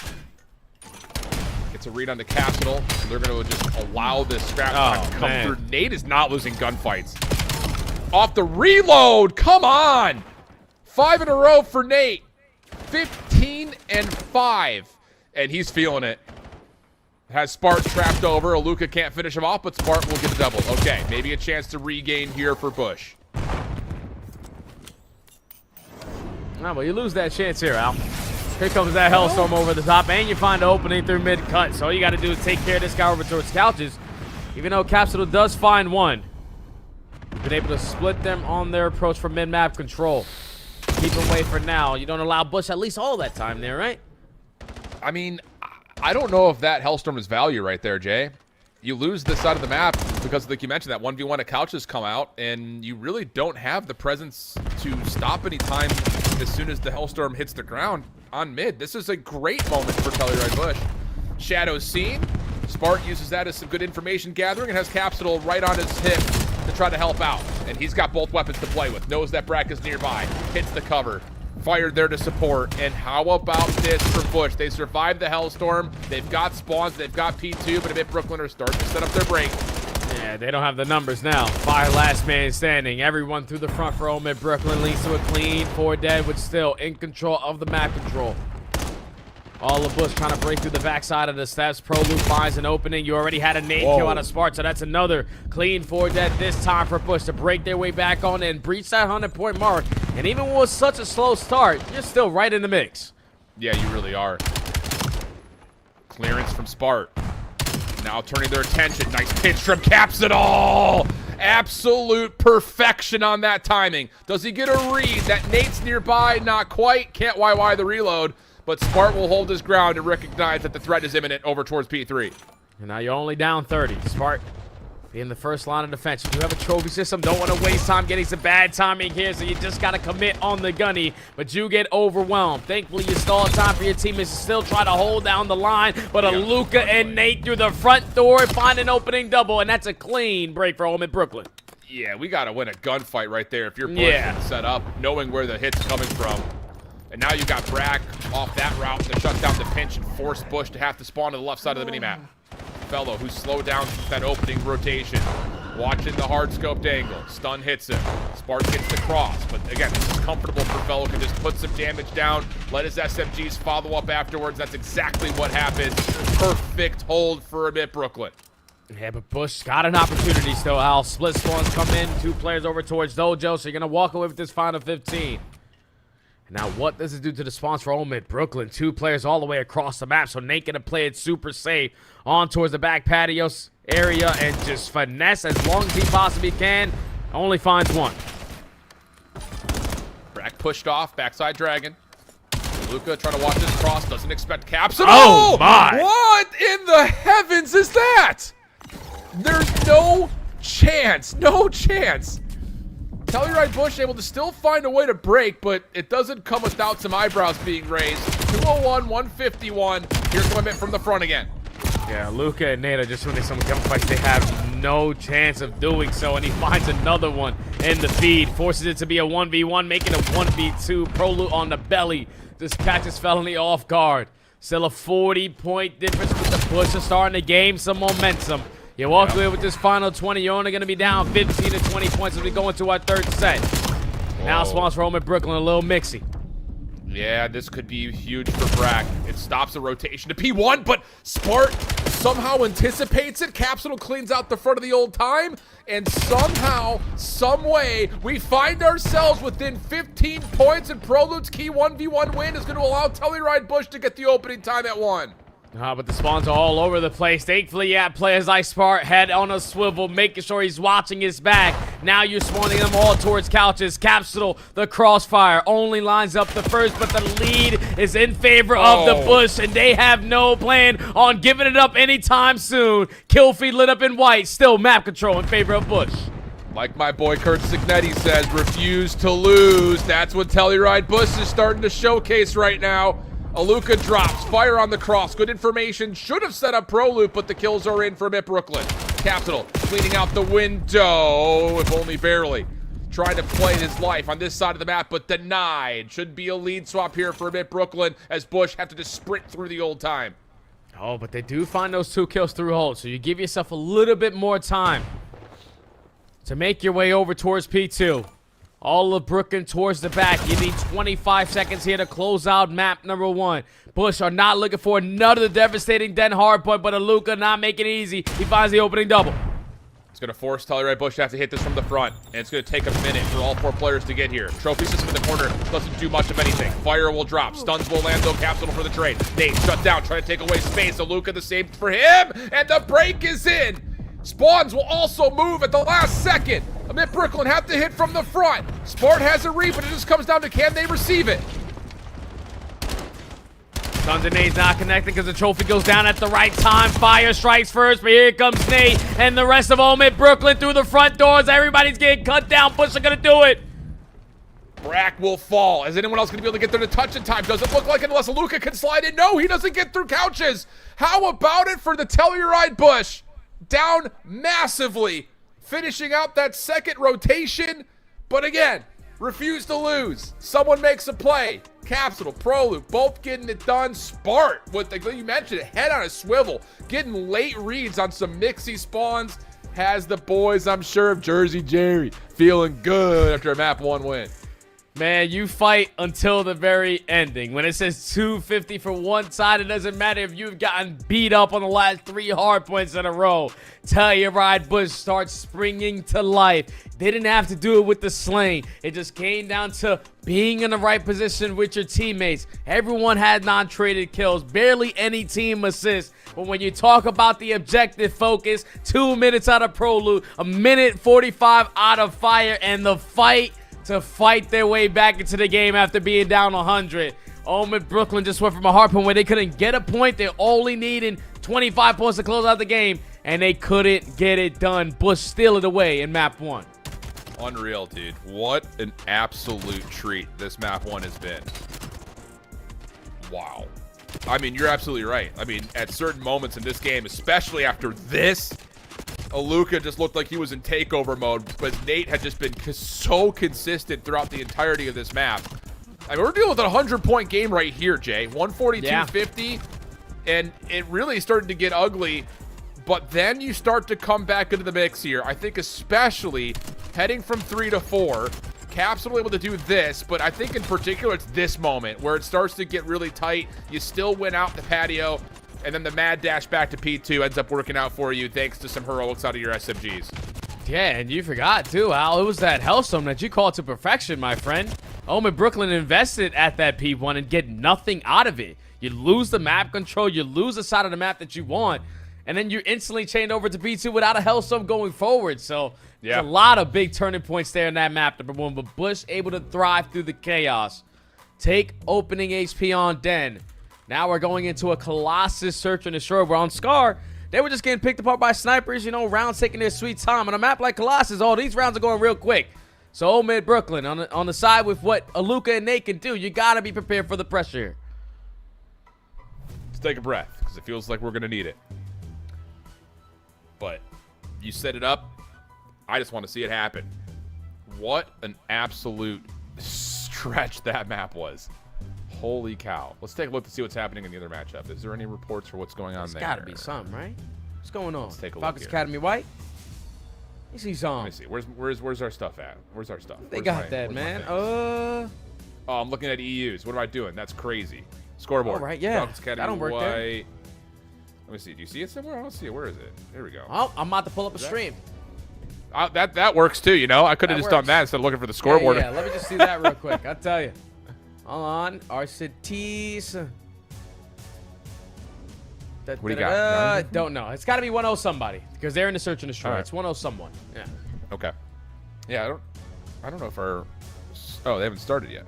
Okay. We don't know what's going on. Right, We're a little bit lost. We're just ready to see some action. We're going to take a quick break, get ourselves set up, take a breath, calm down a little bit, or pop open another monster. Shout out. That was not where the label is. Label's right there. There we go. Get you one. Here we go. Back to break. We'll come back. Map 2 after this.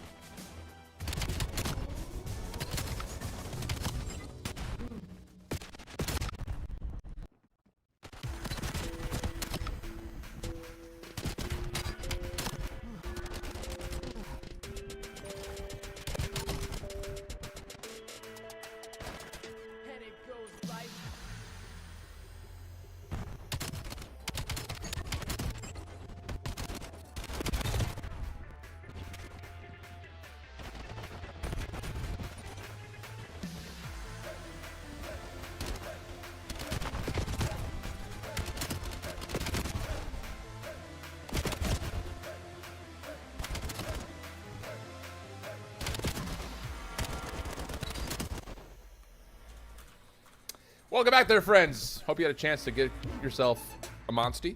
Yeah. And a breath, because that's what we got. Yeah. Woof. That's all we need. We need a little bit of that extra COD energy fueling us up. Who needs food? We don't need food. What do you think, COD? COD is life. COD Shout is out life. J-Pros. Yeah. Shout out J-Pros. Hell yeah, baby. Go. Shout out J-Pro. Twisted, dude. Jay is so twisted. Oh, so is Paul X. Falcons White. Huntsmen, map number 1 on the Bravo channel. Kid has kicked off, and it's a decent start for Huntsmen, but a response for Paul X. And is anyone going to kill Paul X? Man, he's got himself a CS right now. All right, well, there you go. That's how you take him down. A little all bounce there from Neum. Now Spawn's starting to flip a little bit, but Huntsman able to stabilize, spawning over towards green. Final 10 seconds. We're starting to think about that rotation.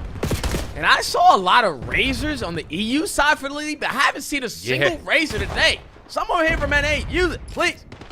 Dude, I got a DM from one of the CCL players today who's just like, yo, Shift, I see your casting challenges.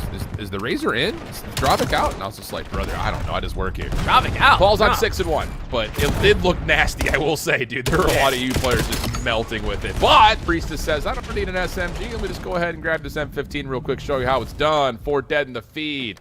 And that'll be enough for Falcons to take the lead. Yeah, and Arceus is backing on up, making sure he's focusing everything for Huntsman to be over towards that green side. 30 seconds still to play with here at the P2. Near with a big nade over the top. It's very early into this game, so no one's going to have a trophy system to keep you alive from those attacks. But the break comes in for the Huntsmen. Not for long, because the contest is still going to be from the front. But the rotation in favor of Huntsmen, because Renegade is already at play. Yeah, but numbers are dwindling here for Huntsmen. So a chance to possibly span on the exit for Falcons White. 8-2 start for Paul X, man. You know, I don't know if there is a more polarizing player in the competitive COD scene right now than Paul X. Sometimes I feel like he is just unkillable, and other times I feel like he can't buy a kill. I don't know what it is, but right now he is frying. 9-3, Renegade gets the info off the stun. Is that a perfectly cooked nade? Sure feels like it is, but it will be Renegade for 1 and then hitting the hay while Huntsman soak up some time. Yeah, and if you're Falcons Academy White, you got to find a different avenue of approach here. You can't just funnel your way through top game, because it's not going to be easy. The player that works on the OE, which King of Body, gets caught off through Delhi, and now you're just forced to continuously head bash your way through the front. But a team kill is going to make it easier for you. You just need to trade everybody else out. The break is in for Falcons White. Kips running a little bit low on ammunition. Doesn't seem to mind it, though, with the pistol until eventually Falcons White will push them back. But looking over to the minimap, new hard point coming up next. Huntsman in position to receive this rotation. Rispy hanging out in Delhi. Neum watching the mid-cross. Nice slide out for Priesta, but there's no follow-up immediately. Eventually it develops. Renegade, nice little snap for him to catch 2, and that is enough for Huntsman to get the time and still keep the spawns, and a read to Arceus, who will eventually be traded. Yeah, Renegade doesn't pop that double. The 2 players from Huntsman are all the way across the map, so perfect timing to come to life. What a Now you're reading everything else. Kips picks up the OE, puts through P2 side, finds that one-on-one, but everybody else is dropping like flies in the HP. Spawns are going to be a little bit mixy, but now it's all on Kips to just block as long as he can. Bro, he's on double, looking for more. He had Paul, I think, in the gunfight, but wasn't able to win it. But that shell to hit over towards the shed is unreal out of Kips. Gives the Huntsman a chance to regain and try to affirm some control here. Spawns are blocked. Renegade around the back, a little late to the gunfight. As Arceus puts him down, who's also having a good map here for Falcons White as they grow their lead to about 20 points. Yeah, the rotation now in a one-on-one fight. Rispy trying to finesse his way in through top green. Stall time for your teammates to get near you. But Paul Lex had him with swivel. He has the indication someone's got to be on by. Thankfully, you sniff him out. You easily clean him up. Now the back spawns are being blocked. You just lose that initial fight, but you should instantly have the numbers to get right back in. Freeze still looking to shut down the rotation of reinforcements first. Not able to find anything. King of Body. No, nothing there. That'll be enough for Huntsman to lock themselves in. Again, this is a Bravo matchup, so make sure you head over to the YouTube channel, tune in, or watch any of the boys that are watch partying, I believe, right now. Shout out to you guys as we'll swap back in to our OMiT Brooklyn and our Telluride Bush gaming matchup here in a moment. Here we go. There it is. Colossus S&D, Al. Well, sometimes the rounds can be pretty quick. But sometimes you're waiting until the final 30 seconds to even think about an objective. But round number 1, Sun's connecting over towards Statue. You gain the information there for your bush. So you give up all that space at B. They prepare for a push here at A. 2-for-1 split is the fight. 1v3 now for Brack. It's a really good read on the corner right there from Prolute. Sees one, but also gets a read at the bounce up. Backs off. Lets that attack fizzle right in front of the teeth of the defense. So Brack by himself. Sees one. Tags. Bold, but Spart had to force something. Now up top. Whoa, clean shots from Brack. Maybe a bullet away from that one, but Bush will not drop the 3v1. They take the opener. Yeah, it's just so difficult on a map like Colossus with no trophies to even think about getting the objective down early on. So all that space that OMiT Brooklyn had, they were just nervous. on putting someone's gun down to get that bomb planted. So you push through P2, and all of Bush is just waiting for you. Keep the numbers on their side. Early defense for Bush. Brooklyn now looking for their response. Didn't see any snipers out in round 1. Spart has the M15, so none for him. The usual suspect, I believe, to snipe for Bush. But the offense is going to find a lot of free space at B. Bracca's got to be in a very safe spot. He needs to get a read and then get out of there. Not able to do so. Luka for a trade, though, around the back. Now has Nate hitting a route. And I don't think anyone is going to expect this, but somehow Caps gets a read. Help from Spart is there, and Bush have the numbers. Yeah, Lucas should just know, though, right there. Like, they're not going to commit this bomb 10 over to B in the 3v3. So I can trap them, but thankfully on the other side, Luca's still alive. It was actually Nate that falls there. The 1v2 for Spart. This guy's always left in the clutch. Yeah, I'll tell you, that was a little bit bold from Caps to just jump over the top like that and not get a read on where Luka had repositioned to. But Spart will give himself a lifeline for this 1v2 by planting. And it's Wolfpack mentality for OMiT Brooklyn. And Spart is tagged. Still alive, but if you're OMiT Brooklyn, we're not hopping. Hold on a second. Spart might find the perfect timing for this route to happen. He knows he's got to go quickly. Sees one over the top. Finds the shots. Can you get the player on the bomb, though? Not quite. Right over the top of that little barricade. Not enough vision to get the diffuser, and we'll go 1-1. Oh, man. Brooklyn, like you said, take their sweet time to work that defuse, and it just gave Spart hope that once he was developing on that long route, all I needed was an extra second. But as soon as he gets planted, we're mid-tunnel at 29, halfway done at 25, and you find this kill onto... If that boxes it there, it's an easy round there for Spart. Yep. It's just that extra little yellow crate allows OMiT Brooklyn to tie the game. And now we see a sniper in the hands of the vet and fella. Yeah, but he has been naded. It's enough information for Telluride Bush to just play a very passive defense at B. Pardon me. Get yourself set up for some sort of a crossfire and contact play at A. Fellow still just trying to clear angles with the scope. Here comes the re-clearance from both Caps and Fire. Caps over the top, sees the glint and says, nope, not interested. But OMiT Brooklyn say we should have this space for free and we'll start to move forward. They find Fire in the close corner and now all of a sudden it's panic time for Bush Game. Yeah, now you waste no time to get the objective down. Fellow's able to find his first kill on the round on the Captain with the nade. Shots. Just get him the bomb planted at B. You have to choose your timing wisely. Spart takes care of Fellow 2v2, 30 seconds. Yeah, and now all of a sudden Spart and Prolute can play together. They have done that quite a bit in the years. Luka hunting, finding the clean shots for the first. No idea where Prolute's gone off to. 18 seconds. And Aluka's not going to play for the bomb plant, but doesn't need to. Beats him over the top of the cart. And OMiT Brooklyn find back-to-back wins. Damn, that's just killing the noise there.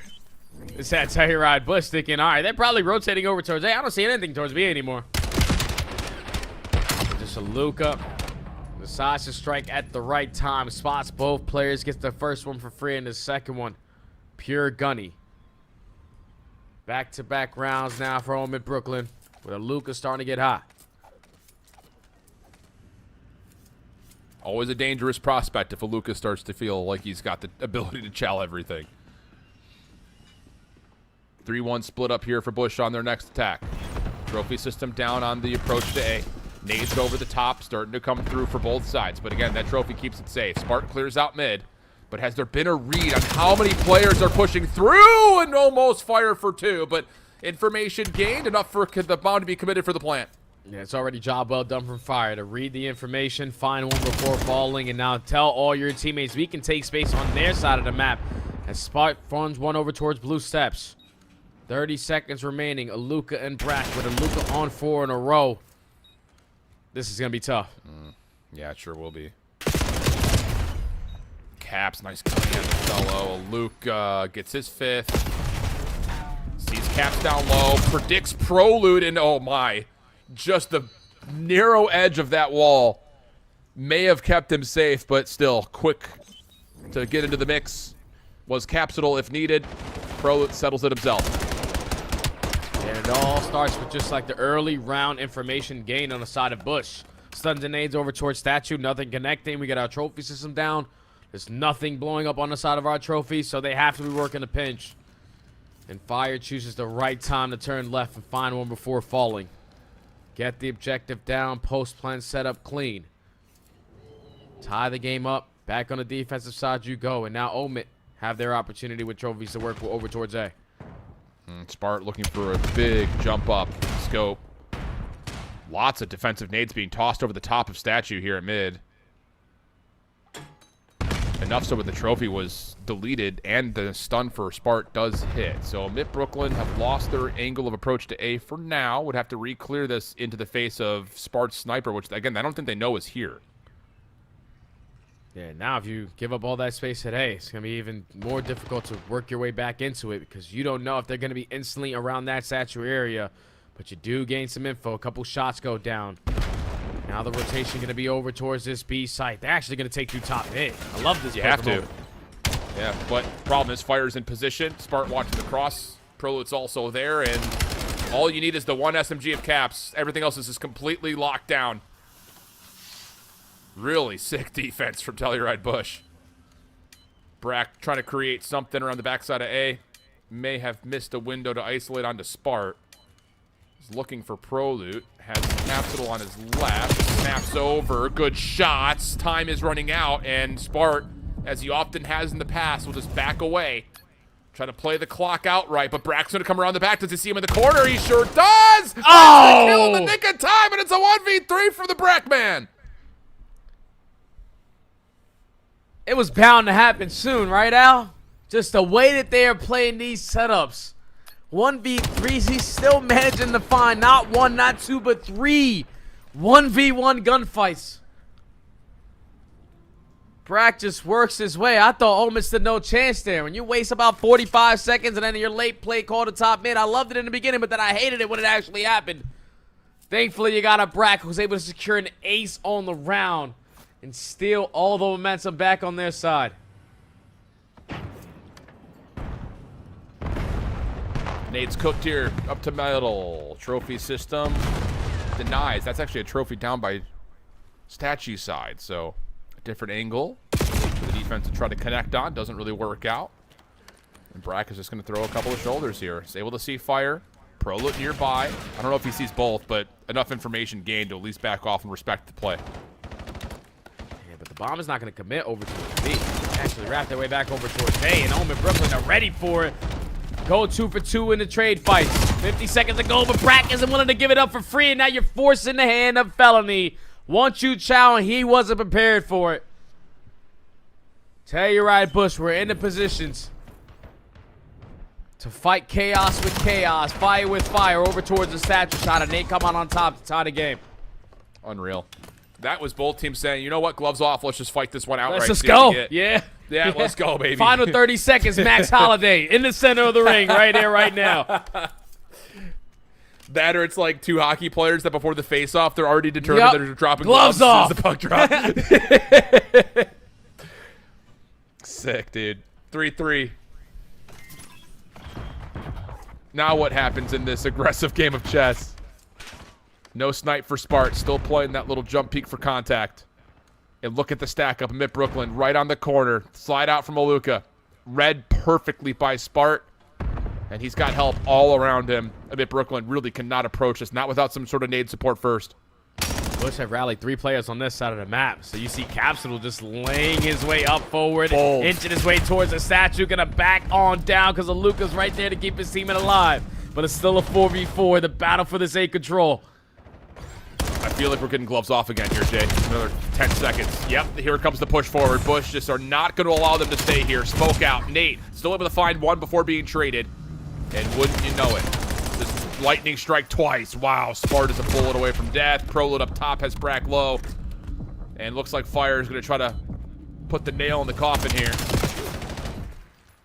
Hello? Okay, oh thank my you. God. I was about to say, dude, I got... like, dude, is this thing on? Like, it should be an easy one for Fire.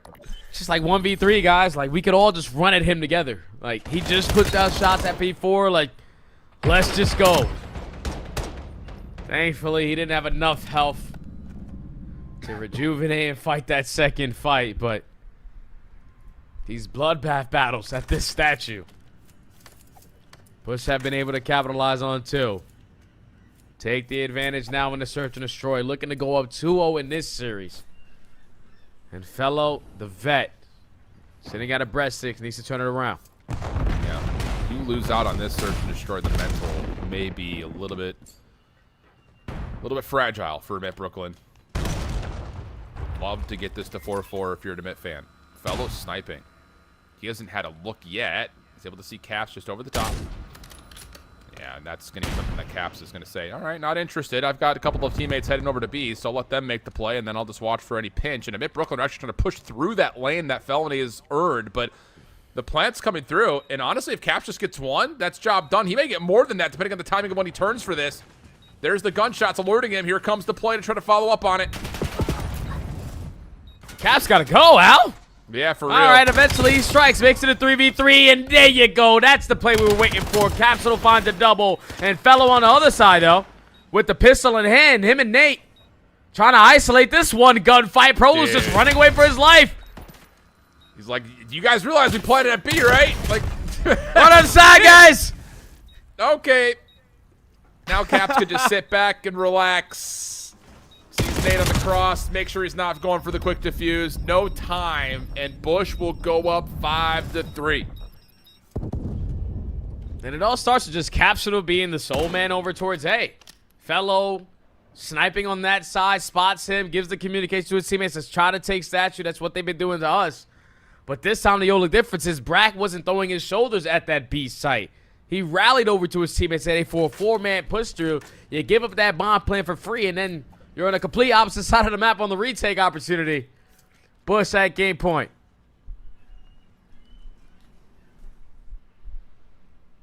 No snipe for Spart this time. Trophy system down aggressively around A. He's playing on an island, though. Bush, instead, are going to stack up the tunnel, already clearing out the front side at B. And wow, this is aggressive. And honestly, if you're smart, you're just hoping for 1, and you get it. Can you find a second? You've got help nearby to try to trade you out, and that's exactly what occurs. Caps it all, up and around, able to find at least a little bit of damage. But we'll go 2v2. Bomb going to be recovered by Aluka. Aluka and Brack. They'll have to try to force this round 10. Nade's getting invested over towards this A site. Prolud and Capsule are running around as an army of 2. Yeah. While the bomb is still split. And now Brooklyn have killed Noise to create some doubt into the defensive setup. I don't think Caps actually was able to spot that little piece from Aluka, but now he's got the information. They go 1 for 1.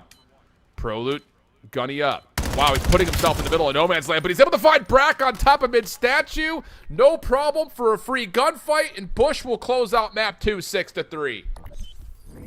Just a little bit better in the icy moments of these setups and post plans, or just what you're doing to take away certain map positionings from OMiT Brooklyn. Bush will just capitalize on it. A lot of rounds where even if Brack doesn't get that 1v3, you're thinking they just outplayed us because we made a lot of mistakes. Like if you're OMiT Brooklyn there, all those souls over towards that statue side were just a mimic, just a decoy, until Telluride Bush gained the full information and then send it on in. Well played from the Bush to capitalize not once, not twice, but 6 times in that first blood column. And they close out this map and go up 2-0 in the series. Yeah, clean stuff from Bush there. I think it's just the adjustments that are made after the 6th round where we're sitting 3-3. Like, we're in a really tight game. Of course, you have the 1v3 from Brack. I mean, you've got clutch ups all over the place because Spart gets it done as well. I mean, it's just, you've got all these opportunities that just kind of are created out of nothing. But I think after that fist fight in front of statue, that was like Bush saying, all right, you know, we got this. Like, if they're going to kind of keep playing like that, where they're going to try to force gunfights when we give it to them, then let's just respect the setup. Spart continues to find so much information, that little hop-up defensively down towards the A site here. And Prolute right there with them is just so quick to respond and react to whatever Spart sees. It's just the information gain was just, I think, really one-sided in the last 3 rounds for Bush.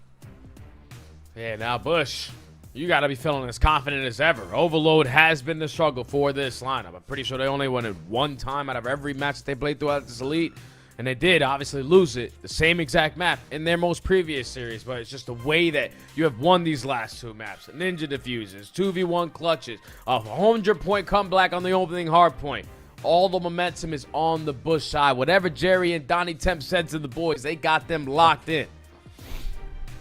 Yeah, they sure do. But again, we saw the results from the overload in our winners bracket round 1 game. 5 won the count. So you had already kind of mentioned that this map 3 has been troublesome for Bush, whereas OMiT, again, you drop a huge lead in the hard point. Sure, the search and destroy gets a little bit away from you, but you come out and you swing back at Telluride Bush here. You go to a Colossus hard point where momentum could swing like that. Yeah. I don't know, man.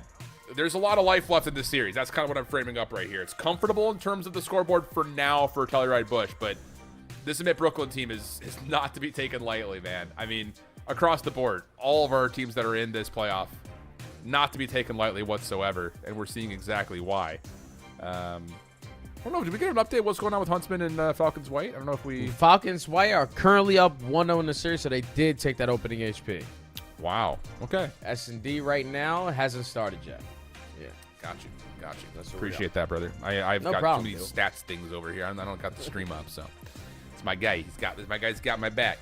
Who are you looking at? Just give me a player. Just throw One out guy. a super biased take. Super biased take. This guy right here that Jay's about to say is going to take One over guy. this map. It's one guy, bro. I just got one guy, and it's the vet. Tyler Fellow. Where you at, dog? Like, you didn't get here just to get here. You know what it's like to be in this position. Now you're in loser bracket down 0-2. We're not hitting shots with the snipe. We struggled in the opening map 1 on getting certain trades at a certain point in the game. But you are the vet of this lineup. You need to be able to lead the pack. Carson has done it with you multiple times. But, Fellow, you are the guy I'm looking at to try to force game 4. Get your SMGs to where they want to be on Colossus. I like that call. I like that call a lot. Let's find out. That's all we got. Come on, baby. Come on. It's all good, baby. Here we go. It will be OMiT Brooklyn on the right-hand side. Seeing if they can try to gain some early favor. And there's the fly-through. Our observers are locked in and listening. I can tell you that much. Where's Fellow? Let me zoom in on that guy real fast. A little drone play. And he's going to turn and find Capsule. Good start here for OMiT Brooklyn. They even got Brack clearing space. Oh, my perfect goodness. start. Way past this B point. Should be a freebie. As long as Brack doesn't sell right here. And, whoa, pushing forward. Fellow maybe almost a little bit caught, but he's able to get the first score. And now, Luka, your turn to just play defense as long as you can. Finds one, only 2 players in the position for the Bush. They push their way over towards rooftop side. Fellow trying to set up on this pinch. Keeping at least 2 of these guys out of their play. So everybody off the respawn, you're going to be fine and dead to hold the line. Fire, at least for now. Finds 2. They still have EMP control. Yes, they do. Fire, okay. Clears out some space up top. Proloot, that stun probably falls off the map. But off the regen, tries to force it forward, having a teammate with him. Luka low, but still kicking. Fire actually finds a nade, but unfortunately not able to do too much to stop the device from being collected. So OMiT Brooklyn will flip it, reset, and get to work. Yeah, MP off the rotation now. Proloot trying to contest through mid-cut, but Brack is just trying to juke them out of their side. Back over to our rooftops we go. A Luka slaying through the middle of the map. Gets information onto a second player. And you know, most likely someone has to be sitting at cut. So you have the numbers to push your way over through rooftops, but you lose the 2 gunfights that you were necessary to find. And now if you're Brack, just try to value your life as long as you can. Maybe wrap it back. Now Spart's feeling it. Comes up, gets traded. Proloot, this long-standing duo, does get turned on by Nate. Device can be collected. Fellow trying to make a play up through mid-cut. Sees Spark sliding down. He's still unknown to this Bush defense. Proloot. Oh, goodness. Difficult as Nate's able to get the shot punch in. Brack opens up the space towards me. Aluka, pistol, trying to slip and slide in. Not going to work, but Brack is there to pick it up and score. Yeah, Bush got no idea what's going on in this game mode. They just running around like roaches. Everybody scattered all over the map. Hasn't been ideal for them so far here in this game number 3. All map control in favor of Brooklyn. Every single kill currently in favor of Brooklyn besides 1. And thankfully, Spark makes the most of his life. Catches 2 and now keeps the EMP at bay. Do you think it's mostly like Bush just getting a little bit caught looking one-dimensionally? Like, Yes, it just feels yes, like I think on these defenses, it's like, hey, the EMP guy's going this way, so let's all go that way. And then you Yeah. kind of lose track of the flank. It's just tough, like when you're looking at the minimap compared to when plays are starting to develop. You said Prolude still sitting at big cut when he didn't need to be. It just seems like they're a little bit like just behind a step or two so far in this game mode. Now you have to be prepared for this pinch because you know it's bound to happen if it's this quiet. Yep. Minute 45 to go. Well, Spark clears out one angle. Aluka waiting for his time to pounce or maybe find a kill if anyone overextends. Here comes the retake attempt by Bush. And Bracca's good for a couple. The trade is there. And now you've got Spartan to hold the hurt. He's got to play defense. And the pistol for Fellow works out. He's going to get his second score. 3-0 the count. And yeah, Bush just getting impatient. Let Brooklyn spin up a web and catch him lacking. Yeah, they're just always on the defense, man. Even when they find the opening kill, everybody's preeming, watching their pinch. Communication must not be hitting. It seems like they're losing track of players. Now you have an opportunity with the map control in your favor. Potentially put one on the board here. Just looking for the opening. There goes Prolo with the nade. Yeah, got to follow up on that space behind it. It's taking too long. I'll say. Nade gets behind the play, and yeah, it's a single kill. After you open up all of mid-map, we get a single kill beyond that. Just not enough. 4-11 from Caps, not finding any space to work with. Nate, down low, just playing a ratty spot. Trying to trade things out and keep the middle of the map contested, and he is just floating right now. Is denied. Fellow, some trouble with Caps for finishes. And same can be said for Brack. Wow. Spart will at least find one trade and a second and a chance if he can run it. Now, the thing is, he doesn't know that there are players behind him. Now he's got the call from Fire, but you have to take your time. You need to reset. You need to get some sort of a setup here before we get to overtime. Yeah, you need your teammates. Exactly what you're waiting for is your teammates to get in front of you. Because now in the final 5 seconds, as the EMB carry, you die. The round is instantly going to end. The other opposite side, you had Prolude clearing space over towards B, but now the EMP over towards A, and unfortunately, none of the kills go your way. And that's halftime, with OMiT Brooklyn being up 3-0. Okay. Wow. Well, it's just one of those things, man, and we've seen it across even the CDL. You get these moments. You very, I think, avidly hit on them of like, okay, time to go. And it's, okay, time to go. Like, I don't know. It just feels like it's just decision-making is not happening immediately. There's too much maybe conversation or maybe just not enough trust in whoever's calling the play to be like, all right, go, or hit this, or let's hit this route. Like, it just feels like we're a little bit one-sided, one-dimensional right now from Bush. Let's see if they can respond to the second half. Yeah, just need to not play so scared right now. I feel like they're playing for the back foot. And in a game more like Overload, once you get your kills, you need to be able to take space and capitalize off of them. 3 kills now in favor of Brooklyn, instantly hitting that forward button. You got the last guy trapped towards bottom servers, all 4 dead with Brack clearing space over towards Dojo. Might be another one on the board if Brack can find a kill, and yeah, that might be it. Could be, but defense does hold. Nate a little bit too far outside the play, but can afford the luxury of playing a little bit of keep away. Fellow on 4 in a row. Has Fire lined up, and we'll find him before Caps can get the kill. Aluka alerted that Spart is nearby and catches him with an 8 out. And now again for map control. And then what we're talking about. Nade, nice cut off from mid. Can pick and run if he wants to. But there is a player still at the mid cut, not able to find the connection. And now Nade's going to rewrap this back around towards Dojo's side. Yep, or maybe he's not. Looking for Fellow to find an opening kill. Finds that opening, and this is what it's doing. It's creating space for Telluride Bush to rotate it over towards A. But the EMP is actually going to commit on this side of the map. Nate, only with a pistol, is going to get done down. I would have loved to see if he would have been patient for that guy working through bottom servers. But now Aluka here to try to slow down their approach. Finds the first. You're not expecting the ego chow when you're one shot. And now at least a 4 dead and potentially another cap. Brack has one in the way. Oh, he slipped right by him. Oh, man. That's so frustrating for Spart. Trying to play a little bit of forward defense, get caught, go in the wrong direction. And OMiT Brooklyn are very comfortable right now, although Prolude's 3-piece should allow for a bit of a run here. The problem is Aluka will spawn up in place. Prolude anticipating the spawn to be a little bit deeper, but gets caught between two OMiT defenders. Will be where that effort is. Yeah, that's just all it takes. It's just one kill on the side of OMiT Brooklyn to shut down a push and Telluride push. Prolude was thinking clean for dead. No way in hell someone's going to spawn in that back right corner, but he does. And now time is still ticking with you not adding anything to the tally. Reset over towards rooftops. Spark in a position to find a couple kills and potentially push it backwards or forwards. And Fellow just trying to stall time as long as he can, but here comes the rotation, just playing keep away. Pretty confident has this OMiT Brooklyn team been. I mean, Man, we got 23 so far out of and the play. 16 from Oh my. Spark. But you call it. Brax hit the Giga route right now, and it's going to work out, although he does get turned over towards, so maybe a chance here for Fire if you can finish off Aluka with pistol. Easier said than done. Prolude, a chance to recover, but there's a defender in the way, or is there? Find a way to beat the timing, maybe, but no. Defense back too soon, and OMiT Brooklyn will find the goal line stand. Yep, time keeps on ticking. Not into the future. Aluka with the team name.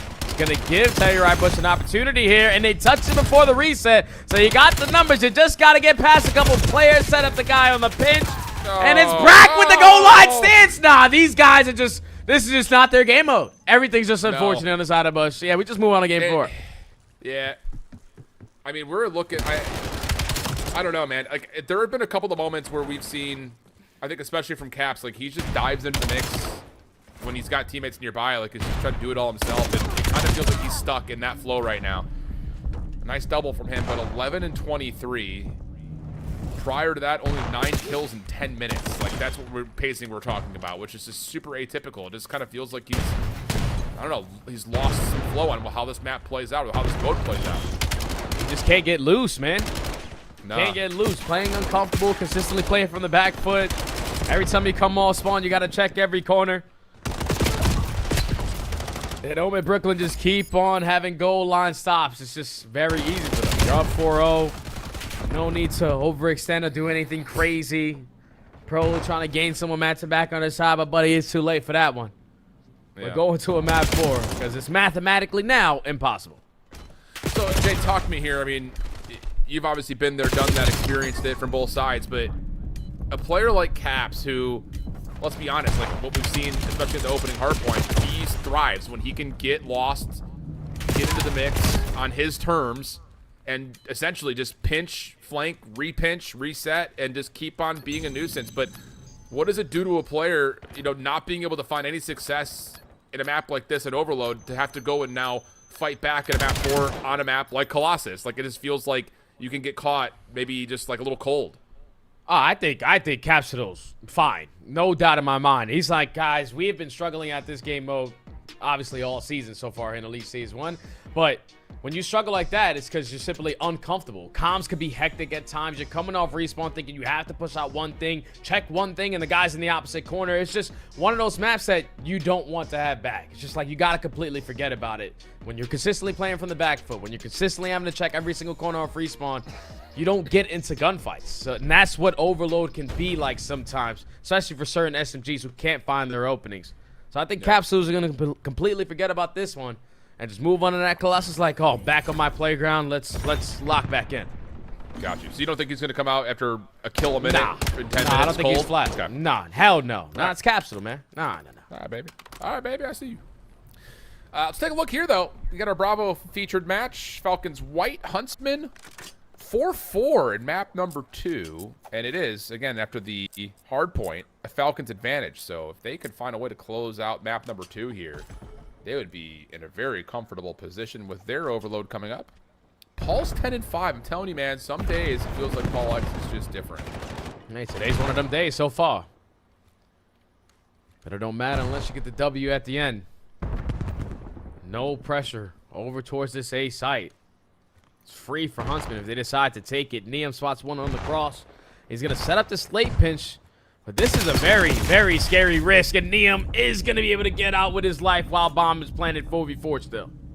Yeah, that's the big news, though, is he keeps those defenders late on this rotation back to A with the plant coming in. So now Huntsmen going to stack up in front of the site. Ooh. No Crispy trophy. takes a hefty amount of damage from a nade. He has to say no trophy. Kips is the one who has it. Hasn't placed it. Now here comes the push from the front. Priest it for one. Kips in some trouble. Cannot get away from the trade. Neum at the window. Tough battle, but wins it simultaneously with his teammate next to him, and the Huntsman will get the 5. All shout out to Neum early on in the round, gaining information while his team is clearing space over toward Nate and getting out with his life. And then gunning RCDs off of the head glitch. I think that window head glitch might be a little bit more powerful there. But game point now for the Huntsmen. Looking for the response here in a search and destroy to tie this series. So much hype around this lineup. I know Methods is watching this game thinking, boys, we should not be in this position, but you are. You need to secure this S&D and shut down Paul X, who obviously had chopsticks, is having a good game. Ooh, Priest does some trouble there, but an opening set nade from RCDs connects in, confirms the kill into Rispy. So Falcons with the numbers. They're going to be aware that there is some established pressure at mid. The body going to try to clear. He's able to find 1 and 2. Lines up a little bit of collateral damage. Kips will get the trade, but that'll be enough freedom for Falcons to make a play on B. Yeah, this should 100% be going round 11. You spot him on the hop up. Just keep your bomb carrier protected.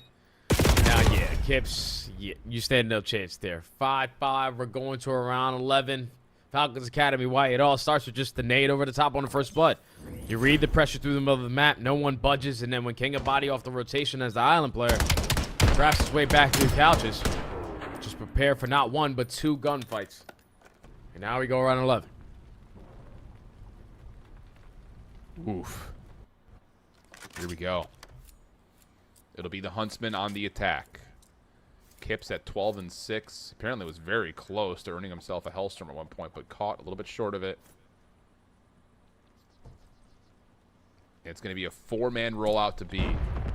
I don't see a trophy yet. This could get dangerous. Priest gets over to the mid-cut. A couple of tags in from Dojo. And look at the quick route from Priest. They're already clearing out some space at mid. Scope will come down. RCD stuns through mid. Again, I don't see this trophy for Rispy. He's got to get this thing down, you'd think. Playing for a gunfight first, and Paul X makes him pay for it. Now in a man advantage with bomb down. All of Falcons Academy White are roaming around as a pack. Huntsmen are going to waste so much time thinking that they are trapped to even think about getting this objective down, and this is playing into what the Falcons want them to do. Well, Kips will step forward, grab the bomb, and plant. Post-plant setup will be back towards the offensive side of the map. Kips is playing contact with the M15 on the close corner. I like this on a Renegade. If he finds timing on Paul, that is. First shots are decent. Not playing for help, but at least not waiting for it long enough. But Neum, Kips respond. 2v2. Kips in some trouble, trying to back away. A little bit of distraction from Neum in the middle of the map. 20 seconds on the clock. Here comes the chase now. Decent damage out of Neum. And now Kips can retell this. Neum continues to finesse, find more damage. The call's out for Falcons to push down Kips. Now they're going to turn their attention back to Neum. King of Body hops onto the bomb. Shots are out for Neum. 1v2 and Huntsmen clutch up the map. It's just something about that hop up, Al. And Neum in the clutch position. Plays it to perfection. Big shout out to Kips to draw them all the way on that side of the map and allow the game clock to keep on ticking. While Neum was finessing from the hop up. All it took was one timing play. You know that someone has to commit on the defuse, but the wall bounce there from the young buck in Neum secures the first gunfight, gets the last one for free, and Huntsmen are able to tie the series up. A much needed map. Momentum back on their end. So I see out of Neum right there. Whew. I mean, you're getting pushed out. You're shooting hip fire up above you, still connecting a couple of hit markers. Unreal stuff. So Huntsmen get us to a 1-1 count in their series, and our match in map number 4 is about to kick off here on the main broadcast. So for Bush, it's about trying to get the momentum back after being completely stonewalled in the overload. It's going to be a Colossus hardpoint. The last thing you want is to come out cold with players like Aluka and Nate on the other side.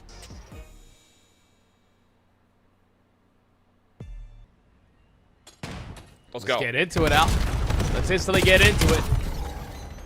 Into the action. This is where OMiT Brooklyn want to put the finishing touches on this series. But if you're Bush, you're able to fight even where your backs are against the wall. Early control of the P1. All of OMiT Brooklyn spawning over towards Brew side, but every single angle is currently being watched. Even Nate gets sniffed out bottom tunnel. Prolute, little up and over. Now chasing down a couple extra kills as Fire cleans out the back, flips the spawns. Perfect start for Telluride Bush. OMiT only get 2 kills in the opener, and now they're getting caught by Capsule. This is what we're talking about. When he gets free, he gets disgusting. Spart over the top, finishes off another, and the SMGs are just rotating and running circles for Bush. Yeah, now all of OMiT Brooklyn playing from the back foot. Gonna waste some time to hit on some routes to get closer over towards this P2. Trying to overwhelm Capsule on the OE. You find him with ease. Can you block those back spawns? You do. Now you have the numbers and the side of the map that you want. Just got to eliminate these final couple of guys. Fire on 5 in a row. Instantly going to get traded, and a perfect break there from Brooklyn to get some much-needed time. Yeah, big starts for Fire. He's been a little slow in this series, but he's going to also what a see, see that his teammates are going to spawn behind, but yeah, you're absolutely right. Nate able to snap over and still make sure the back stays safe. And it's going to happen again. Should again be aware as Aluka will spawn up. They're going to look for this player in the back, but not with enough focus. OMiT was taking the fight forward, and in that, there will be an opportunity to break. That's significant time there. 20 seconds for Bush coming up. Oh, yeah, that's sloppy. I thought it was fool me once, shame on you. Fool me twice, shame on me. You can't allow that to happen. If you're going to get that aggressive up through P1, someone needs to be hard blocking, because that 20 seconds could play a big part, potentially how this game finishes out. And at least you're going to make up for it here with early rotation over towards P3. Early gunfights being won, power positions being held. And now Capsule instantly gets shut down on the switch. OMiT Brooklyn in full control. Yeah, I mean, I understand it from Caps trying to open up around the back, create a flank, put some pressure on this mid setup, but now all of a sudden with him dropping on that long play, that Brooklyn can keep their focus purely on the front and the pinches through mid. 38 seconds to fight for. Here come Fire and Caps. Fire's able to keep the nice start going for him. 7-3. Up and over. Nice snap. Just get one more over the top of the heady. Oh, mercy. Fire now 3 in a row. 9-3. Trophy system to keep him safe. And Bush will have a chance to fight for this last 20. Man, it's a big 20 to get, because you know Brooklyn aren't going to give this one up. They are going to contest it knowing that they have yellow spawns. But when you're so aggressive on it, it sets up Prolute on the pinch. Clean. Off the rotation is going to be Bush. Looking to tie up this series pretty early into this one. You allowed him to get a chunk of time in. Yeah, Brooklyn, it needs to be a whole lot better, but this might be the game if you give him a good chunk of time here. Yeah, feels that way. Feels that way. Prolute shut down. Fire cooking. 11-3. Hard point time getting him closer to a Hellstorm. Pinch on the way from Aluka, but read and largely responded to. Prolute snaps over, finds another, but not the second. Here comes the player on the back. Fire does earn the Hellstorm before being bounced off the hard point, and a quick reapproach from the front, but Nate will shut it down. 4 in a row for him. Nate, last man standing here, instantly going to get traded on out. All of OMiT now spawning towards the front side of this HP. The last person here to contest is Aluka. He gets chopped down. So it's the battle of this chunk time final 20, but if you keep letting Bush get it, they're going to continuously grow this lead even more. They even finding kills off the rotation. Brack now knocked down to 20 HP, trying to value his life, gets sniffed on out, and now you're swanning back at O. Not good for Brooklyn. And Fire is in his flow state. Aluka trying to catch the same rhythm, shut down.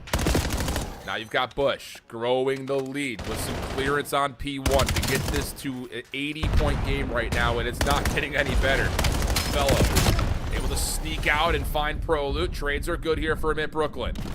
Fellow waiting for a reset, waiting for a regen, has help from his teammates over the top. It's Nate in the hard point now as OMiT Brooklyn have some stability to work on the scoreboard. Yeah, down 80. But when you have such a lead that you do, this is where Telluride Bush can hit some of these long routes. Look at Prolute flanking his way all the way through P3 to end up behind you at statue. That is just unreadable, but this is the freedom that they can currently play with. Everyone lighting up the kill feed. The entire thing is lighting up white. Even teammates are going down and it still looks white. But Telluride Bush have the side of the map that they want. Yeah, looking good. Caps on 4. Predict the close corner. Not initially, but is at least able to confirm the trade. P2, vacant right now. About to open up, Caps on 5. Big gunfight here, and he wins it. Teammate will spawn nearby. That's Spart, who picks up the pitch. goodness gracious, Spark continues to just read all these routes perfectly in hardpoint, and a big lead starts to develop for Bush. And now look what it does to OMiT. You have to develop on long routes. We can't just funnel our way through the front side. Fire already spots you, work your way through the OE. So Brack knocked down to half HP, should instantly get traded here from Prolude. He was just trying to stall time for his teammates to break through the front side, but we forget about Prolude somehow, and now he makes you pay for it. Another kill feed lit up in white, and Bush are blinking, and you're up 100. Yeah, OMiT need to calm down and get together. It's just been so many 2v4 moments. Spart lines up a couple, caps off the pinch at mid, and it's 4 dead. 12 seconds of scrap, guaranteed to Bush on P2, and they have numbers over towards New. Tell me this is potentially another opportunity where I'm watching OMiT Brooklyn just not get another point. 197 and counting. Hill still going to be white. Capsule on 9 in a row. Yeah, might as well invest the Hellstorm. So even though you don't have any of the map control, you're gaining all the information to set up this pinch. Look at Pro again on a different route. Yeah, Cap's just getting a read. Throws the Hellstorm out of the mix, and it's Prolude to follow up for 2. 20 and 13 for him. 19 and 10 for Fire. And now Caps is on a route on 10 in a row. Blink and you miss that. And oh my. OMiT Brooklyn backs against the wall. Do get a shutdown. Brack with a little bit of heat right there will allow 20 seconds to be fought for OMiT. Hey, a comeback can happen, but I don't know if you're going to be able to recap sort of getting that spawn over towards P4. Sleeps his way behind enemy lines and now in a position to block the spawn for OMiT Brooklyn. Because they silent. How the hell is he there? Doesn't even matter. You're still going to be down by 100. You had the rotation that you want, but it has to be perfect from this point on. Oh, here we go. Hellstorm Another out one. for Fire. Yeah, why not? He's going to call it in from that pinch location. Prolude will drop first, and Fire will be found. So honestly, this has to connect, and it will. Hit from the front is good, but watch this route coming over from Fellow. He's able to find a couple in the feed. Aluka coming off spawn deep. Has Nate by himself, stuck in the hard point. He's found the first pretty darn cleanly. Help is on the way from the front. Now here come the numbers for OMiT Brooklyn. You got to win this out if you're Aluka. Able to finish his food for the second. Trying to get a read on more. Desperate Nate into the cubby. And Nate's there with him. Or somewhat. Hard to say the kill feed continues to read negatively. But OMiT Brooklyn alive for a moment. We'll have Elise to get to new hardpoint. 230 will be breached on the side of Bush. The one opportunity here at a break. You already have plays in a position set up around Statue as well. So first kill goes your way. Prolude finessing around Statue. Gets information on the final 2. Doesn't win the gunfight. And now Spark's like, okay, I'll take a couple seconds before I eventually die. Or maybe not. Oh! Yeah, that'll work. 5 in a row for Spart. Looking for 6. Doesn't miss a bullet on a nade off the wall bounce. Might be the final moment. Nade does land for OMiT Brooklyn to get Bush out of the hard point. But do they have the numbers to affirm this play? Doesn't look good for it. Fellow's got to force it. Not going to happen. And here they come. One by one from the front. Caps holds down the trigger, and it's Spart potentially with the final word. That'll do it. Bush will move on. OMiT Brooklyn eliminated top 8 in Elite 1. Wow. I didn't think you were going to say that, Al. OMiT Brooklyn eliminated top 8 when OMiT were the only organization last year basically running all of Challengers. They fall short to start here on Black Ops 7. Telluride, Bush, I think they just do what they needed to do early into this series. That map number 1 was everything. OMiT Brooklyn were up 100 on Den. And then just a misplay out of a Hellstorm, a couple misplays in certain gunfights, and you give up that map 1. You throw away the map number 2 in all those clutch scenarios. And then when you get to the map that you actually want to get to, you're consistently playing from the back foot. Just funneling your way through the front door. This is not how you're going to play. Because Bush just capitalize on it, dominates you on the Colossus, close out the series, and move on through losers. Wow. I wouldn't sleep on anyone coming out of the lower bracket to make a run. They got a week to continue to work on stuff, and I think Donnie Temp is going to be sitting there in the overload. Please, for the next 6 days. We got to do something different in Overload. But I'll tell you what, man. The resiliency in map 1, unreal. And then the domination in map 4, confidence boosted to be sure. But speaking of Overload, we're into our Bravo matchup. And it's going to be 1-1 here with a little bit of extra overtime in the first half. Our cities and the rest of Falcons White trying to get something over towards A at the end of the whistle here. Time is running out in this play, and, well, that will be where it ends. Tell you, sometimes I die like that, Al. I'm just like, I'll hit you with 3 pistol bullets, and you jump once, and you shoot 2, and I'm instantly dead. I'm checked out off of one of those gunfights. But regardless, it's 1-1 series to count. Score does not come in there in overtime. Crispy, you can tell, it's just lighting it up. Yeah. Just like he did in that map number 1 with that SMG. Switching sides now. Tie game. And I was waiting for you to call out Paul X because he's going off again. I was waiting for you to say that. Telling you, dude. Telling you, dude. It just feels like in any given moment. Like, this reminds me of, like, the Cold War Paul X on the Subliners Academy team and Western teams. He was a dog. He was a demon. Something about, I feel like Paul X had Treyarch titles, just generally speaking. Varsity is able to find one before being shut down. Middle of the map, still in possession of Priesta and Falcons White, but Huntsmen are coming off spawn and making sure they're clear. Priesta wins his one-on-one, instantly traded by Kips. Now 2 kills in favor of Huntsmen, but the same thing could be said for Falcons White. It's a battle for this mid-map control. No one wants to make the calculated risk, but there goes 2 kills in favor of the Huntsmen. EMP secured. Now you just need to finesse because you're the lead blocker and the EMP carry. Yeah, that's not how it works. Uh-oh, 3 down. Only 1 defender up, that's Kips. He's going to try to play forward into Dojo, has Rispy with him. Secondary spawners for Huntsmen over towards B, and they cut back across the middle of the map very nicely. But kills are still around here. Neum is got to get into the mix here. He's trying to come back around through mid-map. He very well may find the EMP carrier, but Falcons White don't try to cut through small. Instead, try to back it up to Dojo, and Huntsmen will find a way to defend. Yeah, that's a misplay there, because if Neum's going to hit that long of a route, they were expecting him to be in that position to play a trade. Thankfully, they wrap it back towards A, and Neum is actually able to be impactful on that flank. Now, time is still ticking. Looking for the opening kill is going to be Kips with the pistol. Rispy is able to find one. Renegade on the pinch, clears out another. But now it's all out through the front, and you can't trade P-Dog, so Falcons White, hold on. Yeah, Priesta is also looking really comfortable in this title. Going to get himself into the mix with 2 Huntsman defenders in front of him. Overload for the fights will reset, and if he finds that second, but no, back and forth we go. 2:50 on the clock, still tied at 1. Oh, but that's 3 to end the feed. Finally an opportunity here for Huntsman. You already have Neum clearing out so much space, and that's all 4 dead. This should be an uncontested score. Huntsmen are going to have the lead unless someone hit a God nade. But now up 2-1. Reset. No one in a position to play it besides one. Kips gets taken down from pinch. You had the other guy isolated in the back of your spawn. So can you just locate where Neum and Renegade are? Because Renegade is not scamming. Oh, Rispy falls on the flank. Renegade needs to find the perfect moment. Takes down the opener. Up and over. The bounce comes through. Oh, but the last word is Neum's. A team nade. Almost disastrous. But makes up for it with the double kill. And now with 2:10 of the clock, Huntsmen are in control. Yeah, Renegade just drawing the attention for a couple players over towards A, so they got fully set up with a 4-man at this B point. And I just need someone else to get a trade. 3 go down. Neum reads the pressure from the backside. Just finesse.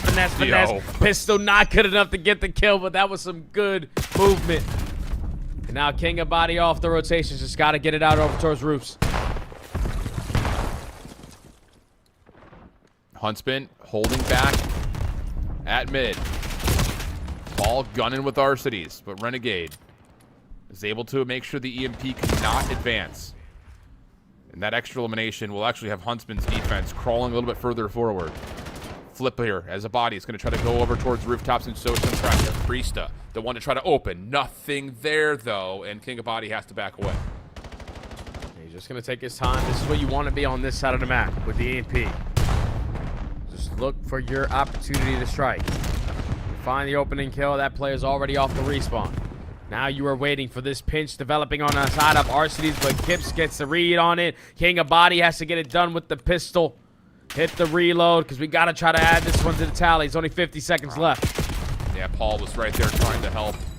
But nope, not going to happen. Kips gets 2. RCD's in some trouble here. Kips on 3. Slides past, but no. Paul a bit undiscovered. We'll find a double. Plenty of time on the clock here, but yeah, you're absolutely right. Priesta shut down from playing too far forward. Now a route has to develop for King of Body through small. King of Body finds the opening. So now everybody from the Huntsmen on the back foot. Stuns and nades connecting onto the wrong players. And now that's 3 dead in the feed. You can tie the game up if you're Falcons white, and that's exactly what goes down. It's just now not in a position to play the reset. Not in a position to play a reset. You need to clutch up on these fights. You already find one. Neum just got to get one more. Arcides, he's on the cross, but oh, he falls. Hold on a second, now it's just down to Priesta. He's seen it mid-map, but he's able to find the first blood. Renegade, pistol out, down off of Semtex, and now we're into the overtime. 4v4, no lives remaining, no respawns. It's just down to, do you score or do you find the kills? And Neum's found the first and second. Kips can't get across though. Neum in the corner, shut down by King of Body. Risky follows up. It's a 2v1. Priesta finessing, getting damage in, but here comes the play forward. Priesta gets both. He lines them up at the end, and Huntsmen will fall. Map goes to Falcons. There's no way they just let P-Dog did what he did in the last 30 seconds of that game to break them down. We're talking about the soul man at mid-cut. Just needed to keep the EMP in front of him. Finds the first one. Second one with the Semtex. Comes off the respawn in overtime and is left in the 2v1 off the rotation and just lines them both up. P-Dog, we gotta see it again. He finds one already on the Renegade. All right, and then this trade goes in. Now it's P-Dog at mid-cut to just solely defend this point. Gets the first. Semtex stalls out time for the second, instantly traded. 4v4 Al, and then he just comes to life again. He's unbelievable. He's unbelievable. I mean, initially when Neum gets this next set of doubles, you think it's game over. I thought it was over. Right here. Yep, same. But King of Bodies somehow finds 2 from the cross, and then the tags are in onto Priesta. You think he's down low, but then, yep, they just line up perfectly through the window. He was down to maybe a bullet and a half worth of health at most. Unreal stuff. Little shoulder, little shimmy. Unreal, man. What a finish. Dude, that should have been Huntsman's game, man. Like, I thought that they did everything. You just can't trade P-Dog at the right time. What an insane clutch. And what you say for Paul Alexis is something about Treyarch titles? Yeah, it might be the same thing for young Priesta. Because that is an unbelievable finish there to the overload. Huntsman fought tooth and nail to try to close that one out. Had so many opportunities to do it. Even Falcons gifted him a couple. But it's just you couldn't trade P-Dog at the end. And now Falcons have the advantage in the series. Unbelievable, man. What a finish. Don't we love Overload? We love Overload, man. That's so lit, man. It's so lit. Literally, except if you're watching Bush. Cap that's the only into difference. Overtime. Oh, man. We're blessed, brother. We're blessed. Okay, where do we go from here? I've lost track of this series. I don't know what comes up next, but I'm ready for it. I just want to see these boys roll on out. But all right. Yeah. We'll see. All right. We'll see. We got to take a quick break. Team's also taking a brief pause. When we come back, hard point. Don't go anywhere, because then after that, we also have winners round 2 action still to come. We got a full night of action. We'll be right back after this.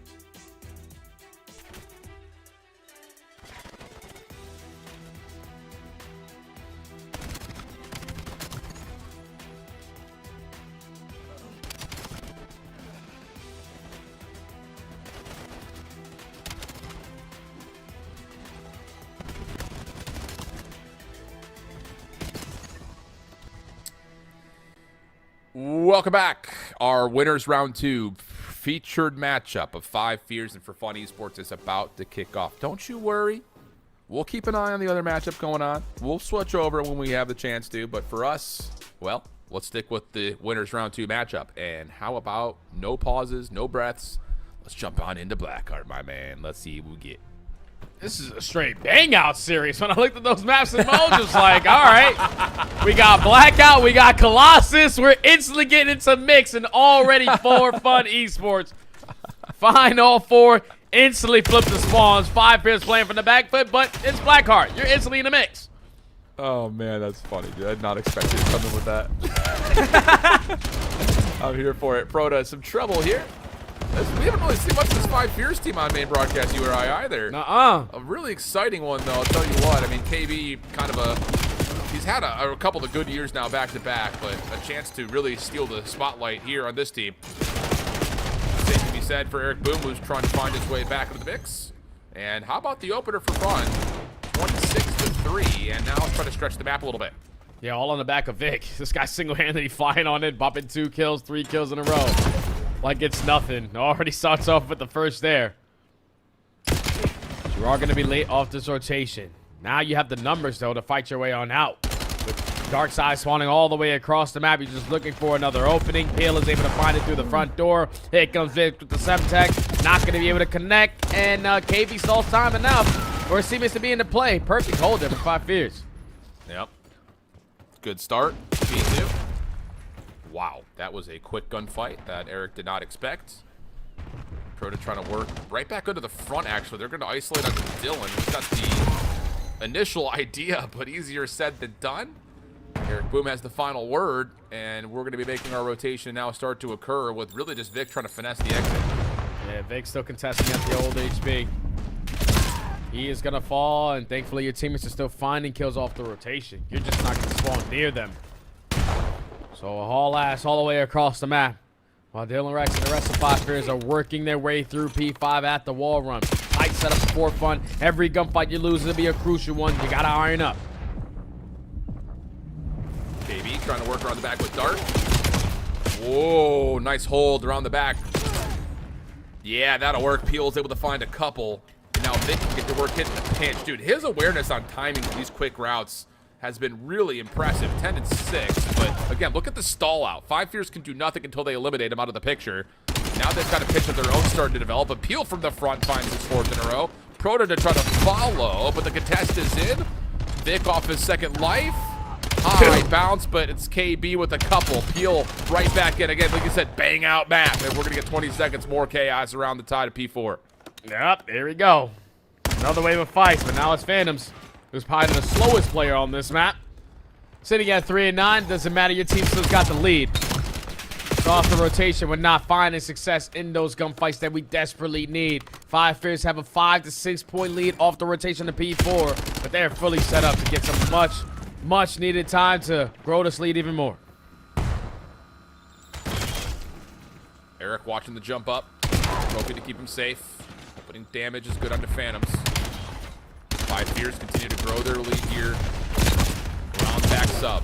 Here comes the push out. Dude, Peel and Vic both, again, as the newer guys by name into challengers for this For Fun Esports team, they continue to show some impressiveness as kind of these break force entry SMGs.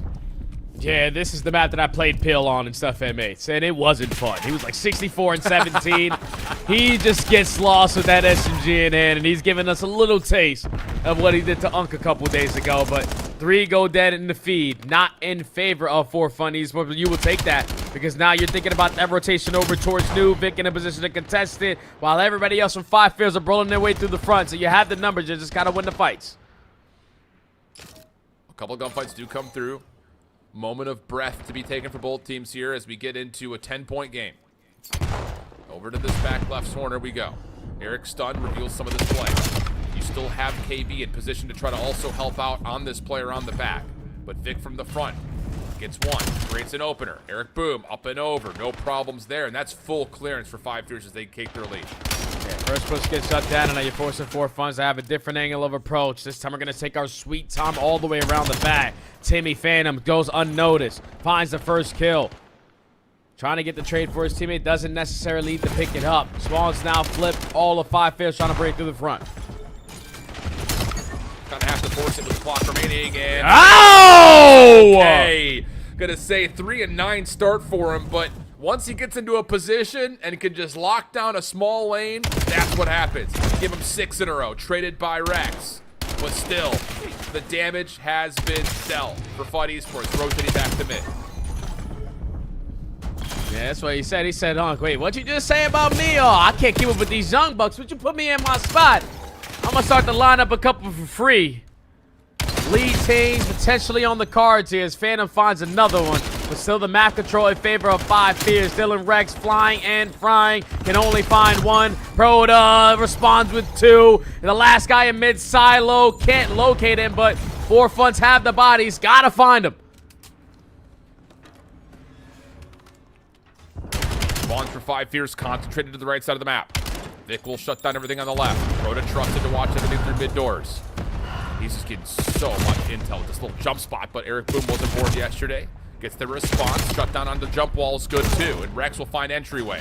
But Vic is just constantly flying around the map. Now the rotation over to 2. Dark Side able to put them together for 1 to a double. Peel gets some clearance through jump alley. And now it's just down to Rex. Looking to see if he can lock things in, but a straight nade. A little bit of family-friendly fire coming through. Darkside spams the front door. Eric Boom to follow. Stability for 5 Fierce. Yeah, now 4 Front all the way across the map. 5 Fierce perfectly set up. Hold this for this second wave. All of 4 Fronts bombarding their way right through the front door. You're looking for the opening. Can't find it. You find a team kill. That's not necessary. And 5 Fierce with a clean 4 dead. This is all their time. Yeah, 4 Fronts just rotate. Yep. Okay. First significant lead coming through here for 5 Fierce. A lot of pressure with this decision for Fun Esports that they have to hold this to get back into the game. Some space gained as Peel's able to stop an earlier out to the backside of the play. Still locked up. They line up a little bit. Rex pushed back. Now through mid. Who's watching it? Vic's got his head in a swivel. We'll just try to watch from a safer angle. But Peel will, again, create an opportunity to get a free read. And then Proto follows behind it. Really good start here for Fun Esports. But a big win from Eric Boom around the back. Now has Vic having to play Survivor. And he's only able to find one, but the spawns are still good for Fun Esports. Yeah, spawns are still good, and Peel is still here. Knowing exactly where they're going to be. Everybody at the front door. Ball bounce, not good enough there for Dylan. KB flies on in for 1. But now he's the last man standing. Instantly going to fall. Good. I love this play out of Peel. Just take some extra space away. Going to be able to catch the first one off guard, or you're going to be surrounded. That guy's going to be a little weak. Give me kill number 5 in a row. And Peel is just peeling them back. Unfortunately, can't find kill 6.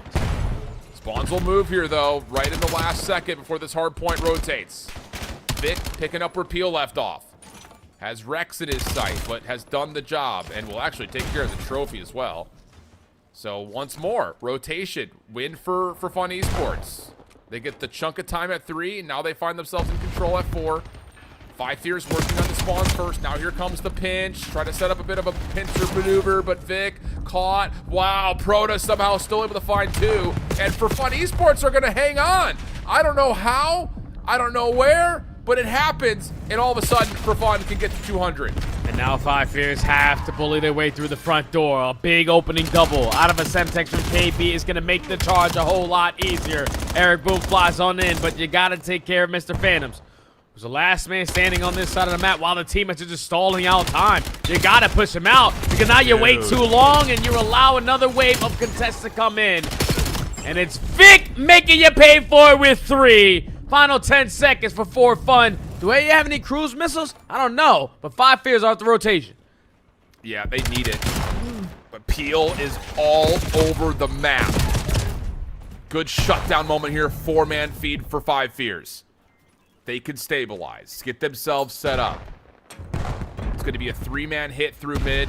Proto's going to work the long route. All of these angles are being covered. KB staying safe, but what a bounce out from Vic. Holy cow, he gets a second. Eric Boom in trouble, completely overwhelmed, and the first break attempt is good for Fun Esports. It's way too clean, and now Proto taking space around the mid-map area.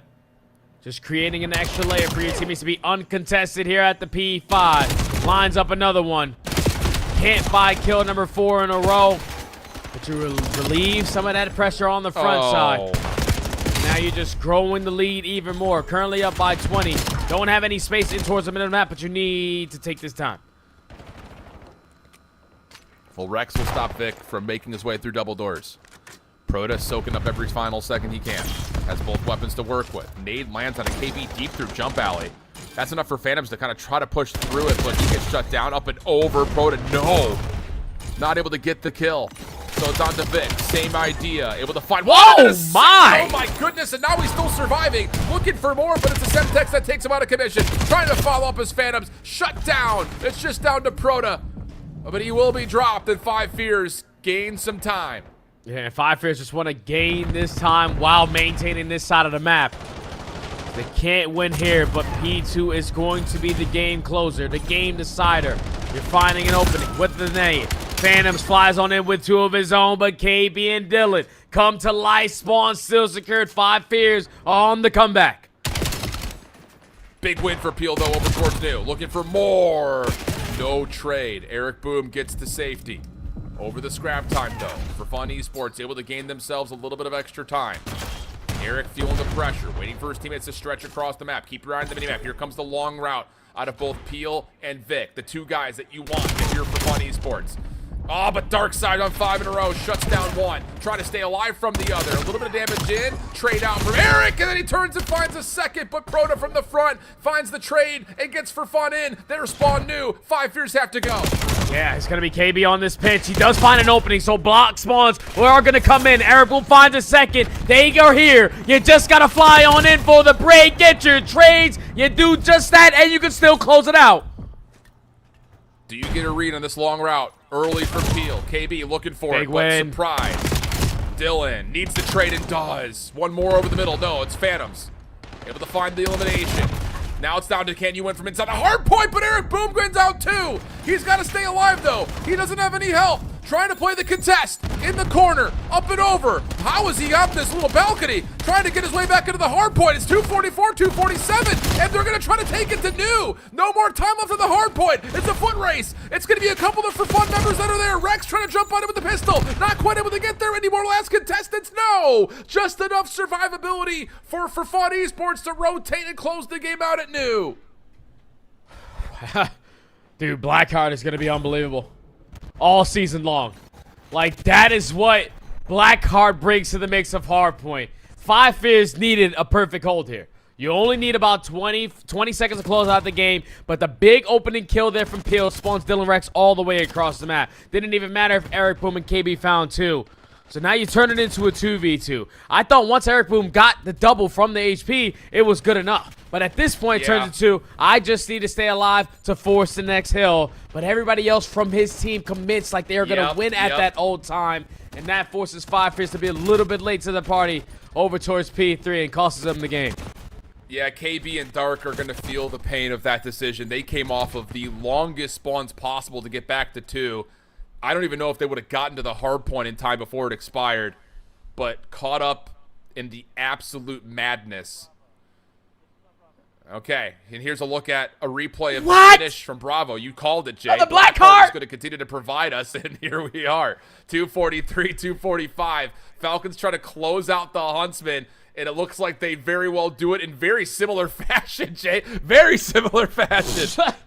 Oh, man, I'm telling you, that map is going to be a bang out all season. A 5-point difference there for Falcons Academy White, who were able to sneak their way into playoffs by having a little bit of ice in their final day of stage matches. But even falling short in their opening series, they take down one of the top dogs that we had in the Huntsmen.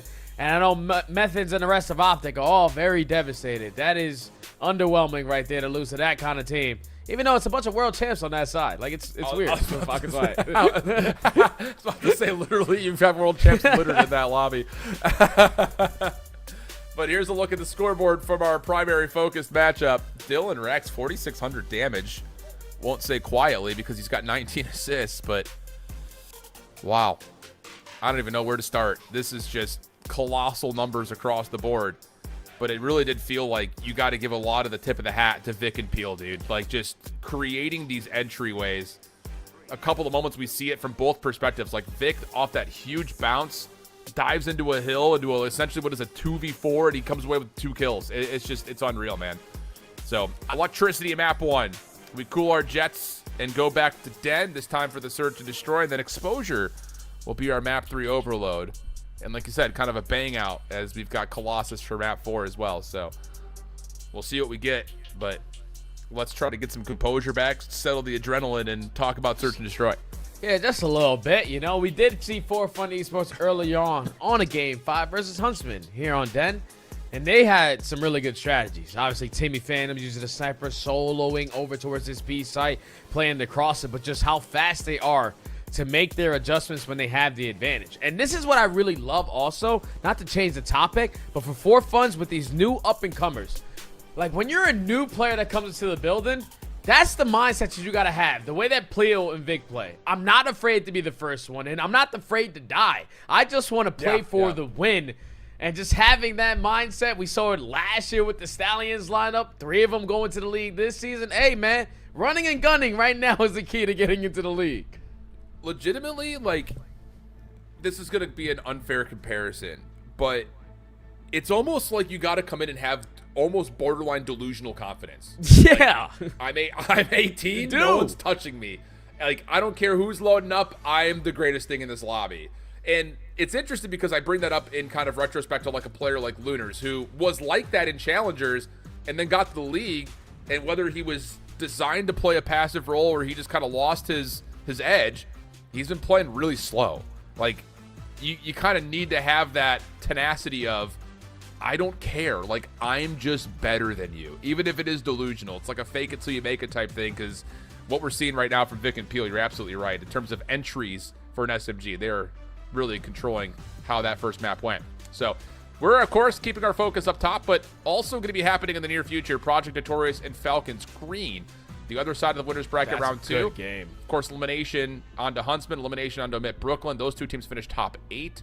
Telluride Bush still alive. Falcons Academy White still alive after they both dropped their initial series on the evening. Everything else in the lower bracket will be played out next week.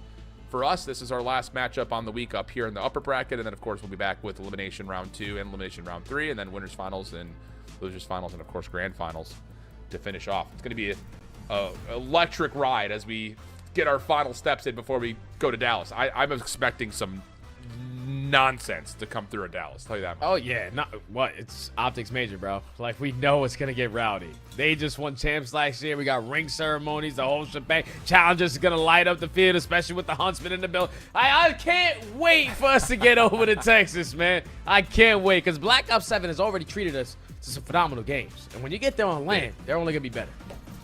A lot of these little grays over here, I feel like I've gotten just from watching this game, dude. We've had so many 220 pluses, the 250 finishes, so many tight overload moments. It's been fun, but it's been stressful, dude. I'm going to be exhausted after the major, which I'm here for. I'm here for that.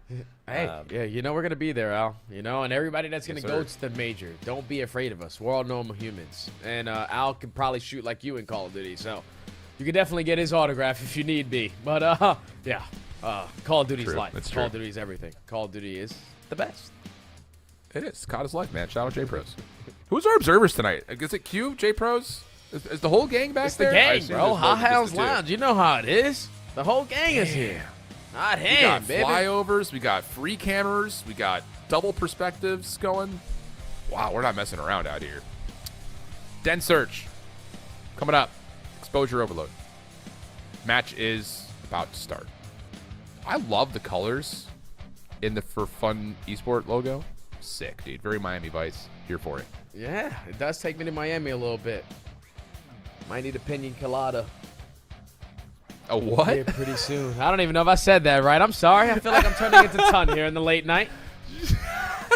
You saying penny colada? Penny What colada. is it, like a Yeah, pina that's colada something. for a penny. I'm here. Yeah, That's probably for me, you know, for the broke side for people. Yeah. I learned we did a family vacation to Mexico. Like if you do like a non-alcoholic pina colada, they call it a piñata in Mexico. Wow. Okay. All right. Learned that. But what if you get a piñata with some alcohol in it? All right, we Just could probably finish do with that, the you know, piña in colada. Birmingham, you know. Oh, yeah, I'm a moron. All right, here we go. I don't think the boys in Birmingham are drinking pina coladas to watch COD. I'm going to tell you that right The now. Guinness. Those guys are drinking straight Guinness. Peanut butter jelly sandwich in a cup. That's what I call that. Draw here, though. Phantoms has some words. This is a fun one, dude. Between Phantoms and Rex, like, those boys, they're no strangers to each other. Obviously, if you know, you know. A little family feud going on as they teamed up for a long time, bro. Like, Vanguard. What was after Vanguard? Modern Warfare 2? Is that what I'm came awful after with Vanguard? that stuff. I'm awful Dude, with I that don't stuff. remember You what got game it, it was, bro. but they played together for a while. Like Cold War, Vanguard, and maybe the title after that, I don't remember. But they were played together for a while. So, chance to battle against each other. Obviously, with that draw, we're just going to kind of take a bit of a break, come back as soon as they're ready to go. Don't go far. More challenges after this.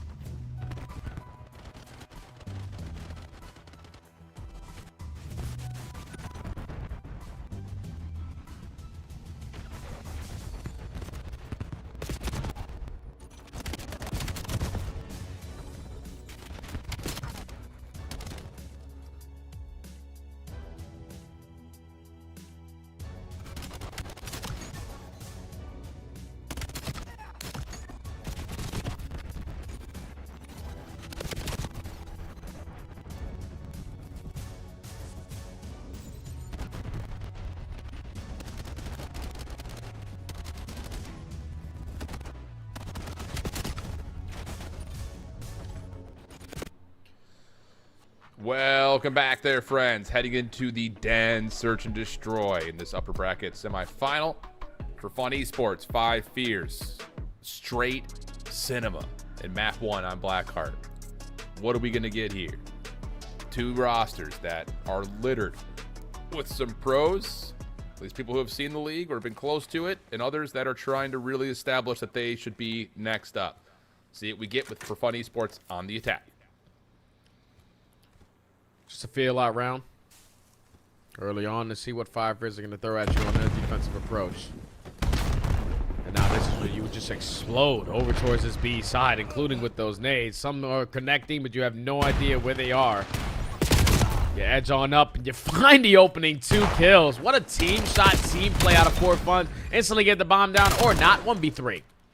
Yeah, as I say, 5 Fears just trusting their setup there, not tossing any kind of reactive nades, just holding the pre-aims. Suspect the idea doesn't work out. KB trying to find an exit off of the plant, doesn't work there either. Nade cooked, doesn't land. Tough 1v2 from here because you've got Phantoms and Vic playing just on the backside of the box head. It's some good damage from KB. Gonna take the space given to him, but it's just slides and shoulders right here for Fun Esports. There's a stun to work with. We'll just keep on shouldering. Back on up. Time is ticking away. KB now should realistically run out of time to clutch this one up. Final 10 seconds. Yeah, Timmy Phantoms is a vet. He's not going to give you the angle. 4 Spuns Esports, but just killing the noise early on. Come out with the opening round. Well, KB will finish with 3, though, so there's that. Jay, I've got a hot take question for you. Talk to me. This is kind of out of left field, so just, buckle down here. Yes or no, Phantoms should have had a chance to start for the Paris Legion back in Modern Warfare 2019? 5v5? Yeah. I would say yes. Right? Like, that's when, Agreed. I really knew who Phantoms was at that point. Like, he was on the up and up. And through the amateur scene before, it was called Challengers. I remember when it turned into 5v5, a lot of people were looking at him. Not for those angles right there, but just for what he was able to do back in the day. Finds himself potentially rewriting his own story, though. Just not off this round. That's 4 for KB in a row. Peel just on a little bit of a contact cross. Yeah, good prediction from KB, knowing what was kind of be the next defensive protocol there. But Vic gets one. What a set of shots from Vic! He turns that into a double, and he's looking for more. Good patience. Has both weapons to play with, but needs to reload both of them. You understand the frustration on that, but Vic has created a lifeline here for Fun Esports. Yeah, now 5 Fears, instead of killing the noise, just going to instantly get this bomb planted. 4 Fun Esports going to work their way through mid-map. You will be able to spot them on the cross if you are Vic, but don't fully commit until your teammate gets near you. Isolated 1v1s. Proto, great damage in the dark. Slips away from the trade as well, and then gives himself the advantage off the staircase. Yeah, nice moment in the 2v4 situation for Fun Esports. Unreal from Vic initially, and then great finesse out of Proto. It's always been like just something in Call of Duty, when it's a roster that nobody really wanted to put together, sometimes they're the most dangerous. And for 4 Fun Esports with a bunch of new guys into the mix, they are just playing without any fear. Like, Vic just jumps up. It's okay, my team is across the map, no problem. Eventually, I know Proto's going to get into play. But it's just like the way that these guys play, aren't afraid of tags or anything. They are just seizing this moment right now.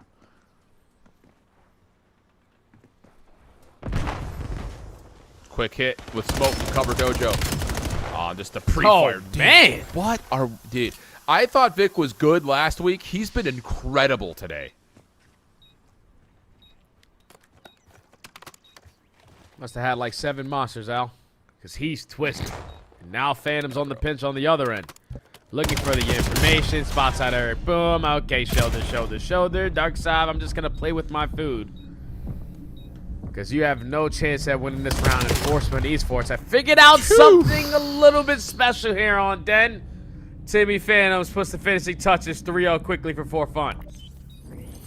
Just as a reminder, could you name that Paris Legion roster in the initial CDL year? No, I told you. My memory is awesome when it comes down to those things. To be fair, they were very forgettable. Okay, tell me it. It was the Kismet show. If Kismet popped off, that team won. But the rest of the team was full Aussie for the most part. Lucas, Shocks, Dens, and Zed. Oh, yeah, I wasn't remembering that. I remember back when they were Mind Freak. That's what I knew. Yeah, guys. bro. Yeah, that's a shout. That's a shout. That's how all I've been around.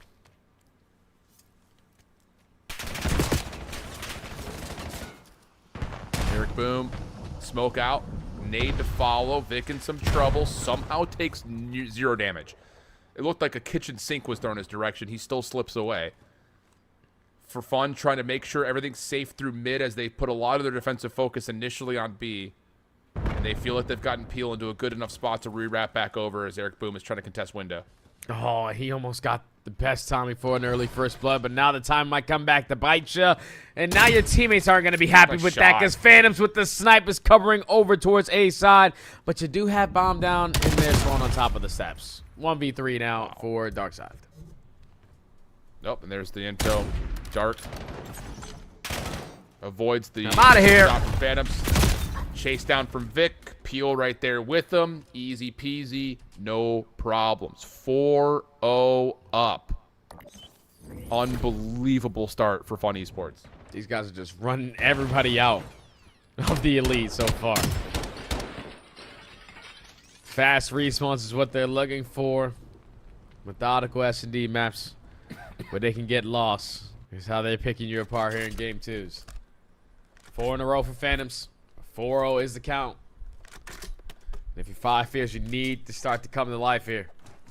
Yeah.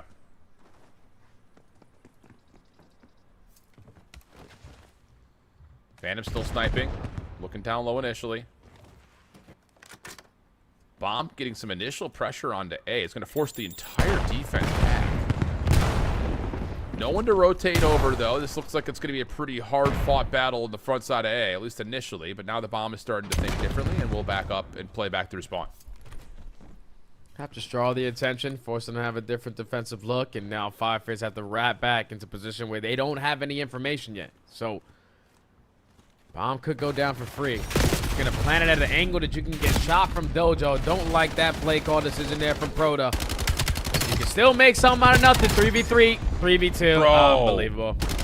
I mean, it's the double from Peel that's impressive, sure, but more importantly, it's the fact that Vic stays alive and then finds the final kill. He was dead to rights inside of 10. Absolutely dead to rights. Down to a bullet worth of health. Pogo sticks off the wall. Stays alive. Allows Peel to take the focus back, and then at the very last moment, thank you very much. Nowhere for Darkside to go. Unbelievable between these two right now. Even in the man disadvantage, 4Fun can't make no wrong plays. Yeah. Like, that's one right there for 5 fears. You get the guy off of the bomb. Just wait till everybody's in a position to challenge before we commit on one-on-one after one-on-one. Because they have to beat us by getting the bomb planted. Or for it to blow up and all of us die. So, just gift them a free opportunity to add holding. Now they're at game point.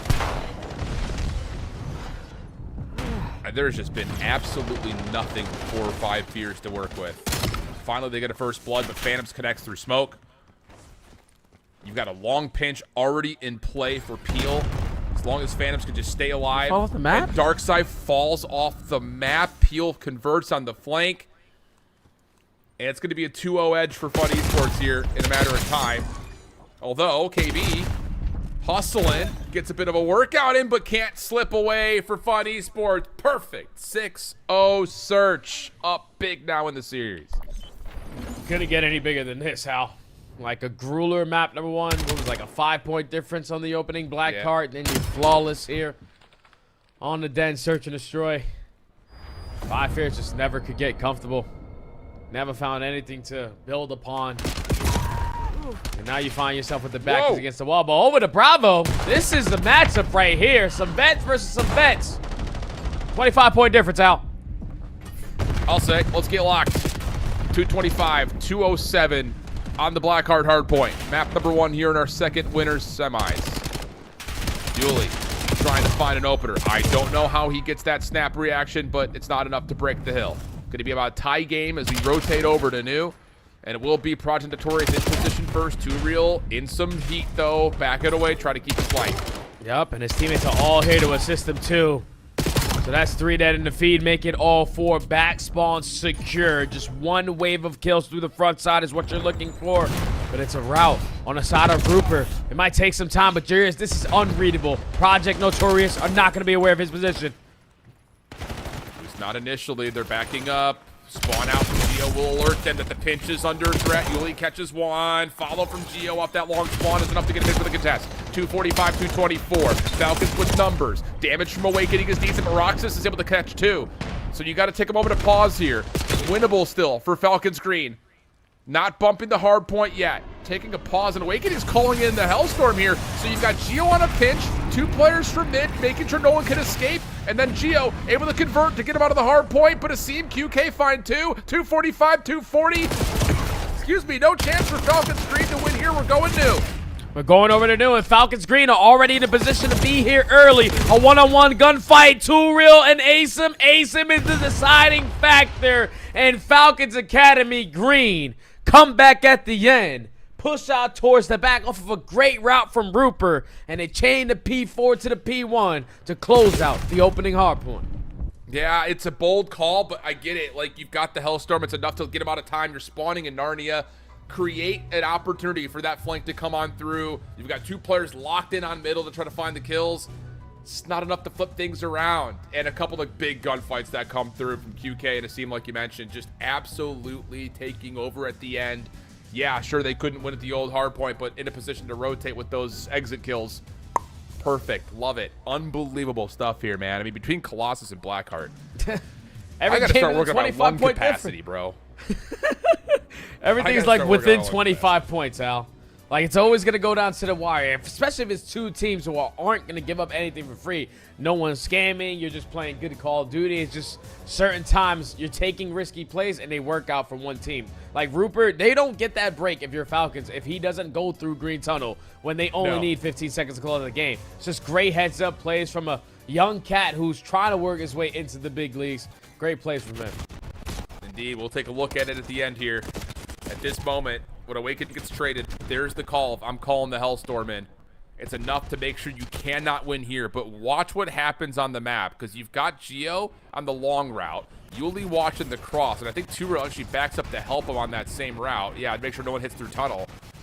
And they find the kills that they need initially, but there's Asim and QK. Yuli's route from mid gets caught, and maybe you don't have to commit to that. Like, maybe there should have been a call of, hey, you've got the space and make sure they don't exit freely, but hindsight, as they say, is 20/20, and as soon as Asim and QK get back in the hard point, no one could displace him. So maybe a little bit of, like, too much urgency. Again, it just became a little bit too panicked because they couldn't win there anymore. And I know it's narrow. It's like a couple of seconds, but it does feel like as Yuli's making sure no one exits back to mid, he kind of has to hold that position a little bit longer once Geo gets traded. I don't know.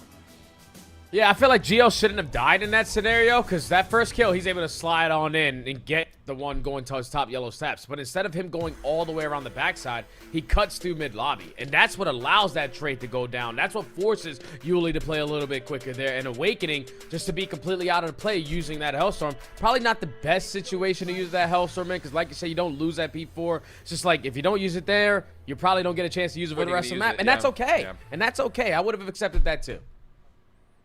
Yeah, I mean, it's just one of those things, like, it gets them off the time, because it was winnable for Falcons Green. It was winnable. What? Whoa, nah, that is unfortunate, because he kills that guy in the back there.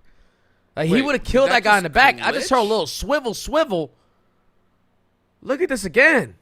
Where does this small come missile through doesn't connect? Does it?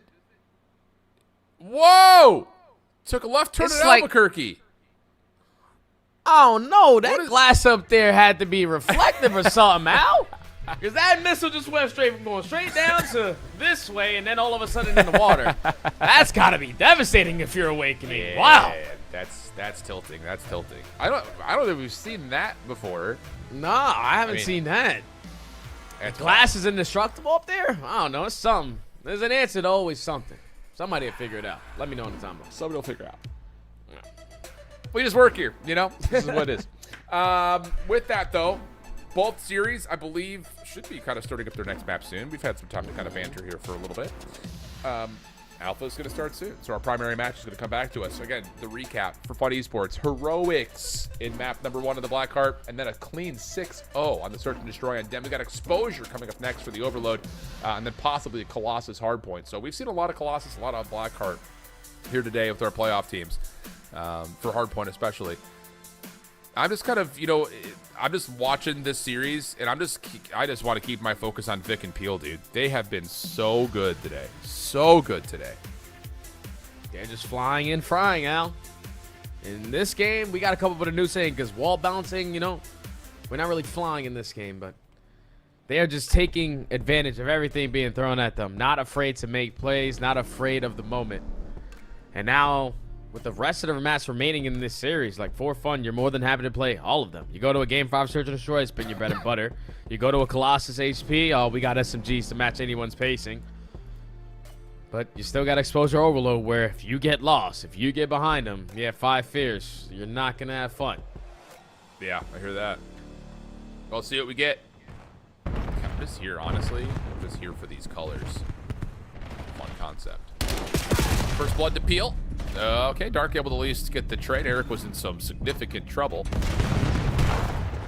And this is going to be a game. Oh, I was going to say, everyone kind of stopped there for a second. I was just like, what are we waiting for here? Well, it looks like there is a bit of an issue. Phantoms will let everyone know about it. He's been talking a lot, dude. I don't know if TV Phantoms ever talked this much in games. I'd be talking too. We're supposed to be the team that y'all all supposed to be beating, right?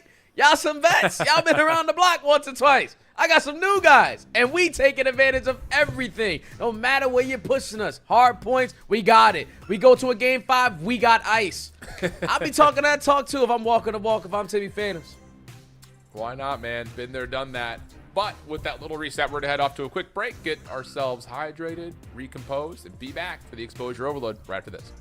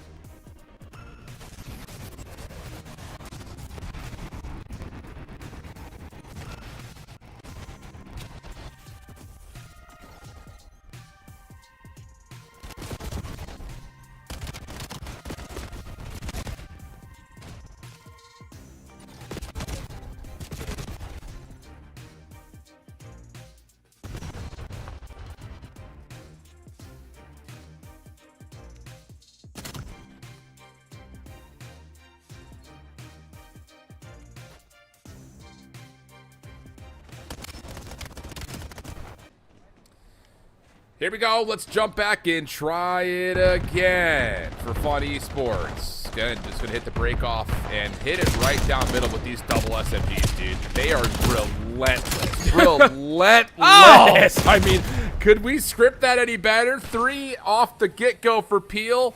Has info on another and is just starting off with a walking kill streak.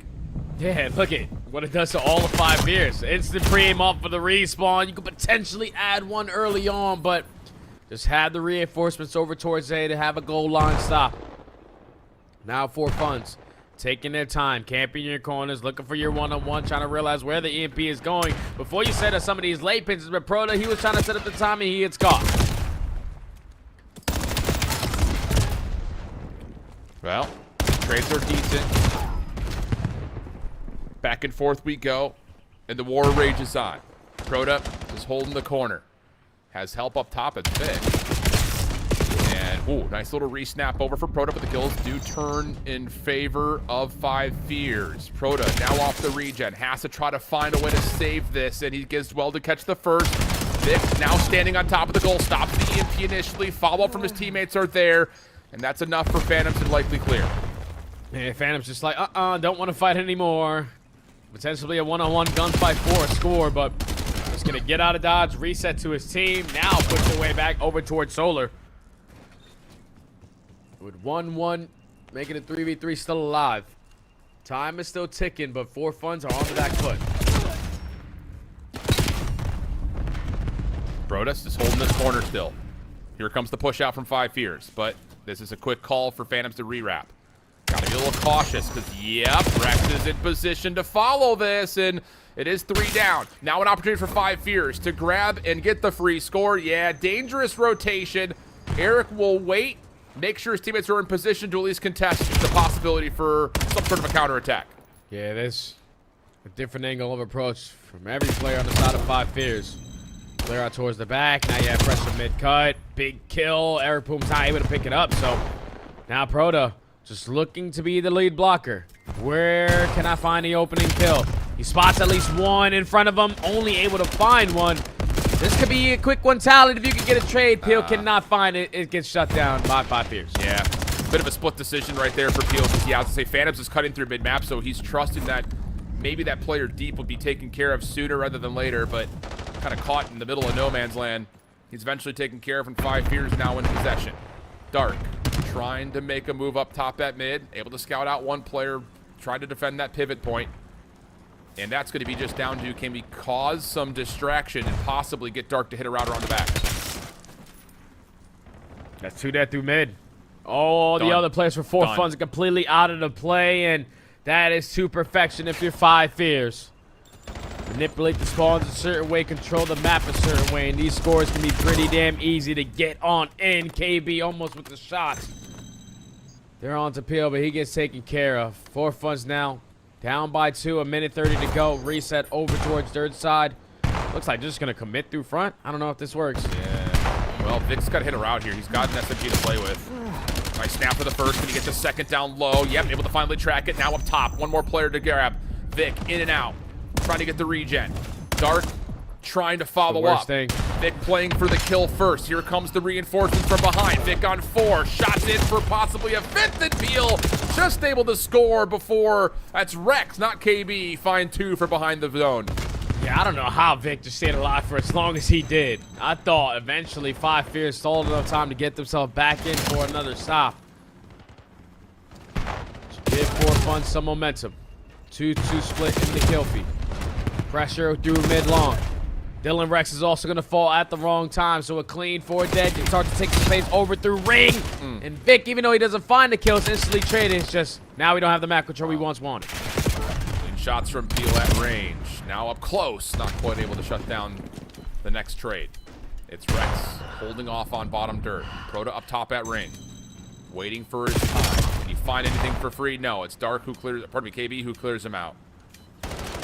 Vic watching over the top. Next set of kills would likely dictate who's able to set up overtime on their terms. Eric Boom, route being developed. That's 3 down. Just up to Proto. Trying to come back to the place, able to find 1. Off the respawn, though. Defenders are nearby. Eric Boom trying to create a buffer. Finds an important first kill and a second. Oh, and just as we get into overtime, it's KB who scores to get us to the half. Just some clutch kills. That's some clutch moments. 4 5 Fears. Showing some life here in the overload. They're to manage early aggression from 4 Funds all throughout the middle of the map.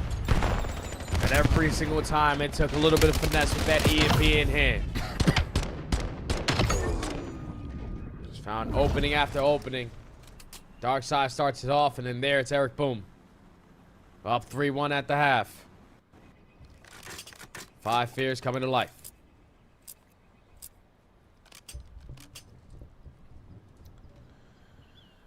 Okay. For fun, how do they respond to a 2-goal deficit off the get-go? It's been a masterclass for Dylan Rex, 18 and 10. KB trying to feel out where this for fun setup is, but honestly doesn't need to. And he can just get to work. He does have a Hellstorm as well to kind of play. So trophy system down. Setup is going to go over towards a Dark. Important position here, but wow, that is a lot of contest to come through. And Rex has already created the space for KB to get a free score. We still have this Hellstorm as well. This is looking great for 5 Fears. Yeah, this is looking like a lockup mode. Here, 4 5 Fears.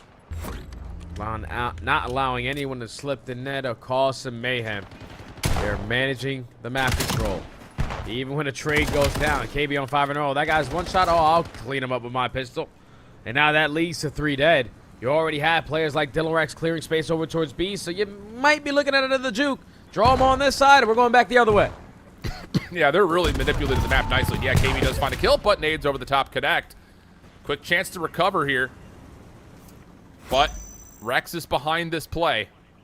And may be able to cut off some of this run that's on the way. And in fact, we're not even going to take any chances. Hellstorm is out. The Semtex of this should likely be able to connect onto one. And oh, not quite in time. Thick is able to find the pickup in the score. It's KB who's operating in the tablet nearby. And that's a lifeline in a major way for Fun Esports. They could actually get these kills and try to rerun this again. Yeah, because KB's now thinking, I should have just never called it in. I would have been able to kill him with my gun. I was in the position to do so. And now, for Fun Esports, have a chance to rally it for another cap.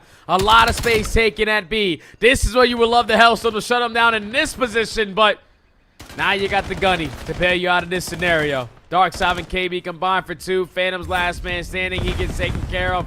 Another stop there for 5 Fears. Wow. 24 and 12 for Rex. Not done. He is shooting laser beams. Wow. Wow. Decent damage comes through with Phantoms.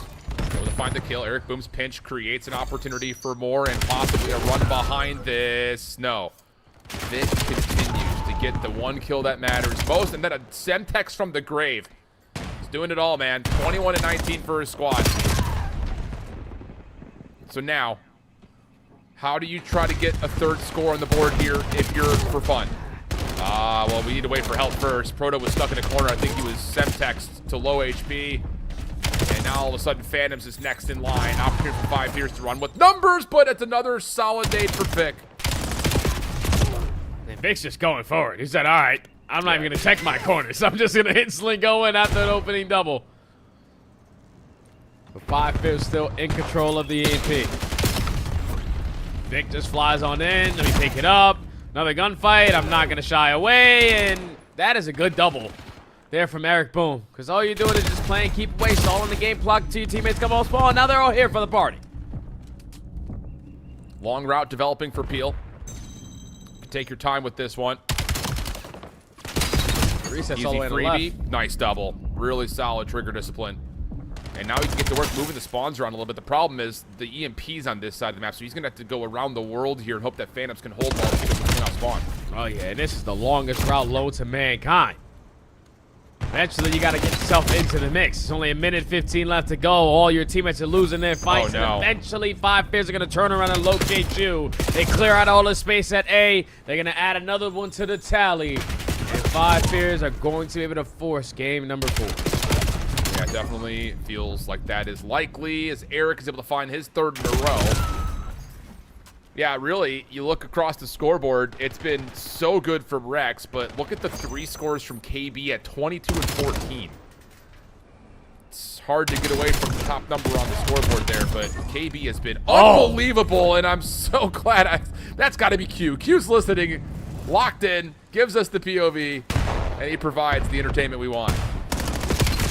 And now we're just watching people shoot their guns for the next 25 seconds. A couple Hellstorms being invested.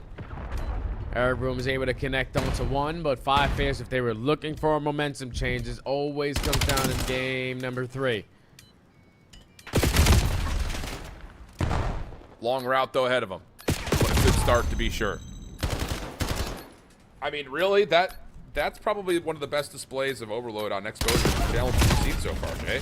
Like, the manipulation for 5 Fears around the map by swinging one player away from the EMP, find that kill, rotate back. I mean, that was near perfect at this level. Yeah, and I don't know if it's super good from 5 Fears or just not as polished for fun. Regardless, we were treated in one of those games where you're just sitting there. Okay, that's what it looks like to have a couple team pushes in. But when you're executing the play at the right time, because sometimes you don't even need to get kills to get scores. And that's what 5 Fears were able to capitalize sometimes there. 3 captures for KB, 2 on the outside for his teammate. But over on the Bravo stream, we go with Falcons Academy. We were to take That map number 1 in a grueler, and now they go back to Scar S&D, which is their bread and butter. Yeah, not a good strat on the Bandit Protect. The coverage, yes, y'all. It don't stop. Keep on rocking, keep on rolling. Jay, if you were to pick, this is a moment between friends and 4,000 other people who are listening. If you were to go back and pick one old school hip hop group to listen to forever, who would you pick and why? What is it? A Tribe Called Quest? Yeah, that's my stuff. That's my stuff, man. I'm not gonna lie. It's just I just grew up around that era of music. Like my uncles were just really invested into it, so I just listened to all of them back in the day. But that would be my group. Yeah, dude. Jurassic 5 for me. It's a good group. Yeah, bro, I thought you were gonna say solid, something dude. with Tech 9. Nah, that's not old school. Fuji's would have been a shout. Fuji. A little bit of pressure here over the top of B, but bomb carrier of 2 reels in mid Delhi right now. Kind of waiting to see if he can catch something. And eventually, Yuli's like, well, if my boy's going to be here pretty comfortably at A, maybe we can get him out of here and get a plant. Yeah, I'm curious to how Falcons are playing this. Do they have like a Hellstorm or something in the back pocket? Because no one watching strange. over this A Oh, site. smoke. Smokes get invested. Ross is able to spot him on the cross. And this is where everybody from the rest of Falcons starts to get aggressive on this pinch. Gio's got his hands. Oh, nice shots from Asim. So now all of a sudden, if you're Project Notorious, do you bunker up and lock in, or are you going to try to force an exit? Looks like they're going to try to force an exit, and it runs right into Rooper. Awakening, last one left. Nowhere to go. Decent shutdown onto 1, but ultimately comfortable. And 5 in a row for QK. Now with the defuse, he is going to be a kill or 2 away from about a Hellstorm. Yeah, Falcons, their defensive setup on this is beautiful. Like, you just have Roxas calling the crossover towards site. You know, most likely, if they don't instant bomb plant, they have to do something drastic to get the objective planted. But everyone, while Roxas is stalling time over towards green, everyone else is over-pressuring towards the backside. So Gio just gets overwhelmed. The rest of Project Notorious try to turn around and help him. And that's where you just get set up in that trap that Falcons have been so good on here on Scar. 4-2 is the advantage.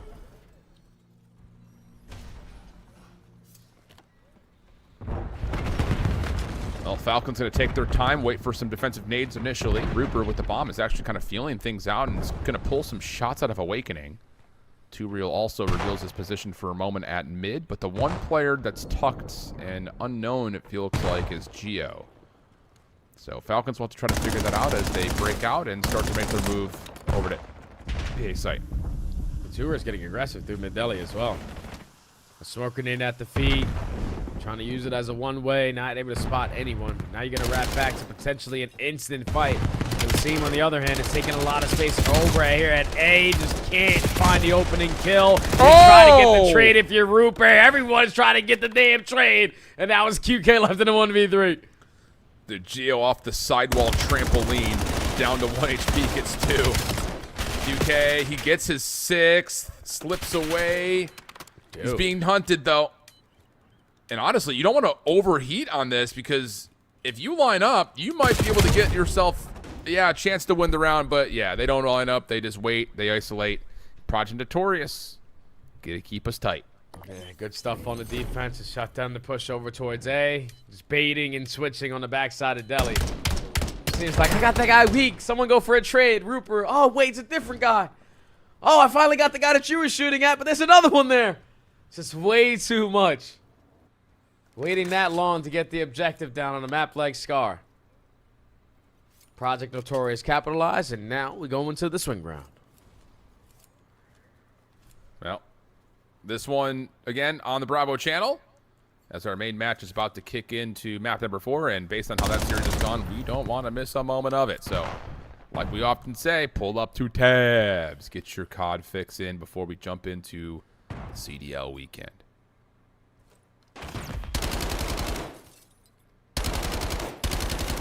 We're right up, so wall bang. Watching this for now.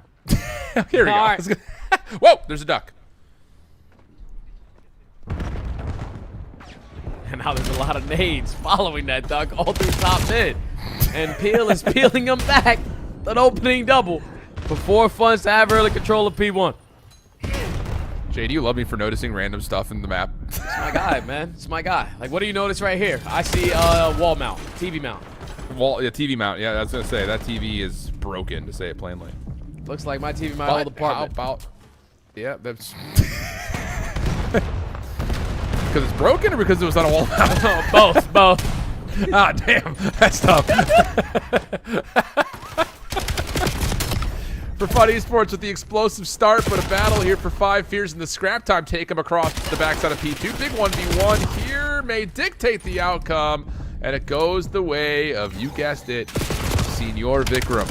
Peel, though, shut down. A little bit of pressure still established for 5 Fears. Try to fight for spawns. There's a lot of pressure from 5 Fears all throughout mid blue, but no one's watching the re-pinch, and unfortunately not a single bullet connects for a shot punch. But you're still in control of the spawns for now. Dylan Rex trying to contest it, though. He is on 4 in a row. Slithering, hoping to get past, but Vic isn't going to get caught slipping. 4 Funds is still holding on, even with all this pressure in their face. Yeah, Vic is really impressed me with his flexibility to both weapons. Obviously, his POV with a sub out is nuts, but he's done it with both weapons so far. Nice shutdown here from Rex. Cleans up the front. 23 seconds. That pretty much guarantees the scrap time, honestly. Especially with Darkside getting arena where the next hit's coming from. Yep, it alerts that guy right there. One more up and over. Yeah. Okay, Dill. Okay, Dill. 5 in a row. 10 and 3. For Fun, we'll get the rotation to Noob. Rex shut down. But 5 Fears damage dealt on the backside of P2. Yeah, they basically tied the game up at the ending of that P2. A little bit late to the party here to P3, but there's no way you're going to read Darkside this close towards the heady. He strikes for first. Team shots and at least lead to the hill control for now. But the Darkside being a little snake, weasels his way through the bottom side of the HP for a slight lead change. Now the rest of the teammates are here for the party. AB cooking up a nade. Trying to show us a bit of routing to get the advantage over the top of this sub. Good damage, finds the kill. Pinch down on the way from Dark. He's able to line up one, pistol out. Doesn't need to finish off the second because his teammates have cleaned things up from the front. 5 Fears growing their lead and getting a little bit of information on the next route. Yeah, final 15, Eric Boom over thinking about that top mid rotation. He's able to find one. Dylan there for the trade, but Prota's still alive here and pushing. Contesting at Old, wants to work the OE, wants to push all the way around backside yellow, throwing them all the way across the map, but Eric Boom and the rest of 5 Fears have the 50-yard line set up. No one slipping by. They win another rotation, this time to B4. Little 1v1 on the overextension. Eric Boom holding a corner inside the hill. Trades are out. What happens to the spawns with these kills? Should flip, and they do. Dylan working on it, seeing if he can work on a block, and wow. 19 and 6, 3 in a row. Looking for more. Lots of damage with the pistol, but shut down, and the spawns will stabilize for Fun. But how about it? The hit from the front going to be naturally pinched as Prota did spawn out, and that will be clearance for Fun Esports trying to get back into this game to a tie level.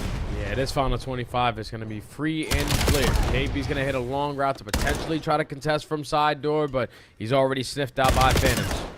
Everybody else on his team going through the front door. Peel, can you have a double? No. Only need one, but Phantoms is still there to protect us. At the end of our first set, 4 Funds are going to find themselves down by 10 points. They need to make adjustments at their P2, be a little bit early over to P3, but everything else has been manageable. Manageable works for now, but Rex is 20 and 8. Yeah, he's destroying it. Yep. And I was going to say, you don't anticipate Dark and KB to be this slow for the entirety of the game. Wow, dude, what a snap from Rex. Can't do it all himself, though. KB for one, pistol out, trying to find the follow-up. But, again, this little poking and prodding for Fun Esports has worked out nicely to this become scrappy. Pinch now starting to develop for Peel, but Eric Boom shuts down one side, gets the other as well. Doing it all himself now, 18 and 12. For Fun Esports, still putting an effort forward, but keep your eye on the minimap. It's starting to turn in favor of 5 Fears towards P2 again. Yeah, I was just looking at that minimap for the last like 10 seconds. All I'm just seeing is split spawn, split spawn. SMG's a little bit too aggressive, but they don't need to be. Now, don't worry, Uncle gets you right because of some stuff there, mates. But all these calculated risks need to lead to a good result. And for Fun, at the right time, get all 4 in the feed. Flip the spawns to their preferred side for the P2. And only down by 20, but can tie the game up here with a good hold. Yeah. Heel shut down, hit from the front, able to jump in for a contest. Vikram caught by 2 directions, and there's nowhere for people to go off the respawn. Phantom's last one standing. And just one crossing into the hard point, but nothing there as his cuz Rex shuts him down. And now we've got a possible massive lead for 5 Fears. About the same timing for Fun Esports. You need to find a break. You need to find it now.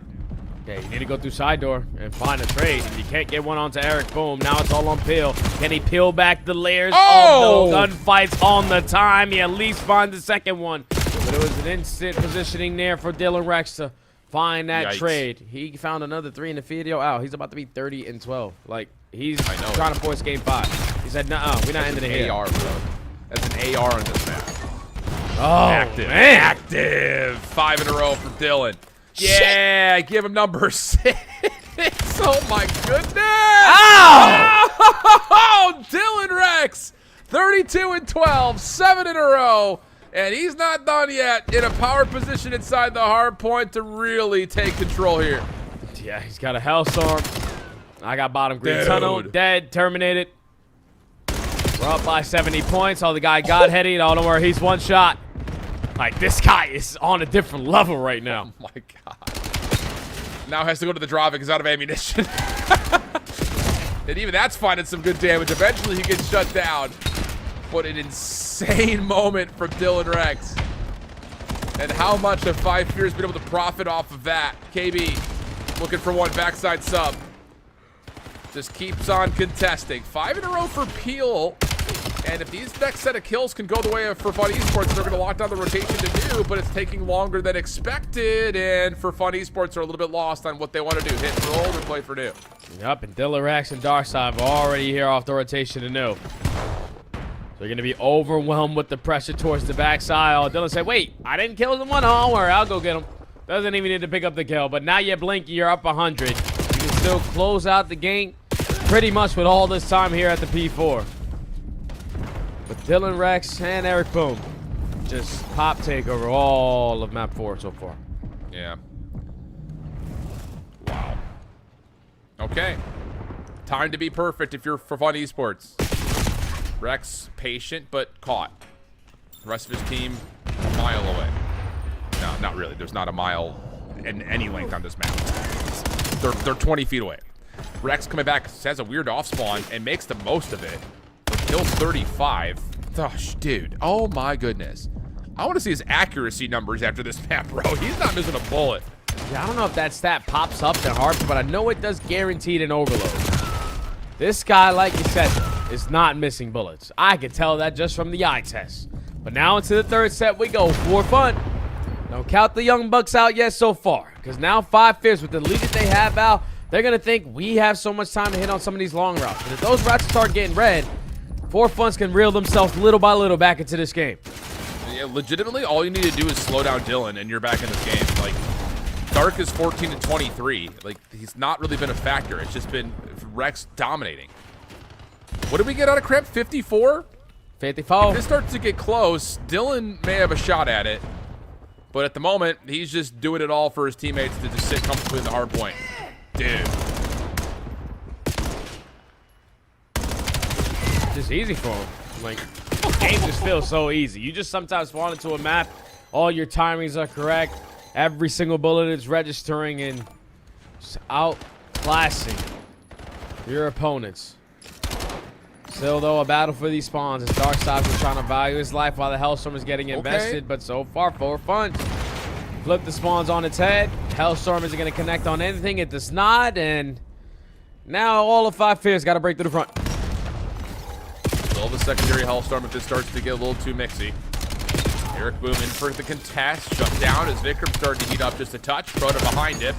And no, it's KB for the double. Plus the little stun check on the corner. Tac Mass still allows Phantom to compete in the shell. Rex inside the hill. No magic there. Eric Boom to follow, though. Has nice turn as Dark is in the mix.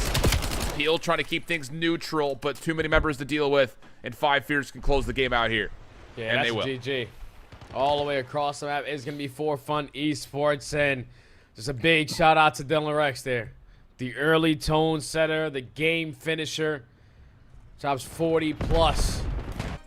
They're on the map, number 4, 41-20 out. When he was at a point like 20-6, like that guy just simply couldn't die. And that just was an easy Colossus hard. I was expecting it to be another one down all the way to the wire, but no, 5%. Last semester been really quick and easy. We're going game 5. Yeah, man. When Rex shoots like that and starts to get into his flow, he looks like he's CDL bound, like legitimately. We've seen it so many times, whether it be on OMiT at the end of last year before getting picked up to Carolina, or like the UYU days, the Convoy days, the UTC days. Like, dude, he's just different, man. I don't know. It's like I look back kind of on, you know, the year, you know, talking about like Lunars and his shot, Rex and his shot.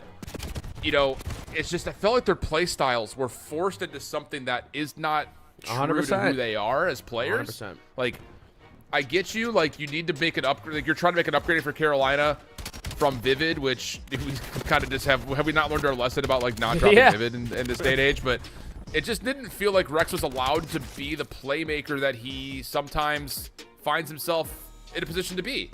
And you know, that is display right there at an SMG map for him to be able to control the tempo like that is where he shines. So I don't know. Yeah, felt like he wasn't given a fair shot. It's the long and short of what I'm saying. Yeah, it's just tough for an amateur player to get thrown into a professional team in the middle of a season when the professional team has ran these certain strats and all they're trying to do is just implement it into their system. And in an amateur scene, you're able to do whatever the hell you want realistically, but you do it as a collective unit. Just when you are called up to the big leagues, that's why it's tough for certain amateur players or challenger players to go up in it, because you're instantly forced to play a different play style. And if it's not the play style that you're like, you're obviously not going to put up the numbers that you're familiar with, but it also could ruin your chance of potentially of getting back into the league if you get dropped out. So I feel like Dylan Rex has to work even harder this season to get back into the pro scene. I hear you, dude. And I think, you know, the other side of like the challengers career conversation, I think there's something to be told, especially after last year at EWC, grinding it out with 4 guys and challengers and then having a hope that you don't just get picked up to the CDL on a team that's miserably bad that has more than one issue and you get stuck into the blender and living it out and maybe getting picked up after a good EWC performance with at least someone you've been playing the year with, right? Like maybe that's the new route. It's just hard to tell because we've seen so many times that like trying to be the guy to come in to fix a team who's miserably bad is just career suicide. So unless you're Mercules, the golden child. Yeah, geez, that's the only one. It's the only one. They don't write them like that though, Al. Like that's the hardest thing to do. To join a team of that caliber with that much pressure and do what the young man did to end his season in the rookie year. Like, it don't get written like that. So just figure out a different way. Yeah, heard that. Let's jump on in, see what we get for map number 5. 5 Fears working on the reverse sweep after a tight map 1 loss. But the big news, the 6-0 blowout in Search and Destroy. And I really hope that was intentional. Okay. I was going to say, like, if he just, like, had his controller on backwards or something, that'd be nuts. They're forfeited. They could probably, nah. We're the team on defense, dog. We've been playing Rayn for 14 years. You're not catching me lacking. No trophies. This is on offense first round. That's funny as hell. What's your thoughts while we're going to go to break. I was going to fill time with another conversation, but we're going to go to break. We're back. Map 5 after this. Don't go far.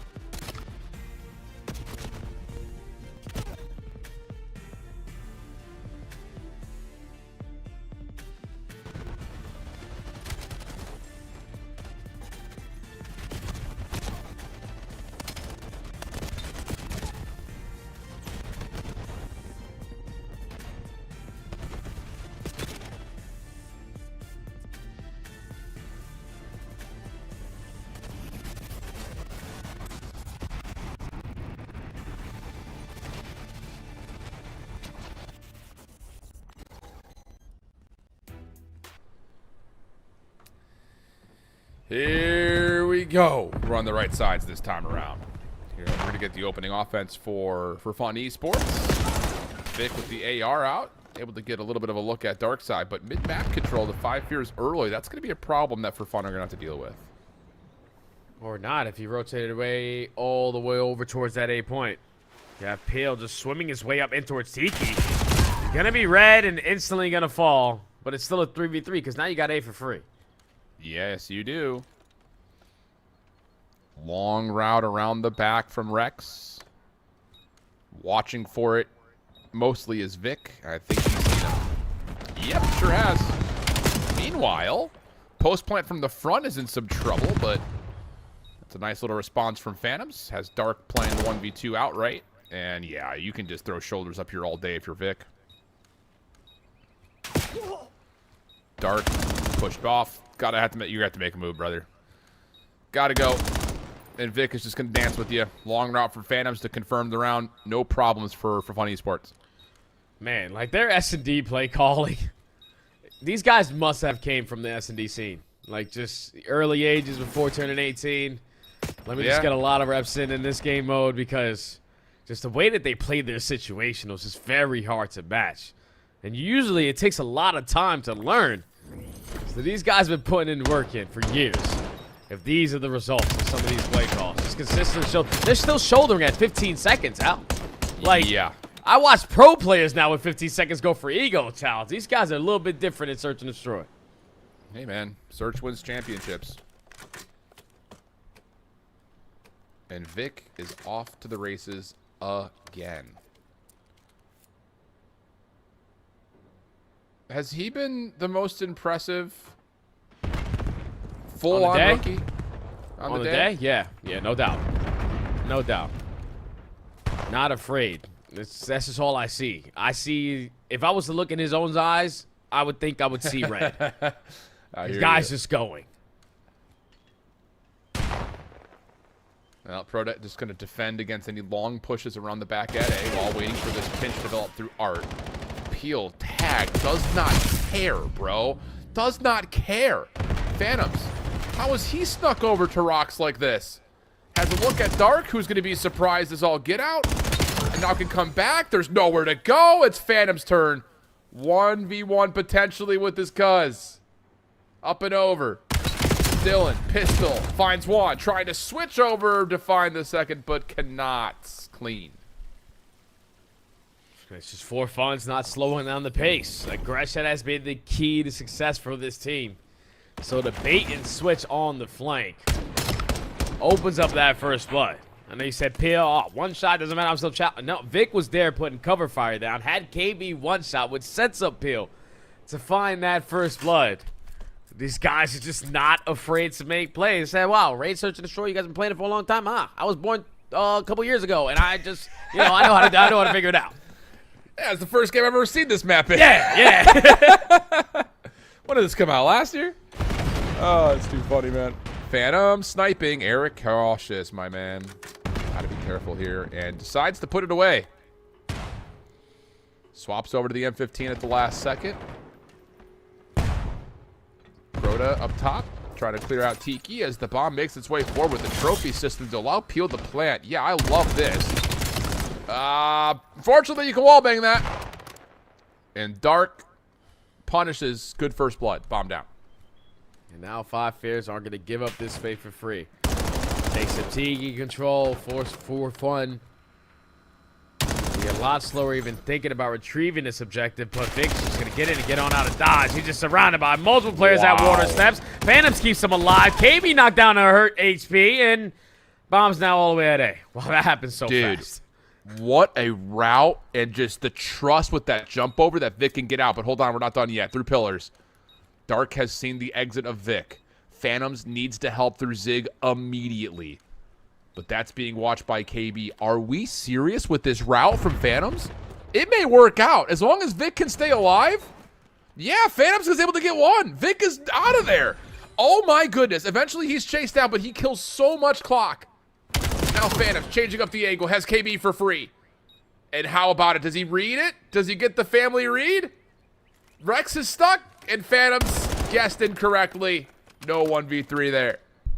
He said, wait, I know my cousin.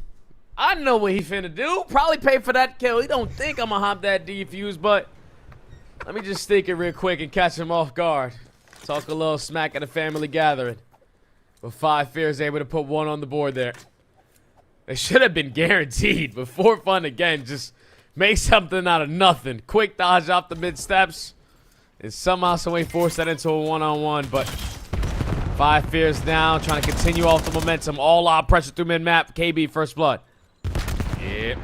Good first blood on the Phantoms. KB still hanging through pillars. Not going to force anything as of yet. But Vic is not afraid. Now pushing forward. Has to kind of create something as the 2v4 has started to develop. And he has a look at Rex, but not quite able to find the win.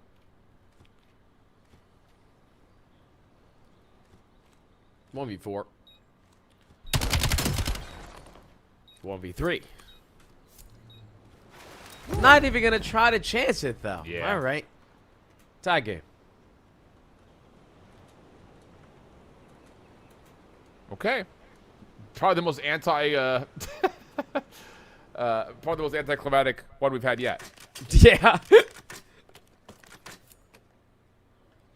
2-2 out. Phantom 6-2. Is he going to use the sniper, potentially find the first blood here? Because you're getting a lot of info last time over towards Laundry. Instead of, going for a split push, everyone rallying through driveway. And KB this time has the boomstick to watch over. No, he's swapped it away, though.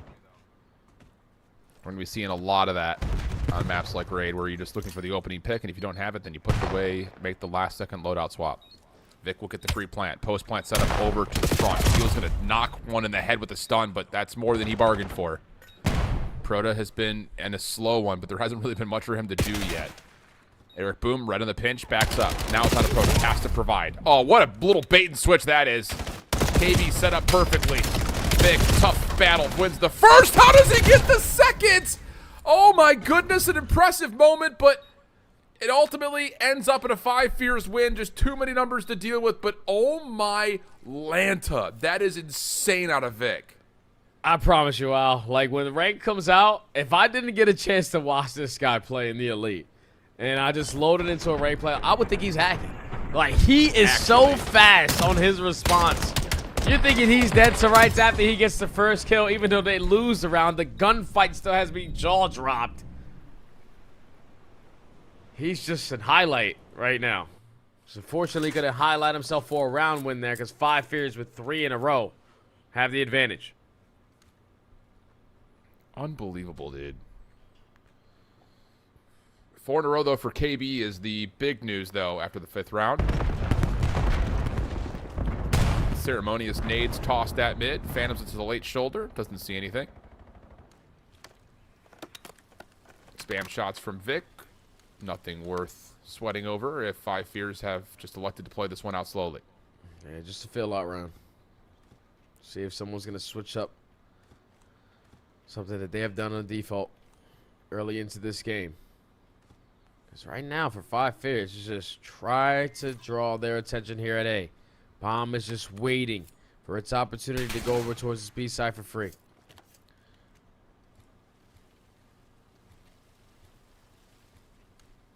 It's a lot of time. Eric will plant. Defense will have to get through dark side first if they try to rotate around mid, but no, instead they're going to just go to Phantom direction. Try to full flood this from the front. KB in some trouble here on 4 in a row. As Fields chasing him down. Decent jump, but now you've got Dark on the flank. You still have bedroom control. Vic working on it. Quick hit up top. Needs to win it quickly and does. And now Eric's the last one left down low to really defend this, but Vic is in a perfect spot to get the read. Just comes down to, can you hop this in time? Our clock isn't working, but it doesn't matter. Oh my goodness. And they're going to give Vic the defuse because, yeah, he's earned it. This guy just has a tremendous amount of raw talent. Jump through top window. I don't care where you are. I'm going to get that kill. Eric Boom freebie on down low. 2v1. Oh, you're trying to slide across water steps. I'm just not going to miss a bullet. Vic is just popping takeover in some of these moments throughout this entire series.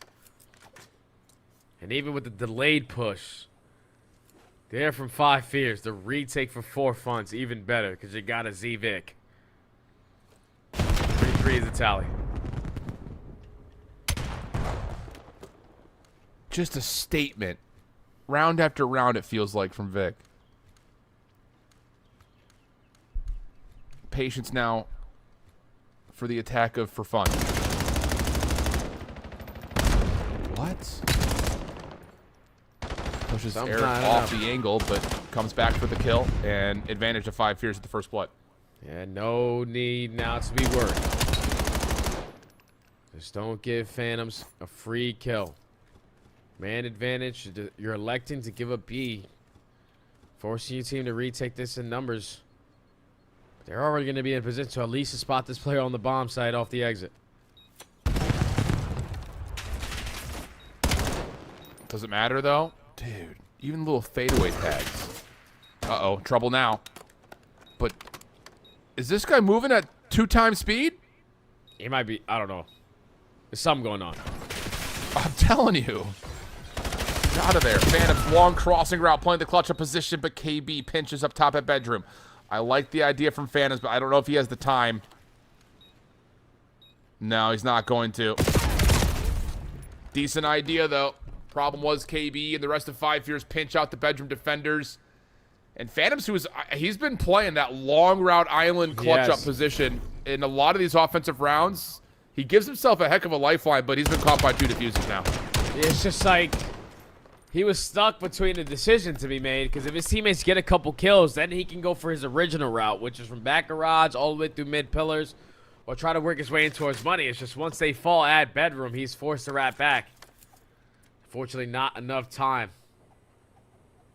to clutch up on that round. So 5 Fears again, 1 round advantage. KB finds 3 in the round previous. They're taking a page out of 4 Fun's book, going for the 3-1. All right, let me draw you that way and get the bond up for free on the opposite. Yeah. At least that's the idea. Depends what happens on this kind of double peek over from Art to Laundry. Phantom's just watching to see if he can catch a crosser through pillars. And, ooh, yeah, he has seen Dark hit over towards Ring. Defense going to move around and actually look to play retake through mid. KB's in position to try to get an eye on this, though. This comes down to, yeah, will he expect to double up? And the wallbang shots are decent, and that would be enough for 5 Fears to make their call of what they want to do. Downer didn't really know what they want to do, though, because you can show as much face as you want at A. They have mid-map control. We can't get that bomb down for free. So time is still ticking. I have no idea how much time is left on the round. Same. Everyone for 4 Fun's is on the backside of Laundry, ready for the fight. 30 seconds. Clock is ticking. Yep, there you go. Vic for first blood. Eric on for the plant. No one can stop this from their positions, although he is at 8 HP. Crota able to force the battle through Ring. But KB wins on the flank. Eric in some trouble, but still alive. Can he still defend the bomb from this position, though?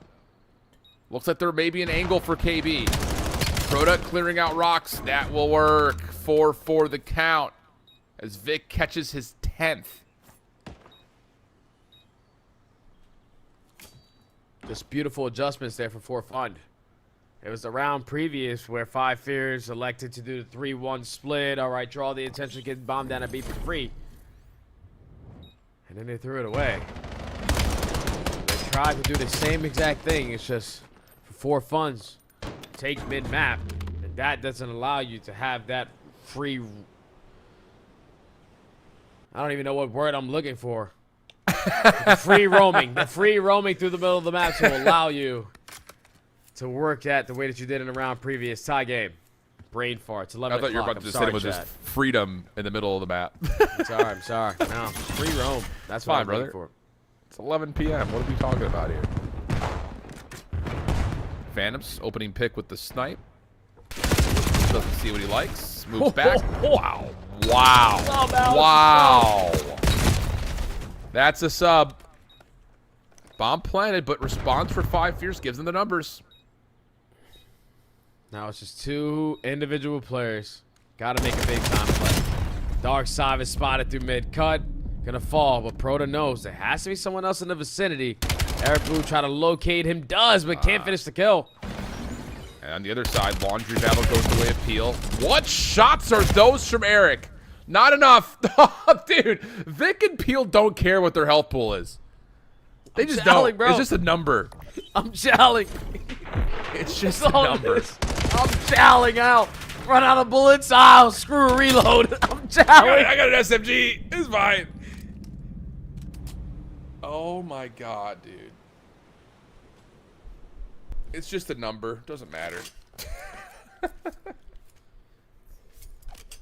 And it all starts that round with Peel just peeling Dylan Rex off. A guy who just dropped 45 Correct. with losses with an AR. Correct. With a submachine gun.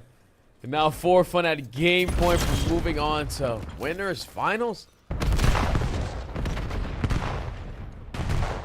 Quick route through mid. Into pillars. Angle for Vic not quite there. Bomb's going to be planted behind this. And the post plant is going to be largely set up at mid. Dark finds one. Eric caught rotating, but the trades are in. 2v2 situation, and it's individual gunfights for now. Peel not going to get the better of Rex this time. So it's on to Phantoms. And he is delayed coming out of ring. He's spotted. And yep, if you're 5 fears, you've got the angle at pillars. Don't bother doing anything silly. Don't do anything silly. Pistol! Oh! Almost. But not quite. We're going round 11 for the winner's bracket final. Oh, I thought he was about to do his cousin in there, Al. Because I'll say. Darkside just got control-alt-deleted there at mid-sig. You make it a one-on-one. Dylan Rex is thinking, all right, let me just dance her on the rock a little bit. We'll be good. But now you actually have to win the fight. Thankfully, he was knocked down to 1 HP in a dream, but we're going to a round 11.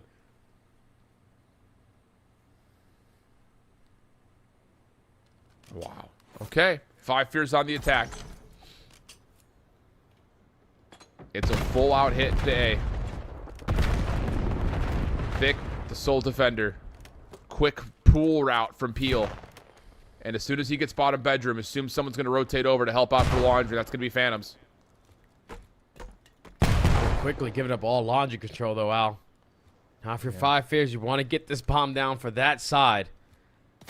Not going to be spotted on the cross, and now 4 Funs. This is going to be one hell of a retake if you can find it. Yeah. Double up backside ring, double up frontside Laundry. Yeah, this is tough. But Peel gets one, stays alive. KB can't find the kill beforehand. And then the Semtex connects. Oh, mercy. It's just down to Dark. This would be a 1v3 for him. Tagged up, dealt with, nowhere to go. Peel with the winning moment. I don't know how the 2 players back ring were that mismanaged to no one was looking at driveway hard scoped. I don't know. What else do you need to be looking at right there, Jay? You got 2 players Laundry. Someone look pillars, someone look back driveway art, and you're good. That's supposed to be the unbreakable. Like, that's literally supposed to be unbreakable. Bomb planter, 2 players in towards ring. But for some reason, the guy that was ring was laying down watching pillars? I don't know, Not dog. watching driveway, man. 4 Fun. They move on to winners finals. Those guys are very fun to watch. Wow. Hands down. Cinema. Wow. Cinema. Cinema. Oh, mercy. Oh, we got a map 4. We're not done. We thought we were done? We're not done. Let's get into it. What do we got here? Geo 13-5. Awakening 12-6. 50-point, now almost 60-point lead for Project Notorious, trying to get us our second map 5 of the evening here in the winners semis. It's still a battle for this P1 control, though, Al. Second set, 40 seconds remaining. Falcons are currently down by 60, but you know it's only a matter of time before they start to spring themselves back into the mix. QK and the rest of the Falcons squad not willing to give up this final jump time. So look, good chunk of time to get. 20 seconds and counting, and now Project Notorious forced to make a decision. Are we going to hit the road, or are we going to rotate front? I guess we're hitting the road. Yeah, I mean, I did tally. Awakening has a Hellstorm, and Geo, from that perspective, has a Hellstorm. So 2 extra tools for Project Notorious to use. Double for Awakening on the exit. Pardon me, that was... I don't know who that was. Was that Gio? No, that was Yuli. So tough. Got number 68, offensive lineman Awakening in the mix. What a prank. Number 68, that guy. 68, 44, like those guys in the kill key and on the Concast just absolutely make my head bash through a wall. But here comes QK and Rupert. That's going to be 2 dead in their favor. Back spawn secured for Falcons, so they're coming to life at the right time. They can tie it up and take the lead by a slight margin. You can walk away with the remaining time here. See, giving him a workout here on rooftops. Pinch underway for Yuli. Sorry, that's Gio. Doesn't matter. Both are hitting the front right now. Peace. And that will be enough for Yuli to find the win. Yeah, that's a nice little break from Project Notorious. And now the spawns for Falcons Green are pretty miserable. Yuli's going to try to cut off the early rotation. Misses the opening shot, but still has the ability to work it. And yeah, that'll work out nicely. Over, yep, a little bit of assistance. No problems here. And actually, Awakening called in the Hellstorm on that rotation, surprisingly enough. Project Notorious will rotate easily. Yeah, he just called that in from ult. All right, it's fine. I'm already going to die anyway, so might as well make your guys' job off the rotation a little bit easier. Unfortunately, that doesn't help. Jack diddly squat. A clean 3 dead for the Falcons Green. Dojo control on their side. They were just down by 60, and I get blinked, they're down by 20. Still reading all the pressure from the front side. 2-2 split in the kill feed. But now spawns get a little bit mixed with Project Notorious. That's a tough call right there. I mean, Gio and Yuli win the gunfights at all and say, I'm on rotation. And Awakening says, I'm going to Hellstorm. Okay. And they won it down the way there. 13 seconds to scrap to fight over.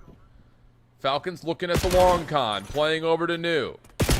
Gio meets them there. Stun doesn't land in time. He's just watching for any defenders to cross over, but that's a really good read from Awakening. And that's the camera broken on Roxas. Has Project Notorious winning rotation over to the terrace. And now they're uncontested for at least 10 seconds. Just gotta read where the pressure's coming in. Too real. Understanding. 2 players towards the front. Let me just snap on with a hip fire for the first one. Jump over you for the second and at least set up Yuli for that final kill. But spawns now flip. At least 2 players on the side of the Falcons. Not able to contest it. Now you're so far away from this time. And Project Notorious is just growing a lead. But Rupert gets a bit of a back spawn, is in for a contest, and that's another bit of a miscue for Project Notorious. That's like, we're slaying too well. We're pushing out too much. Yeah, we got too much killing presence. But that, you know what? If you've got it, use it. And they come back to the play, find the counter break for the scrap time, and we'll stay at just about a 55-point game. 3rd set of HPs. Falcons Academy. We saw them earlier on this map beat down somewhat like this. And it was the P1 to P2 chain. They got him back into the mix. 50-point difference. Early pressure from Project Notorious from Couch's side. Yuli still has a Hellstorm, but he's trying to get it all done with the gunny and almost finds kill number 2, but still, Falcons in control of the HP. Yep, that's the big news, especially 35 seconds remaining. You don't have to worry about flipping spawns yet. Scene catches one at Couches. Gio feeling the pressure is going to call in another Hellstorm here. Should stop them from rotating over through 2, which I think is probably the macro call. Plus, it gives you an elimination. Can you suffocate these next 18 seconds through Project Notorious and just win the game? And it looks like they very well may do that, pending that Gio doesn't falter here on the outside. Yeah, Gio already finds an opening. He knows that there's another one on the inside. Broken, locates him. Give the con to your teammates. It's still going to be pressure towards the front, but Roxas does find a double. Now, even though Project Notorious have the spawns that they want, they're getting overwhelmed by the SMGs. Falcons are in. Yeah, but Gio's just not going to lose this game. He's 32-17. Still holding the corner. Holy cow. Eventually shut down, but damage dealt to be sure. Gives Project Notorious a chance to spawn back up, get the gunnies, and that may just do it right there. 225 to 180. Have to break, have to push through, have to rotate for Falcons. Gotta try to contest this if you can. QK jumping off the map isn't gonna help the scenario. Everybody else not hitting their shots. You can still close it out here for Project Notorious. You're creating extra layers. Black spawns are being blocked. You're forcing all the Falcons to break through catches. Final push. Awakening shut down. Geo in position, though. Again, just refuses to lose. Not enough time in the clock to win here, but Rupert is the only Falcon around New. Has to win this 1v2 moment if he wants to see that last second stay static. Nope, not on to contest. You flood forward, you get the final second you need, you head to map number 5. What an absolute beatdown by the hands of Geo. Hey, a potential reverse sweep on the cards for Project Notorious. Geo had himself a pop-off map number 4. Dylan Rex on the other side had a pop-up map number 4. And Dylan Rex fell short in the game 5. Hopefully that's not the same case for here for Project Notorious, because without question, when we're watching all these guys throughout their elite matches, this team was the most well-polished. When you talk about every single mode, how they were looking, how they're playing around each other, and that's due to a lot of the experience that they have. But Falcons got a couple players who were in the CDL last year, gained some experience, and have only been working their way through challenges to be a better version of themselves. So even though they were up 2-0, they're going into Game 5. You best believe they're going to be prepared here on the Game 5. Agreed. 38 and 18, 33 non-traded. What is the common phrase? Someone get a trade. Please. Somebody take that guy out. Yeah. Please get my trades. Please get my trades. You out of breath yet, Jay? I'm out of breath. I'm out of breath. Got another Game 5, brother. Another Game 5. I'm here for it, man. It's just between the drama that we've had with the CDL matches where anyone could beat anyone and that being matched here in Challengers, dude, Dallas is going to be a movie. A straight movie. And if Dallas won't be a movie, my Hoosiers got me on Monday. That's all I know. Knock on wood for that one. We're going to go to a quick break, get ourselves set up and ready to go for one more map of COD for at least Challengers before we head to the weekend. We'll be right back.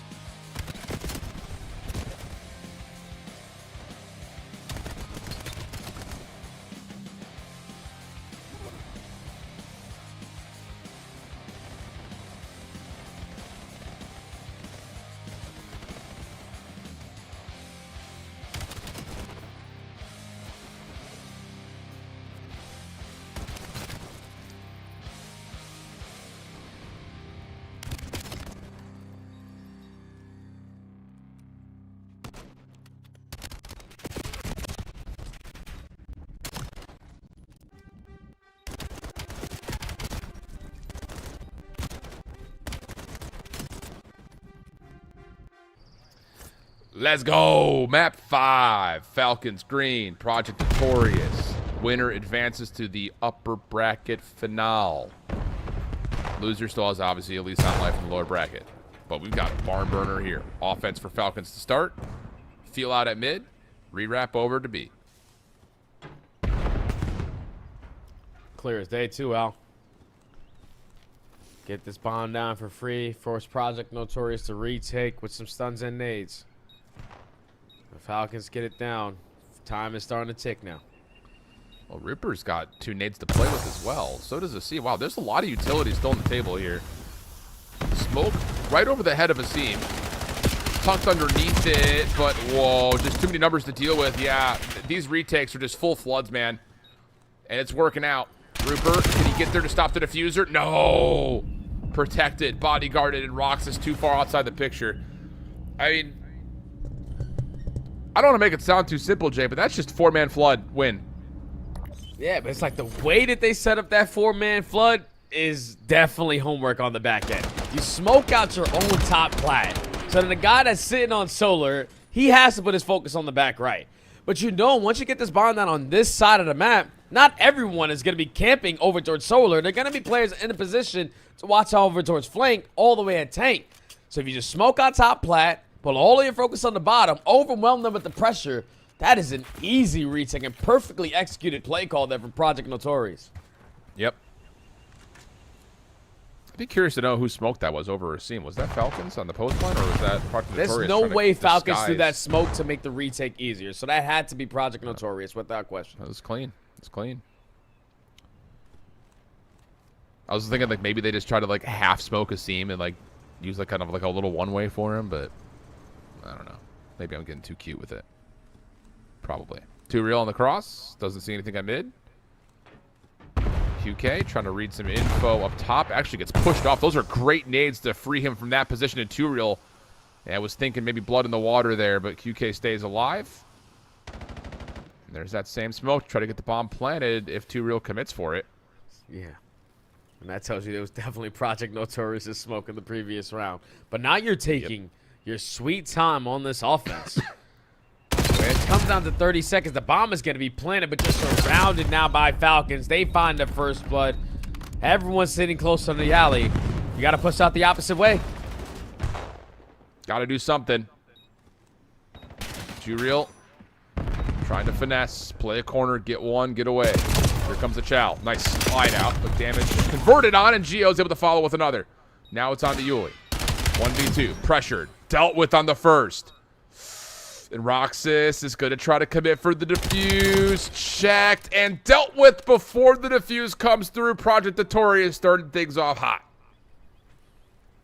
Whoever was that second kill, that's just not how you play that.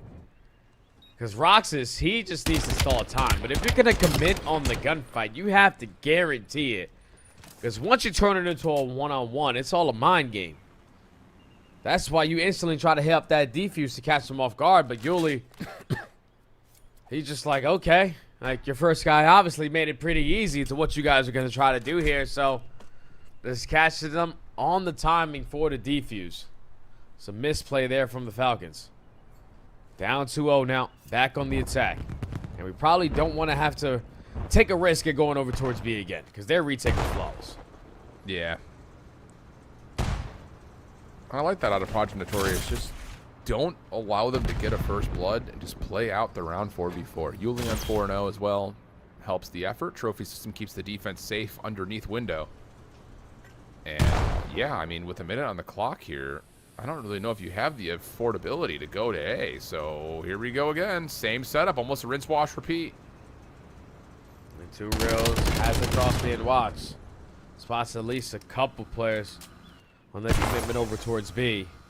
And Asim this time is going to throw that smoke towards top balcony. So you might have been right, Al. You might have been right. But 2 reals should be able to find the first corner. No.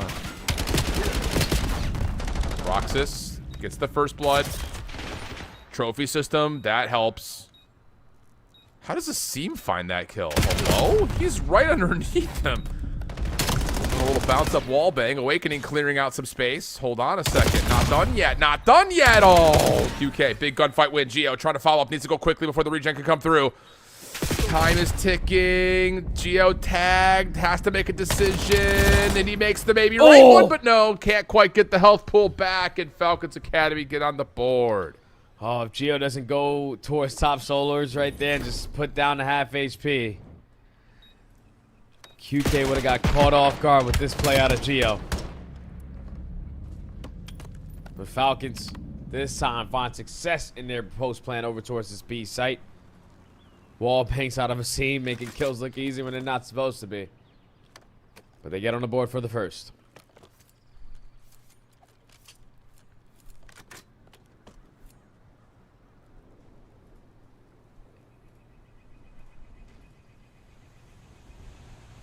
Well, here we go. A little feel out at mid initially.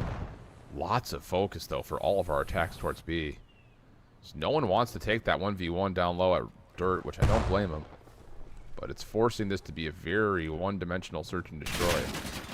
The seam gets the read, backs away. How does the defense respond to this? Looks like they're going to send Rupert on a giga route. He's not going to be in the play for literally a year. He is going to be so far out of this play.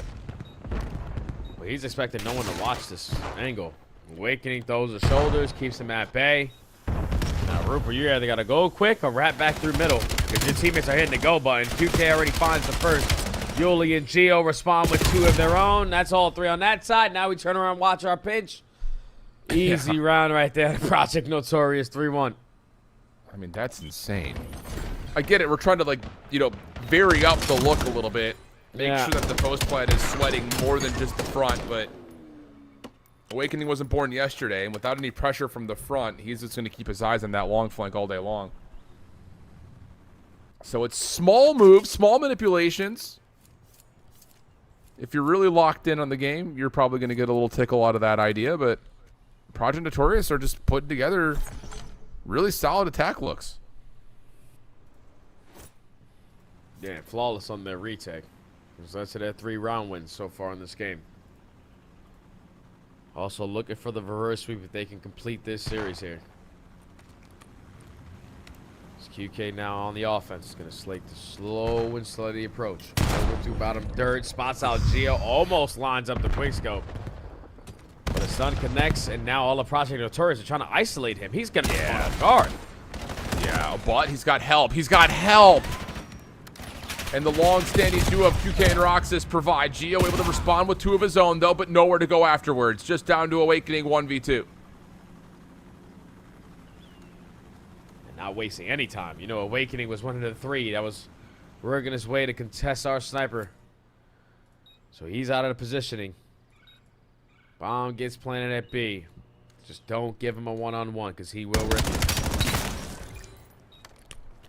Called it to perfection, my man.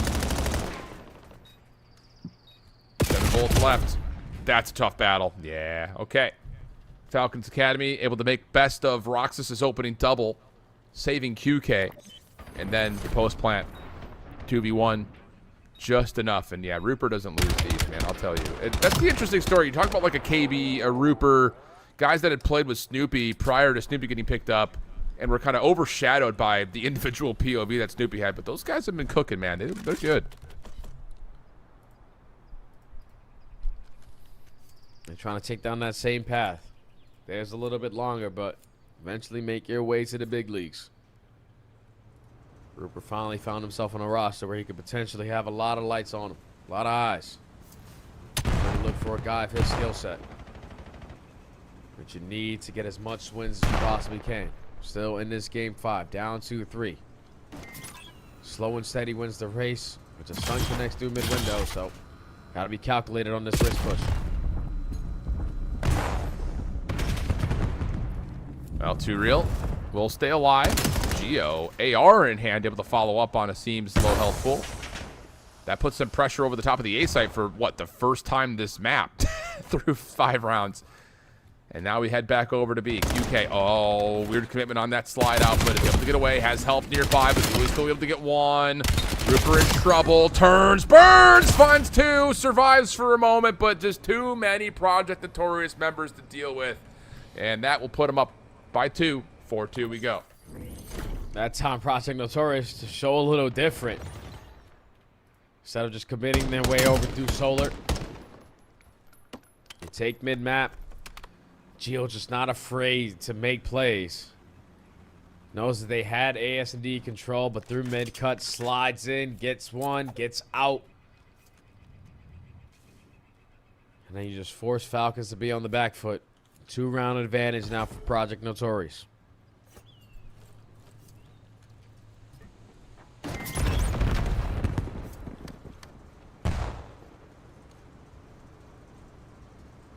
It feels very same.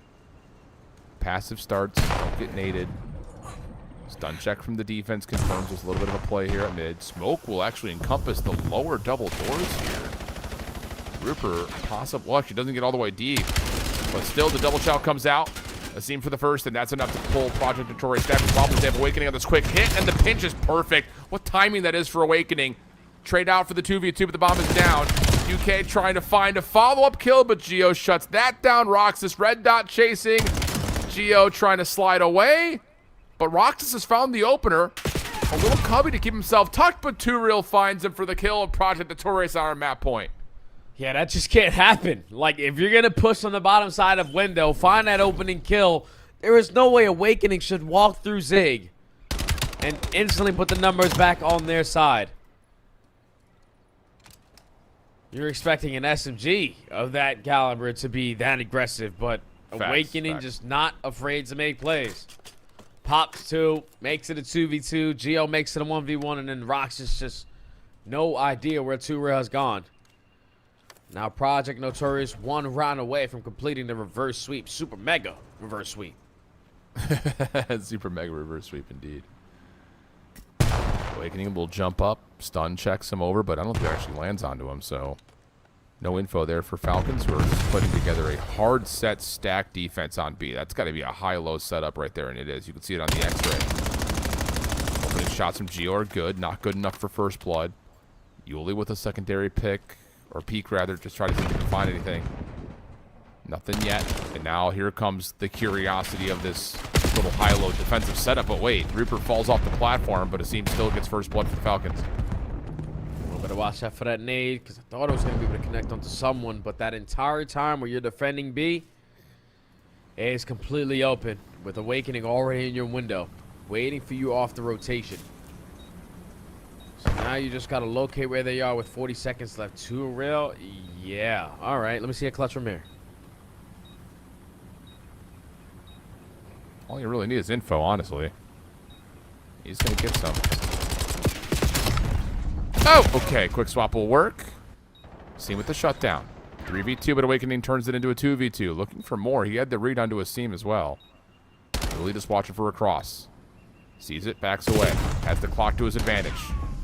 Smoke. Has to make his way through it, though. Not going to work, but you've got Awakening in the perfect spot, and that will do it. Big Wake gets the final 2. The clock would have done it for him if he needed it to. But no need here. Project Notorious clean in the map 5, 6-2. And really from both sides of the pop, bro. I mean, we'll talk about that opening retake, but their offense looking solid as well, especially as we got later into the map. Oh, yeah. Expose and search and destroy. If you're going to play them next week, don't play them on that map. Because the way that they broke down their setups, not only on defense, like you said, but also on offense, even in rounds where they got picked off early on, 3v4, all right, they're all at B. We're instantly going to play the bomb A. I got the perfect post-play setup. Two Real just jumps on top of the ladder, dead center of the map. Just gets a free kill. That's how confident you are in your play calls and your ability as a team to clutch up in any given moment. Project Notorious complete the reverse sweep. They move on to winners finals next week to play For Fun Esports. And unfortunately for Falcons Academy Green, you got to play your brethrens in Falcons Academy White again. Yeah, sure do. But a really tight series in the opening 2, and then it just became a one-dimensional showcase for Project Notorious. Clean in those last 3. So 2 map 5 affairs in winners round 2 has us, I think, really excited about the prospects of For Fun taking on Project Notorious. Ooh, 5 fears in Telluride Bush. That could be a good one. Bang. And like you already mentioned, the square up. Brother teams, sister teams, whatever you want to call it. Both Falcons Academy teams squaring up against each other. Trying to assert some inter-organizational dominance. So that's what we got, but we got to wait a week for it, which is crazy. I don't like that. You know what I do like, though, Jay? CDL this weekend, brother. I know. Yeah, we be there in the morning, baby. I'll be there in the morning with you, bro. I know it. That's what we got for the weekend. We got 2 weeks left until we get to Dallas. And if you're not going, what are you doing? Are you really a fan if you're not going? We got ring ceremonies. We got content. We got all the things pumping out for Major number 1. If you haven't gotten your tickets yet, I don't even know if it's too late. It might be too late. If not, you should go check right now. But yeah, we'll find a way. Get involved, get active. We'll see you guys tomorrow for CDL. Until next week, more challengers, same time, same places, but more action out of the playoff bracket. Catch you tomorrow. Bye-bye.